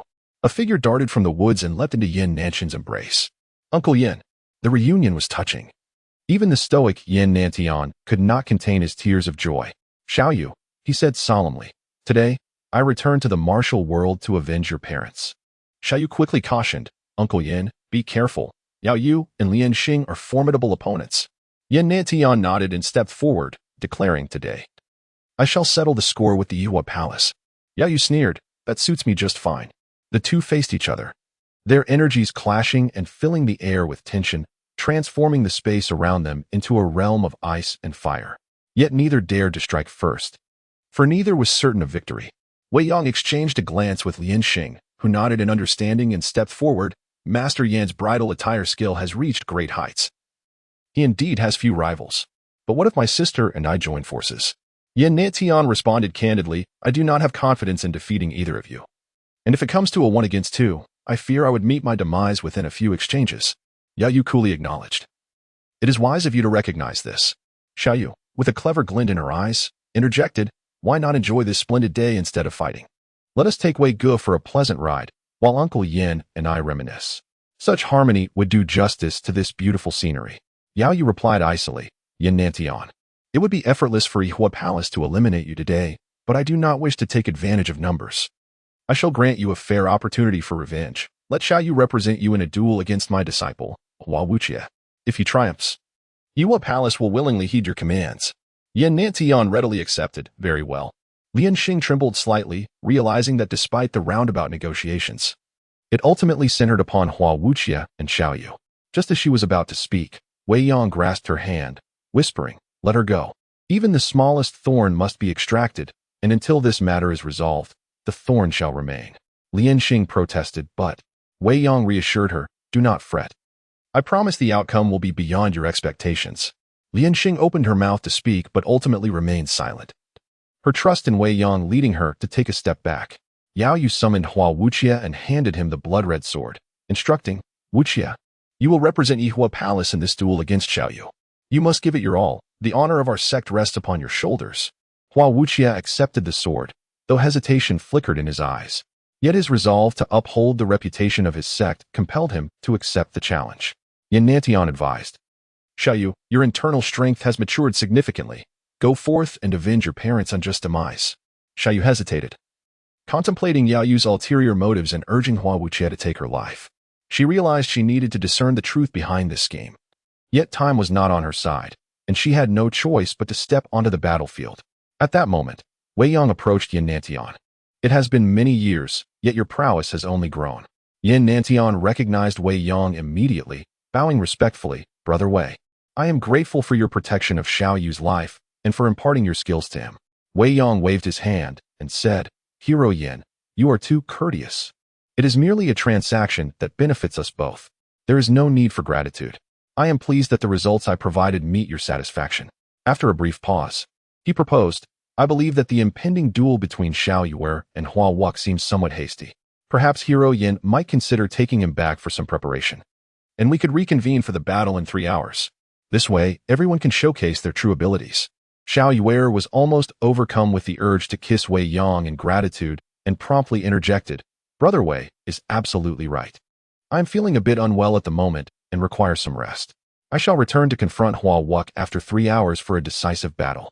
Yin Nantian had no choice but to acquiesce. Very well. He then turned to Yao Yue and inquired, And what of you? Yue cast a glance at Wei Yong and, without refusing, turned to leave, stating, I will await your return in 3 hours. Xiao Wei was so elated that he nearly leapt for joy, exchanging mischievous glances with Wei Yong before pulling Wan Chunlu away with him. Chapter 050. Release. 3 hours slipped by in the blink of an eye, and the twin brothers, Hua Wuck and Xiao Yue, could not escape the inevitable clash. Wei Yong glanced at Yao Yu. Noticing her furrowed brow, the years had not brought her much excitement. Yao Yu turned to Hua Wuck and urged him go. With the treasured sword, blood splattered on the painting, in hand, Hua Wuck stepped forward, resolute in his duty to uphold his sect's honor. Yin Nantian similarly encouraged Xiao Wei, go, today avenge the unjust death of your parents. Xiao Yue approached the battlefield with a carefree smile, as if nothing in the world could dampen his spirits. The battle commenced at last. After exchanging greetings, Hua Wuck launched his assault, employing the flower god S7 techniques with his sword, creating a flurry of blossoms. His perfect visage and demeanor resembled a celestial being descending to the mortal realm. Xiao Yue countered with the great void step, nimbly evading Hua Wuck's torrential offensive, like a butterfly dancing gracefully among a sea of flowers. Moreover, Yin Nantian had clearly instructed him, allowing him to retaliate with the South Sky Divine Fist on occasion. Lian Xing approached Yao Yu and remarked, Sister, you must be quite pleased to see these brothers turn against each other. Yao Yu cast a sidelong glance at her sister, remaining silent, yet a sense of emptiness surfaced in her eyes. After a prolonged struggle, Hua Wuck executed the move transplanting flowers and picking jade, sending Xiao Yue's South Sky Divine Fist back at him. Xiao Yue was struck, blood spewing from his mouth as he collapsed, lifeless before he could utter another word. Sakura, observing from the sidelines, gasped and hurried forward, instinctively attempting to heal Xiao Yue. Yin Nantian bellowed in despair, furious yet restrained by prior commitments. Wan Chunlu joined in to check Xiao Yue's pulse, astonished by Sakura's medical expertise, exclaiming, what a remarkable technique. I did not expect such skill from one so young. Sakura replied politely, Senior overestimates me. I have only scratched the surface compared to you. Wan Chunlu concluded that Xiao Wei had perished from his own explosive force shattering his internal organs. Although Sakura found no pulse, heartbeat, or breath, she could not comprehend Wan Chunlu's assertion, as Xiao Yue's internal organs appeared intact. Just as she was about to voice her doubts, a familiar voice cautioned her. Do not speak yet. Turning, she saw Wei Yong subtly shaking his head, signaling her to remain silent. Sakura swallowed her words. Yao Yu inquired, is he dead? Sakura nodded. Yes, his organs were shattered by the force of his own fist. There is no hope. Yao Yu merely nodded. In the past, she would have personally confirmed Xiao Yue's fate, but at that moment, as he breathed his last, her heart felt as though it had been drained of all emotion. She found herself indifferent to Xiao Yue's demise, Hua Wuck's reaction, and even the once great rival, Yin Nantian. Before the battle, she had contemplated revealing their relationship after the victor emerged, anticipating the exquisite expression of agony from the one left alive. Yet now, she found herself devoid of interest. Questioning the very purpose of such actions, was it the thrill of vengeance? The satisfaction of retribution? None of these feelings resonated within her. And even the faces of Jiang Feng and Hua Yu knew, the instigators of it all, began to fade from her memory. Lian Xing sighed softly and approached Hua Wuck. Placing a hand on his shoulder, Wuck, I should have told you earlier, but my hesitation cost us the moment, leading you to unwittingly slay your own twin brother. Xiao Yue. She recounted the events of that fateful day, revealing the scheming that had pitted brothers against each other. Hua Wuck trembled, disbelief washing over him as the clarity in his eyes dimmed. Sakura, too, was profoundly shaken, despite her upbringing in the treacherous realm of Waiman. She was horrified by such a malicious plot. Yin Nantian roared in rage, I cannot believe how vile you sisters are. Very well, if I must perish today, I will avenge Xiao Yue. Yao Yu stood unfazed, her gaze fixed on the blue sky with its drifting clouds. At that moment, Wan Chunlu burst into laughter, exclaiming, At last, my mission is complete. Xiao Yue, did you hear that? Hua Wuck is your blood brother. Xiao Yue abruptly opened his eyes, springing to his feet with a flourish, laughing heartily. I knew it. Yao Yu has been pushing Hua Wuck to kill me. There was certainly something amiss. Who would have guessed that Hua Wuck and I are twins? Hua Wuck looked at Xiao Yue, shock evident on his face, but deeper within him resided joy and satisfaction. Yin Nantian, astonished and elated, urged, Xiao Yue, tell Uncle Yin how you came back to life. Xiao Yue explained, I never died. I merely entered a state of suspended animation using the medicine of the divine doctor. Yin Nantian praised him, truly clever. Xiaoyue grinned, approaching Huawei with uncontainable joy. I never knew I had a brother. From now on, Xiaoyue will no longer be alone. Huawei joined in the laughter, buoyed by the reversal of fate. Witnessing this turn of events, Lian Xing also smiled, genuinely happy for Huawei's newfound liberation. She declared proudly, Wuk, today, I, as the leader of the Flower Transplantation Palace, expel you from our sect, severing our master-disciple bond. You shall have no further ties to the Flower Transplantation Palace. Huawei opened his mouth, as if to protest, but ultimately found himself unable to voice his thoughts. His identity indeed warranted a separation from the palace. Wei Ying asked Yao Yu, how does it feel to achieve your long-held obsession after so many years? Yao Yu gave a self-deprecating smile, boring. Her smile shattered like ice, causing the world around her to lose its vibrancy. Wei Yang pressed on. After years of painstaking planning, how can it be boring? Yao Yu shook her head and replied, indeed, years are fleeting.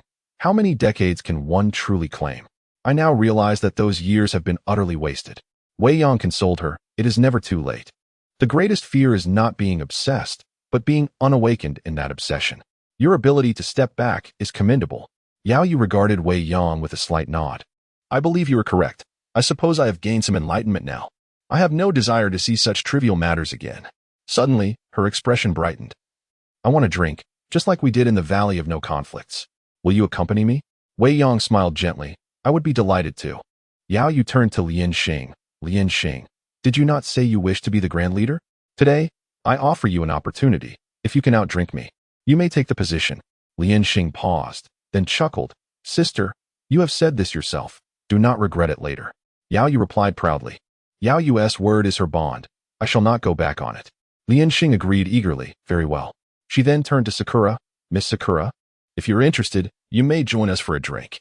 Sakura hesitated for a moment before nodding. All right. Just then, Yin Nantian stepped forward. Yao Yu, my brother's vengeance remains unavenged. It must be settled today. Yao Yu retorted coldly. You seek death. Lian Xing restrained Yao Yu and approached Yin Nantian. Hero Yin, your words are rather one-sided. Jiang Feng and Hua Yunu did perish at our hands, but they were not wronged. Yin Nantian frowned. What do you mean? Lian Xing explained. Years ago, when Jiang Feng lay dying, my sister and I saved his life and treated him with the utmost respect. Yet, he betrayed my sister by having an affair with her maid, resulting in a secret pregnancy. After the truth came to light, he fled with Hua Yunu. My sister and I acted to uphold the palace's laws and punish the traitors. How could we be at fault? Yin Nantian was rendered speechless. As a legendary hero, he was adept at discerning right from wrong, and he could not deny that Jiang Feng had indeed erred in this matter. With a deep sigh, Yin Nantian continued, this incident was initially my younger brother's fault, so let us put it behind us. However, what of the treacherous scheme you devised with Yao Yu to pit brothers against each other? Yao Yu stepped forward a couple of paces and retorted, what are you babbling about?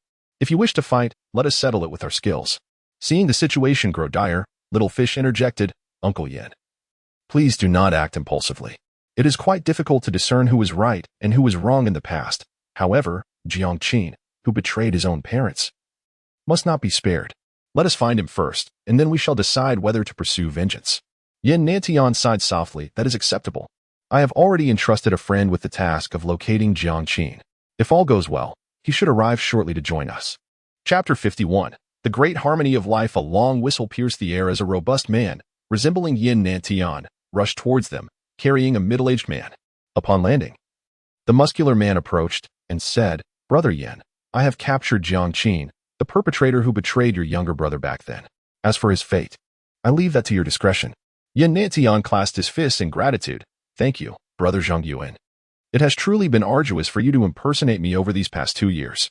The man was none other than the renowned hero, Lu Zhongyuan, whose striking resemblance to Yin Nantian earned him his name, and whose martial prowess was exceptional. 3 years prior, upon waking, Yin Nantian sought out Lu Zhongyuan to impart his lifetime's worth of martial arts, tasking him with masquerading as himself to intimidate the 5 notorious villains who had escaped from Evil Valley. Meanwhile, Yin Nantian sought a secluded place to diligently practice his skills anew. Lu Zhongyuan fulfilled his mission, discovering through various inquiries that the famed Jiang Biehe from Jiangnan was indeed Jiang Qin.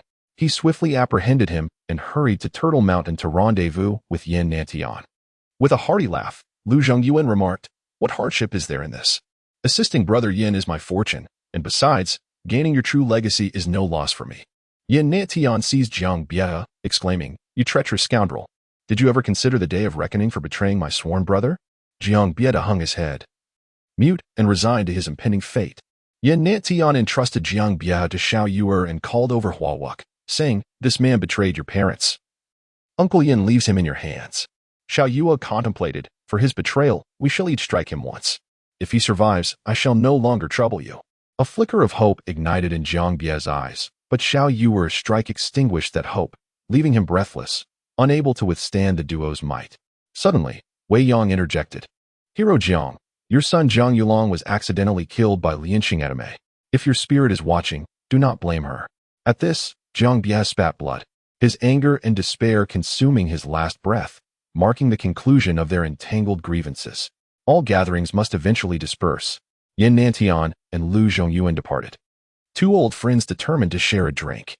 Huawuk and Xiao Yuer left, brothers reunited with an unending conversation awaiting them. Wan Chunlo also set off, having resolved to travel the world once more. Only Jiang Bie's lifeless body remained at the foot of Turtle Mountain, while in the imperial residence. Lianxing instructed the attendants to bring forth wine, which was poured into large jars. She uncorked them and drank deeply, her face flushing as she became increasingly intoxicated. Seeing this, Lianxing cautioned, "You should drink less." Lianxing shot her sister a glare, "Mind your own business. Tonight, I shall drown my sorrows for the years lost." Wei Yang intervened. "Let her drink. After a night of revelry, she will forget the past." As time passed and the moon rose high, the once plentiful jars stood empty. Su Ying had retired to another tent, while Lianxing lay inebriated, a smile gracing her lips. "Where to next?" Lianxing asked Wei Yang. He blinked, "To the flower-transferring palace." Lianxing's initial joy turned to shock. "Are you truly planning to become a part of that family?" Wei Yang nodded earnestly. "Is that so strange? Did we not agree yesterday that you would care for me for the latter half of my life?" Lianxing chuckled. "I have no objections. I merely wish to spare your pride." Wei Yang scoffed. "Pride? What value does that hold? Can it buy me a meal?" Lianxing teased. "You are unashamed. I have never seen someone so carefree." Thus, Wei Yang followed Lianxing back to the flower-transferring palace, settling in this earthly paradise adorned with blossoms.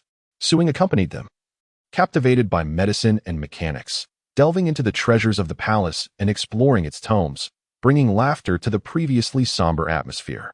After perusing all the martial texts, Wei Yang entered seclusion to cultivate his skills.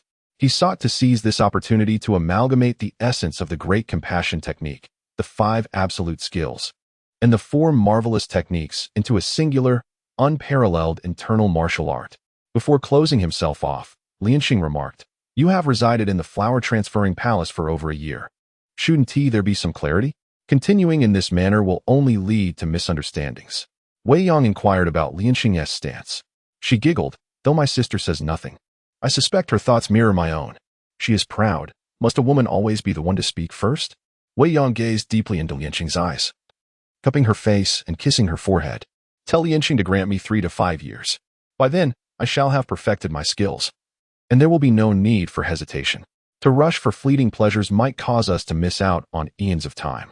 Lianxing was momentarily entranced, murmuring, "Are you truly speaking of eons, Wei Lang?"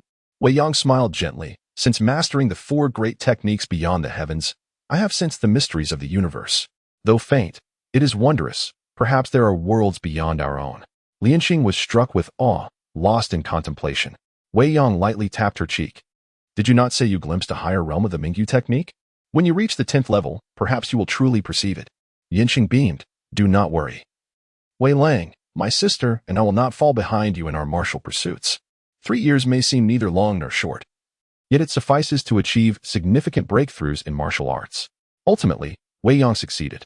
Throughout these 3 years, he grounded himself in the profound inner workings of the great Yin-Yang technique, merging the 5 absolute skills, the 4 illuminating techniques, and the Mingyu technique into a unique martial art, the infinite Shintian method. Infinite, the very essence of the universe, formless, without shape, devoid of sun and moon. Yin and Yang. What is known as the infinite gives rise to the ultimate, which in turn manifests duality, leading to the 4 symbols, the 8 trigrams, and all things in existence. The infinite Shintian method operates on this principle, returning one's true energy to its origin, forming the primordial essence, indistinct, lacking distinction between purity and impurity, rigidity and flexibility, and entirely devoid of attributes. Yet, true energy is ever-changing, manifesting the ultimate, dividing yin and yang, heat and cold at will. With strength and gentleness residing within one's heart, it can evolve into any variety of true energy that exists in this world. The key lies in its ability to continuously integrate other internal techniques, drawing upon their essences to elevate its level, allowing for unending growth as long as there are sufficient martial arts to learn. When Wei Yang encountered Lianxing, he embraced her, igniting the flames of passion. Lianxing's eyes sparkled with curiosity. "You succeeded?" Wei Yang nodded affirmatively. "I have triumphed. From this day forth, the 4 illuminating techniques shall no longer bind me." At his words, Lianxing's eyes brimmed with tears of joy, her gaze enchanting amidst the glimmering tears. Wei Yang swept her up and strode forward. Lianxing questioned, "Where are you going?" Wei Yang replied mischievously, "As the saying goes, it is better to enjoy together than to enjoy alone. Let us rejoice together." Lianxing blushed fiercely, playfully smacking his chest. "You rascal. This is too absurd." Wei Yang laughed heartily. "Dear girl, I have long been invincible. There is no escaping now." With Lianxing in his arms, he soared towards the Mingyu hall, where the lights burned bright, and Lianxing sat in meditation. Yao Yu furrowed her brow and inquired, "What brings you here, when you should be retreating to your own chambers?" Wei Yang blinked in response, "To consummate our union." With a flourish of his sleeve, he extinguished the lights within the room. Suddenly, a voice filled with indignation erupted, "You scoundrel! One day, I shall personally make you." Just then, a cold and commanding voice resonated from within the curtains, "Descend at once." In that moment, the tides turned, and the celestial bodies themselves seemed to realign, as Wei Yang ultimately achieved a profound harmony in his life. Chapter 052, Shattered Void. The following day, as the crimson sun ascended, illuminating the earth, the 3 individuals rose early, completing their morning rituals on the back mountain, basking in the freshly blossomed sunlight. There was no soreness in their waists or backs, nor did they need to lean against the walls for support. The sparring among masters only served to enhance their mutual skills. Wei Yang opened his eyes and inquired, "What do you think? Has my Wujixuan Gong inspired you in any way?" Yao Yu responded, "Indeed, Wei Lang's Wujixuan Tian de Fa is truly profound. I have only grasped a fraction of its essence, yet I have already touched the threshold of the 10th layer of Mingyu Gong." Lianxing added, "I am in a similar situation, but I wonder if my insights align with my sister's." Wei Yang replied, "My Wujixuan Tian de Fa is tailored for myself, suitable only for my own cultivation. To progress, you must seek answers within Mingyu Gong." He then proposed, "Rather than working in isolation, why not share our martial insights? I believe that articulating your understandings will yield mutual benefits." Thus, the two exchanged their thoughts, discovering that both had found paths for further advancement in Mingyu Gong. Though their directions were not entirely congruent, each possessing unique merits, Yao Yu furrowed her brow and remarked, "Strange. Could it be that the 10th layer of Mingyu Gong encompasses 2 distinct interpretations?" Wei Yang shook his head, "Not necessarily." Lianxing inquired, "What do you mean?" Wei Yang pondered for a moment before explaining, "The pinnacle of Mingyu Gong is the 9th layer, representing the highest realm achieved by its progenitor. Beyond this, it is unattainable. Yet you both have touched upon a more profound and intricate level. Once you cross this threshold, you will transcend the confines of Mingyu Gong." Yao Yu suddenly realized, "So, Lianxing and I have diverged from Mingyu Gong's confines to develop in different directions?" Wei Yang nodded affirmatively. Yao Yu immediately stood and declared, "I shall enter seclusion." Lianxing echoed, "I too will seclude myself." Wei Yang was speechless, reflecting on the irony of recently departing from his youthful innocence only to remain chaste. With a long sigh, he decided to spend time in the library of the Mihua Gong, where he fortuitously encountered Su Ying. Upon closer inspection, he found her deeply engrossed in studying the text of Mingyu Gong and Ihua Jiajade. Su Ying was no longer the little girl of yore. She had blossomed into a graceful young lady in her 20s, possessing an elegance rivaling that of Yao Yu. Wei Yang queried, "Miss Su, are you not fond of medicine and mechanics? Why do you delve into martial arts manuals? Do you aspire to make a name for yourself in the martial world?" Su Ying smiled brightly. "Who can say?" Then, with a swift motion, she executed the Hua Shen Qi Shi, displaying remarkable internal energy and technique. Wei Yang effortlessly grasped her delicate wrist, utilizing his energy to probe, and praised, "I never expected Miss Su to be a martial prodigy, achieving the 6th layer of Mingyu Gong in just 3 or 4 short years." Su Ying replied proudly, surprised, "Are you?" Wei Yang nodded, "Indeed, a little." With a glint in her eye, Suing said, "Brother Wei, you are the world's foremost expert. Would you be so kind as to offer me guidance?" Wei Yong consented. Certainly. As he trained, he also instructed Suing, and within 2 years, she reached the 8th layer of Mingyu Gong. At that juncture, Yao Yu and Lian Xing emerged from their seclusion, having made significant progress, completely transcending the confines of Mingyu Gong and attaining a new realm. Upon seeing Suing present, Yao Yu coldly remarked, "While we were in seclusion, you seem to be enjoying yourself." Wei Yong shrugged, "How envious." Lian Xing hastily interjected, "All right. Let us focus on important matters and not waste time." Suing stood up, saying, "I must take my leave." Lian Xing urged, "Stay, you should listen. It will greatly benefit you." Suing graciously replied, "Thank you." Sister Lian Xing, Wei Yong inquired, "Now, please share the fruits of your 2 years of seclusion." The two recounted their findings in detail. Yao Yu, building upon Mingyu Gong, painstakingly devised a unique martial art known as Mingyu Gong. Lian Xing, not to be outdone, similarly transcended the limitations of Mingyu Gong to create her own technique, Tianxingju. Both martial arts exhibited their own intricacies and strengths, far surpassing the 9th layer of Mingyu Gong. Wei Yong nodded approvingly and continued, "With your current realms, have you sensed anything further?" Yao Yu gazed skyward. "There are heavens beyond heaven." Lian Xing concurred, "Perhaps the sky we inhabit is not eternal. It may merely serve as a barrier, and only by shattering it can we proceed." Wei Yong nodded, "Precisely. After mastering the 4 divine arts beyond the heavens, I too became aware of this." Suing listened in confusion, feeling as if she were hearing an alien tongue. Yao Yu pondered, "But what level of attainment is required to effectively break through the sky?" Lian Xing sighed softly, "It is difficult."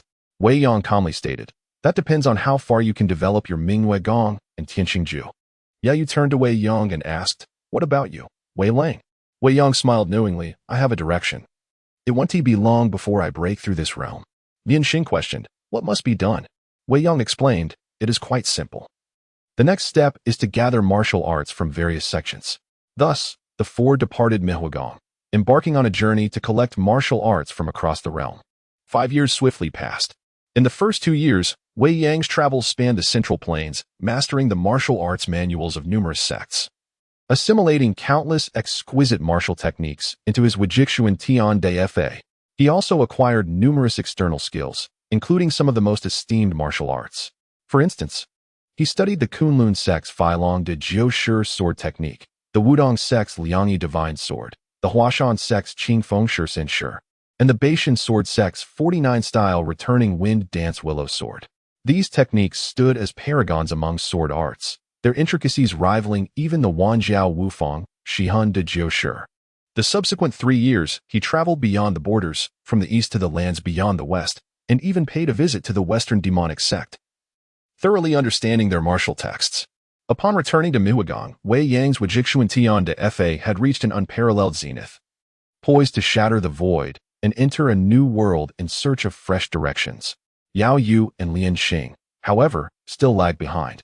They had yet to fully assimilate the knowledge gained over the years and required several more years to integrate these martial arts. Conversely, Suing, after years of diligent effort and reflection, unexpectedly broke through to the 9th layer of Mingyu Gong. Wei Yong announced, "I must depart, to shatter the shackles of this void and enter a new world." Yao Yu's expression turned icy. "What did you say?" Wei Yong cupped Yao Yu's face, explaining, "I do not intend to abandon you. I am paving a new path. Even if our martial prowess is great, we will eventually return to dust.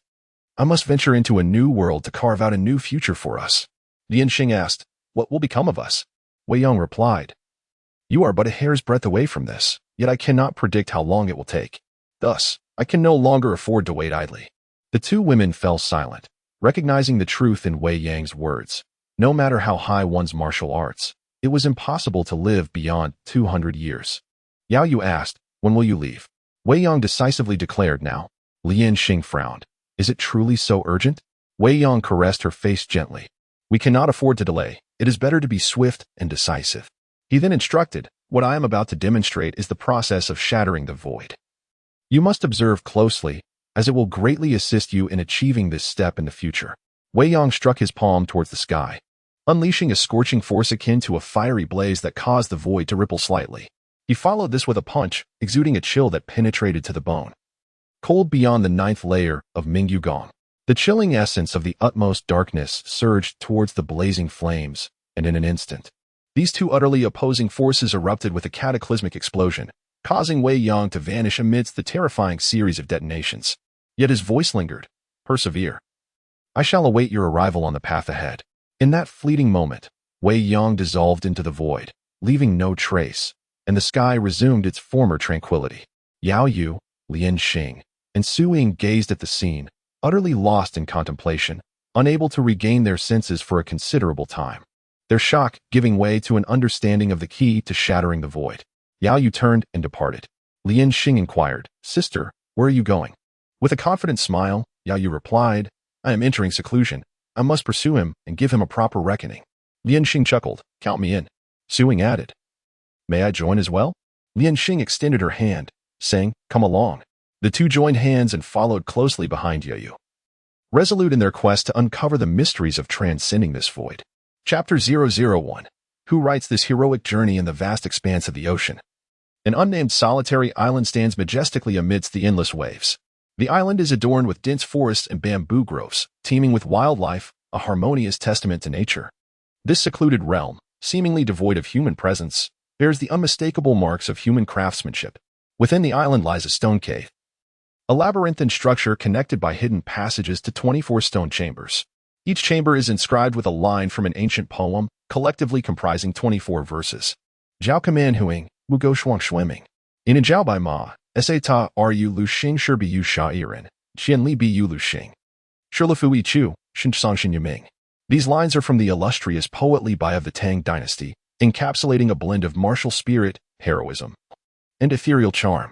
Accompanying each verse are illustrations and annotations, totaling over 100,000 characters, a veritable masterpiece. However, these annotations do not elucidate the poetic meanings, but rather delve into profound theories of martial arts, with each line concealing an enigmatic martial technique. Wei Yang stands in the first stone chamber, observing a depiction of a youthful scholar. An elegant figure wielding a fan in his left hand and executing a palm strike with his right, exuding both grace and the demeanor of a warrior. Above him are the words of Zhao Command Huing, and below, a multitude of annotations and explanations. After a moment of contemplation, Wei Yang exclaims, I cannot believe I have traversed the void to arrive at this place. Having shattered the void, Wei Yang discovers the inscribed verses and martial arts within the stone chambers. Instantly recognizing them as the martial compendium heroic journey, he deduces that he has entered the universe crafted by Jin de Xia. However, the current dynasty remains uncertain. He can only speculate based on the subtle clues within the cave. He muses, the island exists, yet the influence of heroic island is absent, suggesting a time prior to the events of heroic journey. The exact era will only be discerned after I depart from this isle. Finding himself in a treasure trove, Wei Yang resolves to immerse himself in the study of martial arts. The heroic journey is indeed a grand and profound martial compendium, encompassing a vast array of knowledge. The 24 stone chambers, each containing a verse, hold within them 24 distinct martial arts techniques, palm techniques, lightness skills, swordsmanship, and several intricate internal cultivation methods. Notably the profound by Shou Tai Xianjing.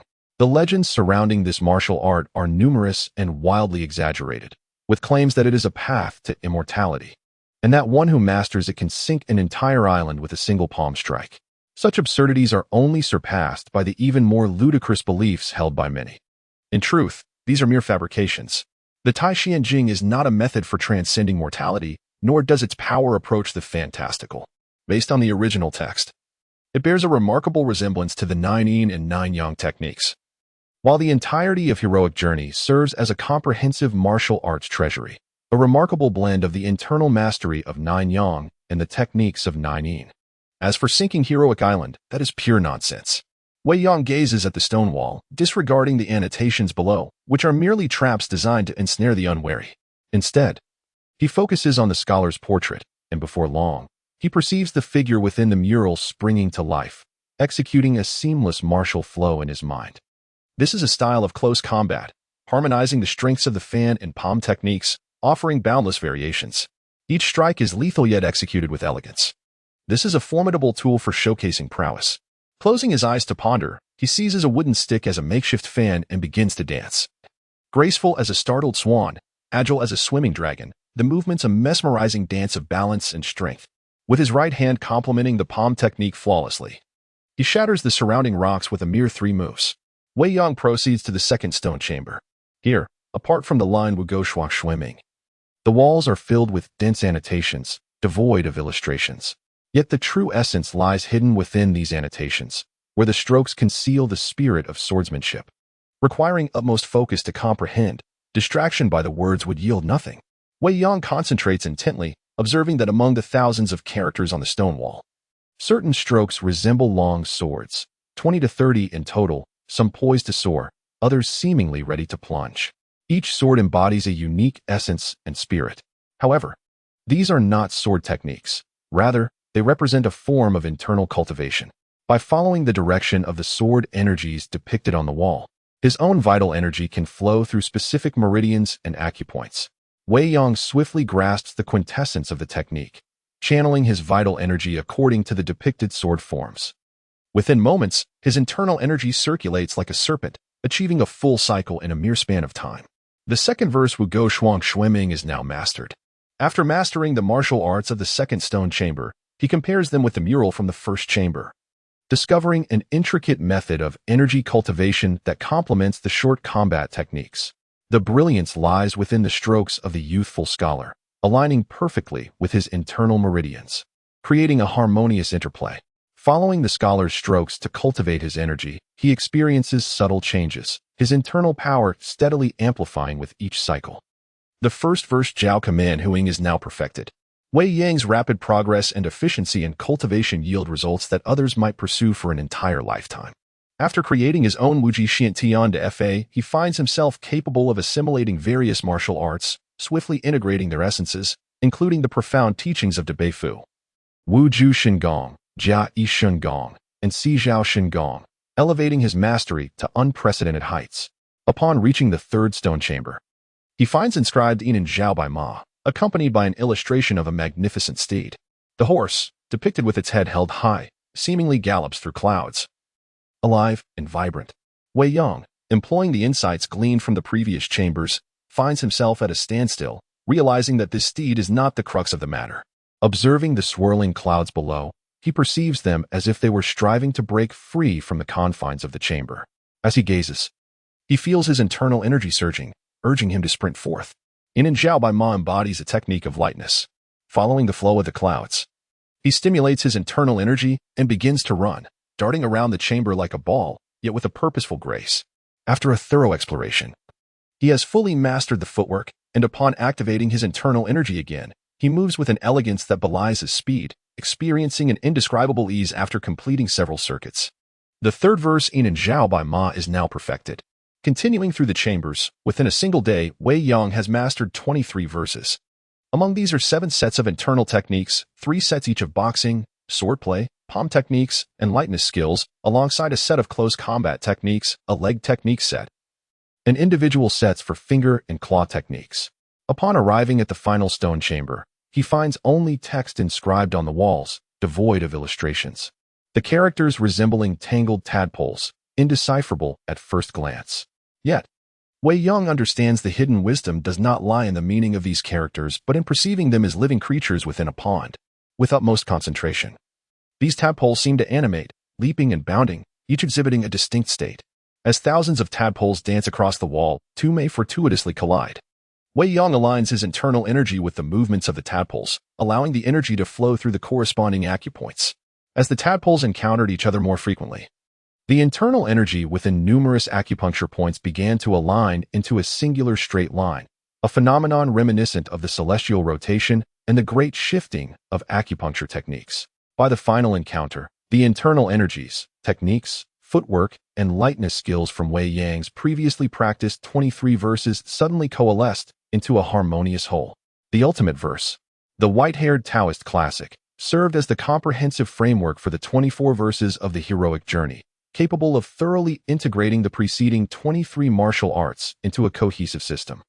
The internal power flowed ceaselessly, allowing for unfettered execution of techniques, ultimately attaining the realm of formlessness. Upon mastering the 24th verse, Wei Yang achieved the pinnacle of martial prowess encapsulated in the entirety of the heroic journey. Chapter 2. A letter to Shaolin. Having perfected his martial arts, Wei Yang felt a significant enhancement in his abilities. He foraged for some game and wild fruits to satisfy his hunger and resolved to leave the nameless island for the central plains after resting for a night. He fashioned a raft from logs, packed some wild fruits, and, after orienting himself, paddled northward towards the central plains. The nameless island lay in the South Sea. And as he drifted northward for a day, he eventually encountered a fleet of merchant ships from the central plains. After some negotiations, the captain agreed to take Wei Yang to the port along the route to Guangzhou. Through inquiries, Wei Yang discovered that the central plains were currently under Mongolian rule. Known as the Great Yuan, a vast territory stretching thousands of miles in both directions. The reigning emperor's era was named Zhijing, marking the 16th year of this reign. At this moment, Wei Yang finally comprehended that the world he inhabited was the backdrop of the late Yuan dynasty, as depicted in the Heaven Sword and the Dragon Saber. The emperor was inept and tyrannical, and the political landscape was rife with corruption, leaving the common folk in despair and suffering. With uprisings emerging across the land, the once mighty Great Yuan dynasty was on the brink of collapse. The path he had traversed was fraught with sorrow, and Wei Yang's rebellious spirit stirred within him. Oh, but this is not mere rebellion. It is a quest to reclaim our homeland, usurped by the Mongols. In this chaotic era, the populace faced great hardships. And the seas were plagued by ruthless pirates who pillaged merchant ships, committing murder and theft. Along his journey north, he encountered several such bands, all of which he easily dispatched, rendering them inconsequential. The captain expressed his profound gratitude and offered a handsome reward, which Wei Yang, in need of funds, readily accepted. After several days of travel northward, he arrived at a port where he bid farewell to the captain and officially set foot on the sacred land of the Central Plains. After a hearty meal and gathering some information about the martial world, he learned that the Ma sect was making grand preparations to unite various factions in a concerted effort to eradicate the Ming cult. The Ming cult was an exceedingly intricate sect, originally introduced from Persia, undergoing several name changes before establishing its roots in the Central Plains. This sect stood as the foremost martial faction in the region, far surpassing the likes of the Wudong and Shaolin sections. Under the leadership of the 33rd generation leader, Yang Dingtian, it reached unprecedented heights, boasting a myriad of masters and a following in the millions, becoming a formidable force that could threaten the imperial court. Although the Ming cult's reputation was not stellar, it was not wholly negative either, as it managed to coexist with other sects of the Central Plains during Yang Dingtian's reign. However, following his demise, the sect quickly fractured, with various factions descending into chaos, leading to a turbulent state of affairs within the martial world. Wei Yang pondered, while the fates of figures like Yang Xia, Wei Yixiao, and Xie Sun may be inconsequential, the Ming cult must not perish. The destruction of the Ming cult would only serve to benefit the Mongolian invaders. In this world, the Ming cult is the principal force against the Mongols. Notable rebel leaders such as Han Shantong, Lu Fudong, Su Shouhui, and Ming Yuzhen all hailed from the Ming cult. To overthrow Mongolian rule, aligning with the Ming cult is undoubtedly the swiftest and most reliable method. With a newfound purpose, Wei Yang set off northward once more, traversing from Guangdong to the Hubei region over several days. Upon reaching Wudong Mountain, he initially intended to ascend and seek an audience with the esteemed Zhang Sanfeng, a legendary figure in martial arts, hoping to exchange insights that might propel his own martial journey forward. However, calculating the timing, he realized that Zhang Sanfeng was likely in seclusion, immersed in his studies of Tai Chi. Thus, he decided against the ascent and proceeded directly to the Hunan region, where the illustrious Shaolin temple awaited. After several days, he arrived at the foot of Shaosher Mountain, entering the bustling town of Qingyi, teeming with life and activity. Finding an inn, he settled in, requested paper and ink, and penned a letter of introduction, preparing to send it up the mountain. Just as he exited his room, he encountered a group of sword-wielding martial artists entering the hall, a party of 5 women, 2 of whom were dressed as nuns. At the forefront was a middle-aged nun, appearing to be in her 40s, with a strikingly beautiful yet stern visage.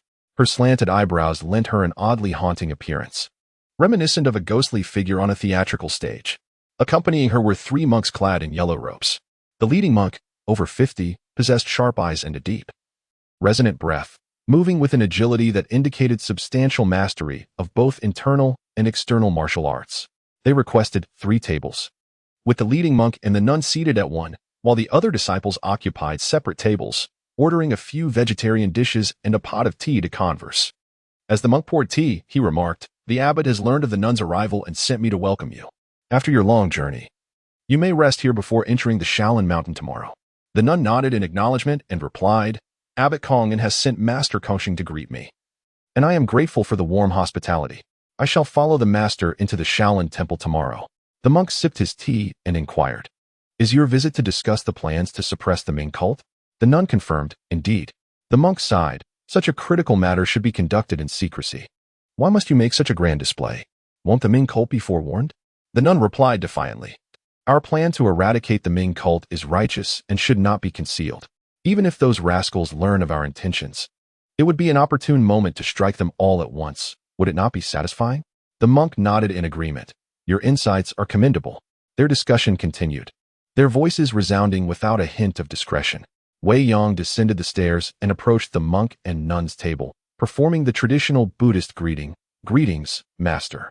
The monk returned the gesture, "Greetings, benefactor." Internally, he was taken aback. He prided himself on being the inheritor of Shaolin's authentic internal arts, with keen perception. Yet he had not detected Wei Yang's approach. The nun, equally astonished, recognized that her skills surpassed the monk's, yet she too had failed to notice him. Instantly, she regarded Wei Yong with newfound respect.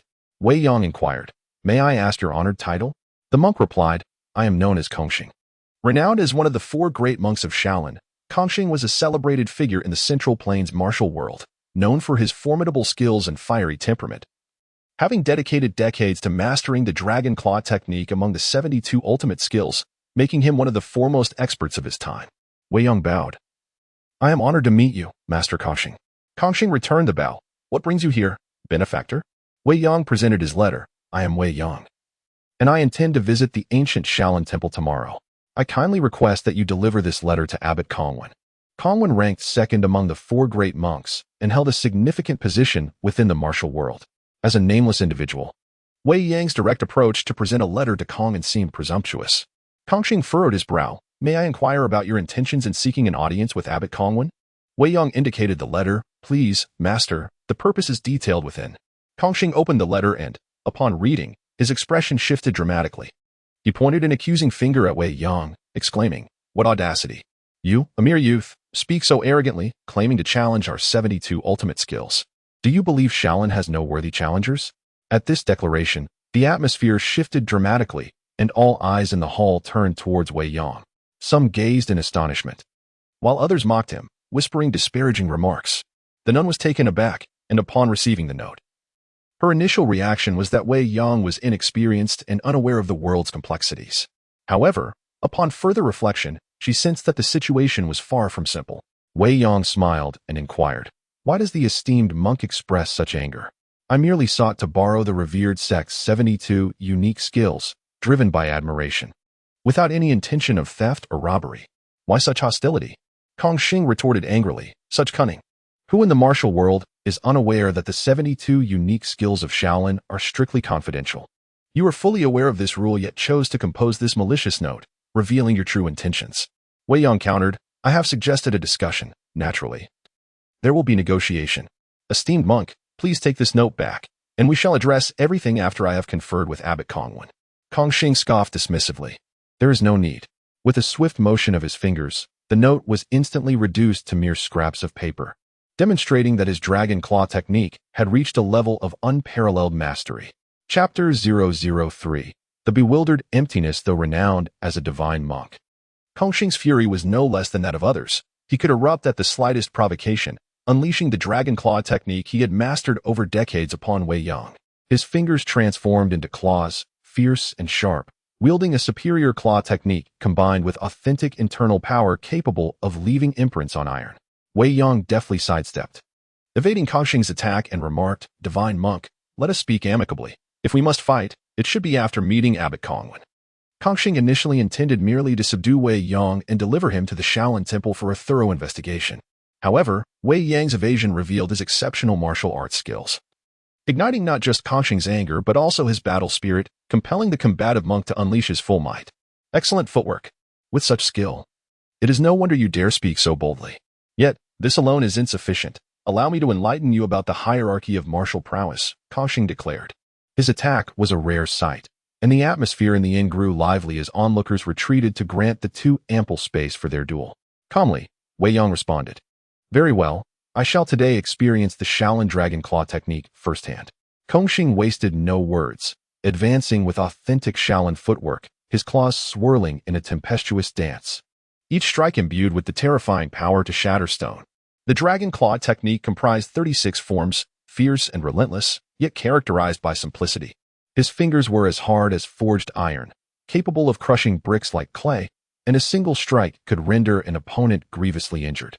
It was evident that Kongxing had not shied away from bloodshed in his past. With a swift catching the wind move aimed at Wei Yang's shoulder and a shadow grasp toward his wrist, he threatened to rip Wei Yang's arm off in an instant. Though a monk, the ferocity of his strikes belied his title, demonstrating that the reputation of the divine monk was far from the truth. Wei Yang executed an uncanny twist of his body, evading the seemingly certain grasp. Momentarily astonished, Kongxing immediately followed up with playing the chin-chin and striking the zither, his footwork propelling him forward. Wei Yang's eyes sparkled. Kongxing alternated between left and right hands in a manner reminiscent of Zhou Buodong's dual-hand combat technique. At this juncture, his claws were perilously close to Wei Yang. Yet, with a swift movement utilizing the Great Void Step, Wei Yang evaded as Kongxing's strikes obliterated a nearby table. A female monk observed with quiet admiration, "Shaolin truly is the pinnacle of the Central Plains martial world, a treasure trove of hidden talents. The formidable Kongxing is indeed impressive. How much more so must be the esteemed Kongji and Abbot Kongwen." In an instant, the two had exchanged dozens of blows. Kongxing attacked relentlessly, while Wei Yang remained on the defensive. Witnesses admired Kongxing's fierce claw techniques and were equally astonished by Wei Yang's extraordinary evasion skills. Kongxing, in frustration, exclaimed, "Do you think you can merely evade and escape my dragon claw technique?" Wei Yang smiled faintly, offering no reply. Continuing to dodge as Kongxing unleashed the entire repertoire of his 36 forms.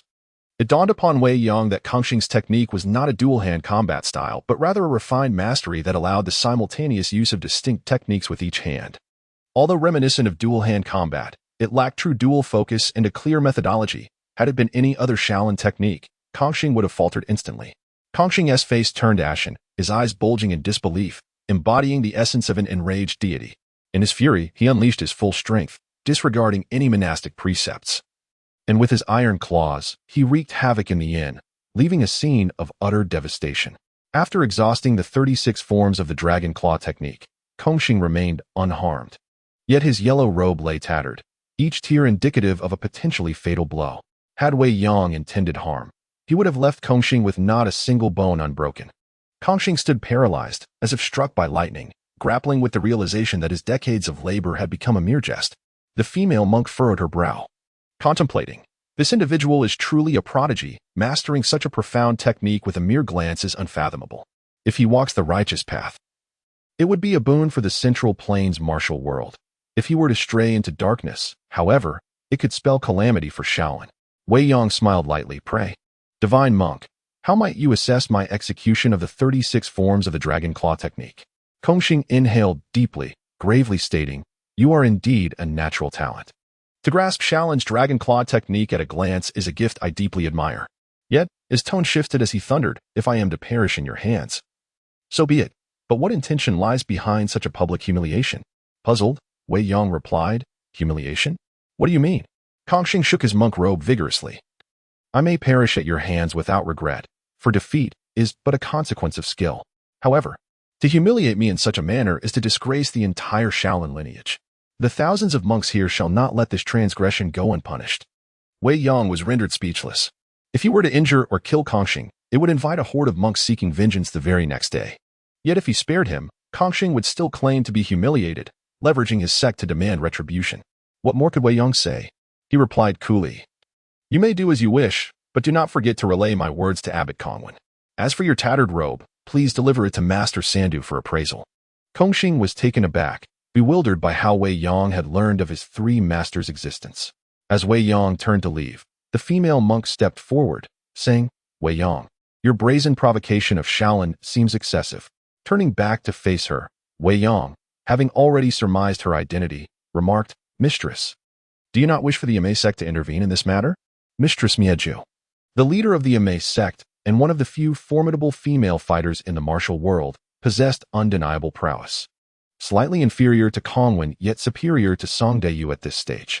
Renowned for her exceptional swordsmanship, she was often lauded as the second greatest after Zhang Sanfeng. In a solemn tone, Mistress Mieju declared, "The righteous sects of the world are akin to one family, bound by shared roots, watching over one another. If you seek to provoke Shaolin, how can a Mei remain idle?" Mistress Mieju had been grossly misrepresented by television dramas, often depicted as a tyrannical old hag. In truth, she was a complex individual. To the common folk, she embodied virtue, with a fiery and upright character, staunch adherence to rules, and an admirable sense of accountability, exuding a rare mastery demeanor. Yet, she was also a fanatic. Once entangled with the Ming cult, one is destined for ruin. Even if one does not meet death, they will surely suffer greatly. Not even children of half-Ming blood, such as young Buhui and Zhang Wuji, are spared. If one were to consider the circumstances, it is not entirely her fault. Rather, it is the nefarious entities of the Ming cult who are devoid of humanity. Her beloved, Gu Hongzi, was driven to his demise by Yang Zhao's provocations. Though it stemmed from his own narrow-mindedness, it inevitably sowed discord between them. Furthermore, the disciple she painstakingly nurtured, Ji Shufu, was violated and left pregnant by Yang Xiao, yet she unwittingly fell in love with him, devoid of any resentment. The deepest wound she bears is the unjust murder of her conflict-averse elder brother by C.S. Sun. In such circumstances, it is reasonable to conclude that anyone would harbor an unending vendetta against the Ming cult. Wei Yong applauded, exclaiming, "Well, well, well. I too wish to experience the legacy of the young female hero, Guixiang. Let us convene at the Shaolin Temple's gate at dawn tomorrow." With that, he turned and departed. Chapter 004. The celestial sword's chilling radiance. As Wei Yong was about to depart, a long sword suddenly flew from the side, blocking his path. Upon closer inspection, he realized it was a young woman, one of the disciples accompanying the formidable Master Mieju of Amei. Wei Yong furrowed his brow slightly and inquired, "What is your intent, miss?" The woman coldly replied, "You dare to provoke my master and then think to walk away unscathed?" She was tall and graceful, yet her gaze was sharp and unyielding, her demeanor haughty. Master Mieju admonished, "Minjun, since young Master Wei has already arranged to meet with Shaolin, you should withdraw immediately. Do you wish to invite ridicule upon Amei for lacking decorum?" Upon hearing her name, Wei Yong understood. It seemed Minjun was attempting to impress Master Mieju, indulging in a grandiose fantasy of becoming the leader of Amei. But did she not consider her own abilities? Minjun asserted, "Master, this man has not only insulted the monk Kongxing but has also challenged Amei. I cannot tolerate this. Today, I shall restore our dignity." With that, she thrust her sword toward Wei Yang's chest, her attack vicious and aimed at his life. Though Minjun's actions seemed foolish, she was anything but. She was quite shrewd. Aware that she was no match for Wei Yong, she had calculated that Master Mieju would intervene in the face of danger, hoping to evoke her master's pity by risking her own life for vengeance. Unfortunately for her, her opponent was indeed Wei Yong. Wei Yong had little interest in engaging with an adversary of Minjun's caliber. He merely flicked his sleeve, redirecting her thrust back upon her.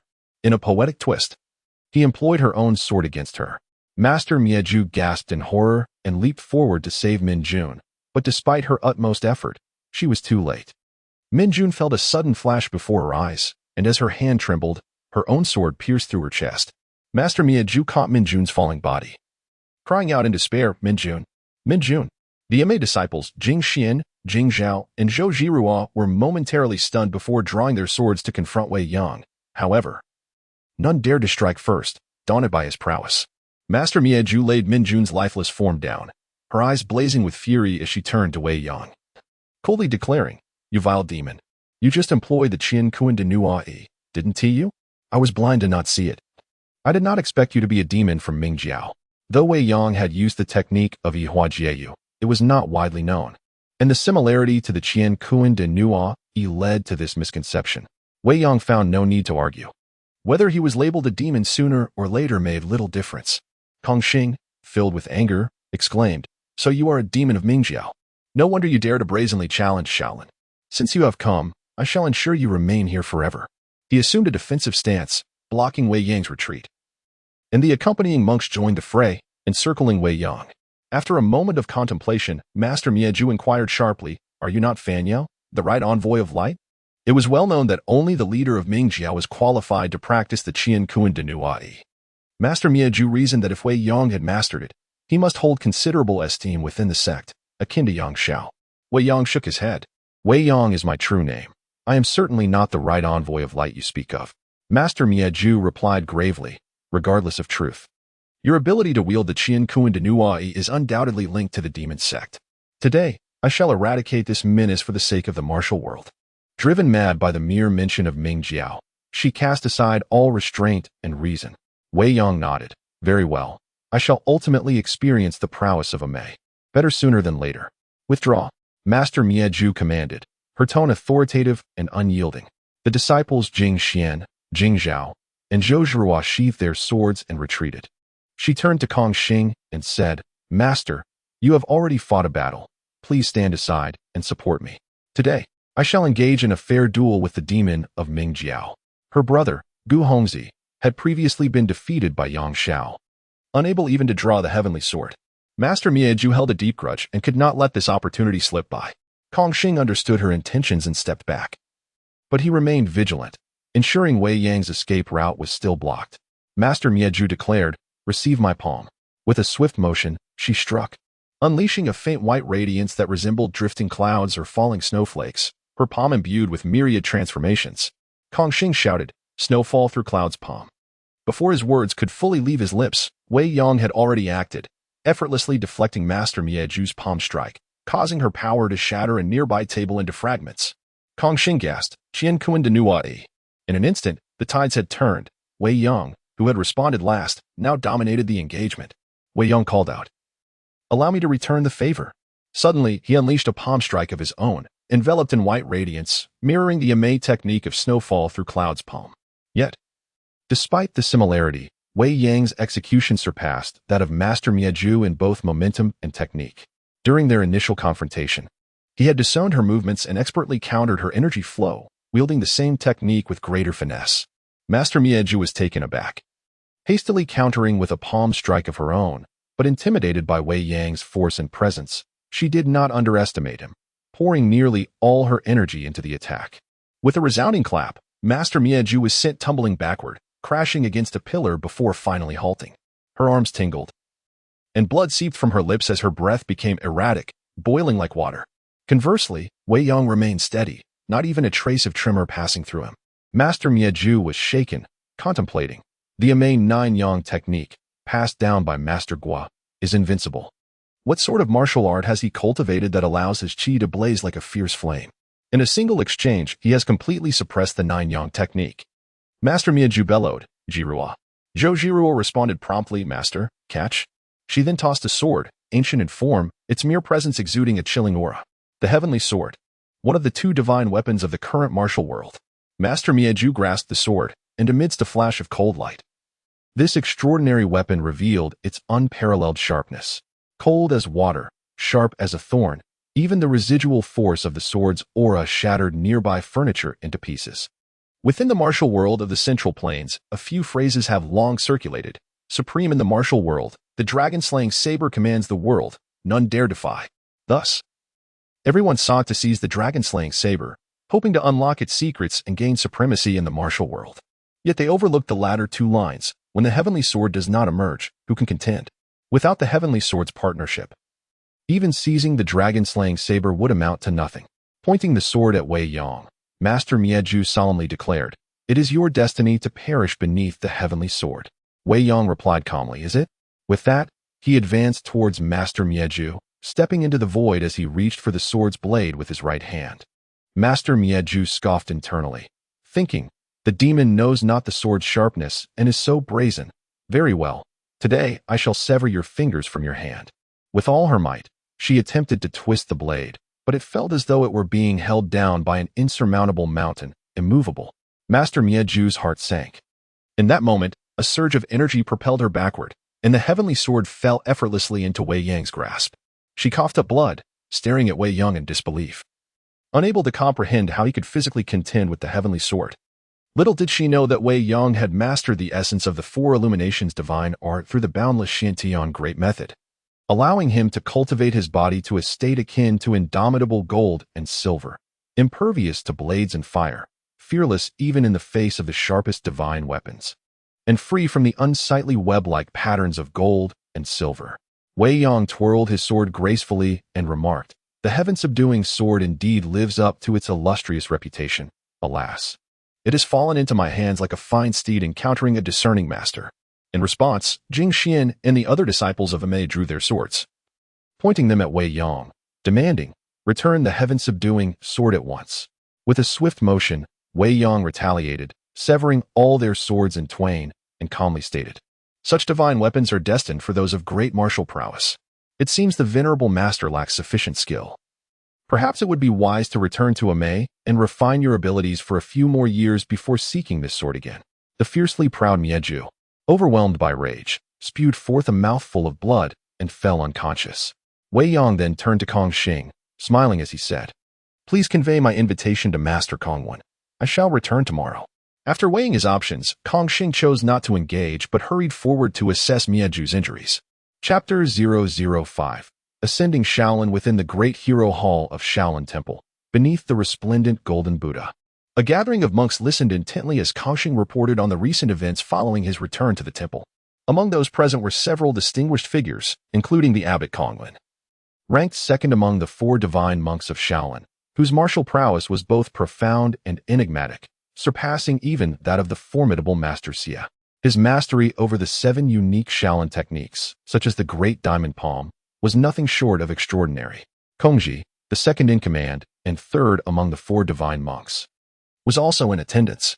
His cultivation was profound, slightly inferior to that of his elder brother Kongwen, yet he excelled in breadth of knowledge, being well-versed in 11 unique Shaolin techniques. The gathering also included several elite members of the Yuan generation, each a force to be reckoned with in martial arts. Upon concluding Kong Xing's report, a grave expression appeared on Kongwen's bronze-hued face as he inquired, "Are you certain? Is this Wei gentleman truly a member of the demonic sect?" Kong Xing affirmed, "There is no mistake. He employed the demonic sect's great shift of the universe to counter the snowfall through clouds technique. Master Xie is currently gravely injured, and her disciple Ding Minjun has fallen in battle. Even the divine weapon, the heavenly sword, has been seized by the demon." Kongji then asked, "How severe is Master Xie's injury?" Kong Xing shook his head. "The situation is not optimistic. Although I administered our sect's great elixir to preserve her life, the wounds are too severe. We must return to Ame Mountain immediately for her to recuperate. The great elixir is a rare and invaluable remedy of Shaolin, crafted from hundreds of precious herbs, capable of healing most internal and external injuries. Only a select few elites within the Shaolin sect are fortunate enough to possess a single dose." Kongwen sighed. Master Xie came to Shaolin to discuss a joint effort against the demonic sect, yet now she lies gravely injured. This matter may be delayed. And if this Wei truly is a demon of the Ming sect, his intentions are painfully clear. Kongji furrowed his brow. "According to what you say, his martial abilities are unfathomable, rivaling our 3 esteemed uncles. To confront him will undoubtedly require a significant mobilization of force." Kongwen replied with composure, "What is destined to come will inevitably arrive. We have long since relinquished all fears. What remains to be afraid of?" Kong Xing interjected, "This individual has declared his intention to seize our Shaolin's 72 unique skills. How shall we respond?" Kongji scoffed, "Our unique skills are not for the taking as he pleases. Shaolin has stood for hundreds of years, enduring countless storms, and we shall not be easily shaken by the likes of a mere demon from the Ming sect." Kong Xing countered, "Yet this person is no ordinary foe." Kongji queried, "What makes him extraordinary?" Kong Xing replied, "He is a natural genius, capable of mastering any martial art with a single glance. And his proficiency suggests decades of diligent practice. My own 36 Dragon Claw technique pales in comparison to his execution." Kongji questioned, "Is this truly the case?" Kong Xing nodded, "Absolutely." He then revealed his tattered monk's robe, causing Kongwen to gasp in astonishment, reflecting on the implications. Kongwen praised, "Such a formidable claw technique. I had not anticipated our Dragon Claw to wield such power in his hands. It appears he is indeed a formidable adversary for our Shaolin." Kong Xing inquired, "What course of action shall we take?" Kongwen contemplated and responded, "In this world, all matters yield to reason. Tomorrow, we shall first engage him in discussion. Should he repent, all will be well. If he remains obstinate, we possess the means to vanquish evil." Kong Xing intoned a Buddhist chant, "Brother, your insight is commendable. The demon from the Ming sect is aware of our customs, honoring etiquette before conflict. As the leading sect of the Central Plains martial world, we must maintain our dignity."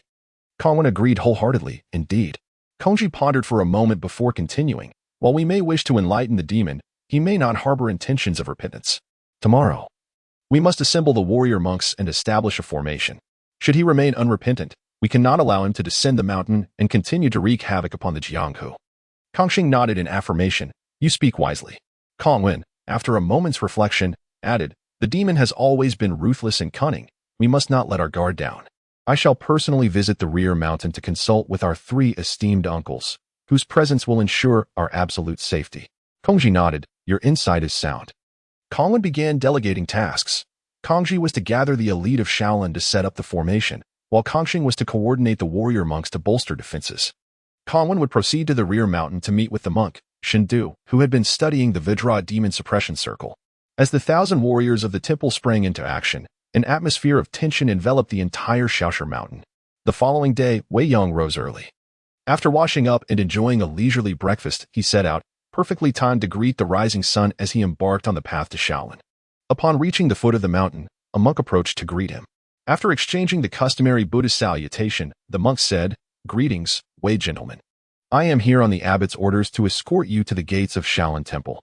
Wei Yong replied with calm composure, Lead the way. Following the monk, they traversed the winding mountain path until they arrived at the entrance of Shaolin Temple. Throughout the journey, Wei Yong remained observant, noting the countless hidden presences, each breathing deeply and moving lightly, clearly indicating the masters of Shaolin lying in ambush along the route. Wei Yong mused, Your sect possesses remarkable skill. It seems Abbot Kong has no intention of allowing me to leave the mountain alive. The leading monk responded, Gentlemen, you jest. The Buddhist order prohibits killing. Our temple would not dare to harm you. Wei Yong smiled faintly. You monks speak of the prohibition against killing, yet say nothing of subduing demons. I fear in your eyes. I am already akin to a monstrous fiend. The monk fell silent. Upon entering the mountain gate, they arrived at a large courtyard. Beyond this courtyard lay the true interior of Shaolin Temple. In the courtyard, over 100 warrior monks were engaged in martial practice, their shouts resonating like thunder, creating an imposing spectacle.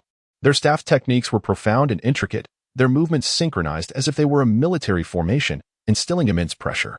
Outside the main gate, Abbot Kong personally led a contingent of monks to welcome Wei Yong, including Kangxing and Kangji, an act that could not be devoid of a display of martial prowess. With hands pressed together, Kong Wen recited a Buddhist chant. I, Kong Wen, humbly welcome the esteemed visitor from the Ming sect to our humble temple. Wei Yong returned the gesture. Esteemed visitor? I am merely an ordinary person amidst the tumult of the secular world. Kong Wen replied, There is no need for such humility, Wei gentlemen. Brother Kangxing has already experienced your prowess and feels inadequate. We are honored to witness your presence. Upon hearing this, Wei Yong felt a surge of admiration. Kong Wen, as the abbot of Shaolin, was indeed a master of diplomacy. Despite knowing that Wei Yong had come seeking trouble, his outward demeanor remained impeccably courteous. Wei Yong smiled lightly and stated directly, Let us dispense with the riddles. The Buddhist order has its taboos against falsehood. It would be more straightforward to clarify our intentions. Kong Wen invited, Please, speak freely. Wei Yong cut to the chase. My purpose in coming to the mountain is to peruse the scriptures in your esteemed temple's scripture pavilion. I would like to know what it would take for you to grant me access. Kong Wen responded slowly, Allow me to inform you, Wei gentlemen. Since the arrival of our founder, Master Bodhidharma, who established the unique skills of Shaolin, our martial arts have never been disclosed to outsiders for hundreds of years. If you wish to learn our techniques, you may shave your head and become a lay disciple. Beyond these 2 paths, I regret to say that I am powerless to assist. Upon hearing this, Wei Yong chuckled. The abbot's evasive rhetoric was indeed another unique skill of Shaolin. Without hesitation, Wei Yong replied, I apologize, but I will not choose either of those options. However, my goal must be achieved, so it seems I must forge a 3rd path. Kong Wen inquired curiously, What path might that be? Wei Yong stated calmly, Let us adhere to the customs of the Jianghu. The outcome shall be determined by martial prowess. Every monk of your temple is fair game, and I am prepared to accept all challenges. Upon hearing this, Kangxing erupted in anger. You truly underestimate the situation. With over 1,000 warrior monks in Shaolin, do you think we cannot handle a single individual? Even the venerable Zhang Sanfeng of Wudong would not dare to be so audacious. Wei Yong calmly remarked, I shall take on the challenge. If any of you have teachings to impart, please feel free to express them. Kong Wen, with a solemn tone, recited a Buddhist chant, Wei benefactor. The Buddhist realm is fundamentally a place of tranquility. I, as a humble monk, am reluctant to engage in conflict, Yet if you insist, we, despite our monastic vows, must acquiesce. Wei Yong smiled with ease, replying, I fear not your acceptance. It seems the abbot has long been prepared. Why not speak plainly? Kongwen responded, Benefactor. If you wish to examine the martial arts housed in our temple's scripture pavilion, it is certainly possible, provided you can overcome 3 formidable trials.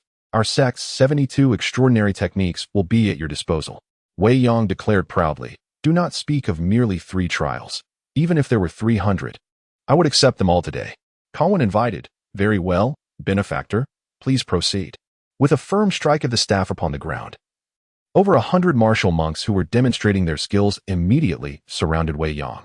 Chapter 006. The 108 Arhats Subduing Demons Formation legend has it that Bodhidharma, upon his arrival in the East, established himself at the Shaolin Temple. Throughout his life, he not only pioneered numerous extraordinary skills and arts, but also left behind formations to safeguard the temple's gates, ensuring its steadfast presence in the martial world for centuries. Based on the celestial and terrestrial numbers, the formation comprises 108 highly skilled martial monks. Their combined efforts can withstand a great army, with each strike possessing formidable power to subdue demons. The formation is known as the 108 Arhats Subduing Demons Formation, which is precisely what Wei Yong now faces. Kongwen stated calmly, If Benefactor can break through the 108 Arhats Subduing Demons Formation, you may proceed to the next challenge. Wei Yong descended into the arena with composure, saying, Wei shall learn from it. With a tap of his foot, he instantly arrived in the center of the arena, allowing the 108 martial monks to form the Subduing Demons Formation. Kongxing announced loudly, Activate the formation. Upon the command, the 100 monks shouted in unison, their voices shaking the heavens and earth, causing the very elements to change color. The monks practiced authentic Shaolin subduing demons' divine skill. Their inner power foundations were solid, and their strength was extraordinary. Moreover, they could resonate with each other, harnessing the combined power of 108 individuals through the formation, coupled with the authentic Arhats subduing demons' staff technique. They were confident in subduing even true demons and monsters. The monks encircled and began to rotate rapidly, their footwork perfectly coordinated and their movements uniformly aligned.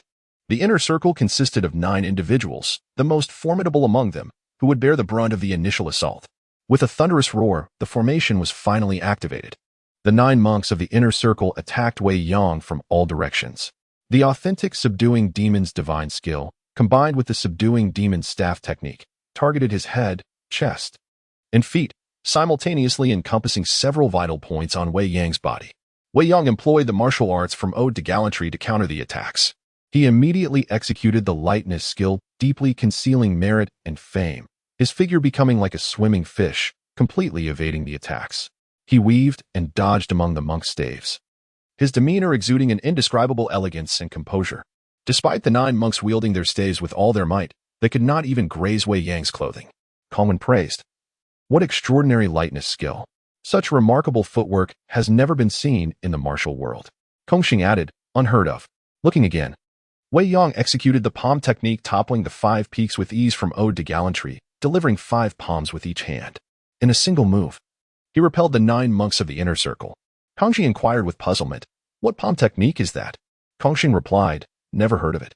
As the 9 individuals retreated in defeat, those in the outer circle immediately came to their aid, using their wooden staves to support their backs and channeling true energy into their palms. The 9 monks, whose inner strength had been greatly depleted, were rapidly recovering. Another 9 individuals immediately stepped in to fill the gaps, launching another assault on Wei Yong with the subduing demon staff technique.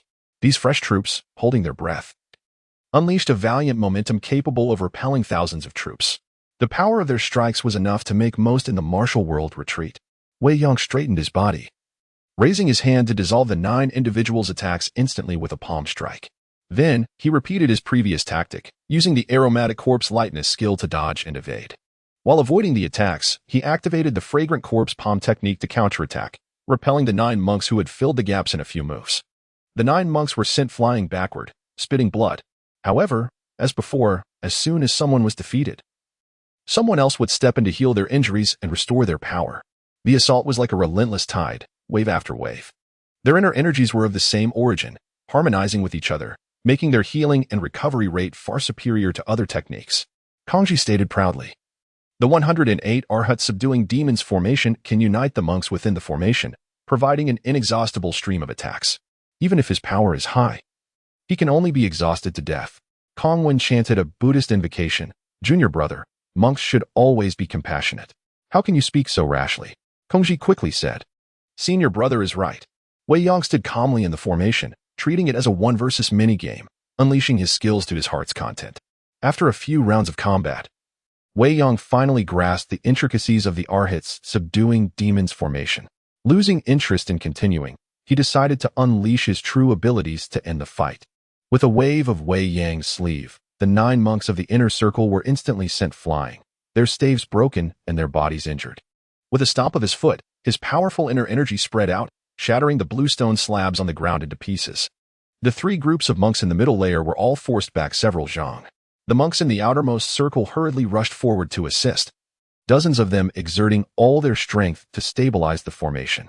However, Wei Yang stood motionless in the formation, his body radiating a scarlet aura that was supremely yang, scorching, domineering, and fierce, like a blazing sun descending into the formation, making it difficult to breathe. Then, he delivered a palm strike from midair. The powerful and overbearing palm force instantly sending more than 20 monks flying. The terrifying palm power and aura were like an irresistible storm. The scene in the martial arts arena resembled a sandstorm, with countless targets suffering with each strike. The monks were sent flying backward, coughing blood, their bones broken and tendons fractured, heavily injured and groaning on the ground, with no one able to stand up. Common exclaimed in shock, this. He hurriedly stepped forward to stop it. Unfortunately, it was too late. Wei Yang had used only 3 palm strikes to knock down all 108 monks. The so-called 108 Arhats subduing demons formation was thus broken. Kongwen chanted a Buddhist invocation and then questioned, since it is a martial arts competition, why did Benefactor resort to such ruthless measures? Wei Yang explained, your esteemed sect's 108 Arhats subduing demons formation is very powerful. I can only go all out. I am temporarily unable to break the formation without harming your esteemed sect's monks. If there is any offense, please forgive Abbot Kongwen. Kongwen was speechless. Kongxi and Kongxing glared at Wei Yang, not believing such an explanation. Wei Yang said calmly, Abbot Kongwen, you are too kind. I have won this round. What is the next challenge? Kongxi replied, Benefactor Wei's ability to break through our temple's Arhat subduing demons formation shows that your martial arts are unfathomable. We are naturally no match for Benefactor in a one-on-one fight. Therefore, we have decided to have 4 experts from our temple form the 4 Heavenly Kings formation. If Benefactor Wei has the ability to break through this formation, you may challenge the final level. In Buddhism, there are 4 Heavenly Kings stationed in the 4 directions, ranking in the first heaven of the 33 heavens, guarding the 4 poles. The Shaolin school's predecessors used this theory as a foundation to create a formation called the 4 Heavenly Kings formation. 4 experts are stationed at the 4 poles, guarding the 4 directions, and their combined attacks can exert several times their combat power. Wei Yang chuckled inwardly upon hearing this.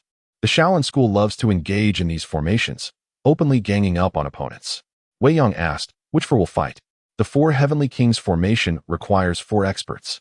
The best combination would naturally be the 4 great monks, Zhangwen Jisheng. Unfortunately, Kong Jian had passed away, leaving 1 position vacant. Kongwen could only choose one from the Yuan generation of monks to fight. Kongwen asked Kongji, junior brother, who among the Yuan generation can join us in forming this 4 Heavenly Kings formation? Kongji recommended one person, Yuanjin. He is the top disciple of senior brother Kongjian.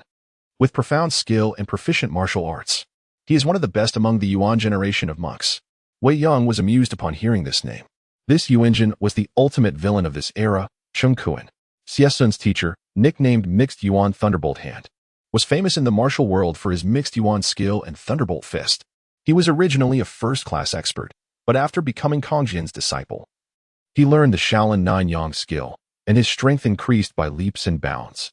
He also cultivated a killing move, the illusory Yin Finger, and his strength had already surpassed experts like Kongxing and the Xianming elders. Kongji compared him to a group of Yuan generation monks, obviously unaware of the old schemer's true strength. Kongwen nodded, all right, let Yuanjin join us in forming the 4 Heavenly Kings formation to face Benefactor Wei. After a while, an old monk arrived at the square. Looking about 70 years old, with a ruddy complexion and light steps, his inner strength cultivation was not inferior to that of Shaolin Abbot Kongwen. Yuanjin chanted a Buddhist invocation and bowed, disciple Yuanjin greets all senior uncles, awaiting instructions. Kongwen commanded, Yuanjin, you are the esteemed disciple of my senior brother Kongjin. Having received his true teachings many years ago, today, as Wei Yang wishes to experience the essence of my Shaolin arts, you shall join me and your two esteemed uncles to form the four heavenly kings formation to engage him. Yuanjin complied, saying, disciple obeys.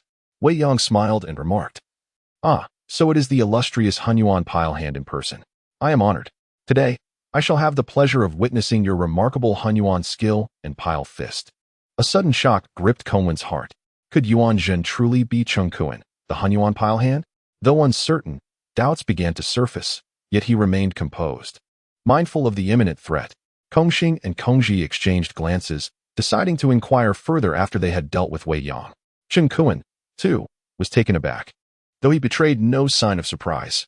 While he was unclear how Wei Yang acquired this knowledge, he resolved to eliminate him during the duel. A new battle was about to erupt. Chapter 007. The ultimate technique of the great universe. Kongwen positioned the four heavenly kings formation of Shaolin. Although fewer in number than the Arhit demonic suppression formation, its power was equally formidable. A single true master was worth more than 100 novices. Kongwen chanted a Buddhist mantra, Master Wei, if you break our four heavenly kings formation, you may challenge the final barrier. With that, he descended into the arena. Kongji, Kongxing, and Yuanjin followed suit, each taking their respective positions to fully manifest the formation. Kongwen guarded the eastern position of the Holding Country King. Kongji took the southern position of the Growth King. Kongxing held the western position of the Broad-Eyed King. Yuanjin occupied the northern position of the Many Sounds King.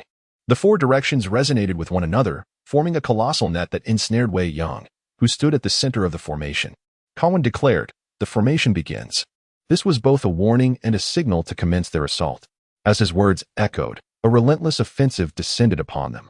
Kongwen, fully aware of Wei Yang's unfathomable prowess, knew that only by exerting their utmost effort could they hope to win this round. He unleashed the supreme skill he had honed for decades, the Great Diamond Palm. With a single strike of the diamond subduing demon, fierce and dominating, the sound of roaring wind and thunder emanated from his palm. Kongji utilized the unpredictable wisdom finger, a technique that consumed more mental energy than physical power, its movements elusive and unfathomable.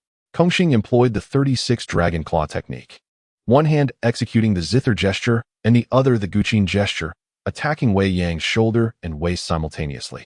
Should an ordinary person fall prey to such a grip, they would likely lose the ability to engage in marital relations for the rest of their lives. Yuanjin, intentionally concealing his strength, wielded the 18 Arhit divine strikes, appearing harmless while secretly seeking a lethal opportunity. The four of them launched their combined assault, their formidable techniques bolstered by the formation, allowing them to unleash their most vicious attacks without concern for vulnerabilities. Wei Yang stood resolute, immovable, and with a single exchange, he left the four monks in disarray. Kongwen's great diamond palm suddenly targeted Kongji. Kongji's unpredictable wisdom finger struck at Kongxing. Kongxing's dragon claw reached for Yuanjin. Meanwhile, Yuanjin's Arhut divine strike aimed at Kongwen, creating a perfect closed loop of mutual assault among the four monks. Kongwen exclaimed, the great cosmic shift. Little did he know, Wei Yang was not employing the great cosmic shift, but rather the flower-transferring jade-receiving technique of the Flower Palace, which allowed him to redirect attacks at will if his internal power was sufficient. Kongwen forcibly altered the direction of his attack, causing his palm to graze the back of Kongji's head. Although he was uninjured, the gust of his palm left Kongji's mind ringing. Kongji felt a sharp pain in his scalp and cold sweat pouring down, realizing that even facing death, the four emptiness technique seemed futile. Kongwen fared no better. The forced change in his palm's trajectory caused his internal energy to surge chaotically, threatening to make him vomit blood from the strain. The same fate befell the other three monks. Although they attempted to change the outcome of their self-inflicted chaos, their internal energies became unstable, causing the four heavenly kings formation to teeter on the brink of collapse. Wei Yang calmly remarked, time is fleeting. I must complete the third challenge before lunch. Whether the four heavenly kings formation can withstand a single blow lies in this strike. Stepping into the void, his figure suddenly vanished from sight, only to reappear elsewhere, not as a singular entity but as a multitude of illusions. The four monks were simultaneously taken aback, their senses overwhelmed as they struggled to discern the true from the false amidst the flurry of images. Dozens of phantoms charged toward them, resembling a torrential downpour. Impossible to withstand. Kongxing bore the brunt of the assault. His 36 dragon claw tore through two phantoms, only to be met by a pair of fearsome hands emanating a purple aura, radiating a scorching force from their palms. The great purple sun palm of the ultimate technique. This was the yang aspect of the ultimate technique of the great universe, designed to obliterate an enemy's meridians with pure yang energy, igniting their interior until they succumb to their own increasingly heated blood. Kongqing utilized the star-plucking and moon-fetching techniques in response. Their convergence resulted in a cracking sound as both of Kongqing's wrists broke, sending him hurtling backward. The western position of the four heavenly kings formation thus crumbled. During Kongqing's retreat, the remaining three monks faced similar fates. Kongqi's unpredictable wisdom finger encountered a pair of chilling green hands, radiating a bone-deep cold, which swiftly broke his fingers and struck his vital chest. The great soul-seeking hand of the ultimate technique. Within the ultimate technique of the great universe, the yin aspect summoned an extremely cold, dark energy that froze the five organs and could siphon an opponent's power and essence for its own use. Though akin to the heavenly demon's ecstasy in the great heavenly demon technique, it lacked the euphoric sensation during execution. However, Kongqi was not drained. It was not out of mercy from Wei Yang, but simply unnecessary.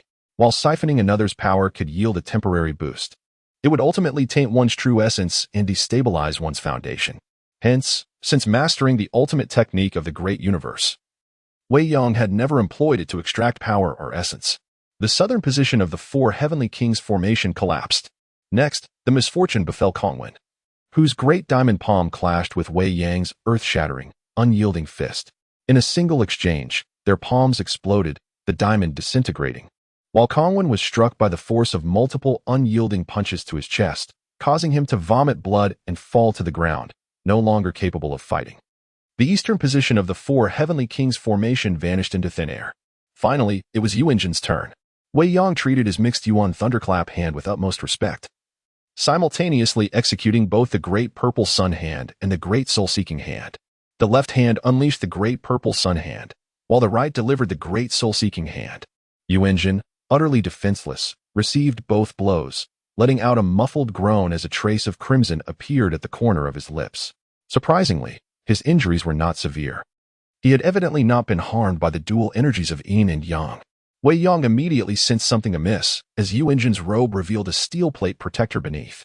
It turned out he had anticipated this moment, and the armor had indeed granted him a reprieve. Suddenly, Yuanjin launched a counterattack. A sinister glint flickered in his eyes as he pointed a finger at Wei Yang's temple. Yuanjin thought fervently, die.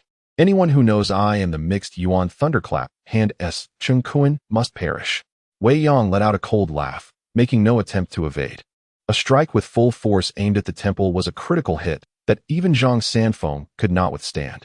Yet reality often defies expectations. After landing his strike, Yuanjin displayed no signs of triumph.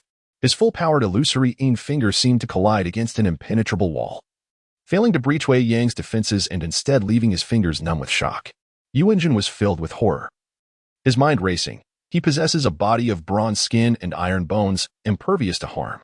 Has he mastered the indestructible body of the dead ghost as void sight? Suddenly, Yuanjin's body jolted, his expression shifting dramatically as he rapidly retreated several yards.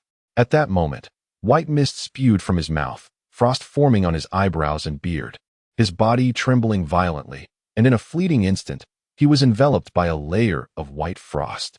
It turned out that when he struck Wei Yang's temple, the inner energy of the illusory yin finger rebounded back into his body, simultaneously invaded by an even colder force. The cold compounded upon itself, and Yuanjin could not withstand it. He hastily attempted to expel the chill using the Shaolin 9-Yang technique. Yet the 9-Yang technique was no match for the profound yin energy of the ultimate mysterious heavenly method. In mere moments, Yuanjin was frozen into a statue of ice. Thus, this villain, who had devoted 30 years to upheaving the central plains, met a hasty demise. In an instant, Yuanjin fell, while Kongwen, Kongji, and Kongqing remained unaccounted for. Shaolin was abruptly left without a leader, and the multitude of monks surged forward to seek vengeance against Wei Yang. Wei Yang raised his hand and said, "Ladies and gentlemen, it is not uncommon for injuries and fatalities to occur in the martial world. I acknowledge that my actions may have been somewhat excessive. Yet these rules were established by your own sect. I suggest that you prioritize the rescue of the three esteemed monks, as there may still be a chance to save them." As for the reputation of Shaolin, which has endured for centuries, I am indifferent to its potential tarnishing. A monk of the round character generation retorted, "You vile fiend, do you take us for a demonic sect? We shall certainly honor our commitments. However, do not let arrogance cloud your judgment. Since the time of our founder Bodhidharma, Shaolin has been a formidable presence in the Central Plains martial arts for hundreds of years. And our prowess is far from limited. If you possess the courage to face the third challenge, then follow me." Wei Yong replied with composure, "I would be delighted to accept your challenge." Thus, he followed the round character monk to the rear mountain, where he would confront the formidable Vajra Demon Suppression Circle. Chapter 008, The Diamond Subduing Demon Circle in the Rear Mountain. 3 ancient pines stand tall, their trunks so robust that they require several individuals to encircle them. However, one side has long succumbed to the ravages of wind, insects, and human interference, leaving hollowed-out cavities that measure over 4 feet in width and 7 feet in height. Within these tree hollows sit 3 venerable old monks, their hair and beards unkempt, their garments tattered, and their appearances more disheveled than the beggars on the street. Dui, Du Jie, and Du Nan are the 3 highest-ranking monks in the Shaolin lineage, the greatest support of the Shaolin sect, embodying its strength and resilience. Yuan Xing, accompanied by Wei Yong, approaches and bows respectfully to the 3 monks, saying, "Esteemed uncles, the Shaolin sect faces an unprecedented calamity today. I implore you to take action, lest our lineage, cultivated over centuries, faces peril." The one-eyed monk, Du Yi, responds, "Rise. Yesterday, our nephew Kongwen informed us of this matter. As it pertains to the legacy of the Shaolin sect, we shall not stand idly by." Yuan Xing hastily replies, "Thank you, esteemed uncle." Du Yi then turns to Wei Yong, inquiring, "Are you the one who has come to provoke our Shaolin sect?" Wei Yong steps forward and states, "I am responsible for the actions taken, that I hardly merit the title of the Demon Lord of the Ming sect." The pale-faced monk, Du Jie, interjects, "Since you have mastered the art of the great shift of the universe, how could you not be associated with the Ming sect? As a practitioner of the martial arts, one ought to take responsibility for one's actions." Wei Yong smiles softly, choosing not to delve into the intricate relationship between the great shift of the universe and the art of flower transference, and simply remarks, "You are not wrong. I may not be the Ming sect's demon lord now, but in a few months, I might truly earn that title." Du Nan, the dark-faced monk, speaks, "Your ability to breach the Arhit subduing demon formation and the 4 heavenly kings formation to arrive here speaks volumes of your unparalleled martial prowess. We 3 represent the final barrier. Should you conquer our diamond subduing demon circle, you may peruse the entire collection of martial arts texts in the Sutra repository." Yuan Xing suddenly interjects, "Esteemed uncles, this demon lord is ruthless and merciless. Master Kongwen, as well as esteemed uncles Kong Ji and Kong Xing, have all suffered at his hands." Dewey calmly replies, "Well, injuries in combat are inevitable. Besides, we have established the rules beforehand. Our Shaolin sect has simply made a miscalculation." Yuan Xing hangs his head in defeat. "Indeed." After a pause, Du Yi asks Wei Yong, "Since you are a master from the Ming sect, I wish to inquire about your leader, Yang Ding Tian. What is his current status?" Wei Yong responds, "He is dead." Du Yi is taken aback. "When did this occur?" Wei Yong replies, 30 years ago." Du Yi, unable to fathom this, furrows his brow. The demon lord Yang Ding Tian possessed extraordinary martial skills. Who could have possibly defeated him? Was it not the renowned Zhang Zhenren from Wudong who took action? Wei Yong shakes his head, clarifying, "He perished due to a misfire in his cultivation of the great shift of the universe." Dewey chuckles ruefully, sighing, "I have sat here in silent meditation for 30 years, honing the diamond subduing demon circle specifically to subdue this unparalleled demon lord." He then turns to Wei Yong, asking, "Are you aware of the history between myself and the demon lord Yang Ding Tian?" Wei Yong nods, "I am well aware. Years ago, Chung Kuan incited a feud between Du Yi and Yang Ding Tian, leading to their fierce battle, during which Du Yi lost an eye and was ultimately defeated. Upon returning to the mountain, he dedicated himself to perfecting the diamond subduing demon circle alongside his 2 disciples, remaining here for 30 years, unaware of Yang Ding Tian's disappearance." Du Yi gazes at Wei Yong. "Since you are aware of this matter, it is fortuitous. You have now mastered the great shift of the universe. And according to the rules, you may assume the title of leader of the Ming sect. Therefore, the enmity between me and the Ming sect now falls upon your shoulders." Wei Yong nonchalantly replies, "That is of little concern to me." Du Yi acknowledges this with a simple good, and the 3 monks extend their right arms in invitation. Then, "Esteemed guest, please enter the formation." We have awaited this moment for 30 years. In an instant, Wei Yang flashes into the formation, his ethereal movements immediately capturing the attention of the three monks. Du Jie adds, the diamond subduing demon circle is initiated by the three of us. You stand alone against us. Even when facing 1,000 troops, we remain united.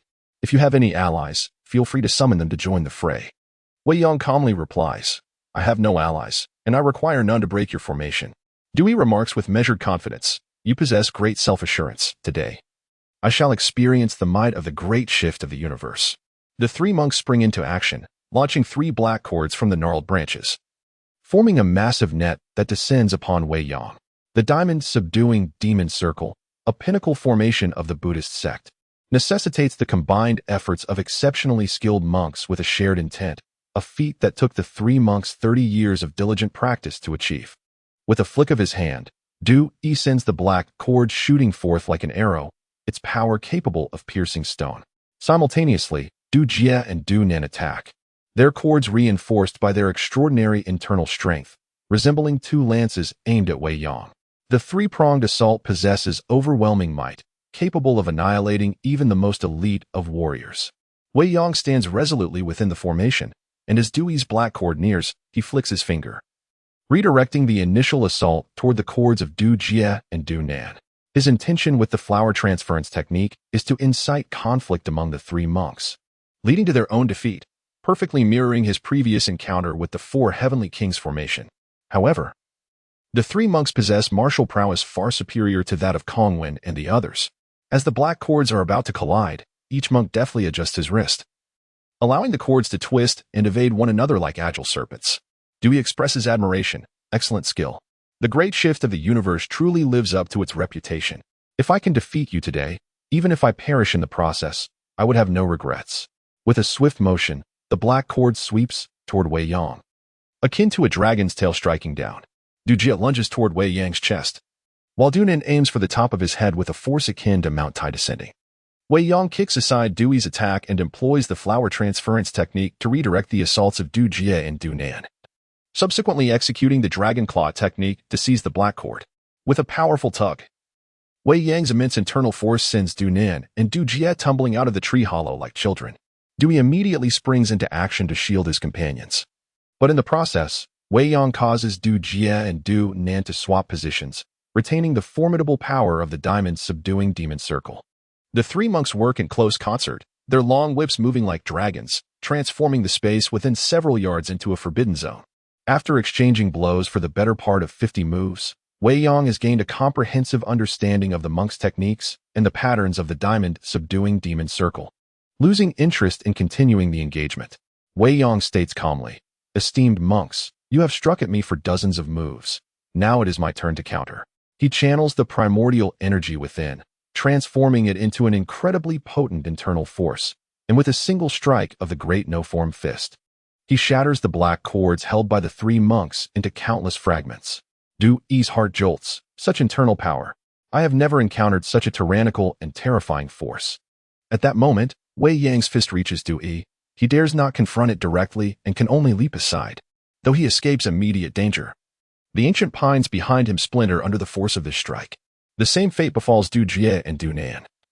The 3 ancient pines crumble into withered branches and leaves beneath Wei Yang's onslaught. Dewey solemnly states, the demon lord is formidable. We must unleash our most powerful techniques to stand a chance. Thus, Du Yi leads, followed closely by Du Jie and Du Nan.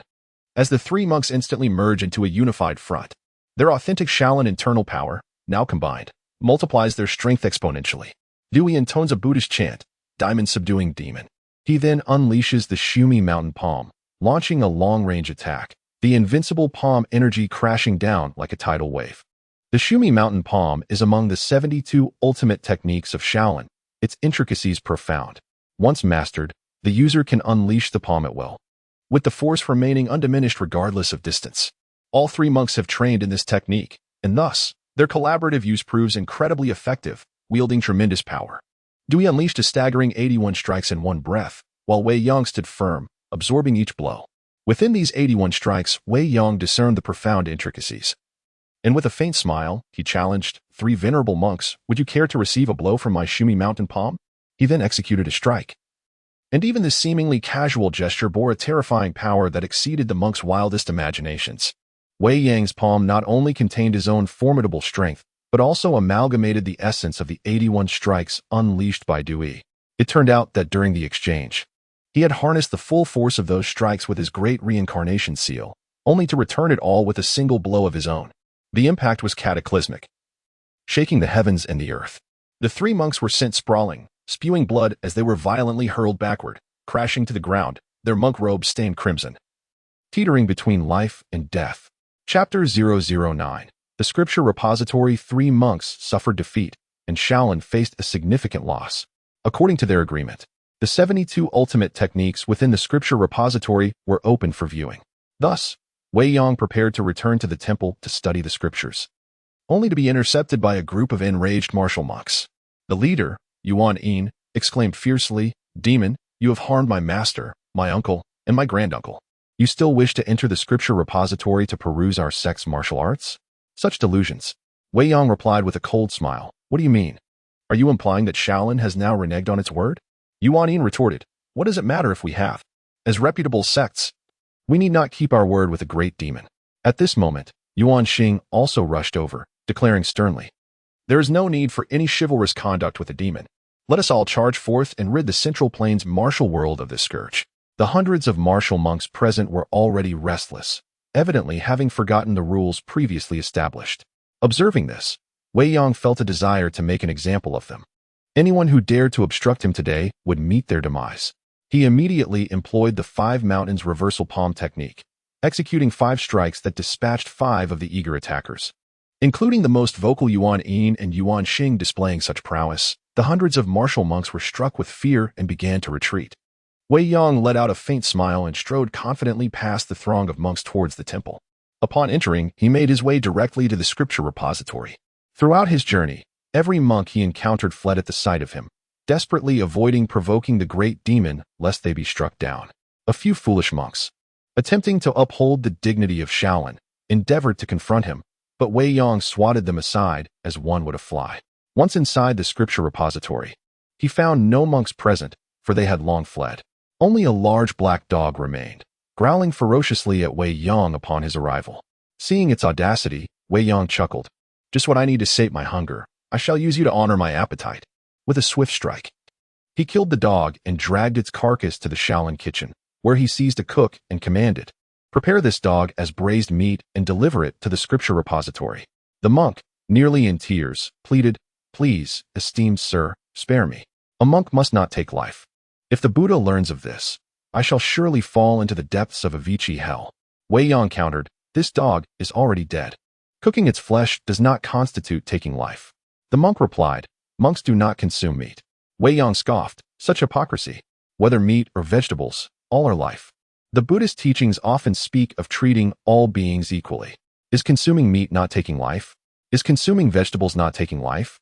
Are not all forms of existence born of heaven and earth equally deserving of respect?" The monk could only respond, "Alas, I cannot argue with you, benefactor." Wei Yang patted the monk on the shoulder, saying, "Then kindly prepare the dog meat for me. If everyone cooperates, I shall have no need to resort to violence during my visit to Shaolin." With no other option, the monk reluctantly agreed. After leaving the kitchen and returning to the Scripture Repository, Wei Yang entered to find an abundance of books lining the shelves, an estimated 400,000 to 500,000 volumes.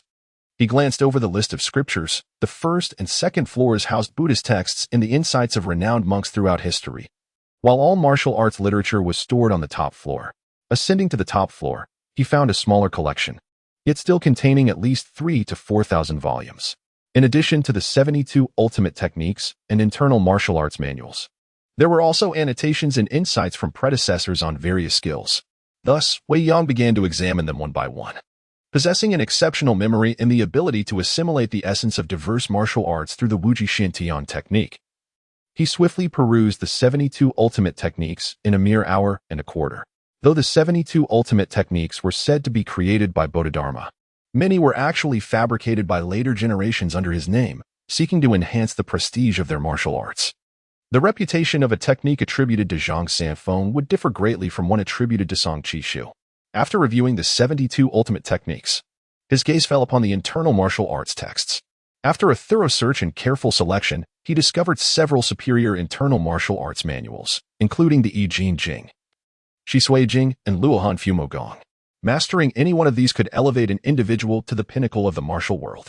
Such a wealth of ultimate skills and profound knowledge was unparalleled in the Central Plains martial arts community. Unfortunately, despite having over 1,000 martial monks, none from Shaolin had managed to master these supreme internal techniques. The I Jing Jing and Shi Sui Jing, created by Bodhidharma, had long been regarded as the sect's most treasured techniques. However, written in Sanskrit, they had been nearly impossible to master over the centuries. At least until the era of Tianlong, this had remained the case. After Aju stole the texts, she found them incomprehensible. Yet the texts in Wei Yang's hands were written in both Chinese and Sanskrit, clearly translated word for word by predecessors of the Buddhist order. The content was intricate and profound, rivaling the internal martial arts methods found in the Tai Xian Jing. Regrettably, their complexity rendered them exceedingly difficult to practice, and not a single monk in contemporary Shaolin could master them. The Shi Sui Jing was equally remarkable, possessing the ability to refine one's spirit and marrow, unlocking potential and wisdom, thereby enhancing both physical strength and mental acuity. This was undeniably formidable. Should anyone successfully master it, they could use their profound internal skills to transform others, awakening their wisdom and turning an ordinary individual into a martial prodigy. Alas, the perennial issue remained. Due to its vastness and depth, no one could achieve mastery.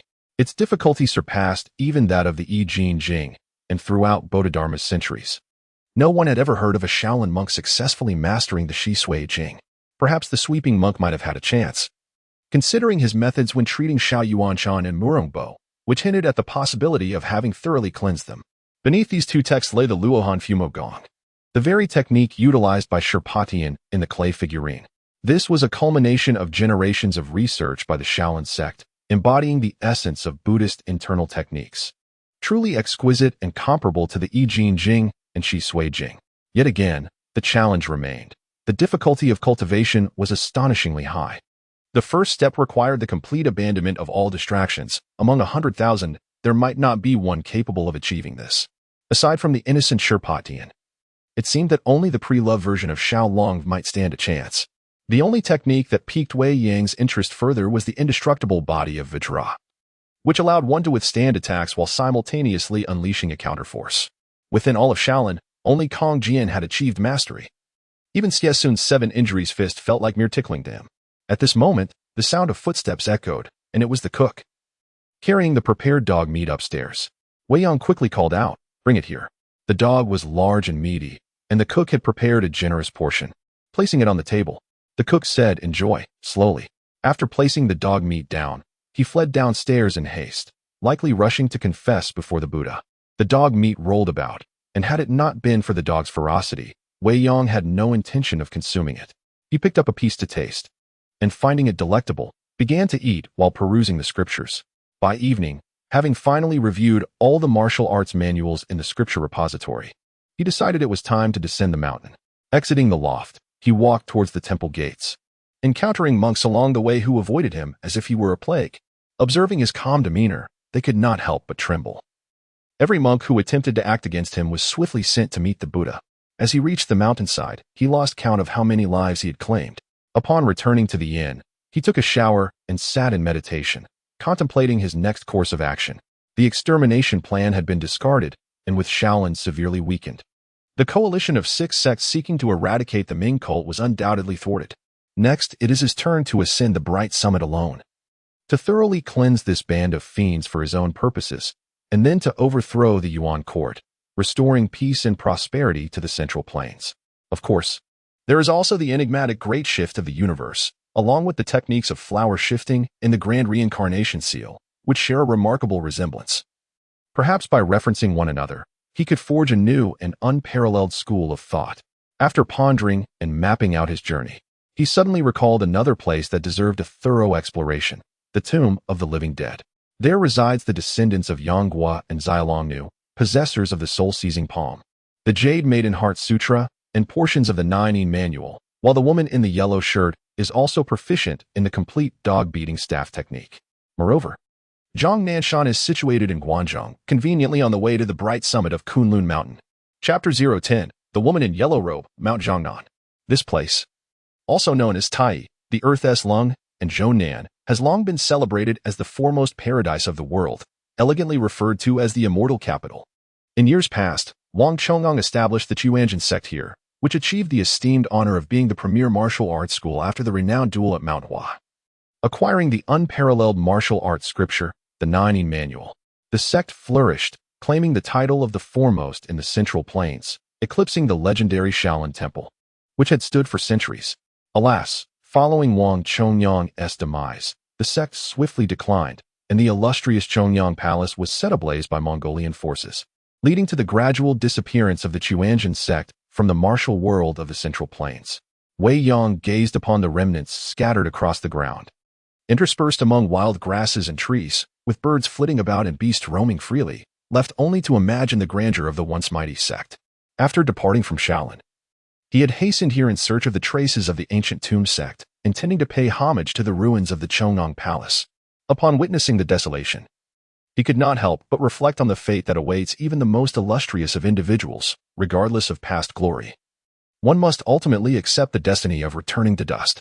This journey only solidified Wei Yang's resolve to pursue immortality through the path of the celestial realm. Just as he prepared to leave for the tomb of the living dead, a melodious sound of orchestration wafted from a distant hilltop.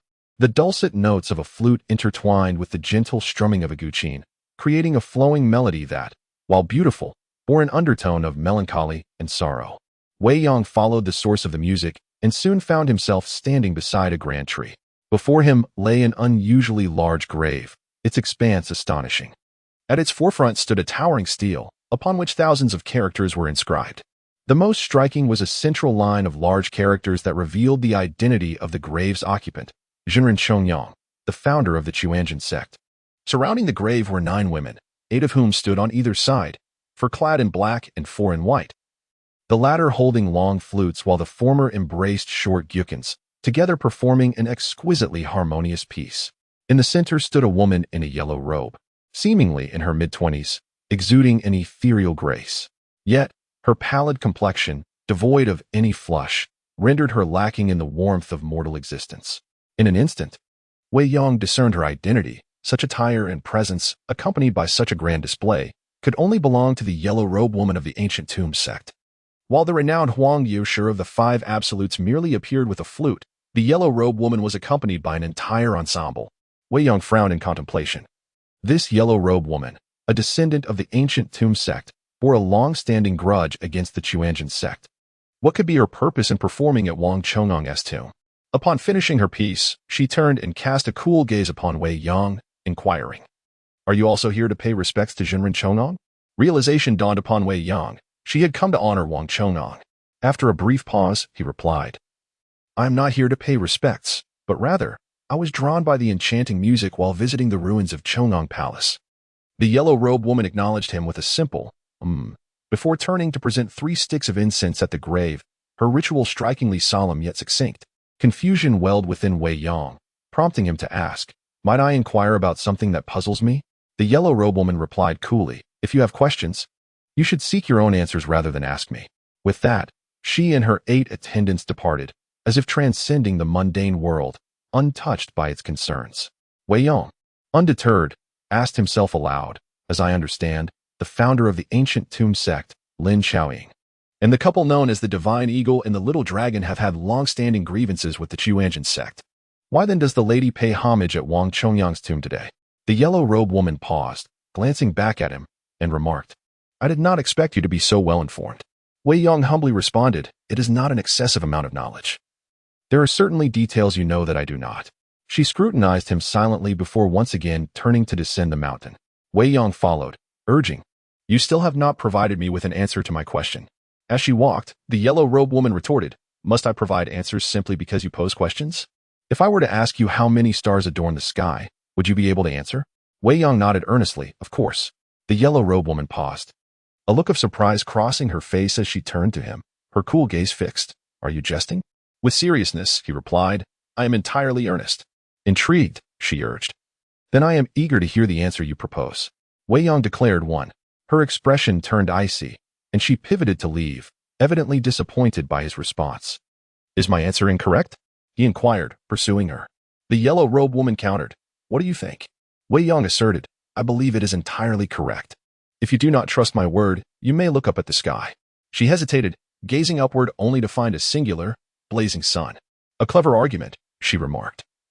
Hastening her pace, employing the ancient tomb sect's lightness technique, swiftly leaving Wei Yong and her 8 attendants far behind. With a determined step, Wei Yong activated his own technique. The void step, surpassing her by half a body length, startling her. It was known that the ancient tomb sect's lightness skills were unrivaled. Even the famed Qiu Qianren, known for his prowess on water, acknowledged their superiority. Wei Yang's ease in catching up was a sight the yellow-robed woman had never witnessed before. He pressed on. What do you mean by a clever argument? You asked me about the stars, and I responded based on what I observed. There is indeed only one sun in the sky. She sighed. You have managed to answer correctly this time.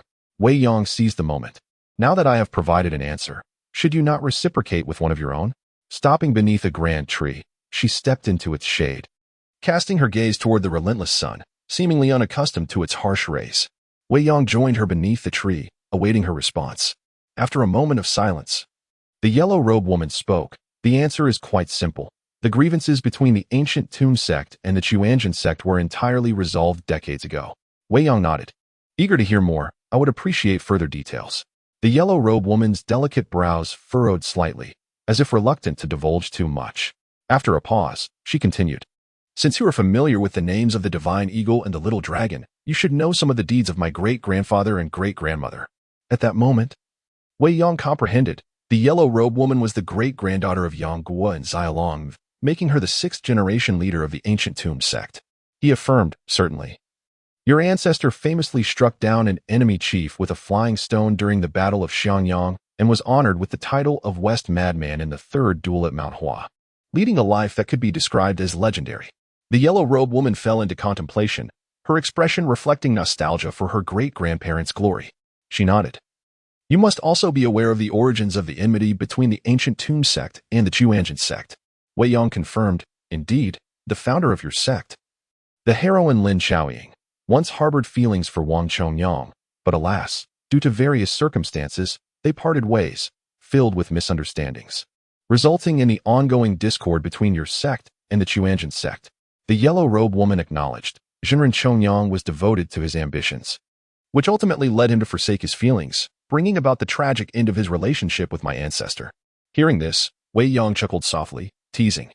What kind of reasoning is that?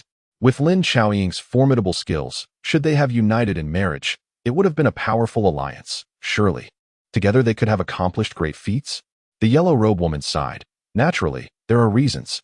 Wei Yong scoffed. What reason could he possibly have? Is it not merely his damned pride at play? The woman in the yellow robe shook her head. If that were the case, then Wang Chongyang would hardly be worthy of the title of a grandmaster. Wei Yong inquired. I would like to hear more. The yellow-clad lady asked. Do you truly wish to know? Wei Yong nodded. Of course. She replied. It is not impossible. But only if you can catch up to me will I reveal the answer. Having secluded herself in the ancient tomb since childhood, she had remained indifferent to worldly affairs. Although she had mastered unparalleled martial skills, she lamented the lack of anyone to validate her prowess. Upon witnessing Wei Yang's extraordinary lightness of step, she felt a desire to engage in a contest of skills, which is why she was willing to share these old tales with a stranger. With a gentle push of her foot, she took flight like a white crane, her yellow robe fluttering in the wind, appearing ethereal. Wei Yong also employed the Great Void Step to pursue her. Chapter 011. The Tomb of the Living Dead. The young woman in a yellow gown exhibited exceptional lightness of foot, gliding effortlessly through the air, covering a distance of several dozen yards in an instant. With a grace reminiscent of a celestial being, she swiftly arrived at the entrance of an ancient tomb, the Tomb of the Living Dead, originally constructed by Wang Chongyang. It was later entrusted to Lin Xiaoying for her residence, thus giving rise to the ancient tomb sect. The young woman landed lightly, only to turn back and find that Wei Yong was nowhere in sight. A twinge of disappointment flickered within her. After all, being overwhelmingly powerful could also evoke a profound sense of solitude. However, upon her second glance, she saw Wei Yong standing merely 3 feet ahead, surveying the entrance of the tomb. Wei Yong turned and smiled. I have fortuitously gained a lead of 3 feet over you, hence I claim victory. The young woman replied nonchalantly, it is of no consequence. She proceeded into the tomb, with Wei Yong following closely behind until they reached the tomb's entrance, where he halted. Why do you not enter? she inquired. Wei Yong tapped the stone wall and replied, "Without your permission, I shall not intrude. Allow me to knock first." The young woman suddenly smiled. "How amusing. You are, after all, an uninvited guest. Why fear entering unbidden?" Wei Yong nodded in agreement. "Indeed. Since I have already acted as an uninvited guest, I shall not hold back." With that, he stepped into the ancient tomb, taking in the surroundings. He soon discerned that the stone walls were newly constructed. Their materials could not possibly date back more than 20 years. Years ago, the tomb's entrance had been sealed by the broken dragon stone, requiring passage through underground waterways. Now, with the tomb door wide open, it appeared that it had been painstakingly excavated anew. Inside, the passages were intricate and the chambers numerous, coupled with dim lighting that obscured the cardinal directions, making it easy to become disoriented. The young woman led the way, and after a series of twists and turns, they arrived in one of the tomb chambers. She remarked, "In terms of lightness of foot, I am not your match. It seemed you did not exert your full strength earlier. What is the name of the lightness technique you employ, and from which sect does it originate?" Wei Yong responded, "It is called the Great Void Steps, or more precisely, the steps of the Great Void of heaven and earth, without sect or lineage, as my master has long since departed from his sect." The young woman scoffed. "The name is rather verbose." With a sigh, Wei Yong said, "That was my master's choice. As his disciple, I cannot voice objections." As he surveyed the chamber, he noticed a redwood altar adorned with fragrant offerings. Two portraits hung on the wall, one of a man and the other of a woman, both depicted with extraordinary grace. Below them were two spirit tablets, pristine and evidently well cared for, reflecting meticulous attention. Upon closer inspection, Wei Yong recognized one belonged to the founder of the ancient tomb sect, Lin Shaolin, and the other to Wang Chongang. The presence of both in the same chamber indicated that all past grievances had indeed been reconciled. The young woman retrieved a booklet from beside the altar and handed it to Wei Yong, stating, "The reason for the misconnection between the founder and the true man of Chongang lies within this tome." As Wei Yong glanced through it, he was momentarily taken aback, his gaze shifting to the young woman with curiosity. "The innate skill? This is the technique that enabled Wang Chongang to claim the title of the foremost martial artist in the realm. Are you so casually presenting it to me?" She frowned slightly and replied, "I provide you with the answer to your query, not the secrets of the innate skill. Should you harbor avarice, you need not seek the answer." Wei Yong chuckled, "But let us not forget, my lightness of foot surpasses yours by a considerable margin." The young woman pointed towards the stone chamber and replied, "The structure here has been modified by my great-grandfather and great-grandmother, fraught with mechanisms. Even your superior lightness of foot will be of little use within this ancient tomb." Pausing briefly, she added, "Even if you do develop greedy thoughts, it matters not. For it is not of this sect. Should it fall into the hands of the unworthy, it would concern me not." Wei Yong felt a surge of admiration. To her, such a coveted martial art seemed no more significant than waste paper. He then smiled wryly, realizing her demeanor was as frosty in conversation as her countenance suggested. "Open the first page," the young woman instructed. Wei Yong complied and discovered that the first page of the innate skill detailed the nuances and prohibitions of practicing this technique. She elucidated, "Now you understand why it is named the innate skill. Its cultivation is intrinsically linked to the innate energy that one possesses from birth." As Wei Yong absorbed the information, a dawning realization washed over him, illuminating Wang Chongyang's unspoken struggles. The innate skill harnessed the body's innate energy, which was most abundant in infants. Thus, maintaining a youthful body would undoubtedly yield extraordinary results and rapid advancement once one loses that youthful state. While it is still possible to reach the pinnacle of mastery, progress would rely heavily on one's innate talent, rendering significant advancement nearly impossible without decades of diligent practice. Wang Chongang had abandoned the path of literature for martial arts in his 30s, having already missed the prime age for cultivating internal energy. Yet, he achieved the title of the world's foremost martial artist in his 50s, with the innate skill playing a pivotal role in this endeavor. No wonder he refrained from marrying. Once wed, losing his pure young body would jeopardize his standing as the best martial artist. Even reaching the level of the 5 absolutes at over 50 was uncertain. Wei Yong sighed, "So that is how it is." The young woman continued, "Both the founder and the true man of Chongang harbored affections for one another. Yet this enmity endured for decades. It was only when my great-grandparents discovered the truth and recalled their wedding ceremony that they decided to honor Wang Chongyang's spirit tablet alongside the founder." After a moment of silence, she turned to Wei Yong and said, "I have provided you with the answers you sought. Now it is my turn to inquire. What is your true purpose in coming to the Zhongnan Mountains? Wei Yang replied, Did I not mention it before? The young woman's tone grew colder. Do you believe I would accept such a clumsy pretext?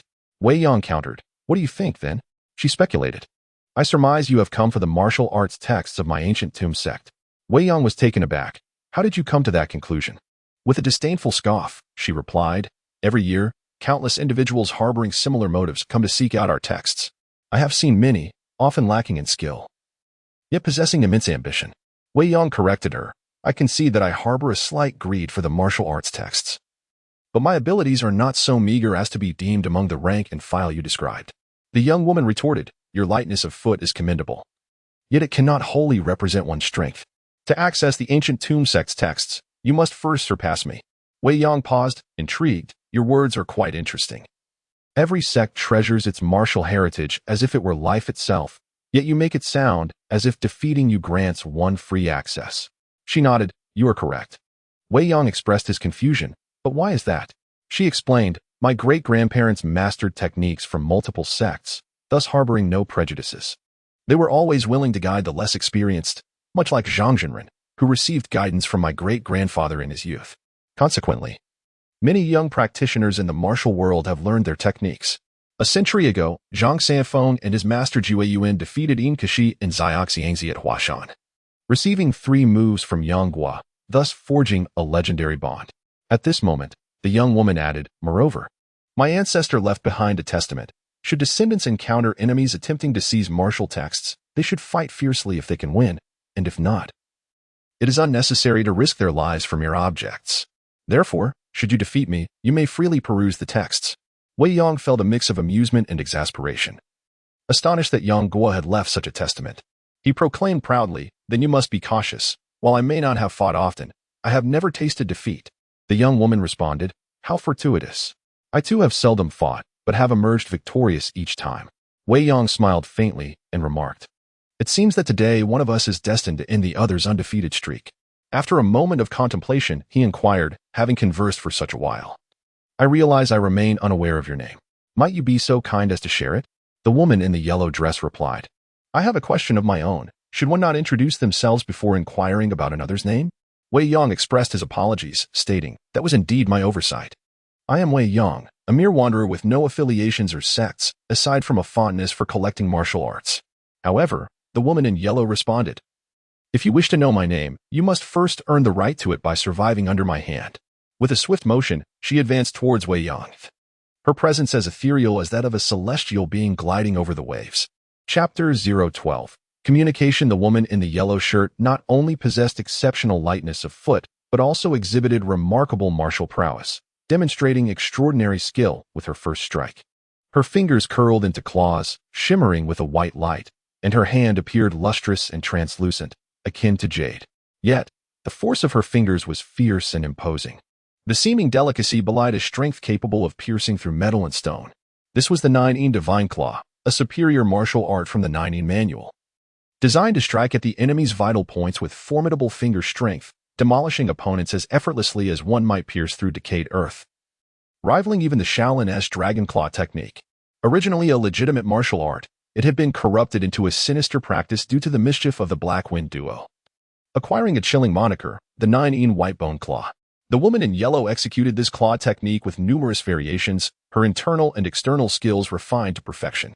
However, Wei Yang, undeterred by her myriad transformations, responded with steadfastness. As she approached, he lightly jabbed with his finger, both parties withdrawing a few steps after a gentle touch.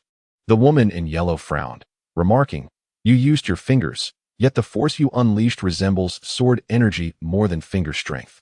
Wei Yang praised, You possess a keen eye? Mississippi.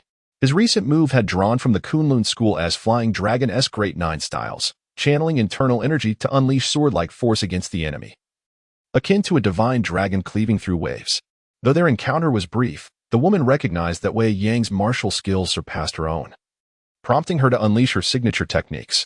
She formed a claw with her left hand and a palm with her right, employing the exquisite lightness of the ancient tomb sect to simultaneously launch 2 attacks against Wei Yang, as if 2 individuals were assaulting him at once, effectively doubling her combat capability. The left attack employed the 9-in Divine Claw, primarily focusing on grappling and targeting Wei Yang's shoulder, elbow, and wrist. The right. A powerful palm strike bore a sense of unpretentious weightiness, yet its impact was astonishing. When she executed her palm strike, it was imbued with an air of melancholy. Evoking a sense of sorrow within her adversary, her palm technique had, to some extent, reached a level of emotional depth. This was the soul-devouring palm, created by Yang Guo in longing for Shaolin Nu, and it could only be compared to the 18 dragon-subduing palms of the present age. The woman's ability to wield both techniques with seamless coordination undoubtedly stemmed from Zhou Baotong's dual-wielding martial art. Initiating with 3 extraordinary techniques, it was likely that only she could so effortlessly achieve this feat in the contemporary world. Wei Yang countered her attacks, their 4 hands weaving through the air like 4 ethereal serpents entwined in a relentless struggle, neither side yielding. And their pace intensified until their movements were barely discernible to the naked eye. As he defended, Wei Yang inquired, "From what I gather, the soul-devouring palm requires a state of profound sorrow. Miss, at such a young age, do you truly possess such emotional depth?" The woman in yellow shook her head, explaining, "You refer to the earlier, incomplete version of the soul-devouring palm. My great-grandfather refined it, fully integrating the essence of sorrow into the technique, thereby liberating it from its constraints. While it retains the melancholic aspect, it no longer demands the practitioner to be in a sorrowful state."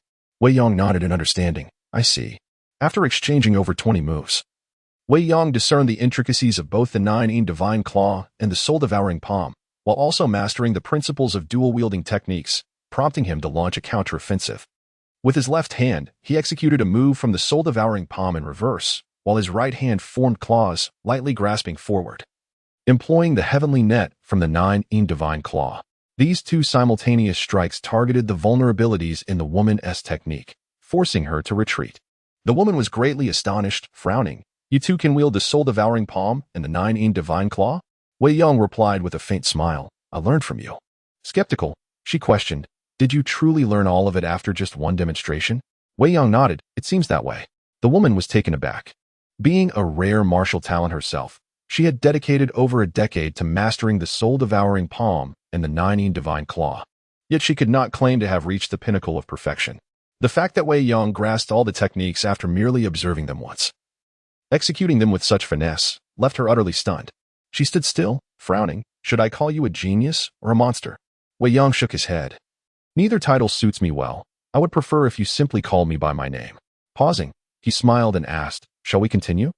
We have yet to determine a victor." The woman in yellow declined. "I do not wish to continue. Your internal and external skills far surpass mine.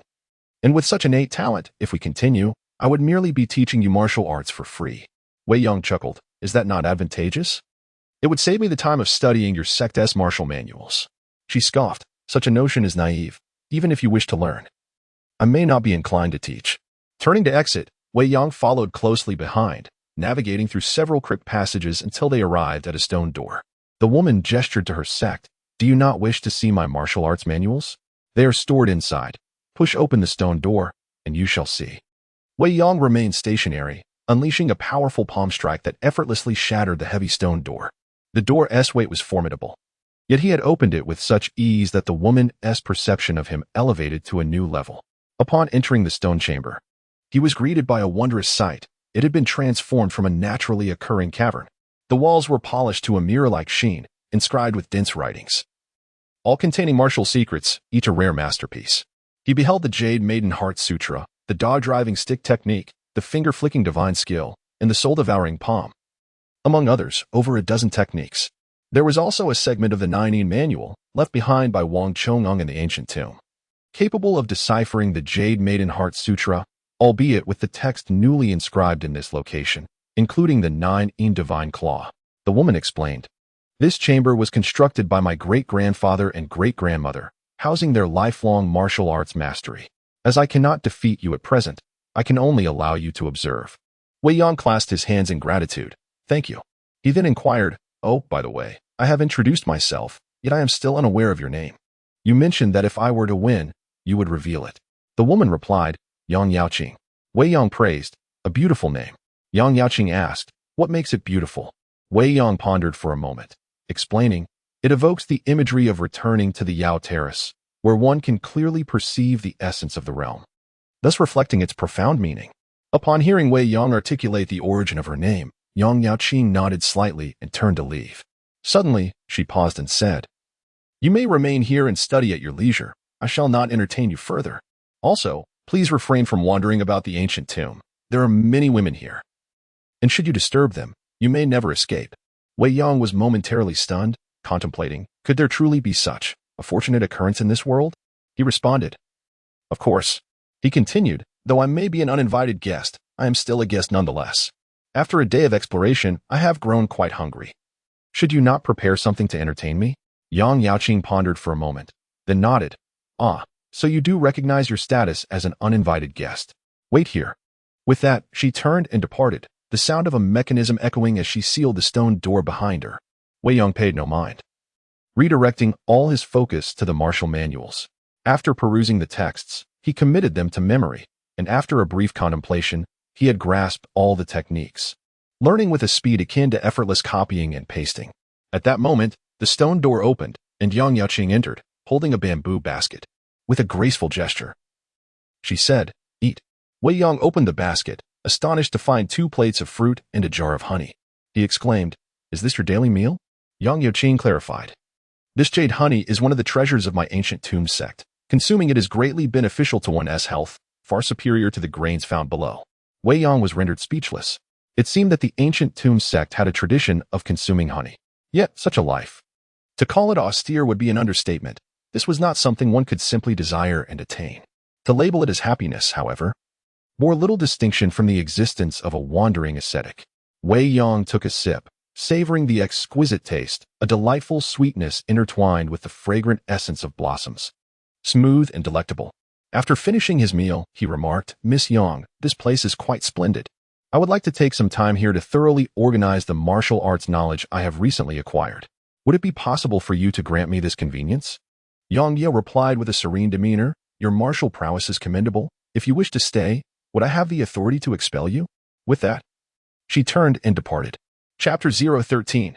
Farewell. Since Wei Yang acquired the martial arts of Shaolin, he had yet to fully master them. Now, with the addition of over 10 exceptional skills, he seized the opportunity to diligently practice each one. The techniques proved remarkably easy to grasp, often yielding remarkable results upon first attempt.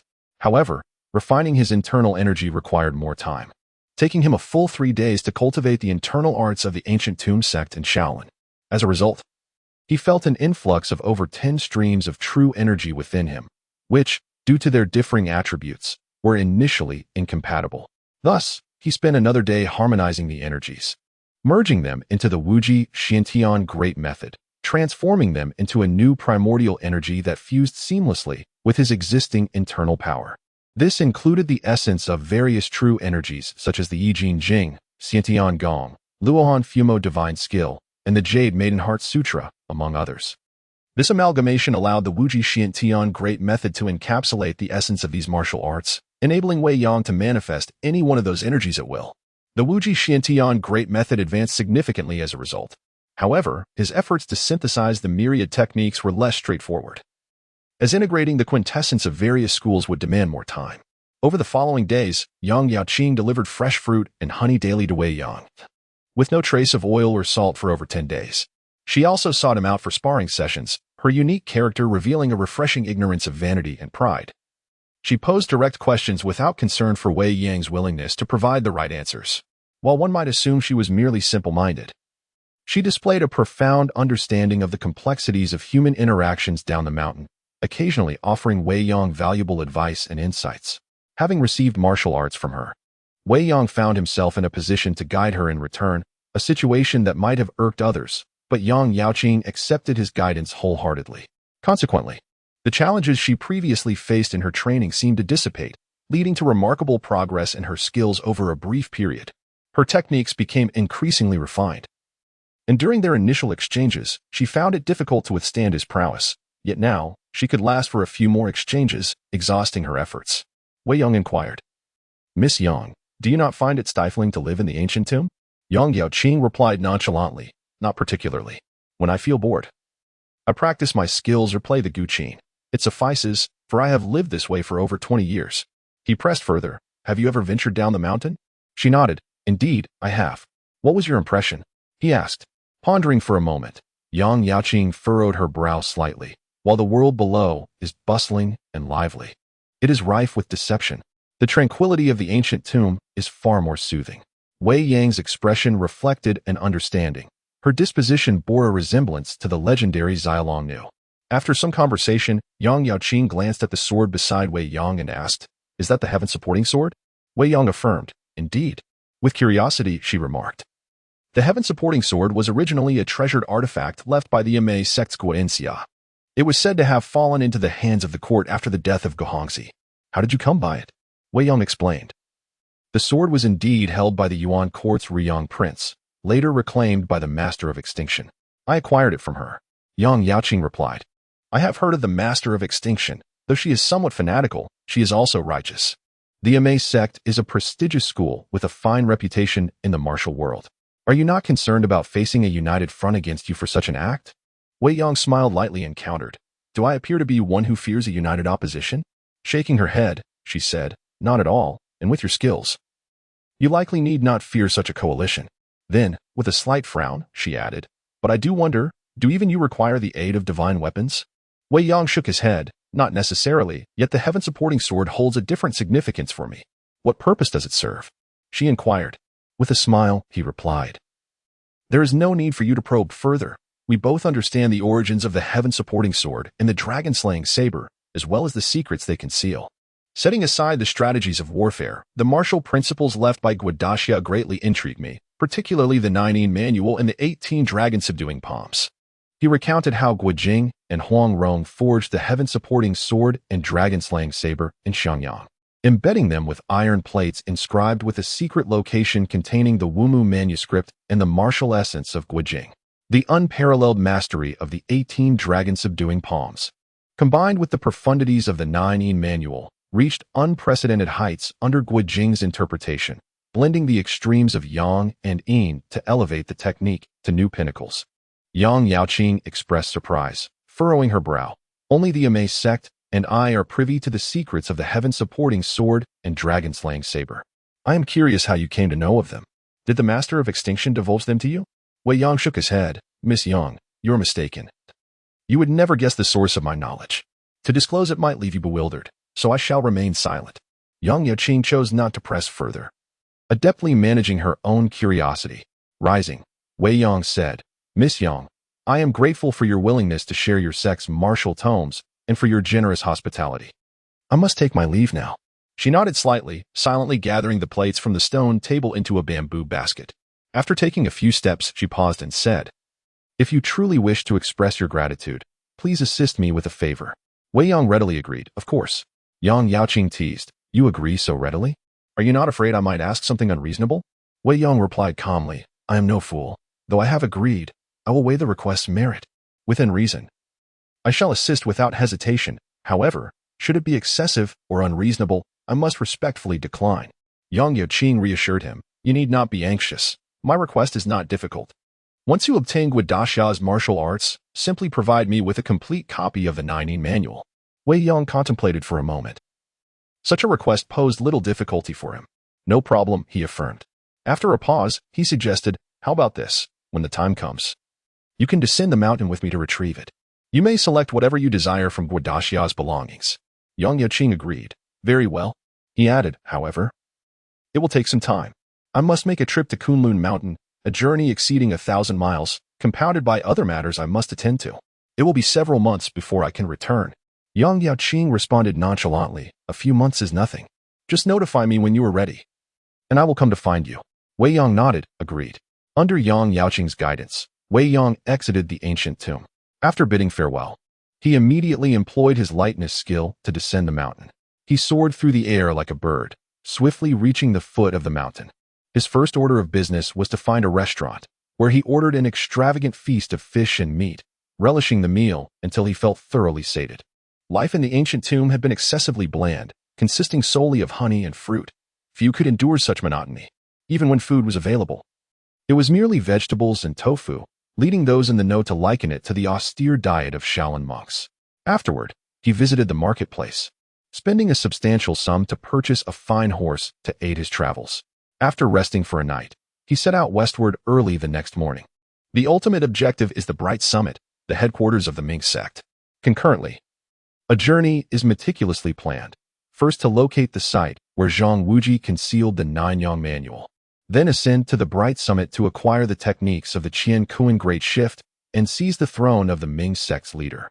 However, the location of Zhang Wuji's hidden scriptures proves to be elusive.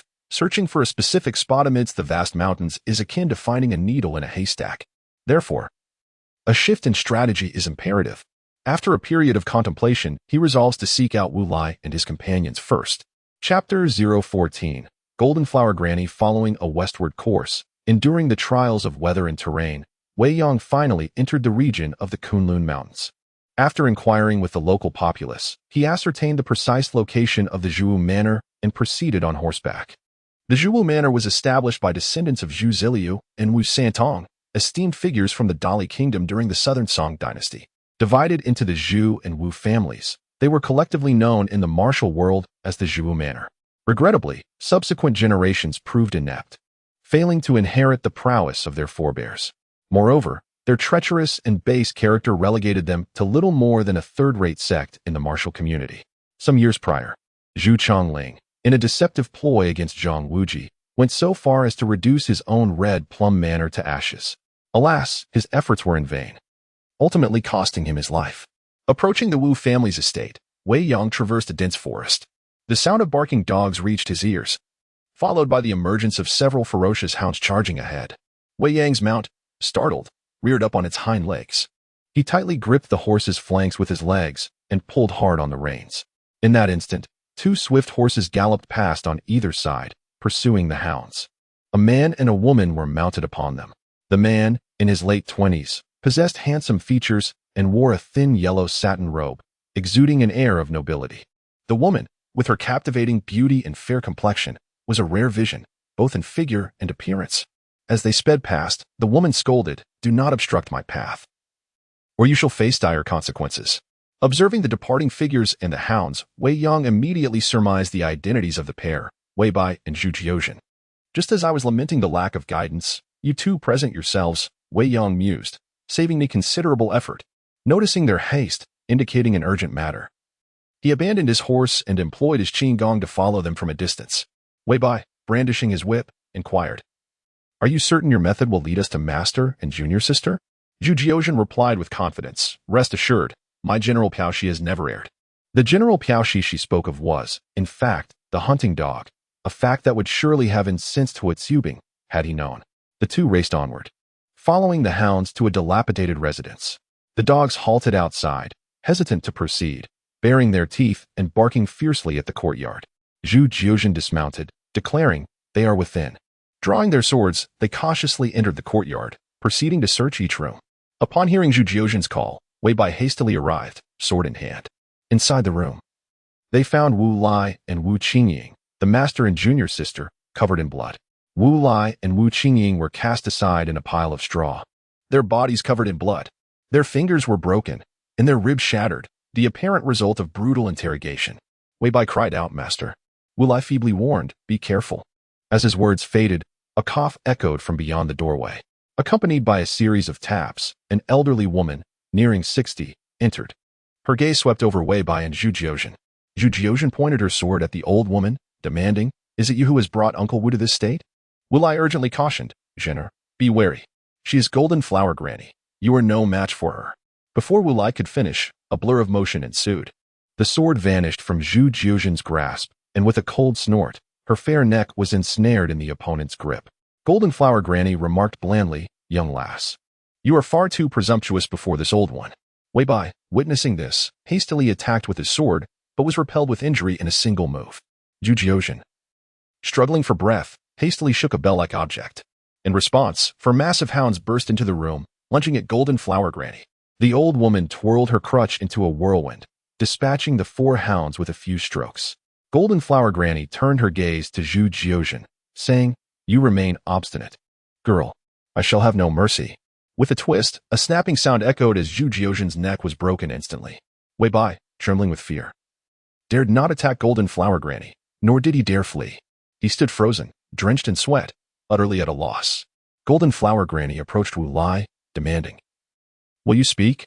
or shall I slay your disciple and daughter before dragging you back to Spirit Serpent Island for a prolonged interrogation?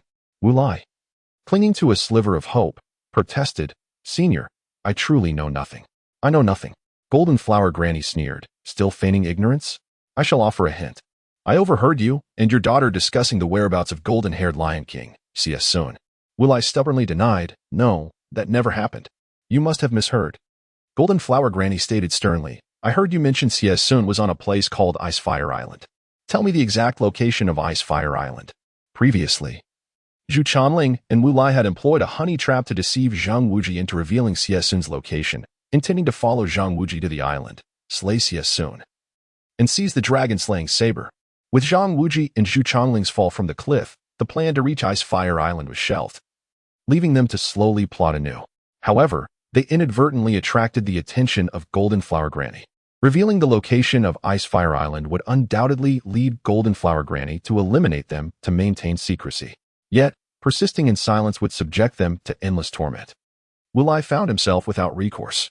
Seeing Wu Lai's continued defiance, Golden Flower Granny chuckled, leaning on her crutch. Very well, I have ample time. I shall take you back to Spirit Serpent Island for a thorough interrogation. At that moment, a voice echoed from outside. You may take 2, but leave 1 for me. Golden Flower Granny was immediately startled. Turning back, she saw a young man in plain attire slowly entering. His every movement conveyed an unfathomable depth. Golden Flower Granny demanded, Who are you? As she spoke, she tightened her grip on her crutch, assuming a posture of utmost vigilance. Wei Yong replied calmly, Wei Yong. Golden Flower Granny shook her head. Never heard of him. Wei Yong said, That's of little consequence. Simply do as I say. You may take Wu Lai and his daughter, but leave Wei Bai for me. I have use for him. Wei Yong allowed Golden Flower Granny to take Wu Lai and his daughter so that she would search for C.S. Sun. Since Spirit Serpent Island was much easier to find than Ice Fire Island, Golden Flower Granny sneered. By what right? Not even extinction dares to speak to me in such a manner. Wei Yong replied calmly, Then let us begin. Golden Flower Granny's gaze turned cold. As she was about to strike, Wei Yong swiftly closed the distance, grasping her crutch. With a gentle exertion of force, he shattered it instantly. Golden Flower Granny recoiled in shock, retreating several steps. Gazing at the shattered crutch in her hand, she said, Dragon Claw Hand. Could it be that you are a lay disciple of the Shaolin sect? Wei Yong said. Mastery of the Dragon Claw Hand does not necessarily imply affiliation with the Shaolin sect, just as you, the aged and unsightly Golden Flower Granny, are not necessarily what you appear to be. Golden Flower Granny was once again taken aback. Your martial prowess is indeed formidable, but I do not comprehend your words. Take whomever you desire, she said. Wei Yong replied, That is all that was needed. He stepped forward, seized Wei Bai, and exited the house, employing the Great Void Step. He swiftly departed, his voice echoing in the air. Since you are the purple-robed Dragon King of the Ming cult, I trust that upon our next encounter, you will personally present C.S. Sun and the dragon-slaying Saber. Golden Flower Granny was once again shaken, as if facing a specter. She could not fathom how her true identity had been exposed. After a moment of silence, she decided that retreat was the wisest course. Thus, she seized Wu Lai and his daughter and departed in the opposite direction. Chapter 15. The 9 Yang Divine Skill. Wei Yong hastily flew over 10 miles with Wei Bai, unceremoniously tossing him to the ground like a dead dog upon landing. Wei Bai struggled to rise, devoid of any resentment on his face. Instead, he expressed gratitude, saying, Thank you, my lord, for your rescue. Otherwise, I fear I would have fallen prey to Granny Jean Hua's poison. As for the safety of his master and junior sister, Wei Bai was currently indifferent, not daring to utter a word about them.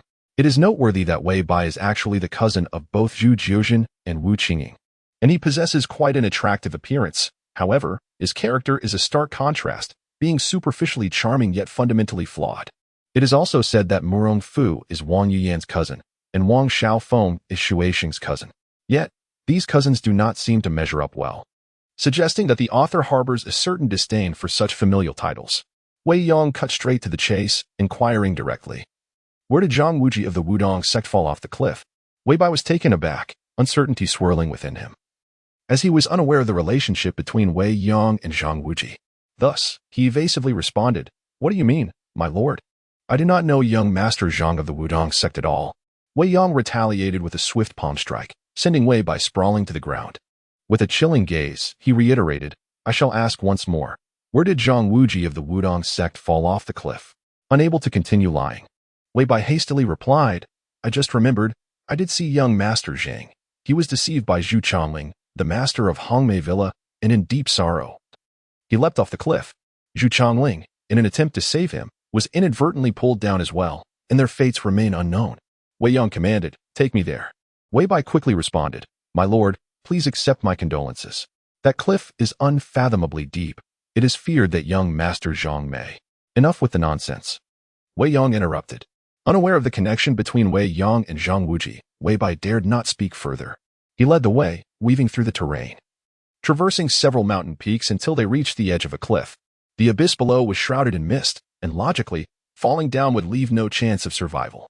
Yet, Zhang Wuji was not to be judged by ordinary standards. He possessed a resilience far beyond that of an insect.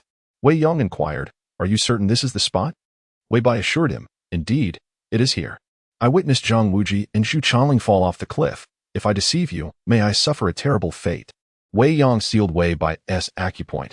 Warning, if you dare to lie to me, you will meet a most gruesome end. With that, he leaped into the air, descending towards the cliff like a white crane. Wei Bai had never seen such remarkable lightness of foot. Envy and admiration welled up within him. Wei Yang executed the great void step, gracefully descending through the mist, soon spotting a protrusion on the cliff face. Upon landing, he indeed found evidence of habitation on a platform. Wei Yang murmured, it must be here. He gazed at a cave entrance, which narrowed as one moved inward. However, a completely decayed corpse blocked the path several paces inside. Wei Yang pondered, this must be Zhu Chongling. His demise is profoundly ironic. It turned out that Zhu Chongling and Zhang Wuji had survived the fall onto this platform, and in his youth, Zhang Wuji had entered the cave and learned the nine-yang divine skill. Zhu Chongling, being older, was trapped there, relying on Zhang Wuji for sustenance. Eventually, when Zhang Wuji mastered the divine skill, he emerged from the cave using his shrinking technique, not only failing to settle old scores but also revealing his accomplishment in mastering the nine-yang divine skill. Zhu Chongling, rather than expressing gratitude, resorted to a sneak attack, attempting to push Zhang Wuji off the cliff. Ironically, the one who fell did not perish, while the assailant met his end just as success was within reach. Wei Yang exerted force, utilizing the technique of controlling the crane and capturing the dragon to extract Zhu Chongling's corpse from the cave. With a cold laugh, he flung it into the air, smashing it to pieces with a single strike. A small opening appeared before him, just large enough for a 14 or 15-year-old boy to pass through. For Wei Yang, the shrinking technique was trivial, with a shift of his vital energy. His body shrank nearly by half. He moved sideways, employing the snake-like movement technique, advancing with the grace of a serpent. In an instant, he traversed the cave, emerging into a breathtaking scene reminiscent of a paradise. Exotic flowers and rare herbs flourished alongside towering pines and cypress trees, bearing fruits and wildlife, ensuring a year-round supply of sustenance. This secluded place was remarkably desolate, yet remnants of Zhang Wuji's presence could still be discerned. After a thorough search, Wei Yang indeed discovered a wooden plaque indicating the burial site of Zhang Wuji's scriptures. Even Wei Yang had to concede that Zhang Wuji was a genuinely kind-hearted individual, who, after mastering the divine skill, still remembered to leave opportunities for future generations, a rare trait. As he uncovered the earth, he found several volumes of scriptures meticulously wrapped in oilcloth. In addition to the 4 volumes of the Nine-Yang scripture, there were also a volume of Hu Qingyou's medical scriptures and a volume of Wang Nange's poison scriptures. Wei Yang perused the Nine-Yang scripture, quickly realizing its profound insights. The martial principles contained within were exceedingly advanced, a culmination of internal martial arts. At first glance, one might assume the Nine-Yang scripture to be an exceedingly rigid and solar internal cultivation technique. However, that is far from the truth. Despite its name, the Nine-Yang scripture embodies a balanced and harmonious internal cultivation philosophy, with its essence rooted in the equilibrium of yin and yang, and the interplay of hardness and softness. Its principles resonate with those of Tai Chi, which Zhang Sanfeng might have derived from this, as he had once acquired a third of the Nine-Yang divine skill. The endless flow of inner strength is a rarity among the internal arts of all sections. However, there is a caveat. To reach the highest level of the Nine-Yang scripture, one must open the gates of life and death. Otherwise, one can only accumulate Nine-Yang energy without achieving the perpetuity of life. If one exerts too much force, one risks exhausting their energy, much like the monk Jiuan, who perished from depletion. Zhang Wuji's ability to master it was greatly aided by the enigmatic Qian Kuan One Qi bag, which spared him decades of arduous training, instantly elevating his inner strength to that of a peerless master. Wei Yang committed the 4 volumes of scriptures to memory before wrapping them up again along with the medical and poison scriptures. He mused, "Though I have little interest in medicine or poisons, that girl Su Ying is quite knowledgeable in those areas. If she proves capable of following me, I shall gift them to her." He proceeded to the cave entrance, once more employing the shrinking technique and the snake-like movement to exit the valley.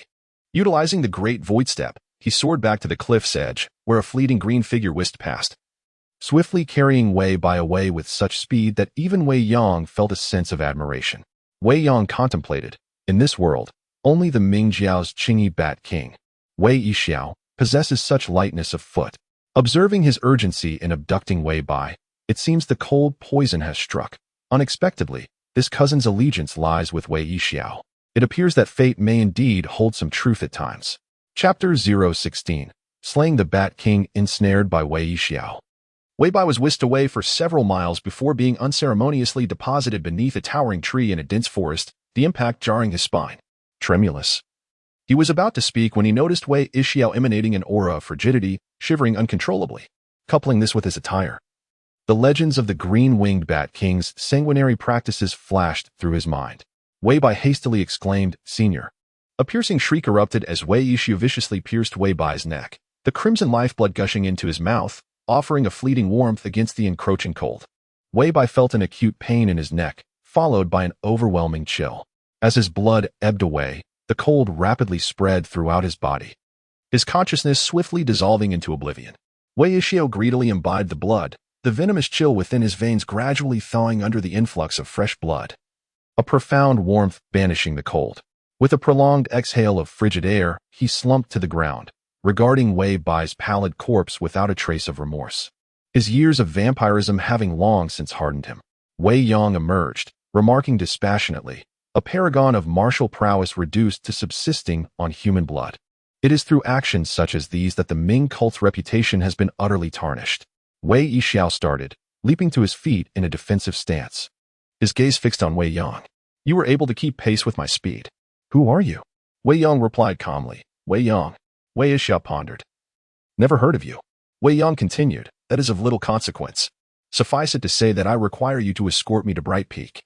Wei Yixiao furrowed his brow, questioning, "You wish to ascend Bright Peak? What is your purpose?" Wei Yang demurred, "Simply lead the way. In due time, you shall ascertain my intentions." Wei Yixiao sneered, "Insolent youth. You may be small in stature, but your arrogance knows no bounds. You dare demand my guidance? Do you even know who stands before you?" Wei Yang responded casually, "Indeed. You are Wei Yixiao, the Green-Winged Bat King, one of the 4 great protectors of the Ming cult." Wei Yixiao's tone hardened. "Knowing this, you still dare stand here courting death? Are you mad or merely foolish?" Wei Yang remained unfazed. "Lead the way." Wei Yixiao erupted in laughter. "Who do you think you are? Even Yang Shao would not presume to command me. Do you fancy yourself the cult's leader?" Wei Yang countered, "And if I were?" Wei Yixiao's eyes glinted menacingly. "Impersonating the cult's leader is a transgression punishable by death. The mountain air is cold, and a single man's blood may prove insufficient. The Green-Winged Bat King never refuses a willing offering." As he spoke, he lunged forward, his movement swift and uncanny, like a bat flitting through the air, making him difficult to anticipate. Flying willow drifting smoke skill, the foremost lightness skill of its era. Wei Yixiao had relied on this technique to remain undefeated for many years. He also emitted a chilling aura, the biting cold enveloping Wei Yang even before his arrival. Icy cotton palm, an internal energy as frigid as ice and snow, capable of freezing one's meridians and blood. It was in pursuit of mastering this palm technique that Wei Yixiao had succumbed to demonic influence, forcing him to sustain himself through vampirism. Wei Yang merely glanced at him, quickly deciphering Wei Yixiao's movements and palm techniques. With a casual palm strike, he precisely intercepted Wei Yixiao's attack, sending him hurtling back over 10 zhong, while also inflicting an even more bone-chilling force. Wei Yixiao was stunned, feeling as though he had been struck by a massive hammer. His right arm instantly shattered. He coughed up a mouthful of blood, collapsing to the ground, unable to rise. Simultaneously, he felt an even greater chill invading his body, suppressing his icy cotton palm and reflecting his own frigid energy back upon him, exacerbating his already grievous injuries. Wei Yixiao lamented, "This is the end." I fear I shall no longer be able to suppress the venom within me, even with blood.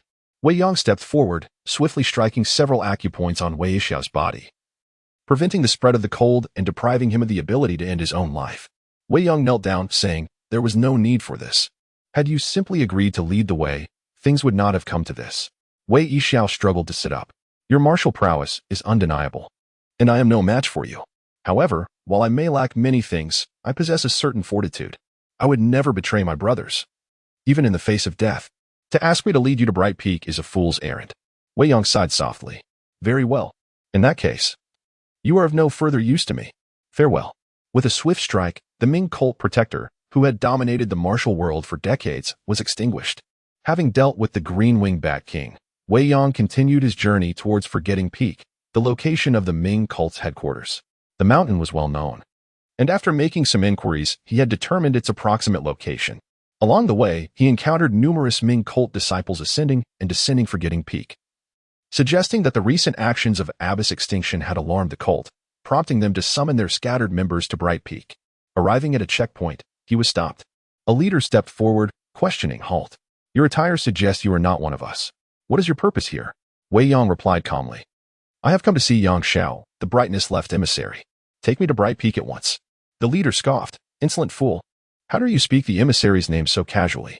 State your name and purpose, or I shall treat you as a spy."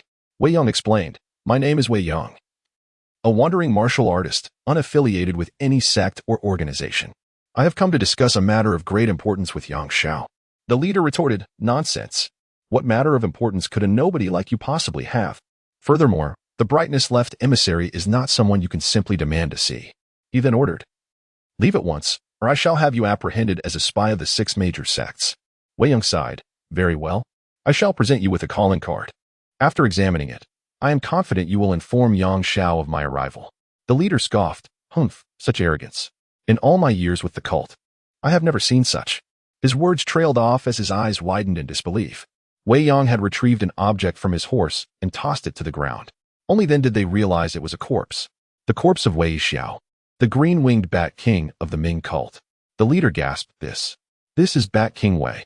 This villain has slain our cult's Bat King." His words ignited a frenzy.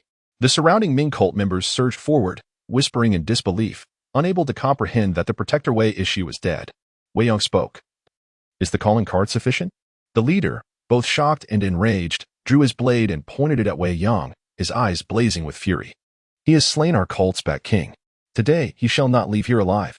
The Ming cult members drew their weapons, their emotions running high, eager to tear Wei Yang limb from limb to avenge Wei Yixiao. Chapter 17. The Great Destruction of the 5 Elements Flag. After Wei Yang cast aside the lifeless body of Wei Yixiao, a tremendous uproar ensued, prompting immediate correspondence to the Bright Summit, detailing the situation in its entirety. Given the magnitude of the incident, it was only a matter of time before the upper echelons of the Ming sect would arrive. However, Wei Yang was not inclined to wait idly. With a swift motion of his sleeve, a tempestuous surge of palm power toppled dozens of individuals, along with the guard post. He then executed the Great Void Steps, ascending directly to the Bright Summit, effortlessly traversing through numerous critical checkpoints. Though he encountered several obstacles along the way, they were utterly inconsequential in the face of his formidable martial prowess and agility. Upon reaching the mountainside, he was confronted by a perilous barrier, from which countless crossbows unleashed a barrage of bolts, imbued with astonishing force, far surpassing that of ordinary bows and arrows. A towering figure stood at the threshold, wielding a formidable iron wolf fang club, a weapon of remarkable weight. This was Zhuangzheng, the captain of the sharp metal flag within the 5 Elements Flag of the Ming sect, possessing innate strength and exceptional martial skills. He was a first-rate master in both internal and external disciplines, embodying the spirit of a fierce warrior. His prowess was such that he could contend with the revered Master Mia, shattering her sword with his natural might, yet ultimately perished beneath the edge of the heavenly sword. Zhuangzheng bellowed, "Who dares to disturb the sanctity of our sect's headquarters? Taste the might of my club." He raised his wolf fang club and leapt down, the air crackling with the force of his descent, akin to a thunderous strike. In the face of this onslaught, Wei Yang remained unmoved, effortlessly crossing his arms to deflect the club's attack. The clash of steel against flesh resonated with a series of metallic echoes, leaving Zhuangzheng and the Ming sect disciples in a state of shock. Everyone witnessing this spectacle was left astounded, save for Wei Yang, who bore an expression of calm indifference, as if all of this were merely a matter of course. His Wujixuan Tian Great Method not only encapsulated the essence of the four illuminating divine skills but had also progressed further, transforming the effects of the golden and silver dual absolute techniques into an indestructible physique, after assimilating the indestructible body of the Shaolin sect within the ancient tomb. His body transcended further, rendering him impervious to any weaponry in the world. With a steely gaze, Wei Yang unleashed a counterattack with the swiftness of lightning. An invisible force propelling Zhuangzheng and his hefty iron club into the air, his body crashing heavily against the barrier, unable to rise again. As if a phantom, he swept through, leaving the Ming sect disciples reeling, utterly defenseless against his onslaught. After passing this checkpoint, he entered a narrow valley, where, as soon as he set foot, a multitude of figures emerged from both sides of the cliffs. Under the command of a burly man, they surrounded Wei Yang with an array of peculiar contraptions. This was Tang Yang, the captain of the flood flag within the Ming sect, renowned for his expertise in poisonous waters and various spraying devices, which would cause rapid decay of the skin upon contact. Tang Yang declared sternly, "Rebel, do not act recklessly. First, endure a torrent of poisonous rain from my flood flag." With a command, dozens of spraying devices unleashed a deluge of toxic water towards Wei Yang, falling like rain, leaving no inch to evade. Yet, Wei Yang had no intention of dodging, for he needed not to. With a single palm strike towards the air, he conjured a tempest that engulfed the toxic water, leaving the flood flag disciples agape momentarily paralyzed by astonishment. Tang Yang, who had never encountered such formidable palm power, stood dumbfounded, unable to utter a word. As the palm power shifted, the tempest began to spiral towards the barrier, prompting Tang Yang to exclaim, "This is bad. Signal all brothers to retreat immediately." As soon as he spoke, the tempest, laden with toxic rain, enveloped the entire barrier. Those who fled swiftly escaped unscathed, while those who lagged bore the brunt of their folly, meeting a gruesome end. In his heart, Tang Yang lamented, "He is terrifying. Can such palm power truly belong to a mortal?" At that moment, Wei Yang had vanished from sight, and ahead lay the checkpoint guarded by the giant wood flag. Tang Yang promptly instructed, "Signal the brothers of the giant wood flag to remain vigilant and not underestimate the enemy." As the signal ascended, the captain of the giant wood flag, Wen Sangsong, dismissed it with a cold scoff, saying, "Zhuangzheng of the sharp metal flag and Tang Yang of the flood flag are utterly useless, boasting of their greatness. Yet when faced with a true adversary, they falter and crumble in mere moments." Just then, Wei Yang's silhouette appeared at the base of the barrier, prompting Wen Sangsong to further belittle him. With a command, a colossal wooden beam, weighing 1,000 pounds, hurtled towards Wei Yang, launched by dozens of muscular men. The giant wood flag specialized in using wooden projectiles as weapons, with the captain organizing 20 strongmen, each wielding a long iron hook, to throw and retrieve the massive wooden beams in a relentless cycle of assault. As the wooden beam approached, Wei Yang remained motionless, casually striking it away while seizing one of the iron hooks, effortlessly pulling down the 20 strongmen at the barrier. Wen Sangsong gasped in disbelief. How is this possible? At that moment, he finally grasped that the situation was perhaps not as simple as he had imagined. Zhuangzheng and Tang Yang might not be as feeble as he had presumed. When Sangsong shouted, "Throw again," he personally wielded a long hook, collaborating with hundreds of strongmen to launch dozens of wooden beams from the barrier. The momentum was overwhelming, the shadows of the beams blotting out the sunlight above. Finally, Wei Yang sprang into action, employing the great void steps to weave through the barrage of wooden beams, evading all attacks unscathed in mere moments. With a sweeping hand, a storm-like palm strike obliterated the barrier's structure, sending hundreds of giant wood flag strongmen tumbling amidst the aftershocks, their cries echoing in disarray. When Sangsong spat blood, exclaiming, "Is it truly possible that such mastery can move mountains and fill seas?" Yet, Wei Yang could hardly be bothered with these lesser beings. Soaring towards the checkpoint guarded by the fire flag, the disciples of the fire flag were naturally adept at fire attacks, employing devices that sprayed incendiary oil capable of incinerating anything in its path, impervious to water, similar in concept to modern flamethrowers. However, today, the fire flag would achieve nothing. As Wei Yang arrived at the base of the barrier, he was immediately met by an onslaught of flaming oil, engulfing the sky in a fiery cloud. Yet, with the application of his Wuxiang divine skill, a palm strike powerful enough to reverse the flow of a 100-foot waterfall sent the flames and oil cascading back towards the barrier. The inferno rose skyward, thick smoke billowing, causing many disciples of the fire flag to meet their demise by their own devices. As for the earth flag, though proficient in tunneling and ambushes from underground. They could only lament their impotence against Wei Yong, who possessed an indestructible body. In less than an hour, Wei Yong had traversed numerous checkpoints and guard posts, effortlessly dismantling the Five Elements flag of the Ming sect, arriving unscathed at the domain of the Bright Summit. Chapter 018. Overwhelming upon Wei Yang's arrival at Bright Peak. Yang Shao of the main altar received the news and led the 5 wanderers to descend the mountain in support. However, they did not anticipate that the Five Elements flag would collapse so swiftly, encountering Wei Yong just as they emerged. A tense atmosphere immediately enveloped Bright Peak. Yang Shao was taken aback, musing, "The Five Elements flag is the elite force of our sect. How could they be so vulnerable today, allowing the opponent to reach Bright Peak with such ease?" Resolving to rectify the Five Elements flag internally after this day, Yang Shao took the lead, followed by the 5 wanderers. Having just arrived at Oblivion Peak from various parts of the Central Plains due to the joint siege of the Ming cult by the 6 major factions, they unexpectedly encountered Wei Yang's solitary assault on Bright Peak. Mingyu, Zhang Zhong, Lang Qian, Shuobud, and Shou Dian all appeared eager to engage Wei Yong. Yang Shao stepped forward, questioning, "May I ask which sect's master you are? Why do you forcefully intrude upon Bright Peak and slay our sect's guardian king, Bat King Wei?" Wei Yong replied indifferently, "I am Wei Yong, a wandering martial artist with no affiliation. Hearing that the Ming cult lacks a leader, I volunteered to take the position of leader at Bright Peak." This declaration provoked a chorus of scolding, with some remarks being particularly offensive. Zhou Jian was especially incessant. "Wei, you reek of nonsense. The position of our sect's leader has always been passed down to our own brothers. What qualifications do you possess to sit on our sect's leader's throne? Even if we were to elect me, Zhou Dian, as the leader, it wouldn't be your turn." The other 4 wanderers joined in the uproar, cheering Zhou Dian on to boost morale. Wei Yong ignored them all, continuing, "As for why I killed Wei Xiao, it was because he wanted to drink my blood. Should I have simply surrendered and allowed him to do as he pleased?" This statement left the Ming cult members speechless. After all, Wei Xiao had indiscriminately killed many innocent people. He was simply unlucky to encounter someone with superior martial skills this time. Zhou Jian jumped out again. "The bat is indeed not a good person to drink blood, but he is still our brother. Even if he were to be dealt with, it wouldn't be your place. Do you really think you're the leader? In my opinion, you, Wei, are just meddling in others' affairs." The 4 wanderers echoed his sentiments once more. While they might not be adept at fighting, they excelled at verbal attacks. Zhou Dian's foul mouth was comparable to that of Bao, different from demigods and semi-devils.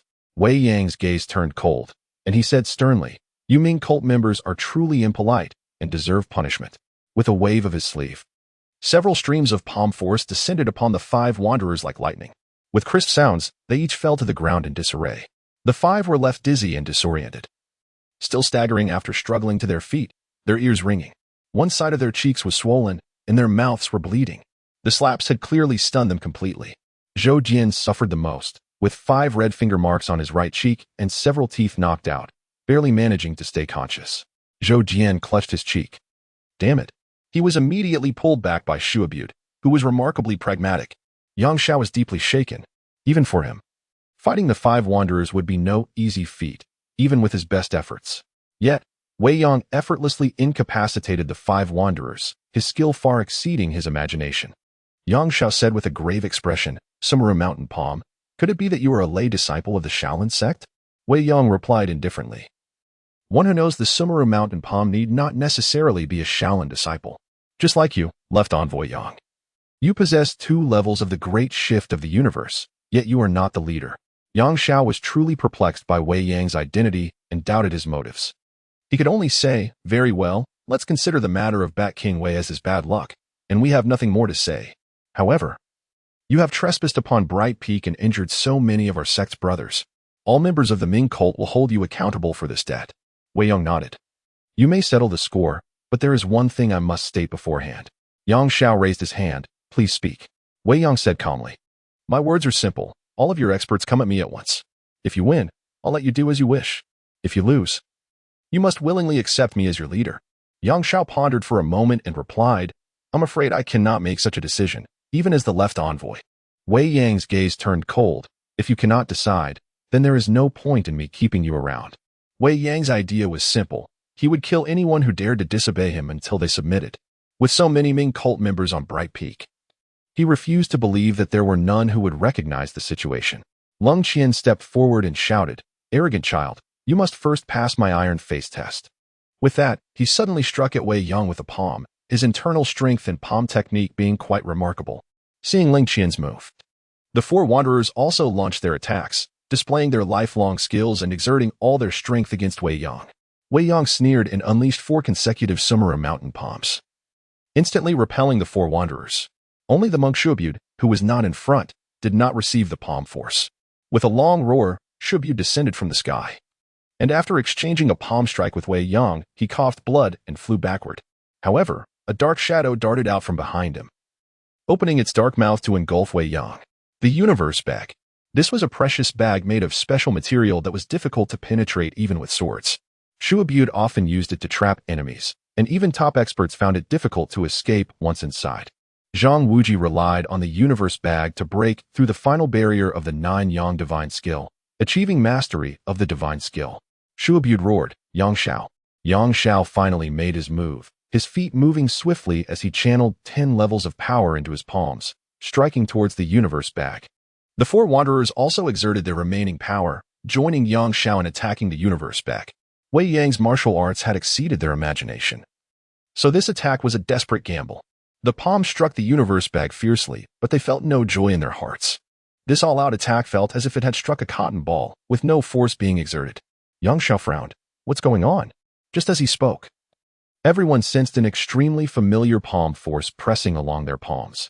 It was actually the palm force they had unleashed themselves. The 5 were shocked and exchanged glances, realizing that they were all experiencing the same thing. Yang Shao exclaimed, "The great shift of the universe." Then, they were all repelled by their own palm force, staggering back and gasping for breath. The universe bag, known for being impenetrable, was reduced to fragments in Wei Yang's hands. Wei Yang said calmly, "You have lost. The survival of Bright Peak now rests on your decision." Chapter 019. Ascension and Reform. Wei Yang executed a grand reincarnation seal, successfully leading Yang Shao and others to believe he had employed the formidable technique of Qian Kuan de Nuai. This was a sacred skill of the Ming cult, a closely guarded secret. Its appearance in the hands of another was nothing short of astonishing. Yang Shao, puzzled, inquired, "May I ask, who are you? How do you possess the sacred skill of our cult, Qian Kuan de Nuai?" Wei Yang replied with indifference, "I have already introduced my identity to you. There is no need for further elaboration. My sole inquiry now is whether I am permitted to become the leader of the Ming cult." The crowd fell silent. Yang Shao sighed lightly, stating, "The Qian Kuan de Nuai can only be cultivated by the leader or with the leader's consent. Given that you wield our sacred skill, you are, in principle, qualified to lead. However, as you are not one of us, I fear the others may not accept you." Wei Yang coldly retorted, "Who dares to dissent? If anyone is unwilling, let them step forward and challenge me." Casting his gaze around, he found no one daring to respond, secretly pondering that facing him in a duel would be tantamount to seeking one's own demise. Wei Yang continued, "My lack of affiliation with the Ming cult is easily resolved. By becoming the leader, does that not silence all dissent?" At that moment, the 5 Elements flag members arrived at the Bright Summit, surrounding Wei Yang with hundreds of elite warriors. Wei Yang let out a cold laugh, effortlessly using his formless divine power to send the elite warriors tumbling.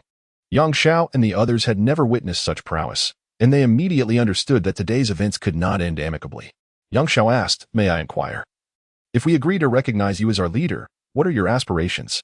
Wei Yang replied coolly, "In truth, I do not covet the title of leader of the Ming cult.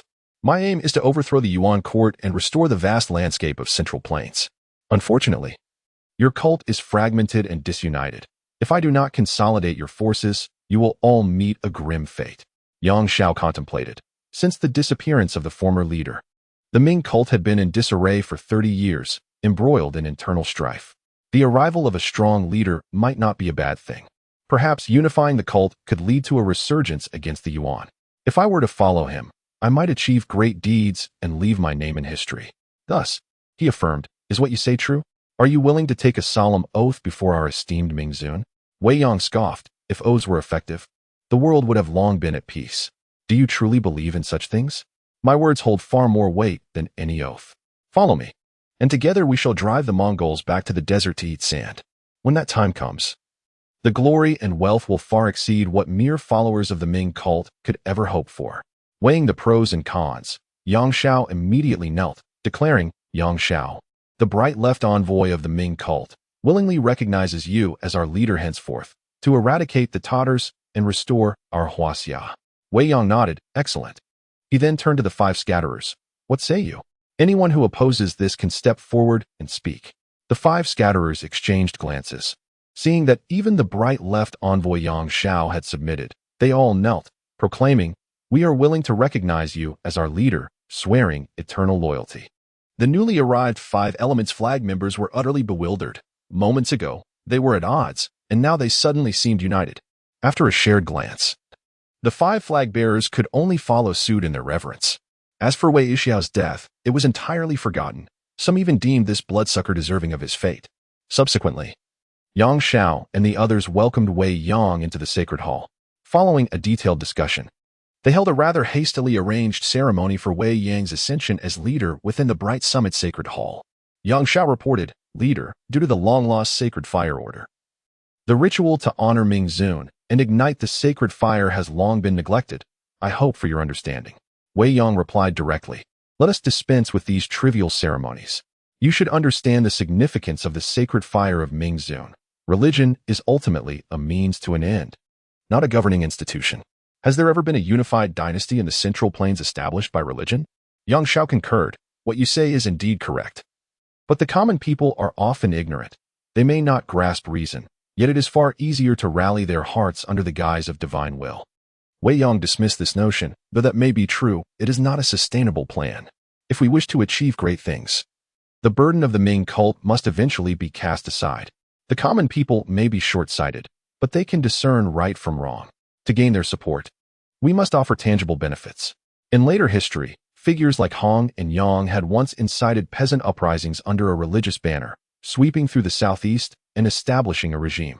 Alas, their success led to their downfall, as the flaws of a religious structure became apparent after the capital was established, turning into a tool for power-hungry individuals, ultimately leading to infighting.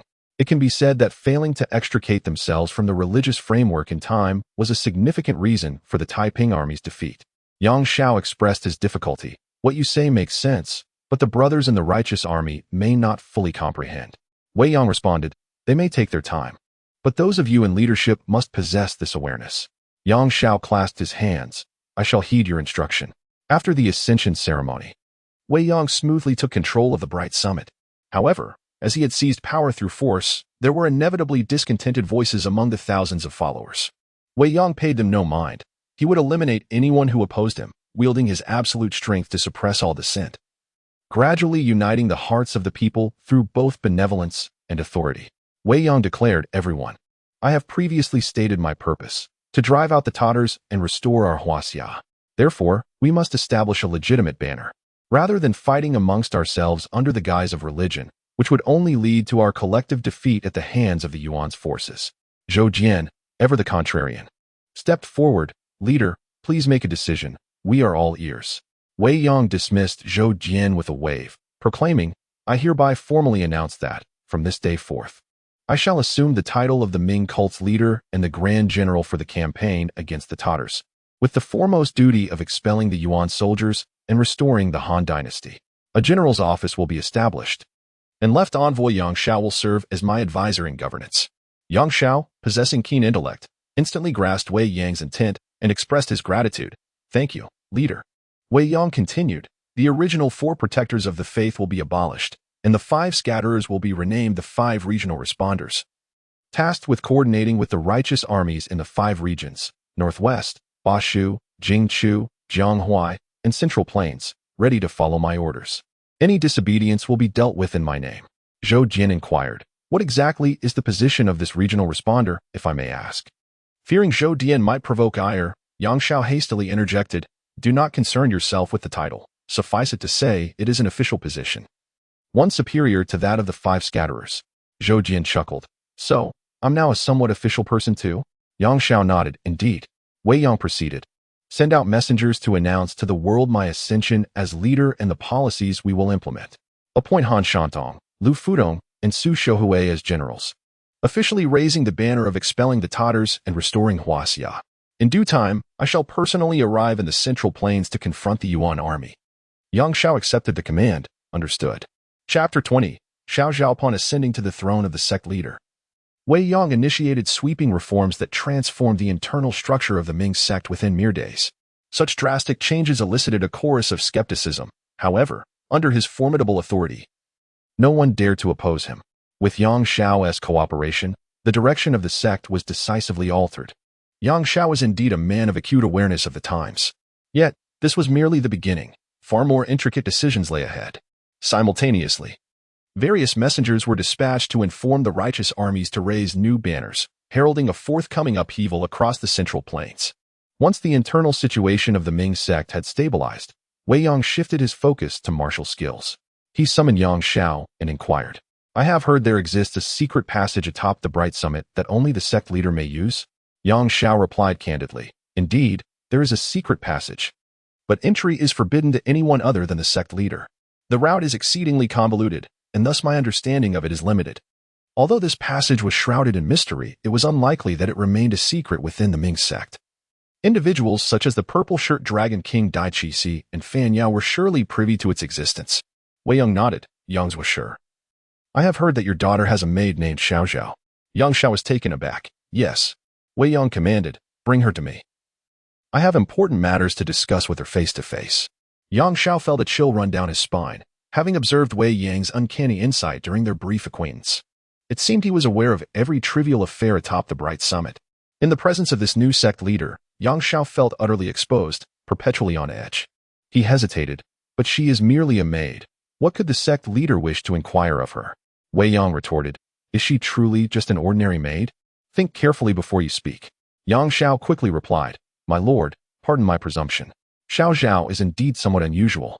I have observed her discreetly. Her presence at the Bright Summit may hold ulterior motives."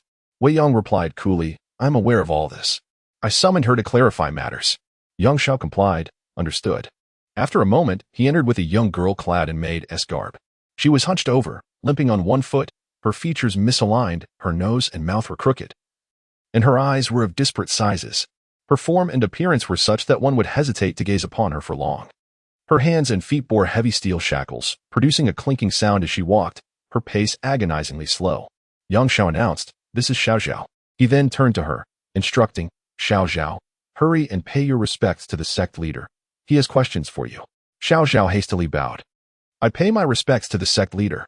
Wei Yang raised his hand. "Rise." He then addressed Yang Xiao. "What is the meaning of this?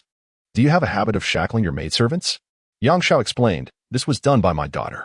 She deemed Xiao Zhao suspicious and believed it prudent to shackle her for safety." Wei Yang nodded, "A trivial matter. With her meager skills, she is no match for you." Yang Xiao hastened to say, "The sect leader speaks the truth. I shall have my daughter fetch the key to unlock the shackles." Wei Yang waved his hand dismissively. "No need." With a swift motion, several sword energies severed the shackles binding Xiao Zhao. When she looked up, Wei Yang had already sheathed the heaven-defying sword. Xiao Zhao quickly expressed her gratitude. "Thank you, sect leader." Wei Yang replied coolly, "Get up.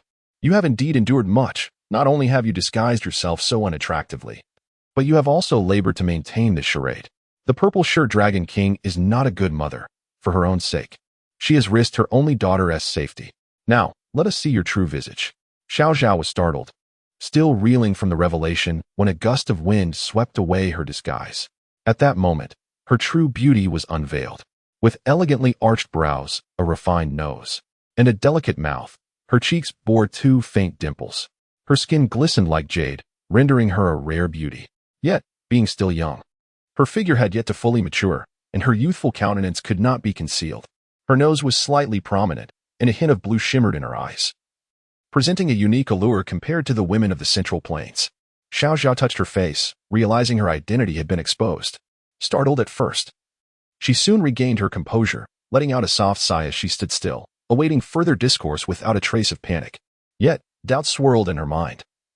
She could not fathom how this new sect leader had discerned her true origins. Yang Xiao, too, was taken aback, gazing at Xiao Zhao with astonishment, exclaiming, "You bear an uncanny resemblance to Dai Qixi. Could you be her daughter?" Wei Yang interjected, "You are correct. I suspect you noticed her eyes and became wary." Yang Xiao remained silent. Xiao Zhao composed herself and countered, "May I inquire how the sect leader came to know of my background?" This girl, seemingly innocent and carefree, possessed a surprising depth of cunning and resilience. as well as exceptional talent, which is why Dai Chi entrusted her with the mission to the Bright Summit. Even now, she maintained her composure, exuding an air of a formidable woman. Wei Yang shook his head. Since I am already aware, your question holds no significance. Xiao Xiao furrowed her brow. What does the sect leader mean? Wei Yang replied calmly, it is quite simple. I know you have come to the Bright Summit in search of the heart method of the Great Shift, hoping to use it as leverage for Dai Chi to evade the pursuit of the sect. Lead me to the secret passage where the heart method resides, and I shall handle Dai Chi's affairs. This transaction is one of profit for both you and your mother. Yang Xiao was stunned and quickly asked, but sect leader, do you not already possess the heart method of the Great Shift? Wei Yang countered, on what basis do you make that assumption? Have I ever claimed to possess the Great Shift? Yang Xiao was further perplexed, but clearly, the sect leader used this technique to deflect my and the 5 scatterers' palm strikes. Wei Yang chuckled. Is the Great Shift the sole technique capable of redirecting an enemy's force? Yang Xiao wished to dispute this, but ultimately refrained from speaking. Despite his extensive martial knowledge, he could not claim to know every technique in existence. Wei Yang sighed. Yang Xiao, it is unfortunate that even after mastering the second level of the Great Shift, you cannot discern its authenticity. Your efforts have been in vain. Yang Xiao's face flushed with embarrassment. Xiao Xiao pondered for a moment and replied, I am aware of the secret passage's entrance and some of its routes, but I do not know the exact location of the heart method. Her knowledge of the passage was derived from a map drawn by Dai Chi, who had come from the Persian sect specifically for this purpose. After multiple excursions through the passage, she had indeed familiarized herself with some of the routes. Wei Yang shook his head. That is of little consequence. Having partial knowledge is certainly better than being completely lost. Xiao Zhao confirmed. You will keep your word? Wei Yang retorted. Do you have a choice? Even without your map, I could locate the heart method, albeit a few days sooner or later. Xiao Zhao, resigned, replied, very well. At this juncture, she had no alternative but to place her trust in Wei Yang, as he was indeed correct. She had run out of options.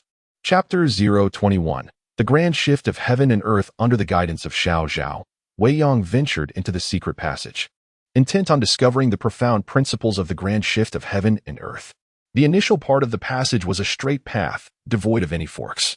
After traversing a distance, they arrived at the end of the way. Xiao Zhao pointed to the stone wall and remarked, according to the map, there should be a stone door here, but I cannot push it open. Wei Yang commanded, step back. Xiao Zhao retreated a few paces, and with a swift motion of his sleeve, Wei Yang unleashed a surge of energy that effortlessly pushed the stone door open. Upon entering the stone chamber, they encountered 3 diverging paths, each leading to distinct destinations. After a moment's contemplation, Xiao Zhao indicated the left path. This route leads to the central stone chamber. The duo pressed forward, navigating a labyrinth of twists and turns, passing numerous forks and stone chambers, until they finally reached the grand and enigmatic central stone chamber. Xiao Zhao turned to Wei Yang and stated, this is the heart of the secret passage. My mother took several attempts to locate this place, but the stone door is exceedingly heavy. Only the Sun Lord could open it back then. Wei Yang instructed, stand aside. As Xiao Zhao stepped back once more, Wei Yang waved his sleeve, and the massive stone door swung open. Observing the door closely, Wei Yang noted its formidable weight, easily amounting to thousands of pounds. Yet it felt as light as a feather in his hands, deepening his appreciation for his own martial prowess. The central stone chamber was vast, adorned with countless stalactites, evidently transformed from a natural cave. After taking only a few steps, Wei Yang discovered 2 skeletons lying side by side on a stone platform, their garments still largely intact, revealing them to be a man and a woman. Without doubt, they were the remains of the Sun Lord and his wife. The once mighty leader of the Ming sect had met a tragic end, betrayed by his own spouse at a critical moment in his cultivation, a most ironic twist of fate. Approaching the skeleton of the Sun Lord, Wei Yang noticed a piece of parchment beside the desiccated hand. Picking it up, he saw one side covered in fur while the other remained blank. Xiao Zhao exclaimed in delight, this must be the heart of the grand shift of heaven and earth. Congratulations, sect leader. Wei Yang nodded, flicked his finger, and a drop of blood fell onto the smooth side of the parchment. The blood rapidly spread, revealing a multitude of characters on the previously blank surface. The first line stood out prominently, stating, the sacred fire heart method of the Ming sect, grand shift of heaven and earth. The second line detailed the foundational principles of the first layer of the method, addressing the fundamental inversion of yin and yang energies and the transformation of hardness and softness, a comprehensive overview of the entire technique. Subsequent lines indicated that a practitioner with high comprehension could achieve this first layer in 7 years, while others might take 14. Wei Yong scoffed at this notion and instructed Xiao Xiao, "You may sit for a moment. I will attempt to practice the grand shift of heaven and earth." Xiao Xiao complied, taking a seat on a nearby stone platform, her gaze fixed on Wei Yong. Mastery of the grand shift of heaven and earth relied heavily on internal energy. If one possessed profound internal strength, success was attainable regardless of the method employed. However, without sufficient internal energy, even the most talented individual would find themselves unable to advance. Yang Xiao, a well-known adept, had only managed to reach the second layer of mastery. Following the principles laid out in the technique, Wei Yong found his efforts to be smooth and unimpeded, and within a mere moment, he attained significant progress. As he examined the second layer, he discovered specific techniques for redirecting and accumulating true power, the principles of which began to resemble those of the flower and jade technique and the great reincarnation seal. Additional notes indicated that a practitioner with high comprehension could achieve the second layer in 7 years, while others might take 14. If one could not attain it by the 21st year, they were advised to cease practice to avoid the peril of self-destruction. Yang Xiao had been a testament to this, having nearly perished while attempting to break through to the third layer. Wei Yong diligently followed the method, achieving the second layer with ease. The time spent no greater than that of the first. The third layer elaborated on the techniques of hardness and softness, the inversion of yin and yang, growing increasingly intricate and profound, closely aligned with the principles of the flower and jade technique and the great reincarnation seal. Wei Yong continued to refine his skills, reaching the 7th layer, having fully exhausted the potential of the method. Yet the time taken for each layer remained consistent with that of the first. The grand shift of heaven and earth posed no insurmountable challenges for him. Seeing Wei Yong conclude his practice, Xiao Zhao eagerly inquired, "Sect leader, have you mastered the first layer of the grand shift of heaven and earth?" Wei Yong replied nonchalantly, "One could say that." Xiao Zhao expressed her understanding. This is, after all, the core technique of the Persian sect, inherently difficult. With a few more practices, the sect leader should be able to fully grasp the first layer. The young woman displayed remarkable empathy. Wei Yong smiled and clarified, "It is actually the 7th layer, and I have only completed about half of the technique." Xiao Zhao gasped in astonishment. The 7th layer? You have reached the 7th layer in such a short time?" She struggled to comprehend whether Wei Yang's talent was simply extraordinary or if the grand shift of heaven and earth was deceptively simple. After a moment's reflection, a vague understanding began to form in her mind. Xiao Zhao leaned closer to examine the parchment. "This is illogical. If the sect leader can swiftly achieve the 7th layer, why then is there an obstacle in these few lines?" Wei Yong explained, "The reason is simple. The subsequent 19 lines are fundamentally erroneous." Xiao Zhao expressed disbelief. "How can this be? The sacred technique of the Ming sect cannot possibly contain errors." Wei Yong merely smiled in response. It was revealed that the master who created the grand shift of heaven and earth possessed profound theoretical knowledge. Yet his internal cultivation had only allowed him to reach the 6th layer. Consequently, the 7th layer's principles were born from conjecture rather than practical applications, resulting in a mixture of correctness and fallacy. Thus, the grand shift of heaven and earth remained an incomplete technique. This incompleteness diminished the technique's overall efficacy, rendering it inferior to the dual techniques of the Huashan and Kunlun sections. Moreover, the 7th layer's methods require the integration of the 9-yang divine skill to contend with the enigmatic duo of Xian Ming. It was evident that the 7th layer of the grand shift of heaven and earth fell short of the pinnacle martial arts embodied by the 9-yin and 9-yang techniques. Nonetheless, should the technique be perfected, it could potentially rival the 9-yin and 9-yang. With his mastery of the great reincarnation seal and the flower and jade technique, Wei Yong was intimately familiar with the principles of the grand shift of heaven and earth. With a bit more research, the 8th and 9th layers would not be beyond reach. With a decisive gesture, Wei Yong disintegrated the parchment containing the heart of the grand shift of heaven and earth into fragments, then turned to the letter beside the remains of the Sun Lord, reducing it to ashes with a wave of his palm. Xiao Zhao inquired, "That must be the letter left by the Sun Lord before his death. Do you not wish to read it, sect leader?" Wei Yong replied coolly, "It is unnecessary."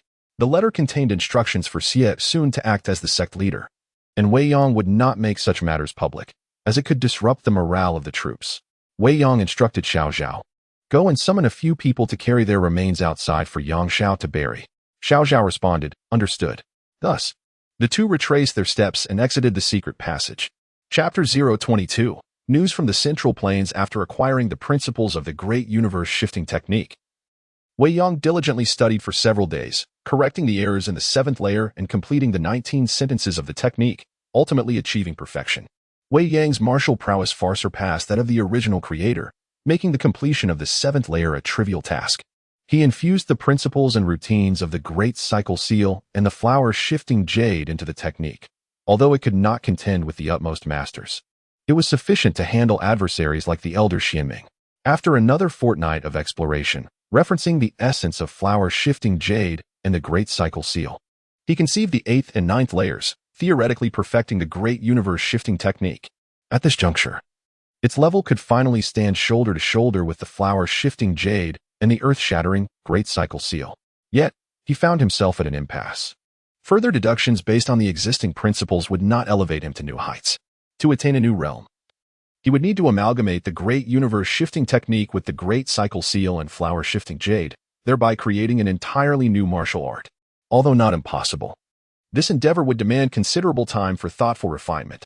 In the ensuing days, Wei Yang put the concepts of the 8th and 9th layers into practice, and through continuous experimentation, he ultimately mastered the 8th and 9th layers of the great universe-shifting technique. It had finally reached a state of impeccable perfection. During Wei Yang's intensive study of martial arts, affairs within the Ming sect were progressing smoothly. Yang Shao and others interred Yang Dingtian's remains, resolving a case that had plagued the sect for 30 years. The 5 wanderers had all ventured to the Central Plains to connect with the righteous armies. The 5 elements flag and the 4 gates of heaven and earth were reorganized. Countless spies traveled back and forth between the western regions and the Central Plains. The Ming sect, once dispirited, now brimmed with vitality, and the atmosphere atop the bright summit grew lively. Xiao Zhao had become Wei Yang's personal maid, diligently attending to his daily needs. However, she was deeply concerned for her mother, Dai Qix's safety, and wished for Wei Yang to lend his assistance. Yet, upon witnessing his fervent dedication to martial arts, she hesitated to voice her concerns, caught in a dilemma. Wei Yang, aware of her thoughts, comforted the young girl, saying, "Rest assured, Dai Qixi still owes me a dragon-slaying blade. I shall not allow her to come to harm." Although Xiao Zhao was unaware of the reason behind his words, she felt a sense of relief. Over time, she had developed an inexplicable trust in Wei Yang. Gratefully, she replied, "Thank you, young master." Unbeknownst to her, she had inadvertently changed her form of address. 3 months swiftly passed, and the reorganization atop the bright summit was nearly complete. The 5 elements flag and the 4 gates of heaven and earth had all been abolished, replaced by a military force known as the Dragon Martial Army. Comprising 5,000 men, it was divided into 5 camps, each led by a former standard-bearer of the 5 elements flag, commanding 1,000 men each.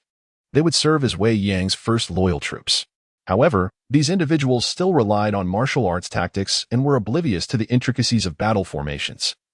While they could manage small skirmishes, they would surely perish against a large force from the Yuan army. This was unavoidable, as the art of battle formations could not be imparted without seasoned veterans on the battlefield. It would require gradual training, much like the Mongolian cavalry, which had evolved over decades to conquer the world. This was also one of the reasons he sought the dragon-slaying blade, as the martial musings would undoubtedly contain methods for training soldiers. Some might question whether other military texts lacked similar insights. Must one exclusively adhere to Yu Fei's military strategies? Indeed, this was the case. As times progress, many training methods become ill-suited to contemporary battle conditions. For instance, in the face of the Yuan army, training 100,000 Qin elite soldiers or Wei's martial troops would only lead to their annihilation. Yu Fei's military strategies were the most recent and had a proven record against cavalry, providing at least some reference value, even if not directly applicable. One day, as Wei Yang was meditating, Yang Shao suddenly reported, "Respected leader, we have received news from our brethren en route to the Central Plains." Wei Yang replied nonchalantly, "Proceed." Yang Shao continued, "Mingyu and the others have successfully made contact with the various righteous armies of our sect. Brothers like Han Shantong, Lu Fudong, and Su Shouhui are willing to honor you as their leader and accept titles as generals to expel the Tartars and restore the glory of Huaxia. Indeed, the momentum has grown tremendously, and our forces are robust." Wei Yang nodded, acknowledging as anticipated. He then elucidated, "For a century, Huaxia has languished, and all are pained by this.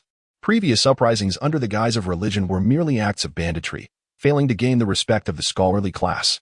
Now that we are raising the proper banner, we can attract more enlightened individuals to our cause. Yang Xiao bowed, exclaiming, "Your wisdom is unparalleled, leader." Wei Yong waved his hand dismissively. "Once we arrive in the Central Plains, I will formally establish the Grand General's office for the restoration of Han and the expulsion of invaders. At that point, the title of leader shall no longer be used." Yang Xiao replied affirmatively, "Understood." Wei Yong inquired, "Is there any further news?" Yang Xiao reported, "There is another piece of news. The Shaolin sect has been ruthlessly slaughtered overnight, with not a single monk spared. It is rumored that you were behind this." Upon hearing this, Wei Yong furrowed his brow slightly, acknowledging, "I did indeed clash with the Shaolin sect and killed a few monks, but it was far from the extent of exterminating their entire sect." Yang Xiao was taken aback, incredulously asking, "Did you visit the Shaolin temple before coming to the Bright Summit?" Wei Yong nodded, "Indeed." He then recounted the events of his visit to Shaolin. Yang Xiao marveled, "You are truly extraordinary. Even the revered masters of the Central Plains martial world could not withstand your prowess. Such skill, I fear, is unparalleled in this world." After a moment of contemplation, he speculated, "Since you did not annihilate the Shaolin, it must be that someone took advantage of the situation and framed you for their heinous acts." Wei Yong agreed, "That is likely the case." Yang Xiao frowned. "But who could be behind such a treacherous scheme?" Wei Yong scoffed, "Who else could it be but the masters of the Yuan court? In this chaotic world, with righteous armies rising, the various factions in the Central Plains have become unstable.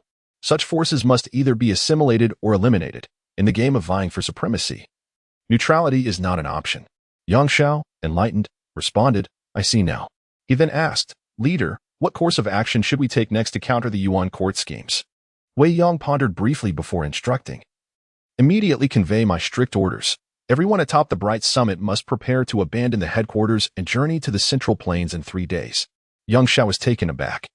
"Abandon the headquarters?" Wei Yong retorted, "Are you reluctant?" Yang Xiao explained, "Our headquarters has stood atop the Bright Summit for over 10 generations. If we abandon it now, our brethren may feel unsettled." Wei Yong snorted dismissively, "Nonsense. Do the people of the martial world lack such resolve? In the pursuit of supremacy, sacrifices must be made. Have you ever seen a capital at Kunlun Mountain that could still unify the Central Plains?" Yang Xiao bowed his head, acknowledging, "You speak wisely, leader. But I fear your brethren may not comprehend your intentions." Wei Yong declared resolutely, "If they cannot understand, let them come to terms with it. If they cannot, then let them leave. Provide them with travel expenses. I have no need for the wavering among my ranks." Yang Xiao complied and departed to carry out his orders. Chapter 23. Farewell to the lady in yellow. Days passed, and upon the completion of all preparations, Wei Yong commanded everyone at Bright Summit to head towards the Central Plains. Descending from Kunlun and traversing the western regions, after more than a month of arduous travel, they finally arrived at the outskirts of Yimengwan. At this moment, Yang Xiao reported, "Master, Lu Fudong and Han Shantong have successfully captured Boizhou and intend to establish it as a base for long-term development. They have extended an invitation for you to personally oversee the operations in Boizhou." Wei Yong promptly replied, "Inform them that I shall personally visit Boizhou once I conclude my current affairs." Yang Xiao bowed and acknowledged, "Yes." Wei Yong pondered for a moment and commanded, "Our large contingent will attract too much attention. Upon entering the pass, it will draw the notice of the Yuan army. Have the commanders of the 5 camps split into smaller groups and proceed to Boizhou in phases. You, as the chief historian of the general's office, should lead the way to Boizhou." Yang Xiao inquired, "And you, master?" Wei Yong responded, "I have matters to attend to and shall join you in Boizhou within 6 months." Yang Xiao complied, "Understood." Yang Xiao and the troops of the 5 camps dispersed to enter the pass, while Wei Yong, accompanied by Xiao Zhao, took a different route towards the Zhongnan Mountains. After more than 10 days of travel, they finally reached the foot of Zhongnan Mountain, marking a return to familiar grounds. Wei Yong found a well-known inn to stay in. Xiao Zhao, puzzled, asked, "Master, it is still early. You used to rush on your journeys. Why have you chosen to rest today?" Wei Yong replied calmly, "I am waiting for someone." He then summoned the innkeeper and inquired, "Good sir, are you aware of the tomb of the living dead on Zhongnan Mountain?" The innkeeper responded, "Of course, it is said to be inhabited by celestial beings. They have bought supplies from my establishment, so I have had the fortune of seeing them a few times." Wei Yong requested pen and ink to compose a letter and handed a piece of silver to the innkeeper. "Please find someone to deliver this letter to the individuals within the ancient tomb." The innkeeper, seeing the opportunity for profit, readily agreed and quickly summoned a servant to undertake the task at a low cost. Wei Yong ordered a spread of food and drink. enjoying his meal while listening to the conversations of passing merchants discussing matters of the martial world. Have you heard? The Shaolin sect was annihilated by someone named Wei Yang. Not a single monk survived, including the 3 esteemed monks. Such a significant event is certainly known, but who exactly is Wei Yang to possess such power? Who knows? But he cannot be a good person. Otherwise, he wouldn't have destroyed the Shaolin sect. That sounds reasonable. But you are unaware. Wei Yang's background is quite formidable. What is his origin? Pray, tell. It is said that he is the successor of Yang Dingtian, the great demon of the Ming cult, who mastered the art of Qian Kun de Nuai, allowing him to single-handedly obliterate the Shaolin sect. So that is the case. If he is indeed the great demon of the Ming cult, then such actions are not surprising.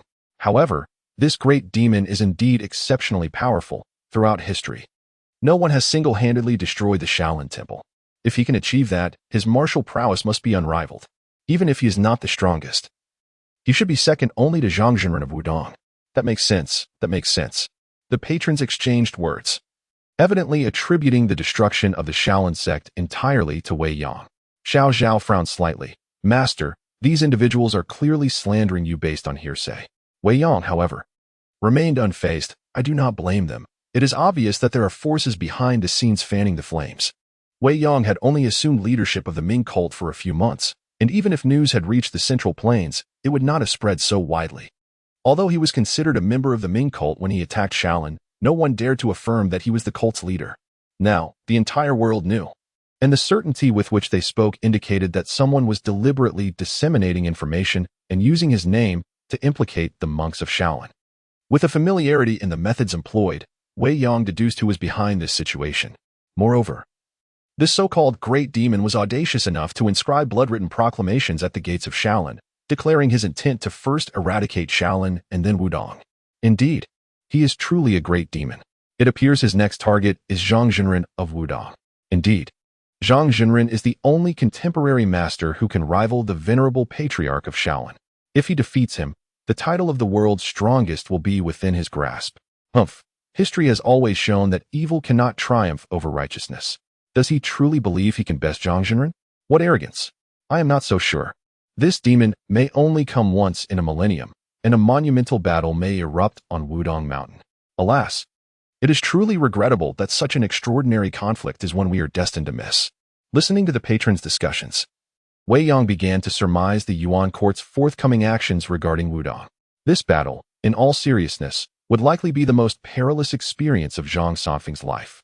Caught off guard and severely injured by the Pranjna diamond palm, had it not been for Zhang Wuji's timely intervention, this once-in-a-millennium martial arts master might have truly met his end. This incident once again proved that in a world of lesser martial arts, even the highest skills cannot contend against treachery.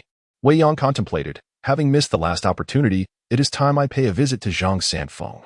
After finishing his meal, Wei Yang seated himself in the main hall, waiting. About an hour and a half passed, and at that moment, a lady clad in yellow entered the inn, bringing with her a faint fragrance, none other than Yang Yaoqing. Upon her entrance, she captured the attention of all present, and the inn fell into a profound silence. Yang Yaoqing frowned slightly, but disregarded the gazes of others as she took a seat opposite Wei Yang. Xiao Zhao, taken aback, hurriedly asked, Master, is this the person you were waiting for? Wei Yang nodded. Indeed. Xiao Zhao promptly rose to serve tea, attending to her with the utmost care and impeccable manners. Wei Yang greeted, Miss Yang. Yang Yaoqing nodded, remaining silent, then lifted the teacup for a sip, her brows furrowing slightly. Wei Yang inquired, is something amiss? Yang Yaoqing bluntly replied, the taste is too coarse, far inferior to the jade bee honey from the ancient tomb. Wei Yang spread his hands, I apologize. That delicacy can only be found in the ancient tomb. Yang Yaoqing did not press the issue and promptly asked, when shall we depart for the Spirit Snake Island you mentioned? Wei Yang contemplated and suggested, let us rest well tonight. We shall set off tomorrow, first to Wudong, and then we will sail to Spirit Snake Island to find Dai Qixi. Yang Yaoqing, puzzled, asked why go to Wudong. Wei Yang had no choice but to elaborate on the details. Yang Yaoqing did not object. Very well. It is said that Zhang Sanfeng has a connection to my great-grandfather. It would be good to see him. I also wish to hear about my great-grandparents' deeds from back then. She then inquired, which room are you in? Wei Yang replied, room 1 for the emperor. Yang Yaoqing responded with an O and promptly ascended to the second floor to occupy Wei Yang's room. Xiao Zhao stood frozen. Master, this Wei Yang was momentarily taken aback, but then said to Xiao Xiao, "Do not dawdle. Go arrange another room for me." Xiao Xiao hurriedly replied, "Yes." Thus, she quickly made her way to the counter to speak with the innkeeper. Chapter 024. Ascending Wudong after Wei Yang and Yang Yaqing reunited. They set forth from Guanzhong towards Wudong. They traversed through Wuguan, descended into Jingchu, and crossed the Han River.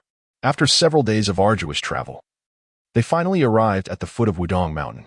Yang Yaqing gazed up at the mountain and remarked, "I have long heard of this mountain's illustrious reputation. It truly possesses a remarkable spirit, presenting a different realm compared to the scenery of Zhangnan Mountain." Wei Yang responded, "Let us ascend the mountain swiftly and meet the illustrious Zhang Sanfeng, whose pure Yang Wujigong and Taiji intrigue me greatly." Yang Yaoqing frowned. "You are quite peculiar. Do you see anything beyond martial arts?" Wei Yang countered, "Miss Yang, do not criticize me. Are you not the same?" Yang Yaoqing inquired, "How so?" Wei Yang chuckled. "Aside from ancient tombs, have you ever allowed anything else to capture your attention?" Xiao Zhao interjected, "Young master, Miss Yang, it is getting late. We should hasten our ascent." Both Wei Yang and Yang Yaoqing nodded in agreement, admiring the mountain scenery on their way to the Wudong sect's entrance. Upon reaching the mountainside, they found it eerily deserted, with not a single pilgrim in sight. Continuing further, they stumbled upon several disciples clad in Wudong attire, lying lifeless along the path. Wei Yang approached to examine them and remarked, "Their throats were crushed with a single finger, employing the Shaolin's Vajra finger technique, demonstrating commendable mastery in both internal and external arts." Yang Yaoqing questioned, "Shaolin?" Wei Yang shook his head, "The Vajra sect." Yang Yaoqing replied, "I have not heard of it." Wei Yang explained, "That is to be expected. The Vajra sect is a sect from the western regions. Its founder was a wandering monk who, while disguised as a fireworker at Shaolin, secretly learned martial arts. Upon being discovered, he slew numerous monks and fled to the west to establish the Vajra sect, which contributed to a significant decline of Shaolin for several decades." Yang Yaoqing exclaimed, "I had no idea such events transpired at Shaolin." She then pondered. Zhang Sanfeng of Wudong has been unrivaled for decades, achieving martial prowess that resonates through the ages. How audacious of the Vajra sect to dare commit murder on Wudong Mountain. Do they truly believe that their pilfered Shaolin skills can surpass Zhang Sanfeng? Wei Yang shook his head. "Certainly not. They merely possess a formidable backing." Yang Yaoqing inquired, "What backing?" Wei Yang smirked. "The Yuan court." Yang Yaoqing enlightened, "I see. They must have come prepared to challenge Wudong. Let us ascend the mountain. I wish to see how Zhang Sanfeng will respond to these intruders." Wei Yang remarked, "It is rare to witness such concern from you, Miss Yang." Yang Yaoqing clarified, "My ancestor once struck down the Mongolian Khan Mingyu with a flying stone, a tale still celebrated today. My family has harbored a long-standing enmity with Mongolia." Intrigued, Wei Yang asked, "Does this mean you wish to take action today?" Yang Yaoqing did not respond, but did not deny it. Wei Yang's interest heightened, asking Xiao Zhao, "After traversing this rugged terrain, can you endure?" Xiao Zhao nodded. "Rest assured, I am not a frail young lady. I have some martial skills myself." Wei Yang slightly inclined his head. "Very well, let us proceed." The trio quickened their pace, reaching the Jianjie Monument, where they discovered a dozen more deceased Wudong disciples. Upon arriving at the mountain gate, they encountered a dozen burly and fierce men guarding the entrance. Their weapons varied widely, and their movements were both steady and light, making little sound as they moved, indicative of their refined martial cultivation. Upon seeing Wei Yang and his companions, the leading man stepped forward and shouted, "Leave at once. Wudong Mountain does not welcome pilgrims today. Hurry down the mountain." Wei Yang ignored him and continued toward the gate with Xiao Zhao and Yang Yaoqing. The man seethed. "You seek death." He swung his wolf-toothed club down upon Wei Yang, yet without Wei Yang lifting a finger, the club suddenly reversed midair, and the man was left aghast as his own weapon shattered his skull, resulting in a gruesome demise. Another shouted, "You have guts," as they all brandished their weapons and charged at Wei Yang. Yang Yaoqing coldly snorted, flicking her fingers, unleashing several invisible waves of energy that repelled 7 men instantly, employing the finger-flicking technique from Peach Blossom Island. Meanwhile, Wei Yang remained unperturbed, as the 2 men attacking him perished under their own weapons. Xiao Zhao marveled, "Young master, your mastery of the cosmic shift has reached an extraordinary level."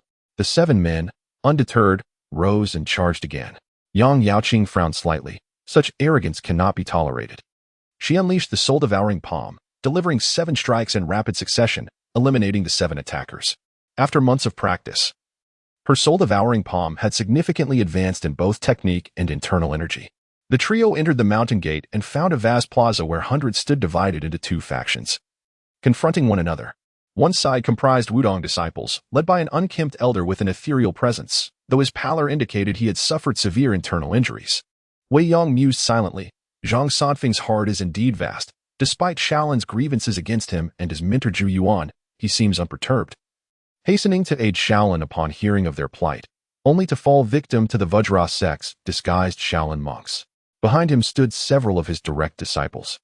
All present save for the deceased Zhang Cuishan, and even the long-disabled Yu Dian sat in a wheelchair, offering support.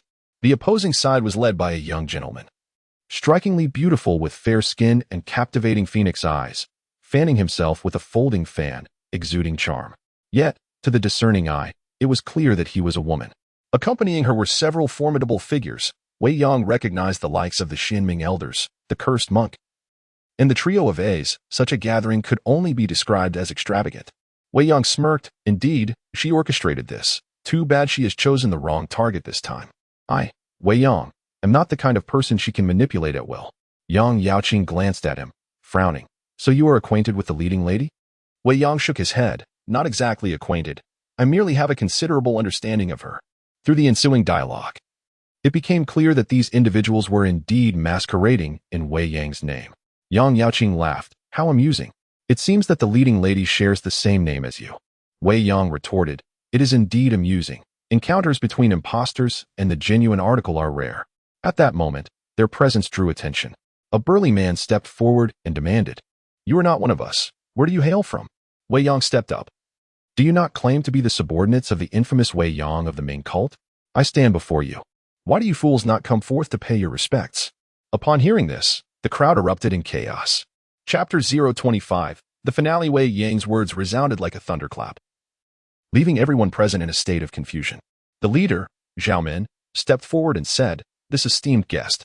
Wei Yang interrupted. What is genuine can never be feigned, and what is false can never become true. Please stand aside. His tone carried an inexplicable power that rendered the articulate Zhao Min momentarily speechless. Wei Yang approached. Master Zhang, it is an honor to finally meet you. Zhang Sanfeng returned the greeting. You are too kind. He then inquired, May I know your name and purpose for visiting Wudong? Wei Yang replied, I am Wei. With the given name Yang, currently the leader of the Ming sect. I have long heard of your esteemed reputation as a grandmaster, unparalleled in martial arts. I intended to exchange insights with you, but it seems I have encountered these imposters. I ask for your patience. Once I deal with them, we can converse further. Zhang Sanfeng smiled. Please proceed. Wei Yang turned to Zhao Min and the others, his voice grave. I know who you truly are and your intentions. None of you shall leave this mountain alive. Prepare for battle. Zhao Min was taken aback. She had met countless individuals, yet none had spoken or acted with such directness. After a moment of contemplation, she stepped forward. Sir. Before she could continue, Fang Dongbai shouted, Princess, beware of his palm technique. Do not let the scoundrel surprise you. He pulled a subordinate in front of Zhao Min, only for a sudden surge of palm energy to obliterate the man, leaving him mortally wounded. Zhang Sanfeng marveled. What an impressive use of the Shumi mountain palm technique. Even the high monks of Shaolin could not muster such power. Wei Yang humbly replied, You flatter me. He unleashed another palm strike. Asan attempted to counter with the diamond finger technique, but with a cracking sound. His fingers and hand were shattered. Subsequent palm strikes rained down, crushing the talented disciple of the Western region's diamond sect to his demise.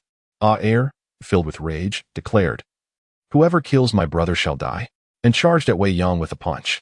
Wei Yang met him with the diamond finger technique, first breaking the punch, then crippling his hand, and finally delivering a fatal strike directly to his heart. In the blink of an eye, he had dispatched two formidable opponents, instilling a chilling silence among Zhao Min's group. He B-Wing advised, Princess, this man's martial prowess is unparalleled. I fear no single person can defeat him.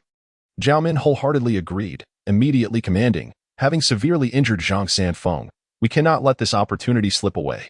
All of you, attack together. Today, we shall eliminate both the Wudong sect and this man. The group responded in unison, as you command. Hundreds of skilled fighters surged forward, creating a daunting spectacle.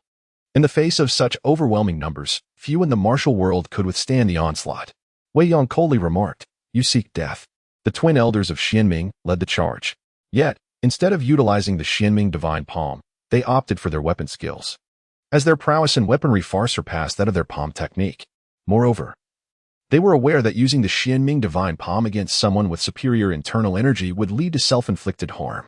With a swift leap, Wei Yang plunged into the fray, unwilling to engage in needless banter, and unleashed tenfold of his strength. Within mere moves, the twin elders were left spitting blood, and with the great Wuxiang fist, he shattered their bones, ending their lives.